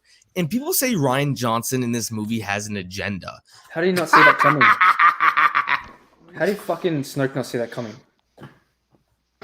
Yeah, that in and of itself is stupid. I but to see say every thought. Ryan Johnson didn't have an Yeah. agenda. Well, He sees every thought, but he can't hear a lightsaber rattle next to him. Fuck you. he made. I don't think it. He made Sorry? Luke Skywalker a bitch, and he made Poe a bitch. So yeah, I'd say he has an agenda. Subscribe to John 3PO. It needs to be elaborated on that a Mary Sue would not be in a helpless situation where a man would have to save her. After Snoke is dead, the dyad fights the Praetorian Guards. Now, of course, people use this scene to criticize. Yeah, this is trash. This has been Rey broken for down by being so a many Mary people. Sue. Now, a lot of the same things I said for the Starkiller Base fight, I think apply here too.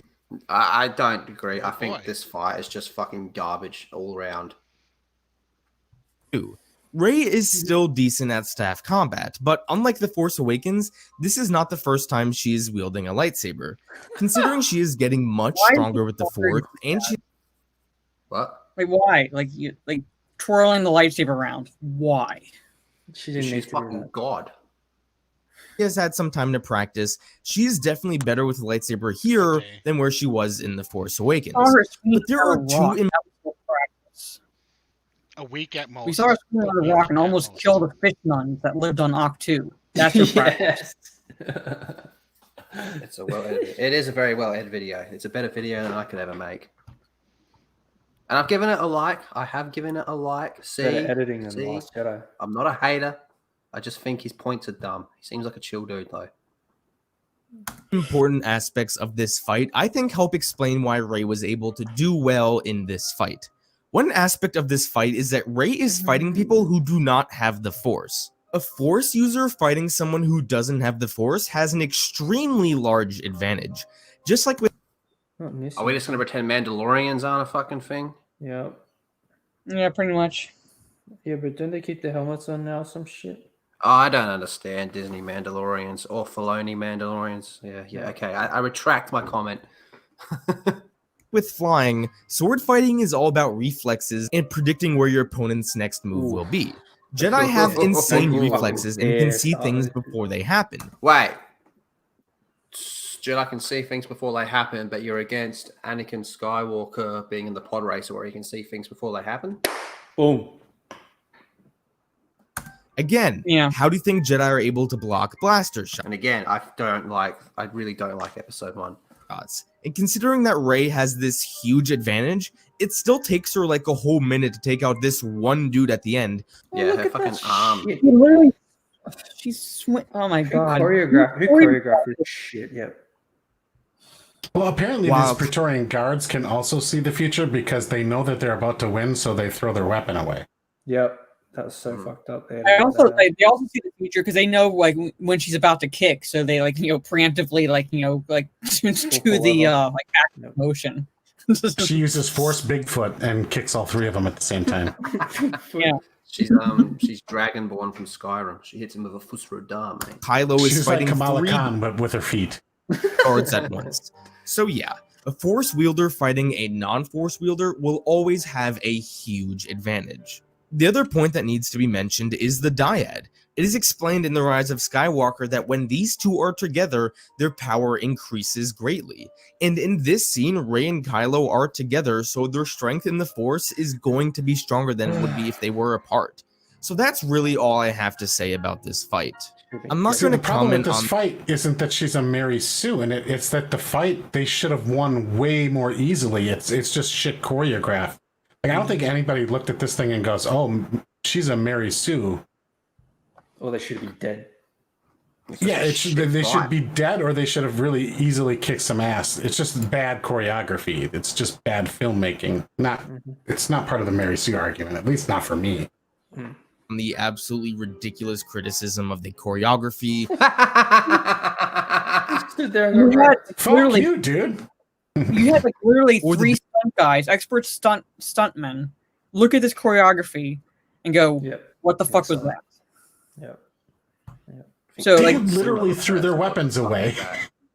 Yeah, and the disappearing knife in her back. Oh yeah, like he had 2 knives. Here it is. On the absolutely ridiculous criticism of the choreography or the disappearing blade, because ridiculous criticism. Did he say ridiculous criticism of the choreography? Yeah, criticism of the choreography. They literally edit out a blade that he could have stabbed her in the back with. Like ridiculous criticism. 100%. Meaning I like this fight.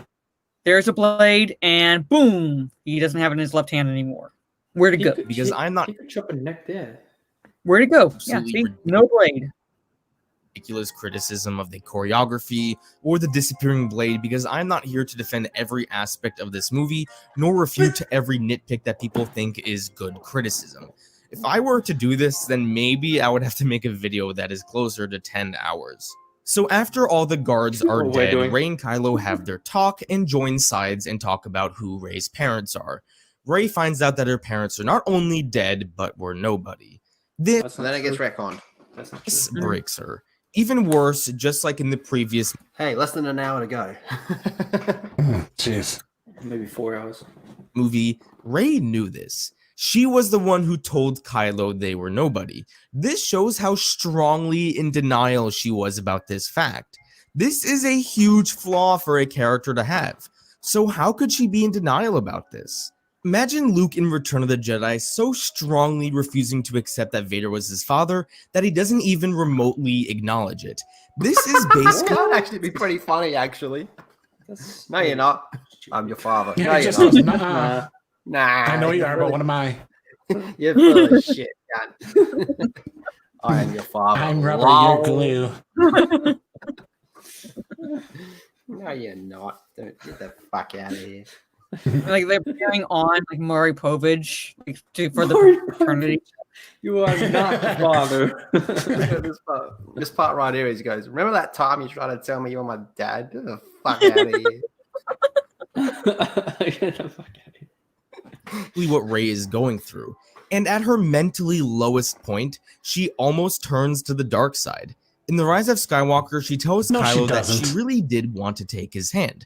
And hot take, but had Rey actually gone to the dark side here, I think this would have been 100 times more effective than Anakin's fall to the dark side.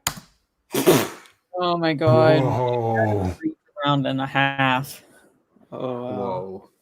That is a hot take. That is a hot take. If we're going to throw out Anakin turning hot takes, I'll give mine. I think Jason Solo's fall makes a fuckload more sense than Anakin's fall. Yep. At this moment, Rey has every reason to join Kylo. Rey is searching for a place in the galaxy, and Kylo is the first person to really offer her a place. Not only that, but is he forgetting Finn literally asking her to come with them in The Force Awakens? Like when Finn is leaving Takodana, or whatever, how pronounce that we're calling that now, he says, "Come with me." Like he's literally giving her a place, and she refuses him. Well, they were just going to be running away though. But also, but it's like still, it's like she wants a sense of belonging. He's literally giving her a sense of belonging. That's what she wants, right? That's her flaw. He's saying, "Come with." They destroyed the planets. Then they destroyed all those planets, and everyone's like, "It's to change everything because now we have to go save the fucking everyone." Even he stopped doing it. Even he stopped going. Yeah, but she would have been with him. Like she had taken his hand. She would have been with him. They hadn't taken off yet. Yeah, if you remember. Yeah, yeah, but then but then it's like, oh, this is where her sense of belonging was because she wanted to take Kylo's hand. Well, I was all for I don't know. Did the hug that Leia gave her at the end of Force Awakens not mean anything? Like no. Well, Kylo's also basically saying here that he offered, like, he wants to stay with the faction that he's with, right? Yeah, like, hey, join me, and then we'll basically, like, you know, we can control this whole thing. Because his motivation for staying and not going with her is the power. We can rule the galaxy as Mary Sue and Cuck. Right. So Rey's option here is to join with the faction with the dude that killed his dad and the faction that like annihilated 5 very populated planets. Mm-hmm. Boy, that's a tough choice there. I can see why she was so like torn up about it. Consistency is good. Matthias. Like, oh yeah, this, like, you guys seem like a good group. Sure, I'll join you. You know, in Rise of Skywalker, where she says, you know, like, oh, I wanted to take your Ben's hand. But like, she doesn't know Ben whatsoever. She's never met Ben. He's always been Kylo. Yeah. So that didn't even make sense. Like, what do you know about Ben? Like, you know, do you know really anything about him other than he's whiny about his parents? And he thinks his parents are bad people, but you also like his parents. Mm-hmm. One who understands what Rey is going through on a deep level. And it doesn't hurt that Rey saw him shirtless like an hour ago. Oh, God. Stop with the spin follow shot, please. Right there. Right there. Yeah, but wait, she saw Kylo with his shirt off. Like, apparently there were no dudes on Jakku. But even with all that, Rey resists him and they fight over the lightsaber. Now, for those who say that Kylo should be able to pull the lightsaber to him because he's stronger than Rey, don't understand the dyad. In The Rise of Skywalker, it is said that they are 2 people. Neither do you, dude. At this point, the dyad does not exist, by the way. Yeah, and you don't understand the Force either, so... This scene was introduced without any knowledge or acknowledgement of the thing called the dyad. Yeah, exactly. It hadn't been patched in yet. That means that when they are together, they are essentially one being in the Force. so it would make sense that they are both the same when it comes to the strength level in the Force. This is why the lightsaber never moves closer to one of them until it literally breaks. When they are together, they share hot kiss of gratitude. That's fucking tongue wrestle, baby, for gratitude. Tongue wrestle. Yeah, like literally, like at this point, at least in The Last Jedi, they had not downloaded the dyad.x program, pretty much. Yeah. The same power. No matter how strong they are, no one is going to win this tug of war. Well, that's a tug of war I'd like to have with her any day of the week.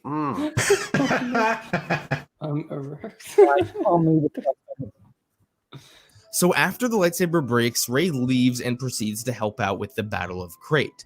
Now, before I continue, something needs to be emphasized. Rey failed. Rey had two major goals in this movie, and she failed at both. Goal 1 was to bring Luke back to the Resistance. She failed at that because it was Yoda who convinced Luke to go back and help, not Rey. And then her second goal was to bring Kylo back to the light side, which she obviously failed at. How can people say Rey never fails when she literally fails at the only two goals she had in this entire movie? So yeah, Rey fails, which is not something a Mary Sue does. Okay, the next time we see Rey, except for she got Kylo to kill the Supreme Leader. That was kind of a thing that happened. Oh Yeah. remember that? And like her goal is like for him to kind of come back to the good, like light side. So what happens in the third movie? Yeah, he's taking it movie by movie. You can't do that. Yeah, like she starts to turn him basically already. He's already conflicted. He's already kind of on that path of redemption in this movie. He doesn't get there by the end of this movie, but like he does by the end of the next one. So I would say that in the long run, she didn't fail. She succeeded. Kylo did come back to the light. He needed some other coaxing with his mom and his father. But I would say the same with Luke. She started to kind of turn him back. Like when she met Luke, he was cut off from the Force.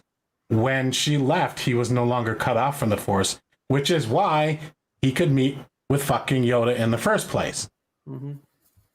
Because of her, he tuned back into the Force, which is how Yoda was able to contact and interact with him in the first place.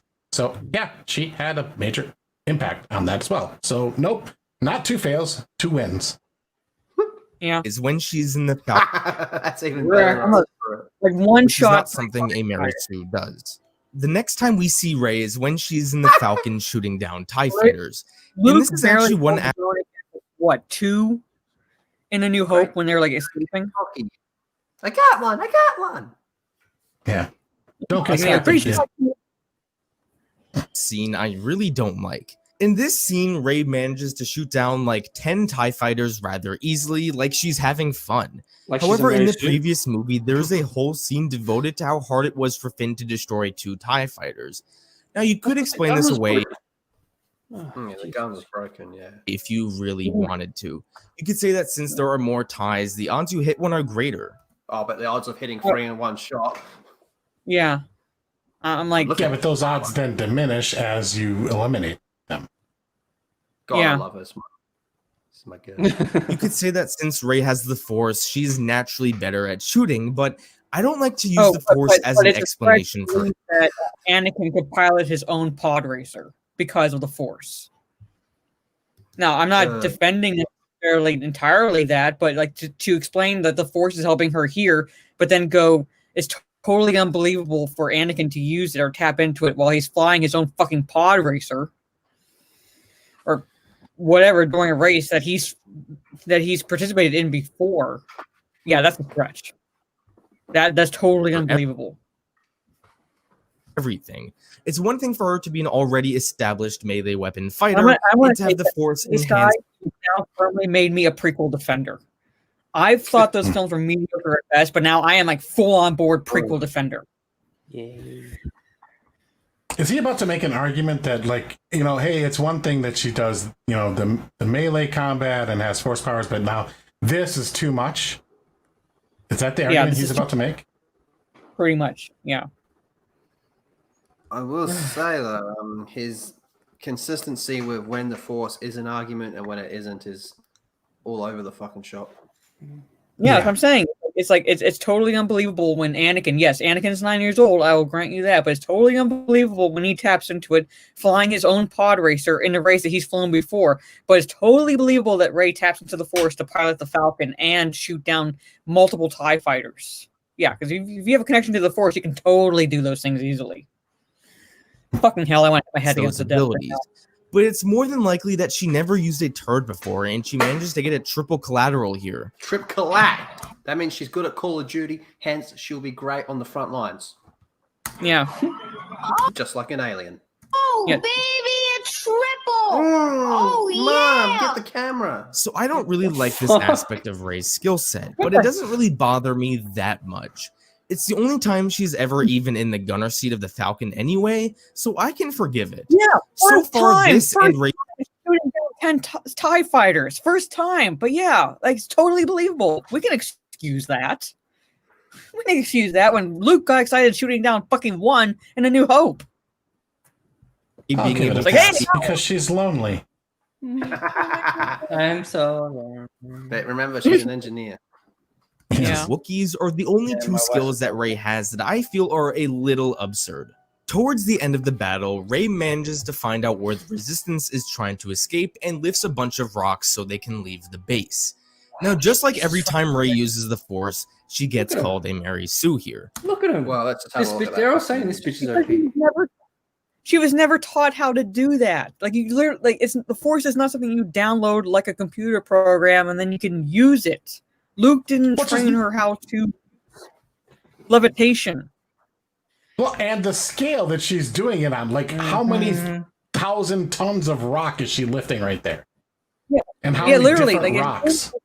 in the expanded universe, that like to find balance in the Force. If you find yourself imbalanced in the Force, like you do this meditation where if you can lift 7 rocks, 7 boulders, in sync, then you've found balance. Like that's the max that they gave, like 7 or 8 or something like that. And now like this, like what, 2 dozen right there?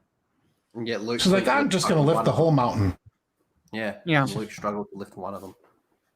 Yeah, and she's doing it very casually. She doesn't even look like she's straining. Oh, here we go.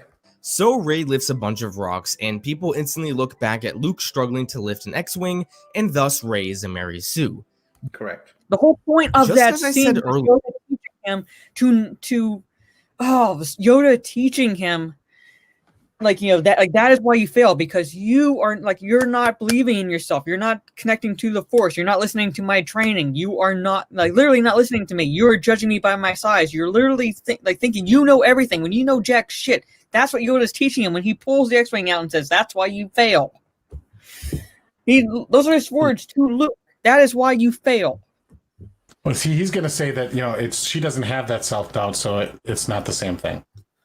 Well, that's where he's going to go. I'm going to email the professor and go, I have COVID. Luke and Rey are very different. Luke struggled using the Force because he didn't believe in himself. You get to say it again, Jeff. There you go. Fuck you. Oh, Greg, Give sorry. me $500. Give me $500. Fuck you, give me $500.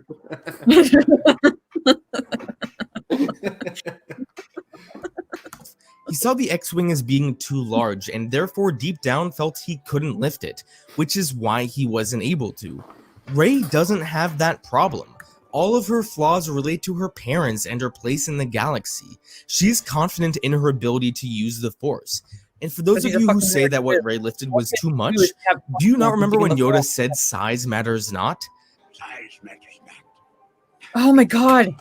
Okay, do you also remember Yoda struggling very hard in episode 2 to keep that pillar from falling on Obi-Wan and Anakin?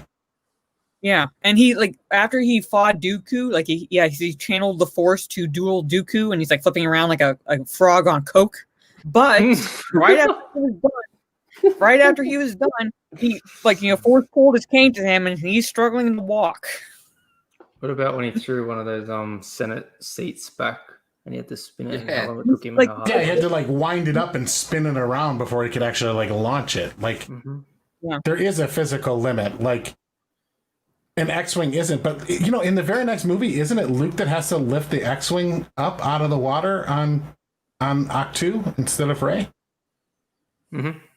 But he does it. But he doesn't even. Yeah, he doesn't even leave the island. So he didn't even like force left the X-wing out of the water. He force projected and then just died from exertion.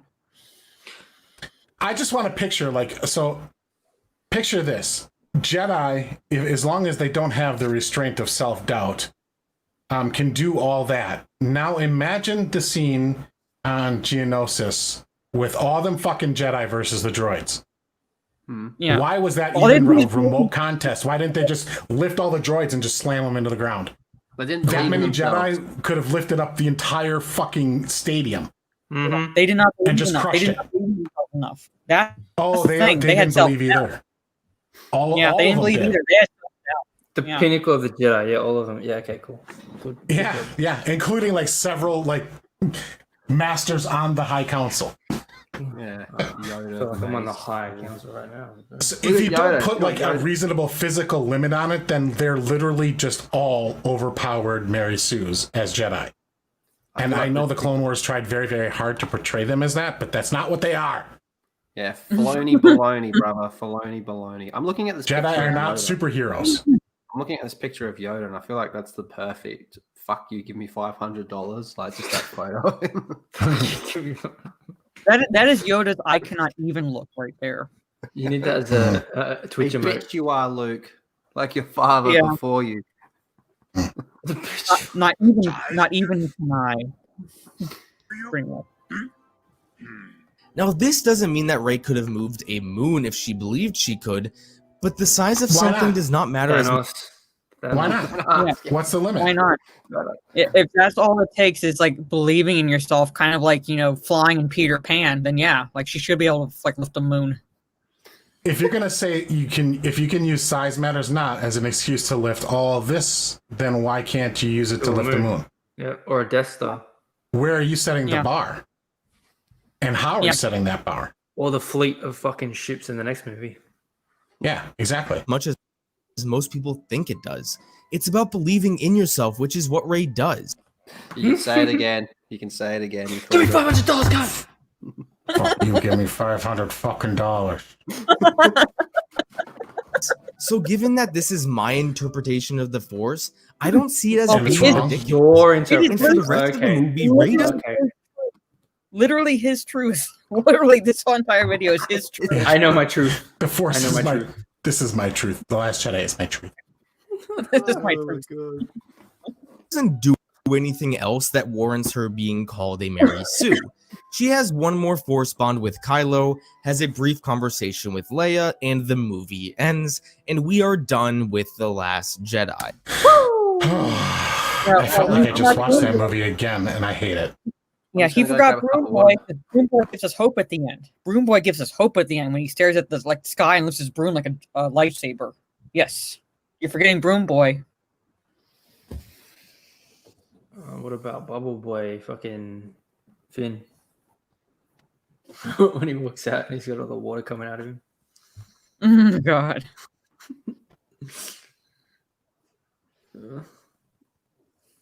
All right. God damn it. God damn it, Leroy. That's what I feel like. God damn it, Leroy. What inspired this monumental task today? Leaf was like, "Oh, I'm gonna do a live stream." Ask Lethal. He said, I'm gonna... I mean, I'm actually having a good time, but what's the question? Sorry. So what happened? What made you decide to take on this monumental task? Well, I was going to go live on this channel anyway, just to get a little bit more watch time. And then I saw this was a thing. I figured, oh, fuck it. That's like EFAP to this. That gets some watch time. I didn't realize there'd be 70 people watching it over 7-hour live stream. Thank you all got so your watch much. Time. It's definitely going to boost it. Definitely going to boost it. Get a bit more watch time on my second channel. I got a video that I was going to upload on my main channel, but I decided to put it unlisted because it was supposed to go up like 5 hours ago, but we're still into this. But let's keep going. Now, as I said before, The Last Jedi is the film where Rey appears the least. However, it is the last movie where Rey has her most screen time by far. God.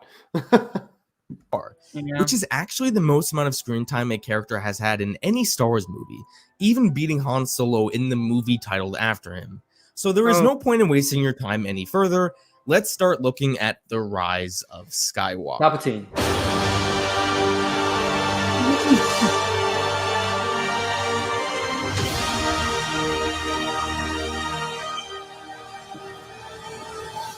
Now, in reality, I should just be able to excuse everything that Rey does in this movie by saying she's been training for a year. This is what people complained about constantly after The Last Jedi came out, that Rey didn't get any proper training from Luke, which makes everything she proceeds to do impossible. However, this point is incredibly hypocritical. If you look at Luke at the end of The Empire Strikes Back and at the beginning of Return of the Jedi, he is a completely different person in terms of his skill set. Fuckhead. It was 4 years since A New Hope. 4 fucking years since A New Hope. And even then, he had his ass handed to him by Vader. To the point where he could have had his ass handed to him in Return of the Jedi, but Vader was not going to kill his son.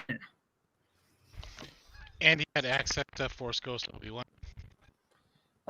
Wait, people, how many people usually hang out and watch stuff? On this channel, we normally pull about 15 to 20 people. On the main one, we pull about between 20 and 50. So yeah, this is a good one. I feel like our big stream, like our big weekend stream, full Aussie. What do you reckon? What do you reckon we average, Lyndon, over there? It's been getting to 50 now, average. But yeah, we average about 50 there. The Kenzie stream, we had like 200 or something. Jesus Christ. And Axel was like 150 something. So yeah. Thank you all for being here. Hope to see some of y'all over on the main channel from time to time. But let's keep going. He's a far more accomplished Jedi in Return of the Jedi, but how did he get so much stronger? Training. He definitely trained, but how? He has no master that could have trained him, because it's heavily implied that between the two movies, he didn't go back to Yoda. To the best of our knowledge, he didn't have any Jedi texts or anyone of any Force knowledge to teach him. Because if you go by Disney canon, Leia never became a Jedi. So she was not a Jedi Master training Rey. Rey was training herself for a year. So your whole argument literally falls flat if you're comparing her to Luke in that instance. You can't train unless there's someone in the room. So how did he get so much stronger? Well, people don't hold Luke to the same standard as Rey, so it doesn't matter. But Rey has the Jedi texts and someone who may not be a Jedi Master, but who had significant Force training to help her out. Why is Rey a Mary Sue in this movie when Luke is not one in his movie? Well, because of the double standard. Yeah, there are Crazy Coles, double standard at the end. Move on. That's it. That's all he has.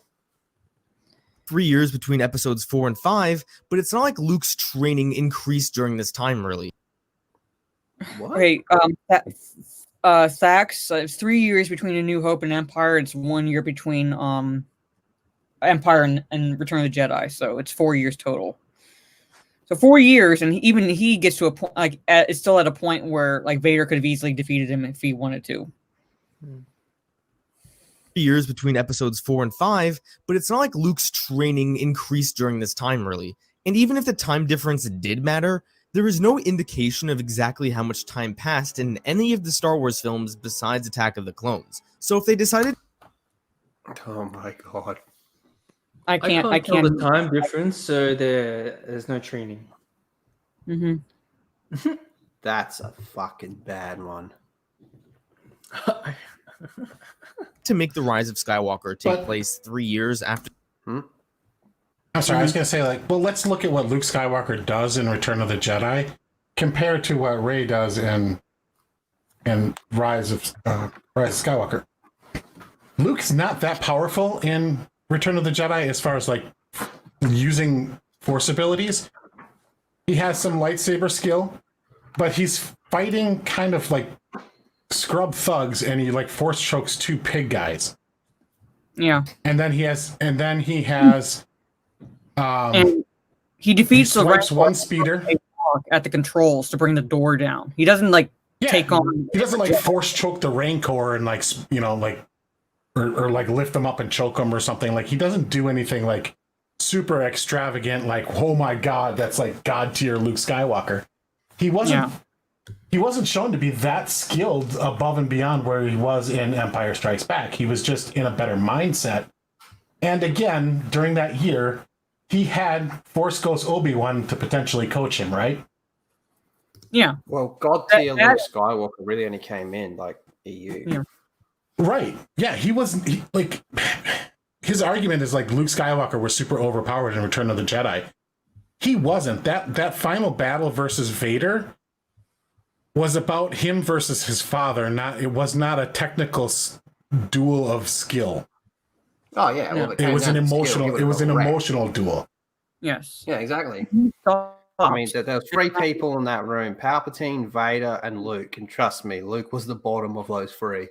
Yeah. Yeah. Luke stopped because he doesn't want to become his father, and he doesn't want to kill his father, and then like gets tortured by Palpatine, and is only saved when Vader, like Palpatine's hold on Vader is broken when he decides, like, fuck you, I'm gonna save my son.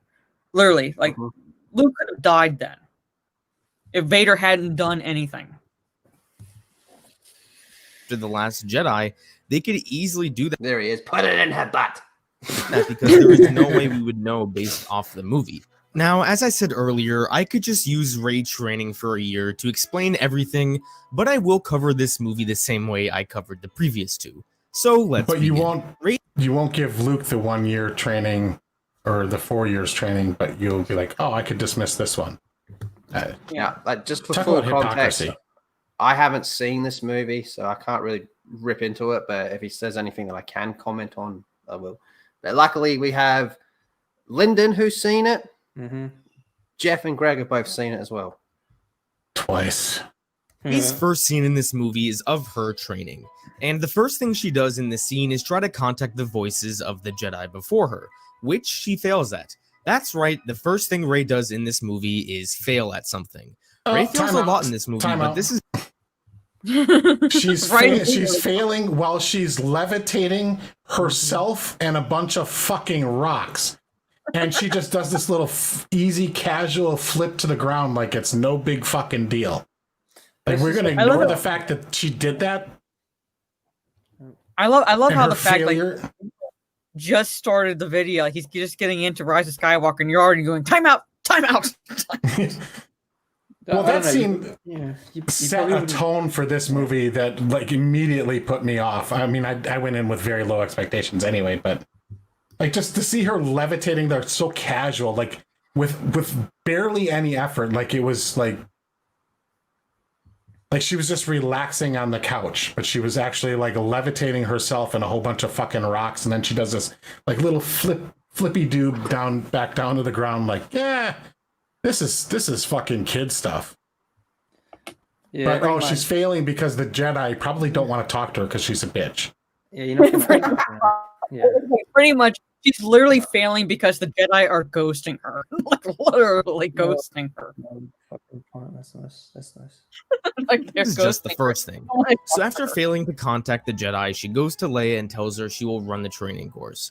She does some acrobatics that are nearly impossible for any regular person, but one thing that's really interesting here is that we get a hint towards Rey's darker side. She gets very frustrated and angry when trying to destroy the training ball. This is not how a Jedi should properly train. You know the Jedi code, the one that reads, there is no emotion, there... Okay, time out here. There's no... Luke, is this still a thing in Disney Star Wars? Training ball in A New Hope. Mm-hmm. Like he was like so did he fail there or what? I mean, is that failure here for her or is that failure for Luke? I mean, what is it?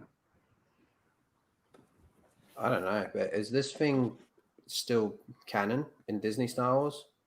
The whole Jedi code, is that still a thing? I don't know if word for word it is. I think in principle I think it is, but like, let's also not pretend that we haven't seen Jedi like use like Obi-Wan when he confronts Maul. Seems like he's a little bit pissed off, right? Mm-hmm. He comes in, he comes charging in, and like goes right after Maul as soon as the force field comes down. Oh yeah, you're talking about he taps into the dark side there. Yeah, but the idea that Jedi can't ever use any form of aggression ever, and it like instantly turns into the dark side—that's not how it works either. Like, No. Like you have to like commit to it. It's not just like you accidentally like, you know, oops, slipped on a banana peel and now I'm on the dark side. So it's when you like when you lose sight of it, that's when like you start turning to the dark side. But like not like it's just so in that argument, then Obi-Wan should have been full dark side user when he went after Darth Maul in the Phantom Menace, because he did tap into the dark side there with his anger. So there is knowledge, there is no passion, there is serenity. There is no fucking Wookiees. There is no chaos, there is harmony. There is no death, there is the Force. Yeah, Rey represents none of this. She gets really angry really quick in this movie, which is another big flaw that she has, but it doesn't come close to her biggest flaw, which will be addressed shortly. So because how many times has he said that is her biggest flaw? Just getting like 30 times so far. Does not mean you're automatically going to turn to the dark side. Is when you, oh my god. Like, could you imagine that? Like how easy it would be to have like dark side users all over the place. Like, you know, you're fucking late to the Jedi Council and you're like stuck in traffic and you're getting like a little frustrated and you're like, oh fuck, I'm on the dark side now. Pretty much. That's oops, darn. Oh my god. It's does he like? I'm not saying like. Does he even know what he's talking about? Emotional during the training, she ended up accidentally hurting BB-8. Again, this is something a Mary Sue would never do. Rey is literally putting her friends in harm's way, and that is not what a competent Jedi would do. And remember, competence is a big... Okay, hold on. What? My issue is this movie, like, if you take Rise of Skywalker individually, Rise of Skywalker set to try to deliberately counter the Mary Sue argument. So it inserted stuff into the plot to try and debunk it, like retroactively kind of go, oh, well, she trained. Like, you can see that they're deliberately putting stuff in to try and debunk the whole Mary Sue argument. It doesn't mean that she wasn't a Mary Sue in the first two movies. Even if like they step it back in this movie, she still was a Mary Sue in the first two. So this one they kind of really try to end that argument.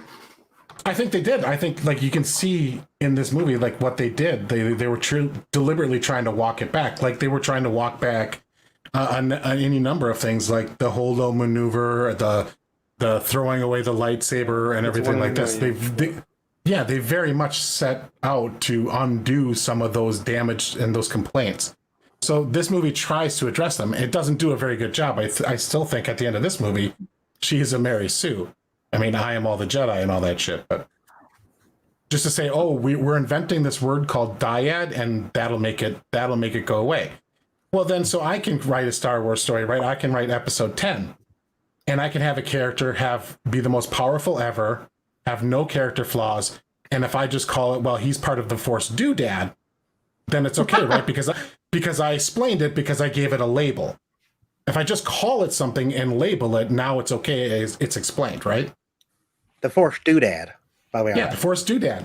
So you can literally do whatever the fuck you want when you're writing a story by just making a label for it. It's dumb. It's inconsistent with the previous stories. It's lore breaking, and it's frustrating, and it breaks immersion. Sorry. Of what a Mary Sue is. Rey's job is to protect the Resistance, and here she fails at that. Moving on, she fails at completing the training course and tells Leia that she is not feeling like herself and that she's tired. And Mary Sue would not fail at completing a training course and most certainly wouldn't get distracted or tired from training. And then comes the first thing that Rey does, which represents her biggest flaw in this film. Rey hands Leia the lightsaber and tells her that she is not worthy of wielding the Skywalker lightsaber. This is Rey's flaw in this movie. She has no faith in herself that she can be the hope the galaxy needs. This ties directly into Rey being someone who's very insecure. In the first two films, she was insecure about her parents, and now this sounds like a lot of retcons. Sounds like there was a lot. It is. They've inserted superficial flaws into this movie to debunk the whole she's a Mary Sue. So we'll give her some minor flaws that she overcomes really easily later. Okay. She's insecure about herself. Some people who love the first 2 sequel films and hate The Rise of Skywalker look at this moment as a regression for her character, which I completely disagree with. Let's look at everything from Rey's perspective. At the end of The Force Awakens, she was tasked with bringing Luke Skywalker back so he can be because she's an engineer, the savior of the galaxy. However, Rey fails at this, so she goes to Plan B, just like an alien, which is to try and bring Ben back to the light side. So what's the this main also for this fails, movie? so now she's thrusted into this role by default. She failed at bringing back that hope for the Resistance. She sees herself as nothing but a nobody scavenger. She can't contact the ghosts of the Jedi. She is struggling to complete her training course. She has trouble controlling her negative emotions, and she is injuring her friends because of her emotions. Why on earth would she feel worthy of taking on the Skywalker lightsaber? So I don't see this as a regression of her character at all. And to those who say Rey has no flaws, clearly don't see how troubled and insecure Rey is at the beginning of this movie. The next thing we see her do is reading the Jedi texts from the end of The Last Jedi. This is important because it helps explain some of the things we see her do later on.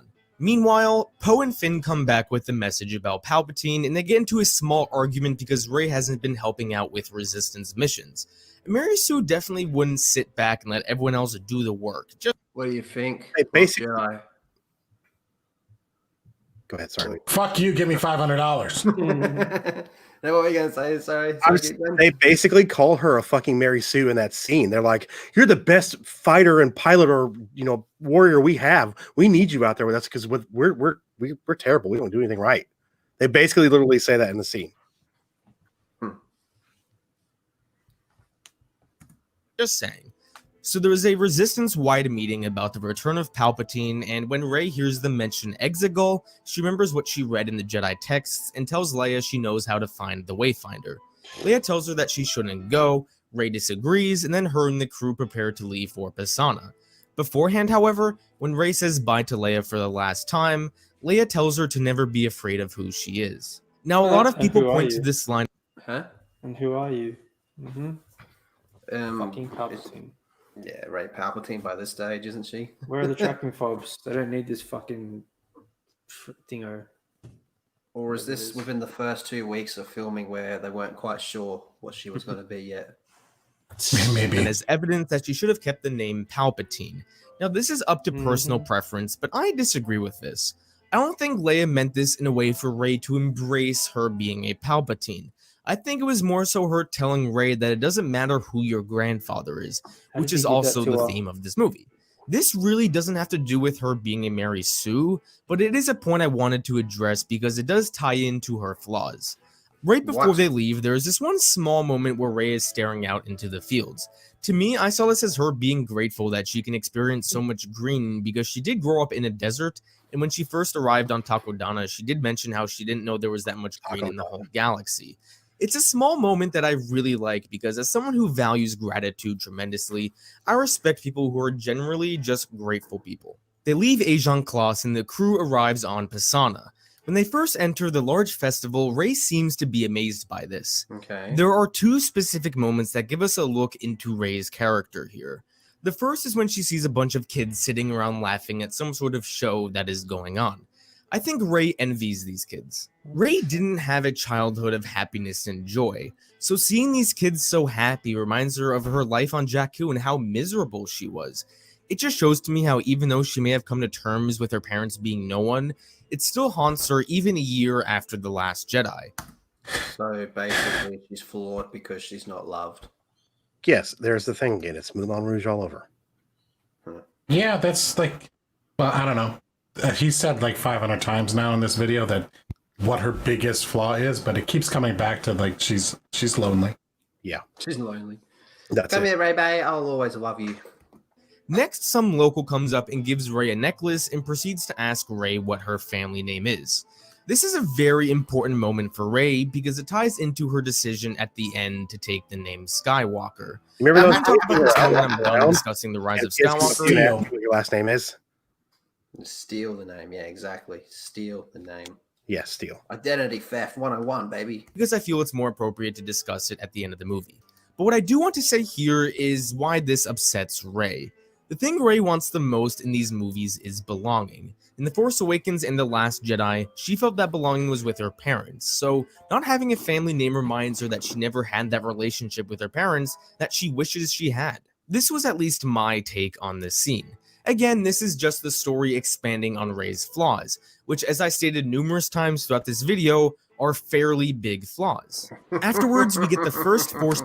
I love it. I love it. That's a big, huge flaw. Huge. Good. Spawn scene between Rey and Kylo. Nothing much is really accomplished during the scene, but what the characters say says a lot about their bond. Remember how earlier when I first started talking about their bond, I mentioned how it allows them to deeply know each other? This scene is an example of that. Both Rey and Kylo are just taking jabs at each other's biggest weaknesses. Rey mentioned how Kylo is haunted by killing his father, and Kylo asks Rey if she still counts the days since her parents left, and how there is so much pain and anger within her. Now, even though Rey does nothing here, Rey in this scene does not represent what a proper Mary Sue would do. Kylo is trying to get under her skin and distract her so we can find a clue to her whereabouts. By talking about her parents, this distracts Rey and she allows Kylo to get close enough to where he can steal the necklace from her. Rey allowed herself to be... How the fuck? Which is complete, total fucking horseshit. How does he grab it through out the... He's on the other side of the fucking girl. Oh my god. Be manipulated, and now the location of her and her friends is revealed and their mission is at stake. Oh no. And Mary Sue would not be so clumsy when talking to an enemy, and would definitely make sure no clues of her whereabouts were revealed. So this is just another example of Rey making mistakes and putting her friends in danger in this movie. What do you think, Greg? Is this just like where they just try to add shit into it to kind of end the argument? Yeah, except for this is like, how would she know, since this has never been done before, that how would she know something could be grabbed through a Force Skype call? Yeah, she's trying to say like, oh, she was being careless because she should have known that like he could have grabbed the necklace. Like, how would she have known that? They literally wrote that bullshit in as it happened. Yeah. There's no, and the necklace is like, there's no other places. Nobody would wear that necklace anywhere else in the entire galaxy but this fucking planet. This planet, this time of year, and this. Wow, he became the galaxy's greatest detective. I mean, this is the group of people that couldn't find fucking Luke when they had the big chunk of the map. Yeah, they literally had to just search the one area that was missing that was in BB-8, which wasn't that big of a section. It wasn't. Afterwards, she notifies her friends that Kylo knows where they are, and the First Order arrives. Then there's the Pisana spear chase, where Rey doesn't really do much. All she does is shoot a blaster at some stormtroopers, and considering she's been with the Resistance for like a year now, I would hope she has had some target practice with that thing. She gets when the fight ends off in that chase scene, just saying. Like really good shots. She gets really good shots off in that chase scene. Like there are some like shots that I didn't believe that she could make. And I'm like, oh yeah, of course she made them. Why wouldn't she? Yeah, I expect that in any kind of run-of-the-mill action sequence like that. Yeah. So that doesn't strike me as necessary, Mary Sue. She was a marksman after her first shot in The Force Awakens. Yes. Before she got chloroformed. Yes. Smell this rag. It's not chloroform. She notices that she has seen Ochi's ship before, and they manage to sink into some cave. Inside the cave, Rey finds the Sith dagger. We're glossing over a big one there, aren't we? Oh, really big one. Really big one. The fact that they sunk into a cave, but the cave is still intact instead of the sand going into it, or the fact that she could have like lifted everybody out of the sand. Yeah, why did she use that? It just happens to lead her to the fucking stupid the knife of stupidity. Yeah, and the Nazi car. Yeah. Notes how horrible things have happened with this. You'd think that if she could sense horrible things that happened with the dagger, that she would have sensed all the younglings that the Skywalker saber killed, but that's just But it's still called out for her. Yeah, Now the snake shows up, so and of we course get it the hid that child blood. It chose not to show it that because lightsabers have personalities. Yeah, we didn't talk about that part. first scene where Rey uses her Force healing. Now, just like almost everything she does, people scream Mary Sue at this, so let's take a look. There are a few questions that Rey using this ability raises. First, How did she learn how to do this? Now, I really don't think it takes that much thinking to put 2 and 2 together that she learned it from the texts. Those texts and Leia are the only thing. Well, yeah. Then why wasn't it a widespread usable thing in all the previous iterations of Star Wars we've seen to date? Yep. If it was just something that was around in the text and Yoda was like very dismissive of what was in the text, like he called them like a page turners, they were not. Mm-hmm. So Yoda knows the text. He's read them. So why isn't he teaching everybody? Yeah, it doesn't matter. Yeah, why isn't he teaching everybody how to do this amazing ability that would fighting Dooku and heal Anakin's arm, heal Obi-Wan's shoulder and leg. Healed the bounty hunter after it got hit by the poison dart. Exactly. Mm-hmm. Yeah. Because you can transfer your life over there and then save people's lives with it now. Yeah, it would have been a really nice thing to use. So no, I don't believe that she just read it in the book. No. She has to learn about the Force. So it makes perfect sense that she had learned that from the text. Nope, and the other makes big question sense, is that asshole. if Rey can use Force healing, then why didn't the Jedi of the past use it? Okay. And I can think of so many different answers for this. I come back to answer question, so no surprise there. Let's hear the convoluted garbage reasons that they would have never used it back here.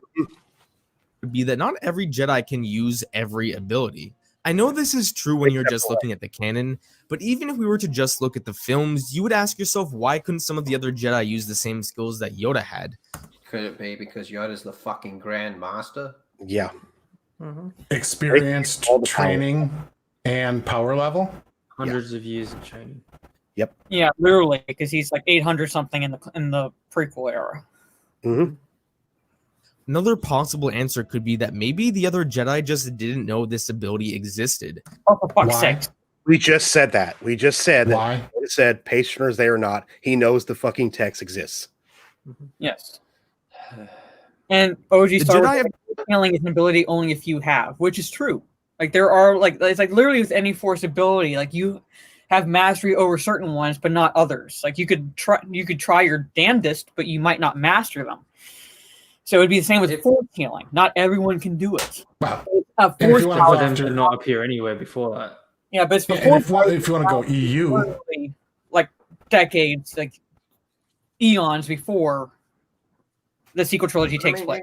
Even just in these ones, if it's something that's written down in a book, don't you think that'd be like, oh, you guys, there's this skill you really should know in case your buddy gets hurt? Exactly. Yeah. Yeah, let's find a way to practice it, even if it's limited to some people. Like we would have seen some instance of it being used one time before the 9th episode in the trilogy, or in the saga. Yeah, and don't you think like a power that powerful would take a lot out of you? Not just like, here you go. No, I'm gonna walk out of here now. We're good. Like Rey does it with no problem whatsoever. Yeah, and when it's used in the EU, it's not like an instant heal from mortal wounds either. It's there was a book. It requires you have to put yourself into a damn coma practically to do it. Yeah, Obi-Wan did it in one of the prequel era books that I read not too long ago, because he was like force healing this young woman that he and Anakin were helping this village, and he was force healing her, and it took him days, and he was literally sitting over her and almost not dying, but he was exerting himself to a point where he was practically putting himself into a coma himself, like you said. It wasn't just hand on the belly or whatever, and okay, you're healed. Moving on. Well, in the scene, she literally tells BB-8 she's transferring some of her Force essence into this other being. That would take something out of her at least, where she would be at least exhausted after this. So you would think there would be some sort of mana drain or something like that. Yeah. And the idea that not everybody can use it. It just so happens that she can and Kylo can. Yeah. It must be a dyad thing, right? A doodad thing? It's a doodad. Just call it a doodad thing, and that makes it a little better. It was a doodad. Force doodad. The prequels were very strict in what they were taught, so maybe they never learned this ability, and only Luke discovered it after Return of the Jedi when he found some of the Jedi texts. The sequels do have a lot of new Force powers that we haven't seen before, so maybe the same could be said about those powers as well. And my last possible answer would be that maybe the Jedi didn't want to teach this power to other Jedi. The Jedi never saw death as something that should be avoided, that it was a natural part of... Want to do it? Why would they not want to even remotely attempt to train Jedi? Like, hey, if you're out in the field and you don't have back to spray, maybe this ability would prove a little bit useful. Yeah, it seems like something that would come in handy. Like, yeah, maybe they didn't believe that you should death was like the end, but you still wouldn't. They are you telling me that Jedi don't go to the hospital if they have wounds? Yeah, they've got. I'm pretty sure they do. Yeah, like I'm pretty sure that why did Anakin get a replacement hand? It should have been like, oh, you should just accept it. You don't get a new arm. Yeah. Mm-hmm. You lost it to Dooku fair and square. You don't get a new one. Tough shit. Life and should be embraced. I could see them not liking this power because, in a sense, you are cheating death when you use it. So that is another valid explanation. Not every movie. Not valid. Stupid. Not every movie is going to kill you. Right. Depends when That's you the put other an thing ounce is like, oh, you broke a bone. Well, we don't believe in cheating death, so you got to suffer. Yeah, you got to suffer and die. Throw some dirt on it. You'll be good. You'll be good. Spray some Windex on it. You're fine. Of thought and imagination into a fantasy story, when something isn't explained that involves the magic system, ask yourself, is there a reasonable explanation that I can infer? Now, this isn't and shouldn't be the case for everything, but I think it applies here. Also, those who don't criticize Baby Yoda for also being able to use it are just showing how much of a double standard they have for Rey. You don't. That's not me, buddy. I complain for both. Yeah. So the thing is, Baby Yoda was in like a fucking coma for almost 2 days because of it. And it wasn't. I still think it's bullshit. So yeah. I will give that point if you are like overlooking what Baby Yoda does. Like, to be fair, yes, you said he was in a coma for 2 days. I haven't watched the show, so I'm going to go. But like, if you overlook that and then criticize her, okay, I give him that point. That is hypocritical. But most of us who have complaints about the Mandalorian are about Baby Yoda being in the show and his ability to use the Force without any training and being a baby. Yep, and things like that. So yeah, Baby Yoda is a baby who, to the best of our knowledge, has had no Jedi training because he's a baby. He not only uses the same power as Rey, but the other Force abilities as well. Why on earth is Baby Yoda not called a Mary Sue or a Gary Stu? He was literally created for the Mandalorian right before they did all this for Rey to try to explain away her not Mary Sue-ness. Yeah, exactly. I mean, look, I see two reactions to Baby Yoda. Oh my god, it's adorable, and oh, fuck off, you law-breaking little cunt. Yeah. I've heard some people say that those of Yoda's species are naturally stronger with the Force. Am I going crazy, or no one knows? Did we already do this? I think he already did this, didn't he? He does circle back on his arguments a lot for his point. A lot. Yeah, hey, did you know that she's lonely? I heard that she's lonely. 42. It's her biggest flaw. Did you know that Moulin Rouge is her favorite movie because she wants to be loved? Yep. I don't know. I could have sworn he'd done this exact same point with this exact same footage, though. Anyway. He does use the same footage. He does. He circles back on a lot of shit.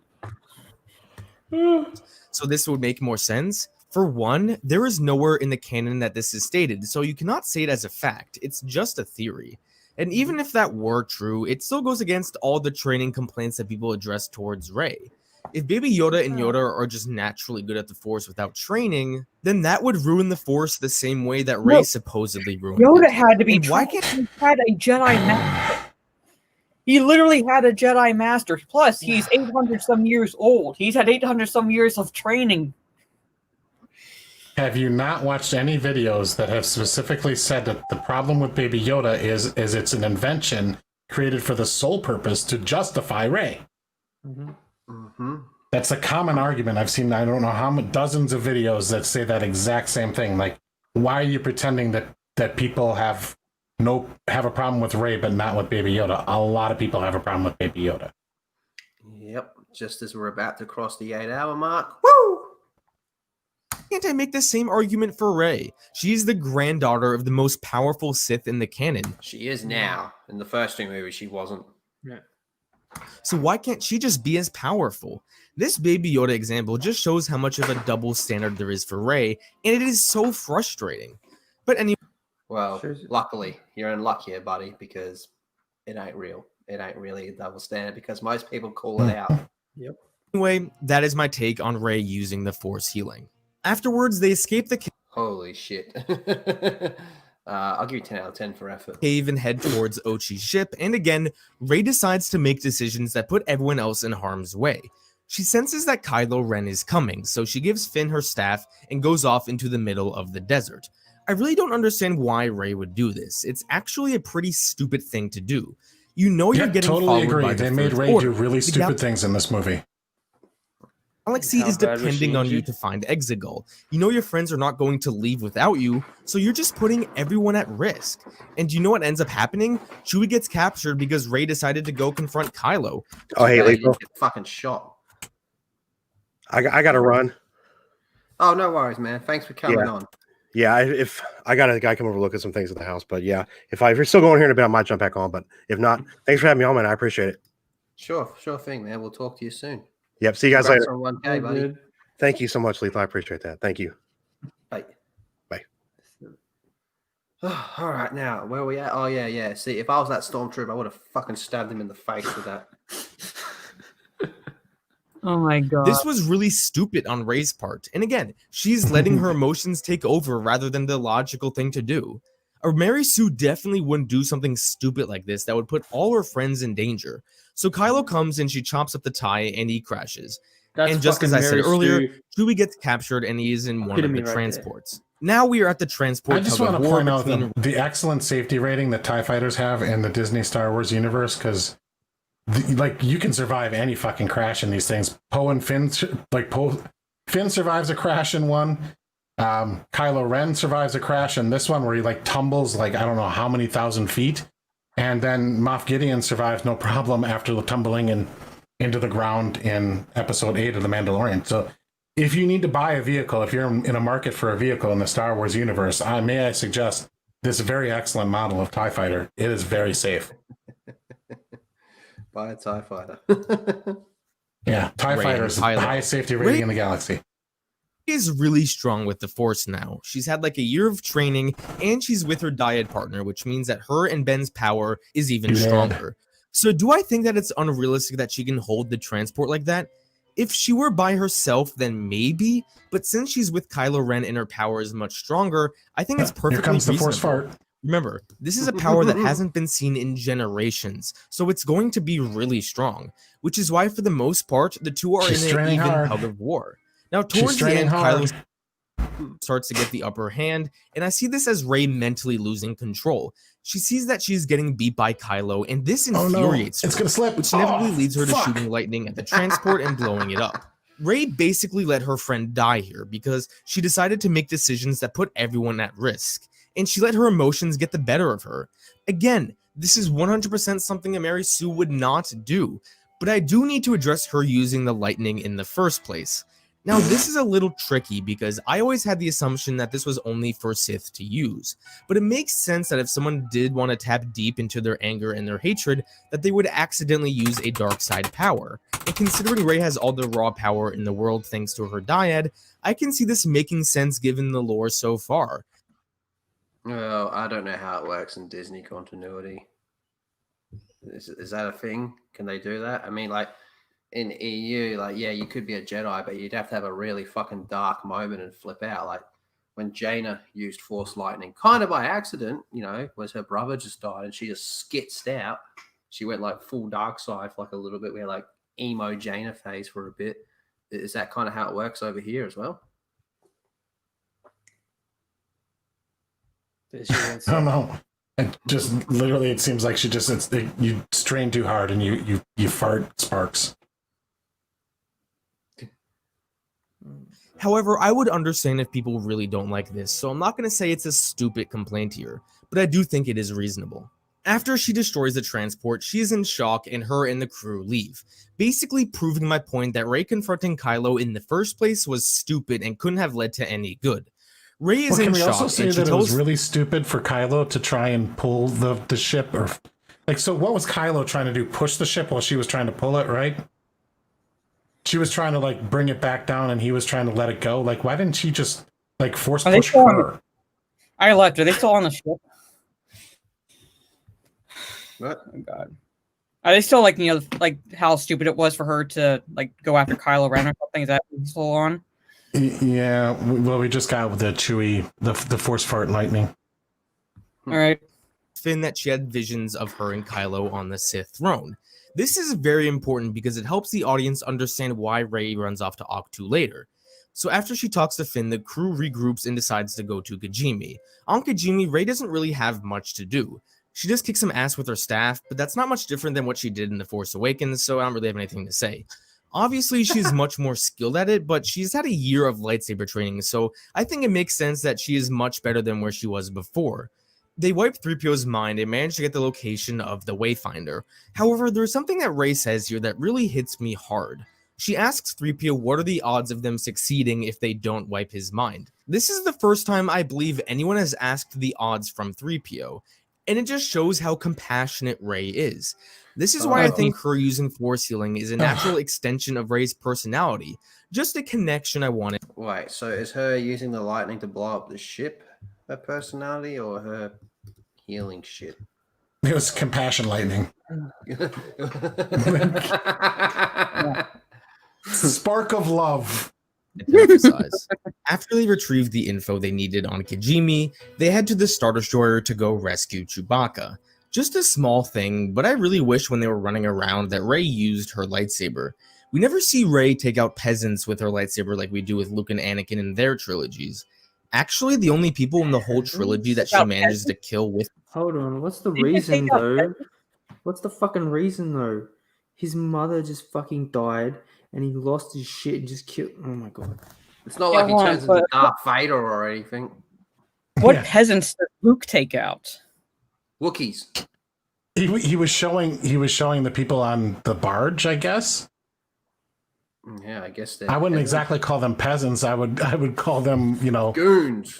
Yeah, goons. Yeah, well, they're still part of the criminal underworld, and they're not exactly like innocent bystanders or anything like that. Like, he didn't drive through Maz Eisley, saying that how. It wasn't a school bus. It wasn't a school bus. He wasn't like potential young ones. I'm gonna cut you down just like Daddy used to do. Fuck Toshi Station. With the lightsaber are the Praetorian Guards. She deflects the blaster shots of Palpatine's guards at the end, but she doesn't actively... I've seen this part. You watch what this bitch does here, man. It's fucking nuts. Stab any... Bitch, I just threw a fucking blaster bolt at him. It's ridiculous. Rachel's lost it. Yeah, now can you say that we've seen Luke Skywalker in Return of the Jedi do anything remotely like that or skillful as that? Like literally just catch a bolt and throw it at somebody? No. Nope. Fuck you. Them with the lightsaber. Anyway.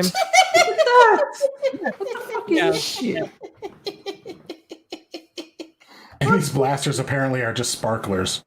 At the end, but she doesn't actively stab any of them with the lightsaber. Oh, she doesn't anyway, she just throws a blaster ball into his head. So good. Yeah, like blaster bolt to the eyeball. That's more humane. Guns are for bitches. Just throw their own back at him. Yeah, that's more of the Rey compassion. Holy shit! It's almost 7 a.m. Lyndon, how you feeling? I'm fucked, man. 7:30, man. Oh my god. They continue moving into the hall and they run into 2 stormtroopers. I don't know why they simply just didn't kill them, but Rey decides to spare their lives and use a Jedi mind trick on them. She's good guy Rey. A Jedi just simply kill the stormtroopers. Like, okay, is she a Jedi or not? Because Jedi don't do that. Sith do. Yeah. She tricks them. And then her compatriots there go on a rampage and murder everything they see as they go through the ship. They literally mow down everybody. With it in The Force Awakens, then you may forgive it here, considering she's had much more training since then, more so than Luke had before Return of the Jedi. So I don't see how you could argue that this is an example of her being a Mary Sue, especially when compared to Luke in Return of the Jedi. So, at this point, no. I would say that using it there is probably okay. So it's like you said, Lost Jedi. It's just adding shit to take away from that argument now. Yep. So the crew proceeds to split up. Rey goes and looks for the dagger, and Finn and Poe go look for Chewie. Now, there is something here that And actually murder everybody they see.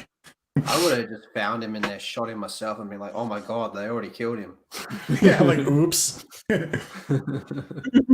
We were too late. Rey says she needs to find the dagger, and when Poe asks her why do they need the dagger, she just says she has a feeling. This is completely unnecessary. During 3PO's monologue on Kijimi, where he reveals the location of the Wayfinder, This whole trilogy was unnecessary.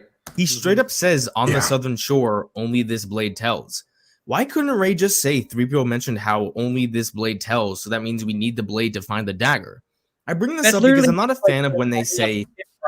That's literally just pointing out shit writing in the trilogy. Yeah, that's not... Yeah, he can't really... Yeah, exactly. Fucking hell. A feeling when a character needs to know information. I think it's a bit of a cop-out to just use the Force to explain this. So now it's a cop-out. Yeah, it wasn't before, but now it is. It wasn't before, but before that it was, but before that it wasn't, but now we're back to it is. This change would have made much more sense and made Rey seem less overpowered, in my opinion. But regardless, she manages to find her way into Kylo's bedroom where she finds the dagger. Don't worry. And this scene is actually pretty important. When she picks up the dagger, she hears the voices of her younger self and her... Kylo's bedroom. What was he using it for? I have to wonder. Where's that dagger been? Where's the dagger been? Cutting his wrists or listening to Evanescence. Wake me up! Evanescence. Evanescence, not Evanescence. It's 7 in the morning. Get fucked. Give a boy a break. Fuck you. Give me $500. Parents. It scares her temporarily, and then the bond forms and Kylo shows up. Oh shit. Kylo tells her that he needed to push her in the desert so he can confirm to himself that she is a Palpatine. He tells her that he knows the rest of her story, and this really gets to Rey. It's been about a year since the events of The Last Jedi, and... She shouldn't say you lied. She should say, it's retconned. Rey probably had some time to come to terms with the realization that her parents are no one and are dead. However, when Kylo tells her that he knows the rest of her story, it opens up a can of worms that Rey doesn't want opened. To keep you safe. You remember more than you say. This is like if you had a traumatic experience in your life and you had time to cope with what happened, but then a few years later, new information is revealed that changes everything. It's not a pleasant experience because it would remind you of the pain of that traumatic experience. Harrison Ford didn't even shave. He's just like, shit, I'm 5 minutes late. Just woke up and went straight from bed. I'm going to have to go here because I got to take my dog out and things like that before my class starts at 6. All right, no worries. Well, if you're still going in if you're still going in 2.5 hours, I can maybe jump back on. I highly doubt that. But yeah, I might do what I did with when you were on Twitch, and I'd put your stream on my phone and mute my computer while the professor's lecturing. But I gotta jump off. Do it. All right, no worries. Thanks for coming on, Mara. You're welcome. God, 8 hours. I can't do this. All right, bye. Okay, wait, Harrison. This is what Rey is going through during this scene. Kylo starts to tell her that her parents chose to be no one because they wanted to keep her safe. Imagine the guilt that Rey must feel here. She probably hated her parents for the past year for selling her, but now she finds out that they were actually trying to protect her. I'm not sure about you, but I would feel really guilty too. This reminds me of the scene in Rogue One where Jyn... No, not even close. Nope. ...listens to the message of her father. She never wanted to hear from her father again, so when she finds out that he did all of this to save the galaxy, it breaks her. And this scene breaks Rey too. I feel really bad for Rey here, and I think Daisy really does a great job acting in this scene. Rey doesn't want to feel this pain again, but Kylo is giving her no choice. When she says, "I don't want this," I really felt that. I've been in your head. I don't want this. Search your memories. It also shows how Rey is still really insecure about her relationship with her parents. There you go, Lost Jedi. She's still lonely. Well, it also shows that her parents are really shitty. They sold her to a fucking slave dude in order to save her from Palpatine. Like, they couldn't find some happier home anywhere in the galaxy. They had to dump her on the worst fucking planet in the galaxy with, like, the worst possible person in the galaxy. Maybe they offered a better price than Luke. More drinking money, I guess. That the mere conversation about her parents is really cutting her to her core. Also, Rey basically lashes out at Kylo with lots of anger. Nothing that Rey has done when Kylo showed up resembles anything what a Mary Sue would do. Mary Sue would not still be haunted by her past, and most certainly wouldn't attack out of pure rage and anger. Well, most Mary Sues by this stage have a fucking past that's been written. They're still making up hers as they go. After they start to fight for a bit, Rey starts to remember her last moments with her parents and how they loved her. This is huge for Rey because this changes everything for her. I don't blame her for being so upset. Kylo continues to tell her how Palpatine gave the order to kill her parents. Kill him. And yet again, Rey manages to give up her position to Kylo and put their whole mission at stake. Granted, Kylo should have probably already been notified considering they did just light up the hangar a few minutes ago, but anyway, after handing 3PO the dagger and Chewie's bandolier, she goes to confront Kylo about why Palpatine wanted to kill her. And this is where we and Rey learn that she is the granddaughter of Emperor Palpatine. Now, there's two ways you can look at this. The first way is that this was an attempt by J.J. Abrams to simply retcon The Last Jedi because he hates it. Yes. Or you can see from a story perspective why J.J. would want to do this. I've got a third option. The one that Daisy Ridley said. They were literally just making it up as they fucking went. Yep, that's the winner right there. Everything that happens to Rey up until the point where she talks to Luke on Octu. I wonder if this dude was like working on this video for ages, and then that Daisy Ridley interview comes out, and he's just like, fuck. Oh yeah, this kind of fucking spoils it. Oh well. Is trying to show why Rey shouldn't be worthy of continuing on the Jedi legacy. She's wildly insecure. She cannot control her emotions, she has a very strong dark side, she constantly makes decisions that put her friends in danger, and now she's related to the man who's responsible for the death of thousands of Jedi. Oh, it's a crazy world we live in. Everything besides her relation to Palpatine is behavioral, so it's something that can change. There he is again. Put it in her butt. Over time, but her relationship to Palpatine is permanent. No matter what she does, she will always be his granddaughter. This was the worst thing Rey could have possibly heard. Her relation to Palpatine plays perfectly into her insecurities about her being the heir to the Jedi. If Rey was a true Mary Sue, then this wouldn't bother her. Mary Sues are competent women. A competent woman in this case would brush this news off like it was nothing and know that she's already worthy of being a Jedi. Rey is insecure about like a dozen different things right now, so there is no possible way that she could be a Mary Sue. And by It's the almost way, like they retconned her entire character because of the complaints that she was a Mary Sue. Yeah, it's like they keep changing as they went. her talking to Kylo here again is putting her friends in danger. She knows her friends won't leave without her, so that means they have to pull off some crazy... Did this bitch just fly? Did she just fucking fly? ...is in danger. She knows her friends won't leave without her, so that means they have to pull off some crazy maneuver to save her, which is what ends up happening. Oh, and this is another example of a group of men having to save Rey, even though Star Wars fans would have you think Rey is fully capable of saving herself. After Finn helps Rey escape, they are on the Falcon making some repairs, and Rey gives a little speech that is exactly like something a Sith would say. She mentions how she's going to find Palpatine and destroy him. Finn's like, girl, this is not you, which triggers Rey because she feels that nobody really knows who she is. They arrive on one of the Endor moons and they find the Death Star. Now this next part gets a lot of crap, but I think it's... Oh my god. Dumbest Oh my god. Oh, see. Oh man. You gotta keep in mind, I haven't watched this movie, so hearing a lot of... I know roughly what happens. Like, I know the main points. But seeing it being said out loud is like, are you serious?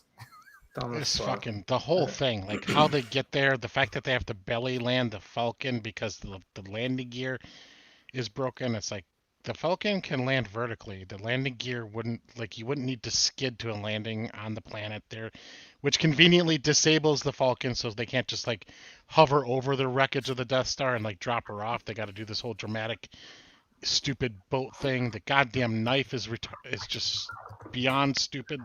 Like somebody sat there on that cliff and like carved the knife based on like looking at the Death Star somehow. Like, why would anybody do that? It's Why wouldn't they completely just go grab unwarranted. the fucking thing? Rey takes out the dagger and pulls something out of the hilt that helps her find the location of the Wayfinder.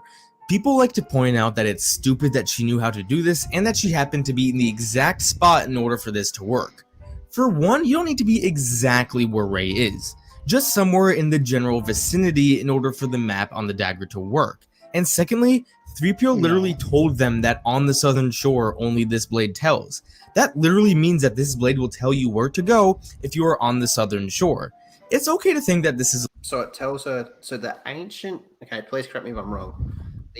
This is nothing to do with her being a Mary Sue. The ancient Sith dagger tells her to go here to go to the blown up Death Star. Which makes no fucking sense. No, it doesn't. And like, had they been like a mile down the shore, you know, north or south or whatever, like it would have affected where the dagger point. It wouldn't have worked. But how can an ancient Sith know there's going to be such a thing called a Death Star? Know there's going to be two of them. They're looking to the future. Blown up and know exactly where it's going to fall. The dark side is the path to many powers that people. Many abilities, some consider to be unnatural. So that's just the catch-all, I guess. I don't know. So that's the Goonies knife is just so freaking stupid. It's a little goofy, but to say that it was completely lucky that Rey was able to be in the right spot is just simply not true. Nah, this sounds more like it is true. Plot point to me, to be honest. So Rey didn't have any Mary Sue luck here. She knew where to go because that is where 3PO told her to go. Janna and some of the locals show up shortly after and tell them that the tides are too strong and that they need to wait until the morning. Rey is annoyed because she knows that they can't wait that long, so she decides to take off on her own on one of the water skimmers. Now this I'm actually not a big fan of either. Rey swimming is one thing I can mentally find a valid reason for how she could do, but to pilot one of these skimmers I think is a bit too much. It doesn't seem like it's the same as just flying any regular ship, so I think it's a bit unrealistic, especially given how strong the tides are. So this, along with Rey understanding Wookiees and shooting down all those ties on Crate so quickly, are skills that Rey has that I would agree are unrealistic. Anyway, she manages to make her way to the Death Star and begins to climb her way up. This was a neat callback to her first scene in The Force Awakens. Yeah. So, Lyndon Lethal, if I told you to, each of you, to go stand on the southern shore of Australia, would you guys go to the same spot? No, not even close. Okay, He's already basically on the southern shore. Yeah. Yeah, basically, like, yeah, it's a pretty big area, and yeah, like, the knife wouldn't work if you're on one side of the continent versus the other. So, yeah. Oh boy. Quite enjoyed this. It's nice seeing things come full circle. And by the way, this climb is insanely difficult. I would bet large sums of money that not a single person watching this video would be able to make that climb with no harness. So I'm going to give some props to Rey. Give me money. Give me money. Give me money. Here for being a badass. And if you think that this makes her a Mary Sue, it's literally a callback to her. We've already had this point. We've already done this point. We've done about every fucking point a million times now. This cunt just doesn't stop going around in circles. I think it's kind of dumb that she's climbing at all when she has the power to float now. She floats now? She literally can like hover her way up. Why the fuck is she even climbing? I don't think many people actually said that her climbing makes her a Mary Sue. Yeah, I don't. That wasn't an argument I heard in any videos. I'm sure maybe some idiot said it on Twitter, but oh my god, she's climbing. First time on Jakku's scavenging. When she gets to the top, she finds her way to the throne room. Small tangent, but I love the music that plays here. It's the same theme as Darth Vader's death. That's not Darth Vader, it's Anakin now.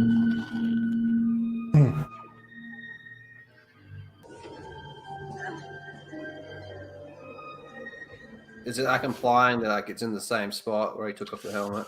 Fuck you. Yep, I guess. A music callback is nice. Again, it's a small thing, but I love the way this music was implemented.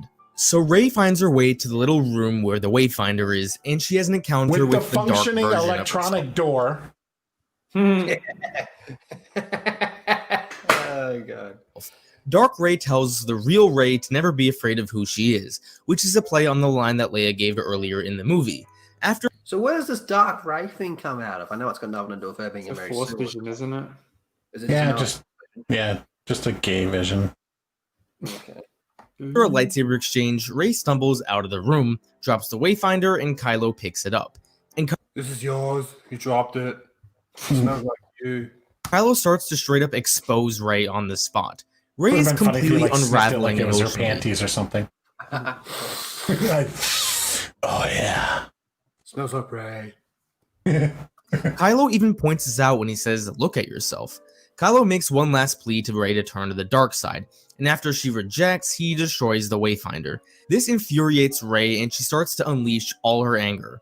She starts swinging around with Kylo easily. That's like a full Mortal Kombat intro right here. Watch how she jumps down. Infuriates Rey, and she starts to unleash all her anger. She starts swinging You offering me a job? There you go. That's her intro. around with Kylo, easily avoiding her. He takes out his lightsaber, and the duel begins. I want everyone to look at the smaller detail. What is this worse? Look, than she should have been killed right there. Is this worse than the Throne room? Yep. Yes, because you can it's easier to point it out because it's just a one-on-one, and there's so many points where either one of them could have taken a kill shot with just a flick of their wrist. Yeah. Like she's got her back to him, and her sword is like way up behind him. All he's got to do is he could force push her at this point. He could kick her. He could or stab her with his lightsaber, but he doesn't. He just chooses not to. Yeah. With this fight, Rey is the one who is completely out of control emotionally, and Kylo Ren is really calm in this whole fight. It's a neat twist because usually it's the Sith that's angry and the Jedi that's calm. However, since Rey is way too emotional right now, it's going to end up draining her out. But let's look at the dynamics of this fight compared to The Force Awakens. Unlike that fight, Kylo Ren here is not emotionally compromised. He is 100% healthy and in peak Kylo Ren form. And I think it's safe to say that Rey is also significantly better here. She's been training for a year now, and she's just overall stronger with the Force. And with Rey being significantly stronger, she still manages to basically lose this fight. This shows that when Kylo Ren is not emotionally damaged, he can easily kick Rey's ass. I was so happy when I saw this in the theater because it validated everything I said about Rey and Kylo in The Force Awakens. Kylo lost that fight because he had just killed his father and it made him weaker. Had that not happened, Or they the made fight would him have lose been this over. fight because we all complained about the first fight. Do you think maybe that's a possibility? Or he would have killed Rey and we wouldn't have her in the next fucking movies. Right. Like, this is just a deliberate, this is fixing the fight in The Force Awakens and a lot of people's complaints. Like, I think it was written specifically for that. Is that kind of what this whole movie is? Kind of, yeah. It's really just, this is an attempt to fix the previous two movies. And, of course, it does way worse damage, but you can tell they're deliberately trying to do this. Like, well, why did they have Rey kind of get her ass kicked here? Well, because a lot of people complained about the first fight. Much sooner, and Kylo would have won. So after fighting for a few minutes, Rey gets really tired and Kylo just unleashes on her. This would not happen to a Mary Sue. Mary Sues do not get tired during fights, and most importantly, wouldn't lose a fight either. Fun fact, that fight that he was just showing off there with Obi-Wan and Vader, Vader is fucking exhausted by the time that fight even starts. Because in the movie, when he wakes up from the nightmare, he doesn't sleep through the remainder of Revenge of the Sith novelization. Awesomeness. Check it out. So Rey basically losing the... Sorry, Lyndon? And he fucking loses. Yeah, he gets wrecked. Yeah, so I guess you can't say Anakin is a Mary Sue because he lost, right? So does that invalidate his arguments in the Force or in the Phantom Menace then? His whole fucking life. Yeah. Possible for Rey to be a Mary Sue. However, right before Rey would have been possibly killed, Leia reaches out to her son one last time. Now, to those who say Rey is a Mary Sue because Leia sacrificed her life to save Rey, You have completely misunderstood this scene. I genuinely believe that Leia didn't think of Rey one bit during this scene, and all she wanted to do was reach out to her son. She might not have said anything, but I always got the impression that he felt she still loved him, regardless of what he did to Han. And while Ben was distracted by the death of his mother, Rey was able to take his lightsaber and stab him through the chest. Rey then feels Leia's death as well. Filled with guilt, she decides to heal Kylo. She proceeds to tell him that she did want to take his hand, but Ben's hand. She then proceeds to take his TIE fighter and leave the planet. And this was the last straw for Rey. I don't think Rey went into this fight with the intention of wanting to kill Kylo, but she almost did that anyway. At this point, she can't trust herself, and honestly, I wouldn't trust myself either. She is constantly putting her friends in danger, she's killing people she doesn't want to kill, she can't control her emotions, she's really starting to give into the dark side, and she's the granddaughter of the man who's about to take over the galaxy. I know I've said this like 100 times by now, but I'm not going to stop. Someone as insecure as Rey cannot possibly be a Mary Sue. All the things I just mentioned are not something that would happen to a Mary Sue. And a Mary Sue definitely wouldn't run away from everything and attempt to exile herself just because she feels she cannot control her power. Like, after watching this scene, how could you possibly think Rey is still a Mary Sue? She is literally running away because she is scared. I wish this was enough to end this debate, but we still got a whole third act of this movie to cover. Woo! So she arrives on Ahch-To, the same island Luke was on in The Last Jedi, and the same island he was in exile all those years, and begins to destroy the TIE fighter. The TIE is on fire, and she is chucking logs into it. The goal here is to destroy her only means of transportation, so she cannot leave the island, stuck in isolation like Luke was. She takes one last look at the Skywalker saber, the thing she never felt worthy enough to wield, and someone just joined. Who we got? Oh, what's up? Stephen Walton. How you doing, sir? I have spent all day yelling at my phone at work, crying, laughing. My coworkers think I'm insane because Long Dong Lethal Lightning, my big dick brother from down under, had to do a lot for 8 hours now. Enough. You guys have been great all day long. This guy needs a mental institution. This is why we need mental health awareness. I don't know what this. I don't know. I'm questioning whether validity of the Star Wars fan title that this guy has. At the very least, we need to institute a breeding license.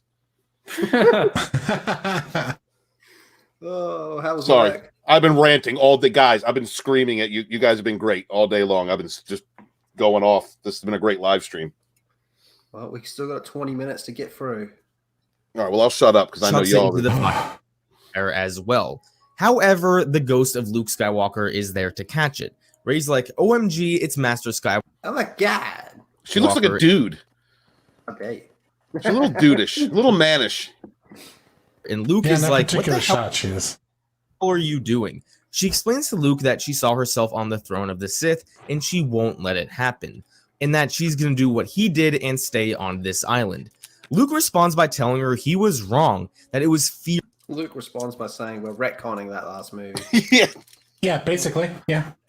That kept him on this island, which is the same reason Rey is on the island, except it is fear of herself.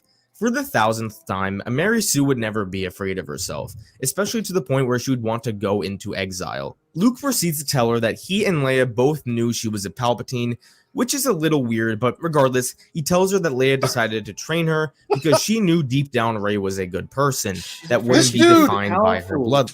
This dude cannot accept how awful the sequel trilogy is. The Disney trilogy, because there was no plan, right? He goes, which seems a little weird to me. That's because it was a pissing match between two directors and the fans were the ones who got pissed on. Sorry. Yeah, and again, the majority of the Mary Sue arguments literally were had made the after actress the first two come out and movies, say, not "Yeah, after the look, last guys, it was fucked." Right. She wasn't even happy with The Last Jedi. Yeah. I like Daisy Ridley too, but they did not do her justice in this trilogy. They didn't do her any justice.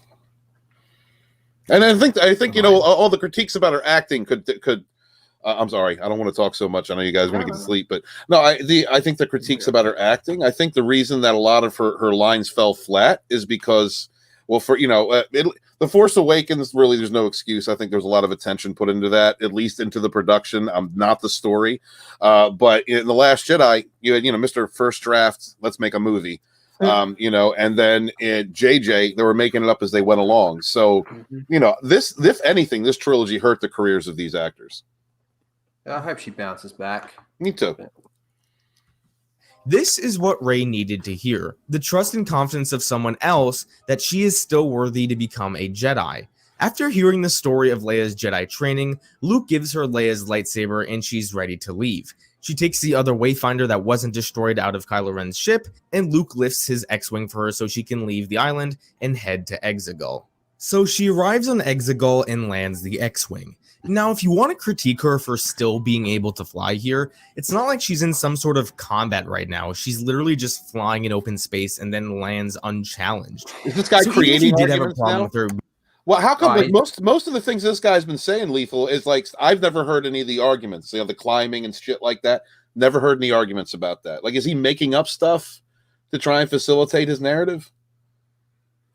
A lot of the arguments I haven't heard. A lot of them he just seems to flip flop on. Like, okay, it's good here, but here it's bad. I don't know. He's just fucking making it. I don't know. I gotta say that though, Lost Jedi's that huge dong is really looking good, man. I mean, maybe I've been working a little hard today. Maybe I need to drink some water. I don't know. Oh shit! This stream broke you. Yes. Oh man, Lyndon, are you alive? Bro, it's 8 a.m. for you, Lyndon. I know. I thought Lyndon was in a coma most of the stream, to be honest. Like, I didn't. There was a part where I legit thought he was dead. But Correct. These things happen. But we're getting there. It's been a glorious stream. Thank you, everybody, for being here. But we're not done yet. But this dude, what's his name again? The Gold Man. He does seem like a decent fella. He didn't call anyone racist, sexist. In fact, he actually kind of called out a lot of that shit towards the start. But yeah, no, he did. You're right about that. Yeah, I'll give him that. It's a well put together video. I just strongly disagree with all of his points so far. Being able to fly in The Force Awakens, this is something completely different. Anyway, after she lands, she enters Palpatine's headquarters and wanders around before finding the Sith. Yeah, it's cracked in. Yeah, he was growing a field of Snokes. He didn't give a Snoke. He cloned a fucking clone that can use the Force. But he cloned a bunch of them. And some that couldn't, but they could have kids. Yeah. This part was always kind of funny to me. She looks around at the throne, Palpatine isn't there, turns around to see that there's a large crowd, and then Palpatine is right next to the throne. Was he like being held above the throne like 100 feet and told people to lower him when Rey wasn't looking? Yes. Mm-hmm. It's not really even a nitpick, but it's just something that always made me chuckle a little bit. Rey meets Palpatine for the first time, and he's like, Empress Palpatine, I want you to take the throne, and all you have to do is kill me. She gives the standard... Which is what she does. Well, he wanted a sex Jedi change. speech. That's what all this was about. He wanted a transition, but he was doing it the hard way. Hey, Sith Lords, you can't figure him out. Cut my dick off. On how she won't hate him and how she's a Jedi, and Palpatine's like, okay, then I'm gonna go kill all of your friends up in the sky. He manipulates her more by telling her that all of them are going to die because she led them here. Oh, Return of the Jedi. Which is playing into her fear and anger, which is what he wants. And if Rey wasn't already flawed enough, she literally agrees to Palpatine's plan. In what world would a Mary Sue agree to a plan made by her enemy that would result in her utter defeat? She takes out the lightsaber and is ready to strike down Palpatine. However, right before she does, she has one last Force bond with Ben. Now that she knows he is on the light side, she hands him one of the lightsabers, and together they face off the Knights of Ren and the guards and then face Palpatine together. Now, would you look at that? Again, for like the 4th or 5th time in this movie, Rey needed to be saved by Ben Solo. She was going to doom the galaxy if it wasn't for Ben Solo. So again, another example of how Rey is not a Mary Sue. Now, This is a man who has masturbated to Reylo pictures. I guarantee it. I can hear it in his voice. He has an appreciation for these two. I think that's my opinion. I could be wrong, but I think he's tossed a few off. Well, it did get a bit Reylo-y at one stage. I know. I was there. I've been here the whole time. Oh, thank you. Yeah, brother. Still think Rey shouldn't be able to defend herself at all, or you understand why she is so powerful. There is nothing I could say about this fight that is any different than literally any other fight that she has been in up to this point. So after all the guards are dead, Palpatine decided to force drain them both because the power of the dyad is ridiculously strong, and it is able to heal Palpatine into his usual self. I don't think a Mary Sue would be easily Yeah. Why can't the Force dyad like block that? Like why is he able to just drain them if they're the all powerful doodad? Why can't we get a Force donkey punch? Right? Let's just throw them all in the kitchen sink, all of it. That's what the Reylos wanted. Don't give them just a kiss. You know what they wanted. Yeah, when I said I want them to, put his tongue in her cheeks, it was the wrong cheeks they did on screen, unfortunately. When I wrote that letter and said I want to see 1,000 Jedis in her, they didn't understand what I was trying to say. I don't know what part they got wrong when I clearly said rim job Reylo, let's go. Right. I don't know how they fucked that up. force drained like this because they are usually so competent, so a real Mary Sue would probably find a way out of this. Anyway, Palpatine tosses Ben Solo off a cliff and begins to base boost lightning into the sky. Look, just like she has felt her whole life, Rey is lethal. Did you see that clip before? Of all that force lightning that he shot out? Yeah. Is that's that the part where he says, put it in her butt? Yes. that is the most ridiculous thing I've ever seen in Star Wars. It's a rip-off from the EU. It was called a Force Storm, except it didn't look like that. It looked more like a fucking storm. It was a rip-off from... But it's not a rip-off because there is no source material. Alone and defeated, having most of her life force drained. Her last attempt is to call on the voices of the Jedi to be with her, and unlike the beginning of the movie, they respond. I want to give my take on why the voices were enough for Rey and why we didn't need to see physical ghosts appear. Because plot.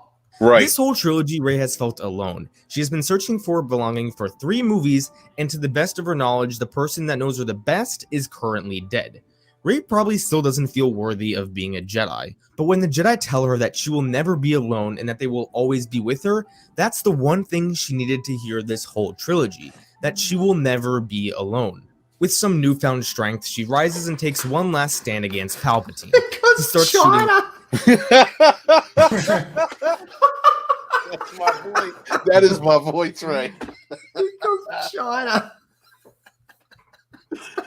Oh, fuck yeah. Is this when she puts on the Infinity Gauntlet? Lightning at her, and in a defensive manner rejects it and lets Palpatine destroy himself, ending the Sith in the process. However, this took literally every ounce that Rey has, which causes her to die.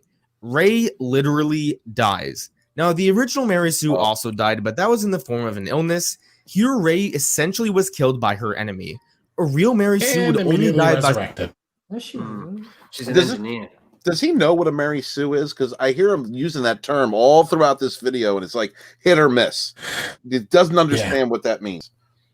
When this woman first off, the third movie, they knew going in, the fandom was like, all right, we figured it out already.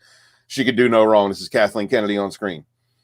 So they were, and they were trying to correct that, but there was no course correcting. The only way they could have course corrected The Last Jedi may have been Colin Trevorrow, maybe, but they let that happen. They couldn't let Luke come back. They couldn't let the original fandom have some symbol of that they could get behind, that they could be proud of. They could be like, yeah, look at that one more time on the screen. Couldn't do that. I don't get it. I'm sorry. I was going to rant. I'm not going to rant. I was going to rant. Something 100% out of her control. This is not the case for Rey. So with Rey dead, Ben manages to crawl out of the pit he was thrown down and finds her laying there lifeless. The time when you don't need the chloroform. Yeah, baby. Then makes the decision to sacrifice his life so she can live. So for the it's almost like she's instantly liked. Why did he have to sacrifice his life? Like I still don't understand why that killed him. Like you couldn't half charge her up or whatever. Why did Rey not die when she healed the snake? Well, He's doing it for a friend. This is all about friendship. This is all about friendship. That very wet. It's about gratitude. Right, gratitude and friendship. Absolutely. That very wet kiss we're about to see, total, just friendship, platonic, totally platonic. Like 10 minutes, and maybe the 6th time in the whole movie, Rey needed to be saved by someone else. Only this time she literally needed to be resurrected. Also, I never saw what Ben did here as the same thing as the Force healing that Rey did earlier. I thought this was something that was exclusive to them because they were a dyad. I don't think either one of them could have just sacrificed their whole life to someone else. I could be wrong, but that was just my interpretation of these events. So after waking up and kissing Ben Solo, he dies and the war is now over. Rey leaves, goes back to Ajan Kloss, and gives her newfound family a big hug. Rey has finally accepted that the belonging she has been looking for was with the Resistance, which is what Maz told her all the way back in The Force Awakens. However, before the credits roll, Rey decides to take a trip to Tatooine to bury Luke and Leia's lightsabers. Oh, here we go. go. You could argue all you want about whether or not it makes sense for Rey to go to Tatooine, but I'm not here to make that argument. This video is about Rey, not every flaw in this movie. So Rey buries the lightsabers and an old woman shows up. She asks who Rey is. Rey responds with just Rey. The old woman says Rey who, and Rey responds with Rey Lightning. Rey Skywalker. Now it is time to address Rey Skywalker. For one, if you genuinely believe this is identity theft, then you are an idiot. Then you are an idiot. Fuck you. You are an idiot. Yeah. Well, if you don't believe it isn't, you're an idiot. Yeah. There. She stole something. Proved you wrong. However, it is heavily implied that both Luke and Leia gave her permission to take the name. If you disagree, what? Where? When? That's not how it works. That's not how it works. Right, it's not how it works. How many times has this guy been like, well, if you look at it this way, you can infer this. Like, get the fuck out of here, man. Well, for one, it's not Leia's name. Yeah, exactly. Her name is not Skywalker. Okay, you're dealing with a Disney Star Wars fan. There's a difference, okay? Doesn't matter what came before. It's theft. Idiot. With this because the ghosts didn't straight up say the name is yours, then you are just being annoying and you don't understand film. No, but I understand how fucking naming works. God damn. That's not. You don't just go around taking people's names, man. Yes, That's you do, not man. how it works. Fuck that shit. I'm author Stephen Lightning now. Exactly. I am Lyndon. You're an idiot.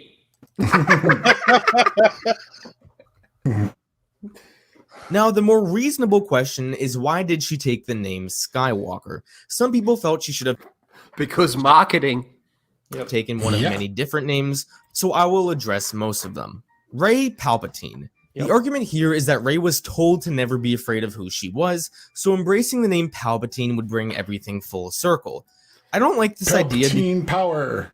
I wonder if I can take someone's name, can I also give someone a name? Because absolutely everyone in the chat is now Lyndon. We are all Lyndon. We are all Lyndon. And can you all stop to my channel, please? Thank you very much. Holy shit. Let's go. Because embracing her bloodline is not what Rey's story was about. Rey wanted to find a family and one that loved her. Her parents may have loved her, but she didn't even know if they went by that name, which they probably didn't. Rey wants to be part of a family that will always love her and be there for her. And Chief Palpatine is not that family. Like the sequel trilogy. Rey was really only closest to Leia, so it would make the most sense that she takes this name. However, since Leia is the only Organa that she knows, and since Leia is both an Organa and a Skywalker, she might as well take the name of the family that she knew 4 people of. She might as well take the family the name that's got more clout. This. You know, take the name that's got more clout. It was a tactical decision. You know, now she's got to work. She's got to build a new school. She's got to figure out how to train these little bastards. She figured everything out in a year. She fucking forgot by now. 4 people. She knew Luke, Leia, and Ben. Ben was a solo. Right, but even if you count Ben, that's still only 3, not 4. Where's the 4th Skywalker that she knew? Was she riding solo? Maybe she gave the name to someone else. Chewbacca Skywalker. Chewbacca Skywalker. And why is her name like? If it's all about her family, then she should be Rey Resistance. Yes. You think Leia would be upset that Rey didn't take the name Organa? Hell no. Leia would just want Rey to be happy, and if Rey taking the name Skywalker makes her happy, then it will also make Leia happy. They're the dead. last They don't name. give shit. They don't So give a she damn. would have approved if she's like, I want to be Ray Dildo. Right. If it just makes you happy, do it. You know, I know it's like this line's been made popular by Raylos, but seriously, where the fuck is Ben actually? Like, where's his ghost? Right. He doesn't get one. I will address is just Rey. This is a really popular answer, but it's also the worst possible solution for her, in my opinion.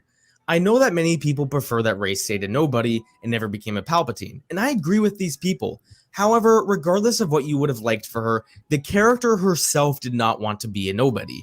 Rey's journey is not about taking pride in being part of no family.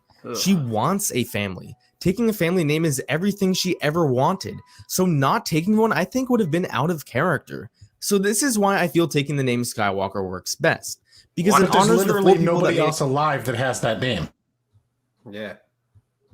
Like, pick one of some where there's some people alive in it. Like, you know, go with Ray Resistance or, you know, Ray weirdo ugly lesbians who are kissing at the end of the movie. They got cut out of the China cut. They got cut out of the China. Ray China. I actually think Daisy Ridley is kind of hot, although I prefer in The Last Jedi because she's got a little weight on her. She's a little more pudgier. I kind of like that. Dude, I've fucking... Oh, I'd share my genetic material. a huge difference. Yeah. Yeah.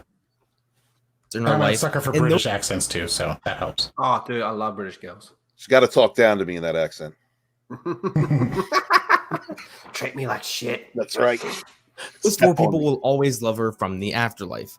I also would think it would be really neat if stories set after the rise of Skywalker had characters who felt alone in the universe adopt the name Skywalker. Oh my fucking god. Everyone's a Skywalker now. Fuck you. Everybody gets a Skywalker. You get a Skywalker. You get a Skywalker. Then what's the point of the name? That's dumb. Oh wow. All right. Well, if you go by Han's naming convention, then she's like, she should be Ray together, or because she's not Solo anymore. So Ray family, Ray something like that. The opposite of Anakin Solo. was a slave and Luke was a farmer, but they both grew up to become really important people who made decisions. They both had their name, Skywalker. That was their fucking name. Just as this chick's name was Padme Amidala. That saved the galaxy, even if one of them was a mass murderer. For kids who feel alone or irrelevant in the universe, taking the name Skywalker can be a small way for them to feel like they belong somewhere and that they are not alone. Bullshit. We never saw Luke get laid. We don't know if he died a virgin in Ryan Johnson's universe. He probably did, because I mean, one of the biggest force powers. I mean, you can give yourself a handy without even touching. Force project that shit anywhere you want. We are all Lyndon. It's a small wish, but I think it is one that would really benefit the canon. But anyway, Rey takes the name Skywalker, stares off into the sunset, and the movie ends, concluding the Star Wars sequel trilogy. Thank fuck.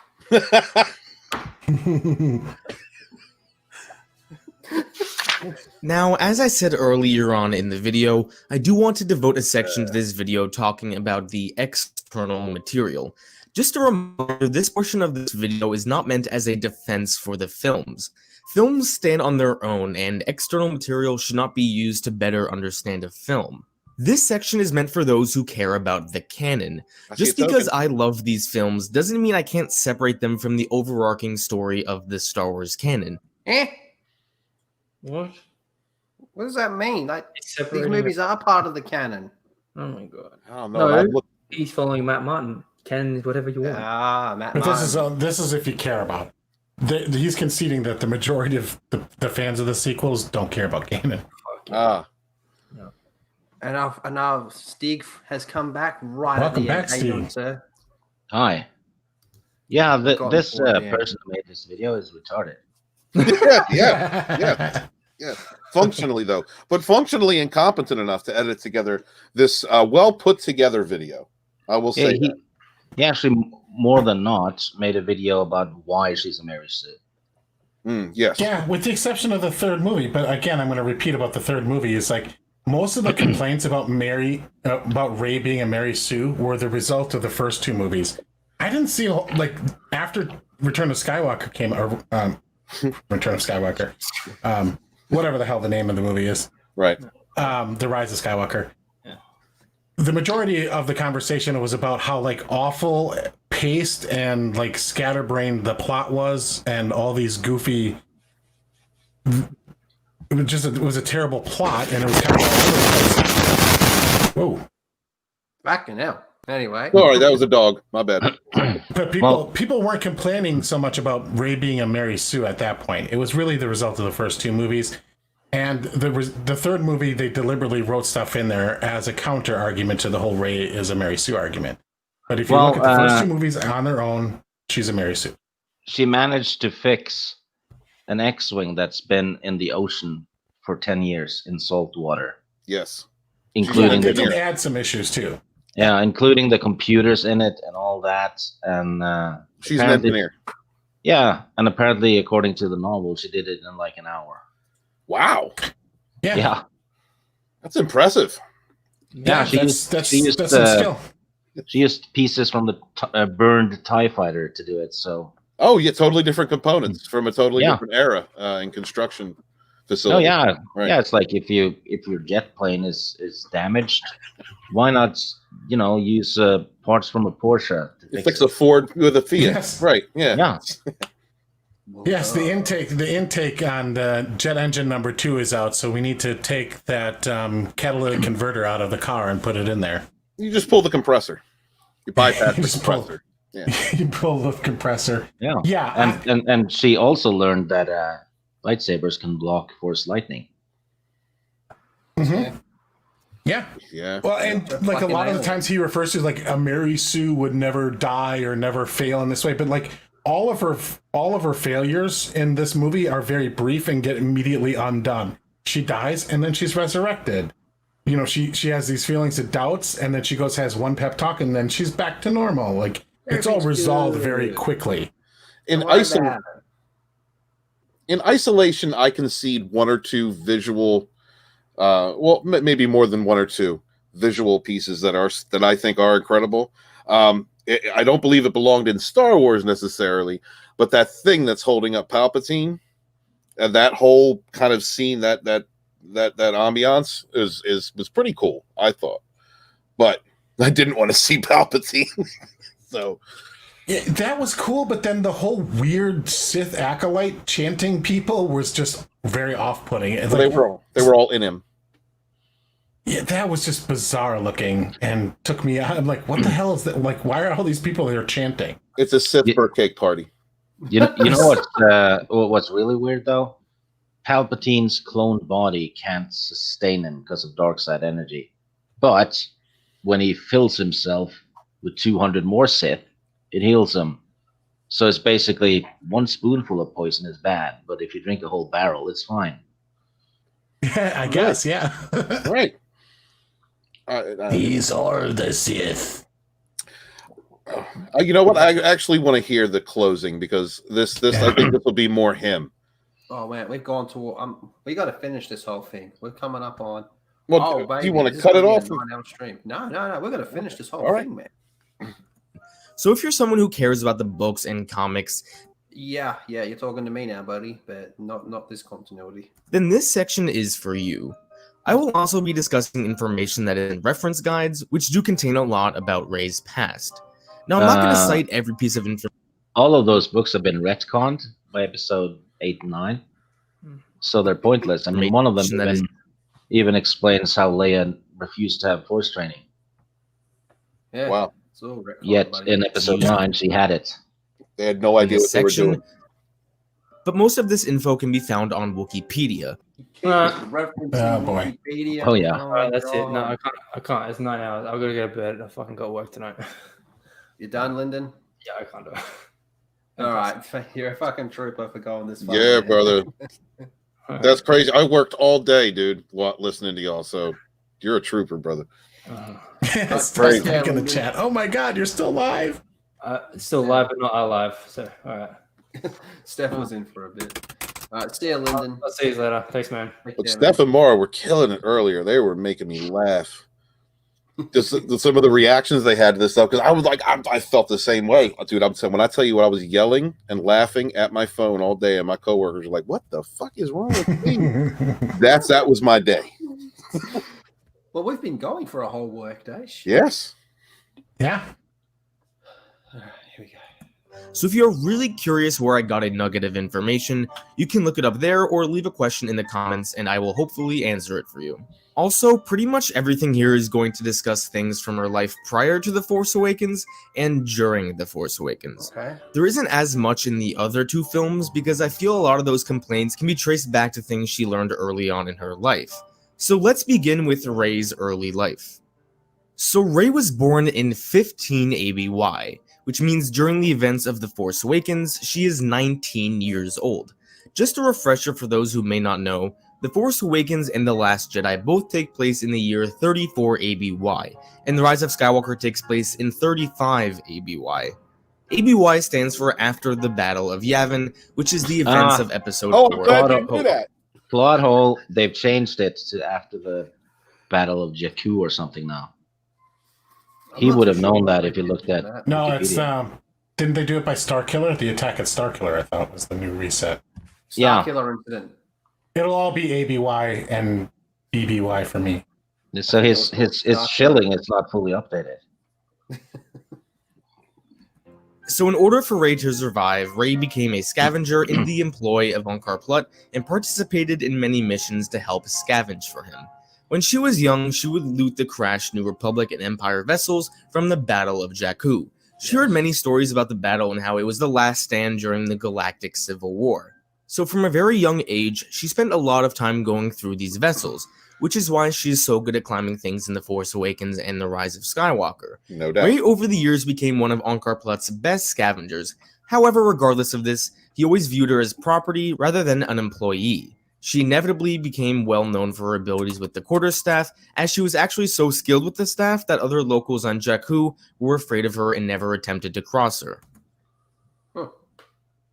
Except there, when 3 of them tried to cross her. Right. After taking residence in one of the crashed AT-ATs, she gathered some parts and built her own speeder. So the speeder we see her use... She built her own speeder? So that's because she's an engineer. Remember, everyone. Well, she's an okay, engineer. stick fighting and scavenging gives you engineering ability. It's you've got to get those 2 perks before you can move on to that new technology. Just like an alien. Yep. Use in the beginning of The Force Awakens, she built all on her own using her own parts from other vessels. This shows how strong her engineering background was. Engineering, yeah. Also, if she can barely afford bread, how could she afford fuel? Memes. She paid in Yeah, memes. and that thing looked like kind of like a piece of shit. So, yeah. She did wet work. Which is why she was able to do so many things in The Force Awakens. When she was really young, she found an old X-Wing pilot's helmet. She enjoyed making up stories of the pilot's adventures during the war and proceeded to make a doll that she could reenact those stories with. That's actually cute. This is where she got her love for flying from, which is why when she found a computer from an old Y-Wing, she took it to not only learn alien languages, such as binary language for droids, but also practice with the flight simulator for many years. Oh my God. This is how she learned the shit. basics to Jesus. fly, from the flight Fuck simulator that. from the Y-Wing. That's just a dumb retcon. Flying a Y-Wing is not the same as flying a freighter. It's a retcon, my friends. She Also, got she went to virtual college to learn binary and other languages and fly. Okay. That's right. I used to play a lot of Microsoft Flight Simulator when I was a kid. I don't feel confident that I would be able to fly a real one, just because of I that. had this old Atari game where I flew the space shuttle and I landed it, and so I'm qualified to be an astronaut. I honestly think that this guy's fix-all for everything that's wrong with Rey is the Force. Like the Force is some grand Band-Aid that you can put on anything and it makes you great at anything. You know, if you have an inkling toward wanting to do it. Like it just seems like that's where this guy's taking Rey's character. You know, like using the Force in a way that I don't think it was designed or meant to be used in the past as far as canon. Stig, you just got to remember, though, Luke's greatest weakness was self-doubt. Just believe in yourself. You can fly a spaceship. No, man. But Lethal, his biggest problem was he never knocked boots. That was his problem. That made him feel insecure inside. Yeah, he would have been much more confident had he gotten some. Yeah. One day, she actually ran into 2 Wookiees and spent some fucking I hate Wookiees. significant time with them. She heard stories of the famous Chewbacca from the Rebellion and his smuggling partner Han Solo. This is why when they first meet, she knows Han. The famous Chewbacca and Han Solo from the Rebellion, yet she thinks Luke is a myth. Right. See, It doesn't make just sense. dumb Luke blew stuff up that they the wrote in Death a Star. comic book or another book to justify the plot points that we pointed out. So now it's like, okay, they created external material just to explain. They created a whole story just to explain why she knows Wookiee. Yeah. You see how dumb that is? Dude, but they're trying to make books. There's no books or comics. They had to make their own. They brought in writers that had never really written anything before and creative people that had never really done anything before. They brought them in, and then they wrote this for us to explain it. I guess Rey used a swimming simulator as well to learn how to swim. Yeah, they had a holodeck. They had a holodeck on Jakku, and that's how she knew how to wind sail and everything. It does look like a resort kind of town, so I can buy that. Yeah, dig it. Smuggler rather than the Rebellion general. One day when she was about 13 years old, she felt a cold presence that was unnatural. She didn't know it yet, but this was at the same time Ben Solo was committing to the dark side of the Force. The dyad was already forming all the way back then, but it fully formed during the interrogation scene on Starkiller Base. Flash forward 6 years and we are now at the events of The Force Awakens. I'm not going to cover everything that happened to her during these movies, only the things I feel external material can enhance the scene in the movie. Okay. Early on when she was flying, she knew the landscape well because she had lived there her whole life. That backs them up. She also knew the schematics of the Super Star Destroyer she entered because she had studied the schematics of that ship before. And when it comes to flying the Falcon herself, she had spent a significant amount of time in the Falcon doing repairs, especially in the cockpit. She just never flew the Falcon herself. And that'd be great if all this was in a movie. That would be great if it was all in a movie, like if you had this kind of backstory and explained what was going on. Why was Unkar Plot repairing a ship he had no intentions of flying or using? She called it junk. Also, she had studied the schematics of a crashed, destroyed Star Destroyer. I mean, does this sound interesting? Like, do you think a person that spent time rebuilding a craft would be like, that's junk? Do you think like she would have had that reaction when they were, when Finn asked about it? No, it was the last option. It was, oh shit, we have no option but to grab that piece of junk. Yeah, I'm super familiar with this ship, but like, pass. Yeah. Interrogation scene. This is confirmed to be when the dyad formed in full strength. With the dyad formed, the two unknowingly exchanged part of themselves. Ew. Kylo gained access to most of Rey's memories, including what happened to her parents, and Rey was able to get Kylo's strength with the Force. This is why she became so powerful after this scene. Do you think they shared dirty memories? Probably. Yeah. I mean, she downloaded his entire spank bank. Wow. It was all just pictures of her. And that was probably aliens in there, all kinds of weird stuff. Yeah, lots of Phasma pictures. It was really creepy. He's got a thing for engineers. She subconsciously knew how to do things she didn't know how to do before, and the same could be said with Kylo. This is also why Rey was able to do the mind trick. When she fought Kylo a few minutes later, she struggled at first because she hadn't tapped into the Force yet, but once she did, she felt a huge surge of adrenaline, which gave her the energy and strength to overpower Kylo. When she struck him down, she actually heard a voice that told her to finish him off. No. Let me explain something. The very first Taekwondo tournament I was ever in, I tried to boost my morale up. I was fighting somebody who was better than me and, whipped my ass the first round. And I said, that's it. I'm going to get in here and do this. I'm going to do it. Now, you know what I did? I went in and got my ass kicked. It doesn't work like that. You got to train. That was an uplifting story. Thank you. Training counts. Almost everything this chump has said is contradicted by Daisy Ridley when she said there was no plan. That's what I was I'm sure before. Daisy Ridley had no input on these retcon books and these Yeah, dude, the plan for the sequel trilogy should have been Plan B. Yeah, there was exactly. no plan, so he can't keep saying that. Yeah, this happens in the Force Awakens because this has to happen in Episode 9. That's bullshit because it didn't have that plan at all. Well, how sad is it that you have to create all this other material just to justify the bullshit you put in your movie? Is that evidence enough that they're badly written? That you have to do all these things in ancillary material just to explain away, one day she met two Wookiees, so that's how she knows how to speak Wookiee. Well, like Lethal pointed out earlier, I don't think this dude's an asshat, right? I don't, and I think that I don't agree with what he's saying. That's why I'm interested to see how he rounds this out. Is this what he's coming to? I had to justify this. He really wanted to like the sequel trilogy. Maybe there's something about it he just likes. And hey, you're allowed to love what you love. You're allowed to like what you like, whether it's bad or not. Hey, I love Suicide Squad. But did he have to take all this other material to justify all this other stuff to correct it in order for him to enjoy these movies? This trilogy is actually ground zero. This is the first time a movie trilogy has needed DLC to be understood. That's the truth. Yeah. Well, we called it. It's the last movie, Episode 9, is the first ever live service movie because it's constantly been patched and updated. It's unclear who this voice was, but it was probably either Snoke or Palpatine. It was me. Now, when it comes to the actual events of The Last Jedi in The Rise of Skywalker, there isn't really much here. I can confirm, though, that she did learn the Force healing from the Jedi texts, which we see in The Rise of Skywalker. The only other thing I wanted to talk about is Rey's third lesson that was a deleted scene in The Last Jedi.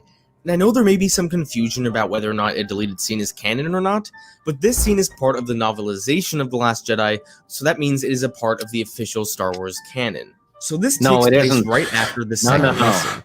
No. Disney made a statement saying the novelizations are not canon. That wasn't long ago either. But Matt Martin told me that I can make my own canon. In your canon, do you have a dyad with Rey? That's the weird way to spell sex. In my canon, I have a threesome with 2 Reys. Luke tells Rey that there's going to be an attack on the locals by some pirates, and that if Rey wants to be a Jedi, then she can't intervene, because if she does, the locals will be attacked even worse the next time. Rey decides to ignore Luke and go save the villagers anyway. When she gets there, the villagers are not under attack, but they're instead throwing a party. Luke tells Rey he lied to her because she needs to realize the galaxy needs people like her, not the Jedi. Just like an alien. This infuriates Rey. She goes on a rant about how she used to believe in the legend of Luke Skywalker, and now she realizes she was wrong. What this helps establish is another reason why Rey would go to Kylo for help later on, because she is not in a good place with Luke right now. It also just shows how she used to believe in the legend of Luke Skywalker. Yeah, bizarre. Luke lies and she doesn't want to talk to him, but she goes to the guy who killed his father instead. That's good judgment. Let's talk to the psycho instead. She has daddy issues, Stig. She wants to be abused. The lesson that Luke is actually teaching her there is actually the right lesson, and that is like, you can't go in guns blazing and save the day without thinking about the consequences down the line. Like, as a Jedi, as somebody who can wield an enormous amount of power and influence, you can't just rush in there guns blazing and then, damn the consequences. Just impulsively do whatever you feel like doing. That could lead to some very undesirable. Yeah, she can, because of course she won't have any consequences for her actions. But regular people would have consequences for their actions. Well, he was trying to teach her. You bring up a great point, Greg, and that would be right. And that'd be if she was trained. If she was trained as a Jedi, then she would act like a Jedi. But she's never trained. She's never trained. And the whole excuse earlier, real quick, of her just like a year later and she's like floating and meditating and all the rocks are flying around, like that whole thing. It's look, I want to see training. You know what I mean? And Leia, it's a shame we lost Carrie Fisher. Maybe they could have done it better. with if Carrie had been alive. But what they really needed to do was just next day, The Last Jedi, Luke is alive, and just have her train Rey. You give us a movie with, you know, her following Luke, all right, and being trained. It makes the sequel, it makes at least that movie better, in my opinion, more understandable as to, I don't know. I don't know. I can't come up with a fix for this mess. The Force is a Band-Aid. She's great because of the Force, guys, and everything. She's not a Mary Sue, and everything that you think that she does as Mary Sue is because the Force is an add-on. It can make you great at anything. Anything. If you train. If you believe. I think it's very poetic that her training was reading the book, and our training to understand the incomprehensible plot of these movies is to read the books. Basically, she's great at everything because she gripped the staff firmly in episode 7. Very true. She found her black mate early. She opened the door. She found the keys. This guy was talking about doors before. That's Skywalker, the myth, and how hard it is for her to accept the way Luke is now. I understand why this scene was deleted, but I really wish it wasn't. And that's really it when it comes to the external material. And see, there it is, Claude. I'm not going to say nothing, I swear. That is my analysis of why Rey is not a Mary Sue. I know there's going to be a significant portion of people who watch this video that already came into this topic with the notion that Rey is a Mary Sue. Yo. I doubt I changed your mind, but if you could be respectful about it in the comments, I will. I would really appreciate it. Just be nice to people. Also, I'm a human being. I've reread this script many times. I've rewatched this video many times, but I'm prone to mistakes. If there's a point that you felt I made that was inaccurate, let me know in the comments and maybe we can discuss. Rey is really one of my favorite characters in this franchise. I remember when I saw The Force Awakens for the first time, I just instantly connected with her. You know, that lonely person who dreams of hopes and adventures, but is shackled by circumstances. Your bedroom is why you're lonely. What? I was saying his bedroom is why he's lonely. I'm trying so hard to be respectful, Stig. You're making it hard, brother. You're making it hard. Of Rey is because of her compassion. Every day I try my best to make other people around me feel happy, and I try to be the best friend that I could possibly be to them. It's not always easy, you know, people do things that make you upset or hurt you really bad, and sometimes they don't deserve forgiveness and they don't deserve your compassion. But seeing what Rey did throughout this trilogy and how she was almost always compassionate, even towards those who didn't deserve it like Kylo, it inspires me to be the best version of myself. As a great man once said, while it is always best to believe in oneself, a little help from others can be a true blessing. And this brings me into the fandom. When The Force Awakens came out and the fandom seemed to be united for the most part, it was great. It really was great.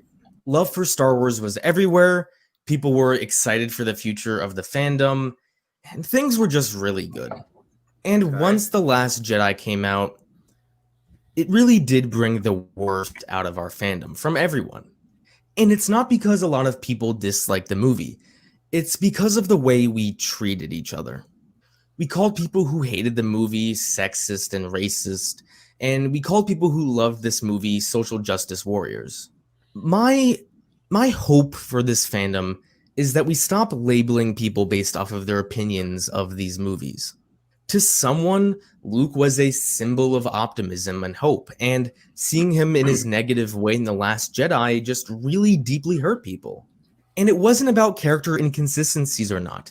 It was about not seeing this person be this positive force for people, and it really hurt. And Actually, the same goes the other way.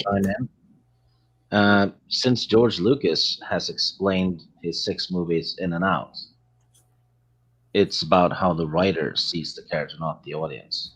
Because he's explained 100% what Luke is and what he's about and what he's going to be.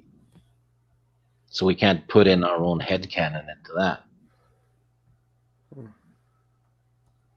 To some people, seeing Luke Skywalker make mistakes, but coming back from those mistakes and saving the galaxy is really inspiring to them. Don't assume why people love or hate something. You don't even know your closest friends 100%. So how could you know the reasons why people have certain opinions over the internet? Hell. Of course, discord and debate can happen. I have these kinds of discussions all the time, and I really love it. But instead of trying to win a debate or trying to make the other person feel bad because you may know more than them, try to genuinely just share your opinion and have a good discussion and try to listen to them, because if you don't listen to them, why on earth would they listen to you? That's what I try to do, and I'm not perfect at it. I'm a human being. I'm flawed, but I do try my best to listen to other people. One last thing, if someone loves something about this franchise, you should champion that. I don't like The Phantom Menace at all. I think it's a terrible film. Hey, but when people come to me and tell me how much they love it, I'm so happy for them and I'm jealous. I wish I loved everything. I'm going to be honest with myself when I don't, but if other people do love it, I'm going to support that and be really happy for them. Why would I want to make someone love something less? I wouldn't. Why would I want to make people feel bad for loving something? I wouldn't. I know I kind of went on a tangent here, but this Mary Sue topic about Rey is a very sensitive one, and I know there are going to be people who dislike this video who haven't even watched 5 minutes of it. But I can take it. I can take it because if this video just means the world to one person, a kid who loves Rey but is so disappointed by the way if I could just reach one person, it'll be all worth it. Fandom. And if this video just means a lot to that one person, then what else could I ask for as a content creator?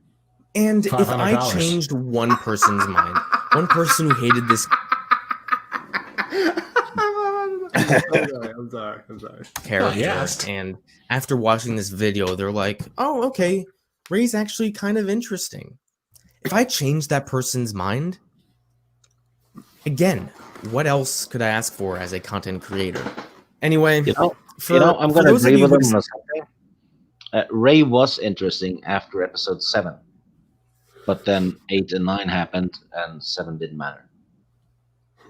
Yeah, like they could have done something if they could have saved her in 8, but they doubled down instead.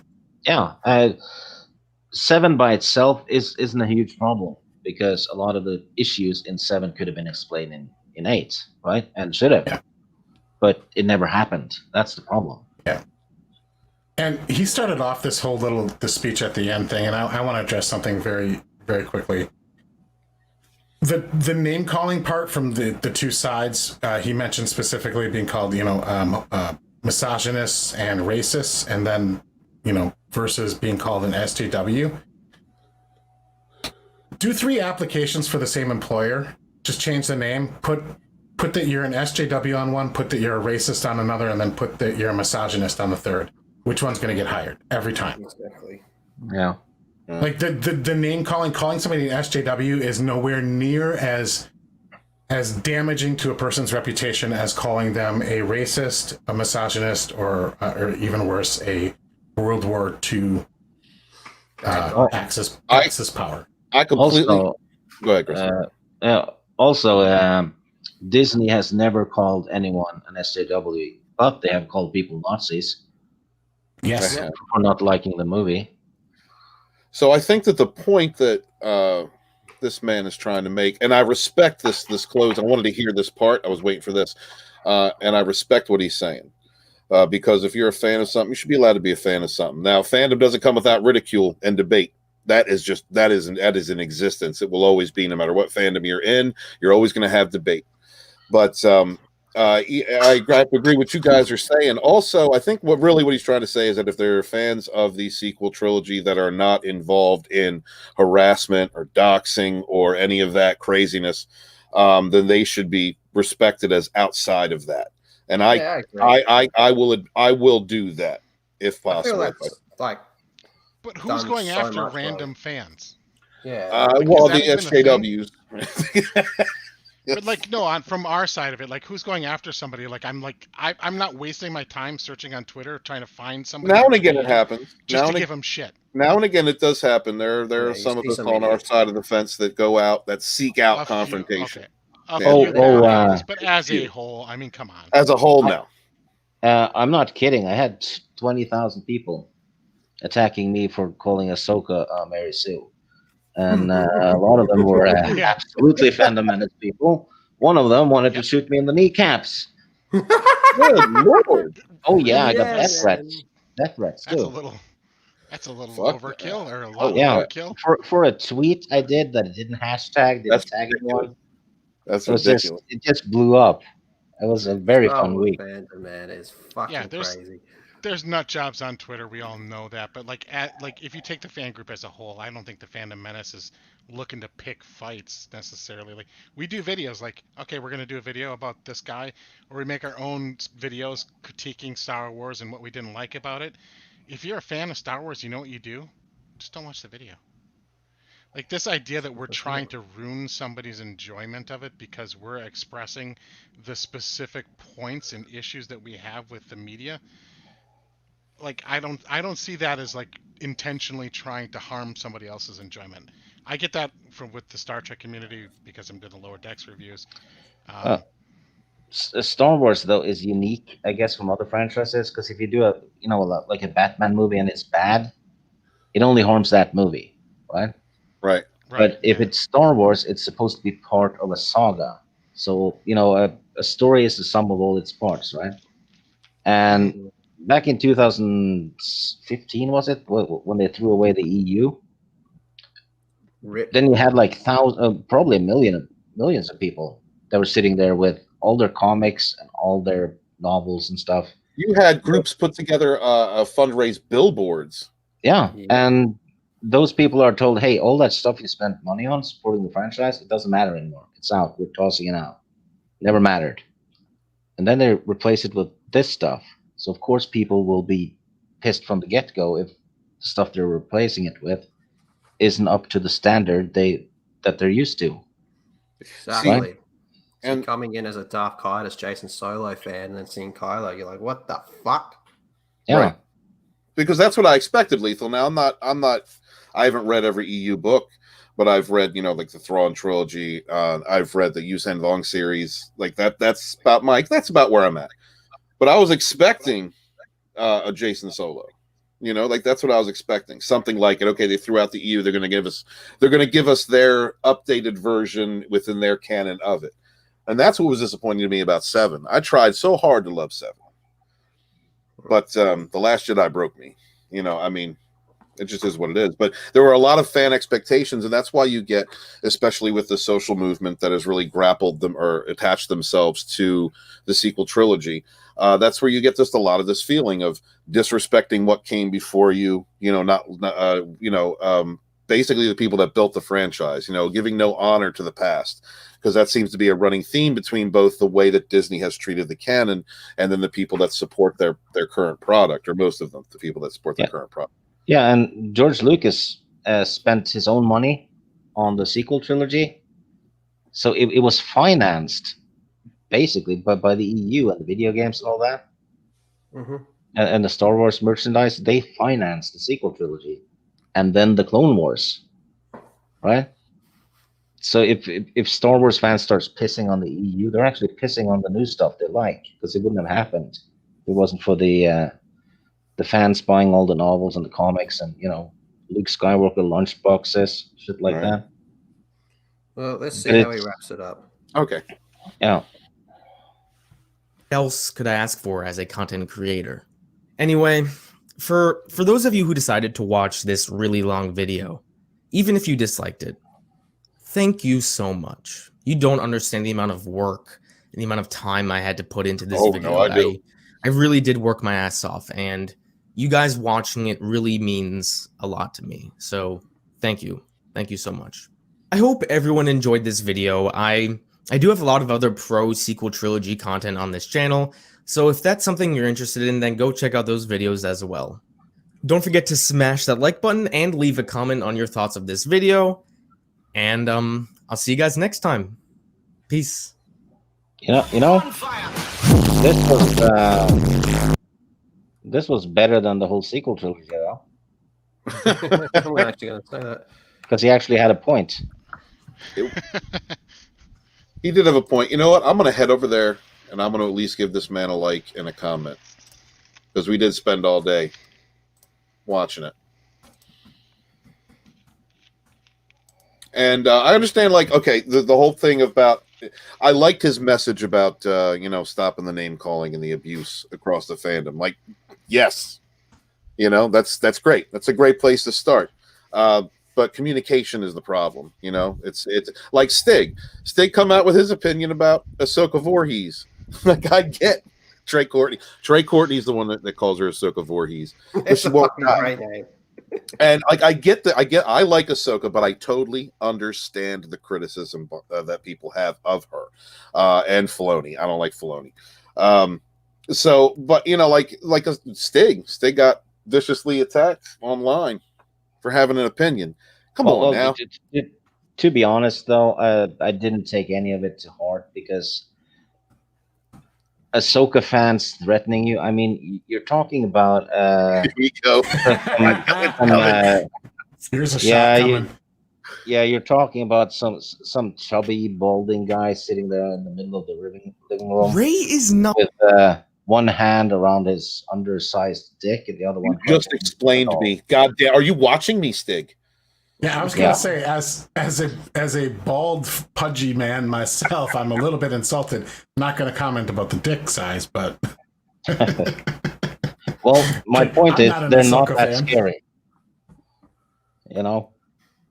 But no, that's the funny thing about Twitter is these quote unquote death threats and things like that are like they're just people being hyperbolic. Like I'm sure there are some legitimate ones out there, but like for the most part, it's just people being idiots. They're not really going to hunt you down. They can't even afford the bus ticket to come get to you. Oh, I'm in Norway. It's going to cost more than the bus ticket. Actually, I hope they try to take the bus to Norway. That would solve a lot of problems. But pack the bus with all your friends first. Yeah, and drive into the Atlantic. Please do it. I guess the soy poisoning would kill a lot of fish, though. 9.5 hour fucking stream on the second channel.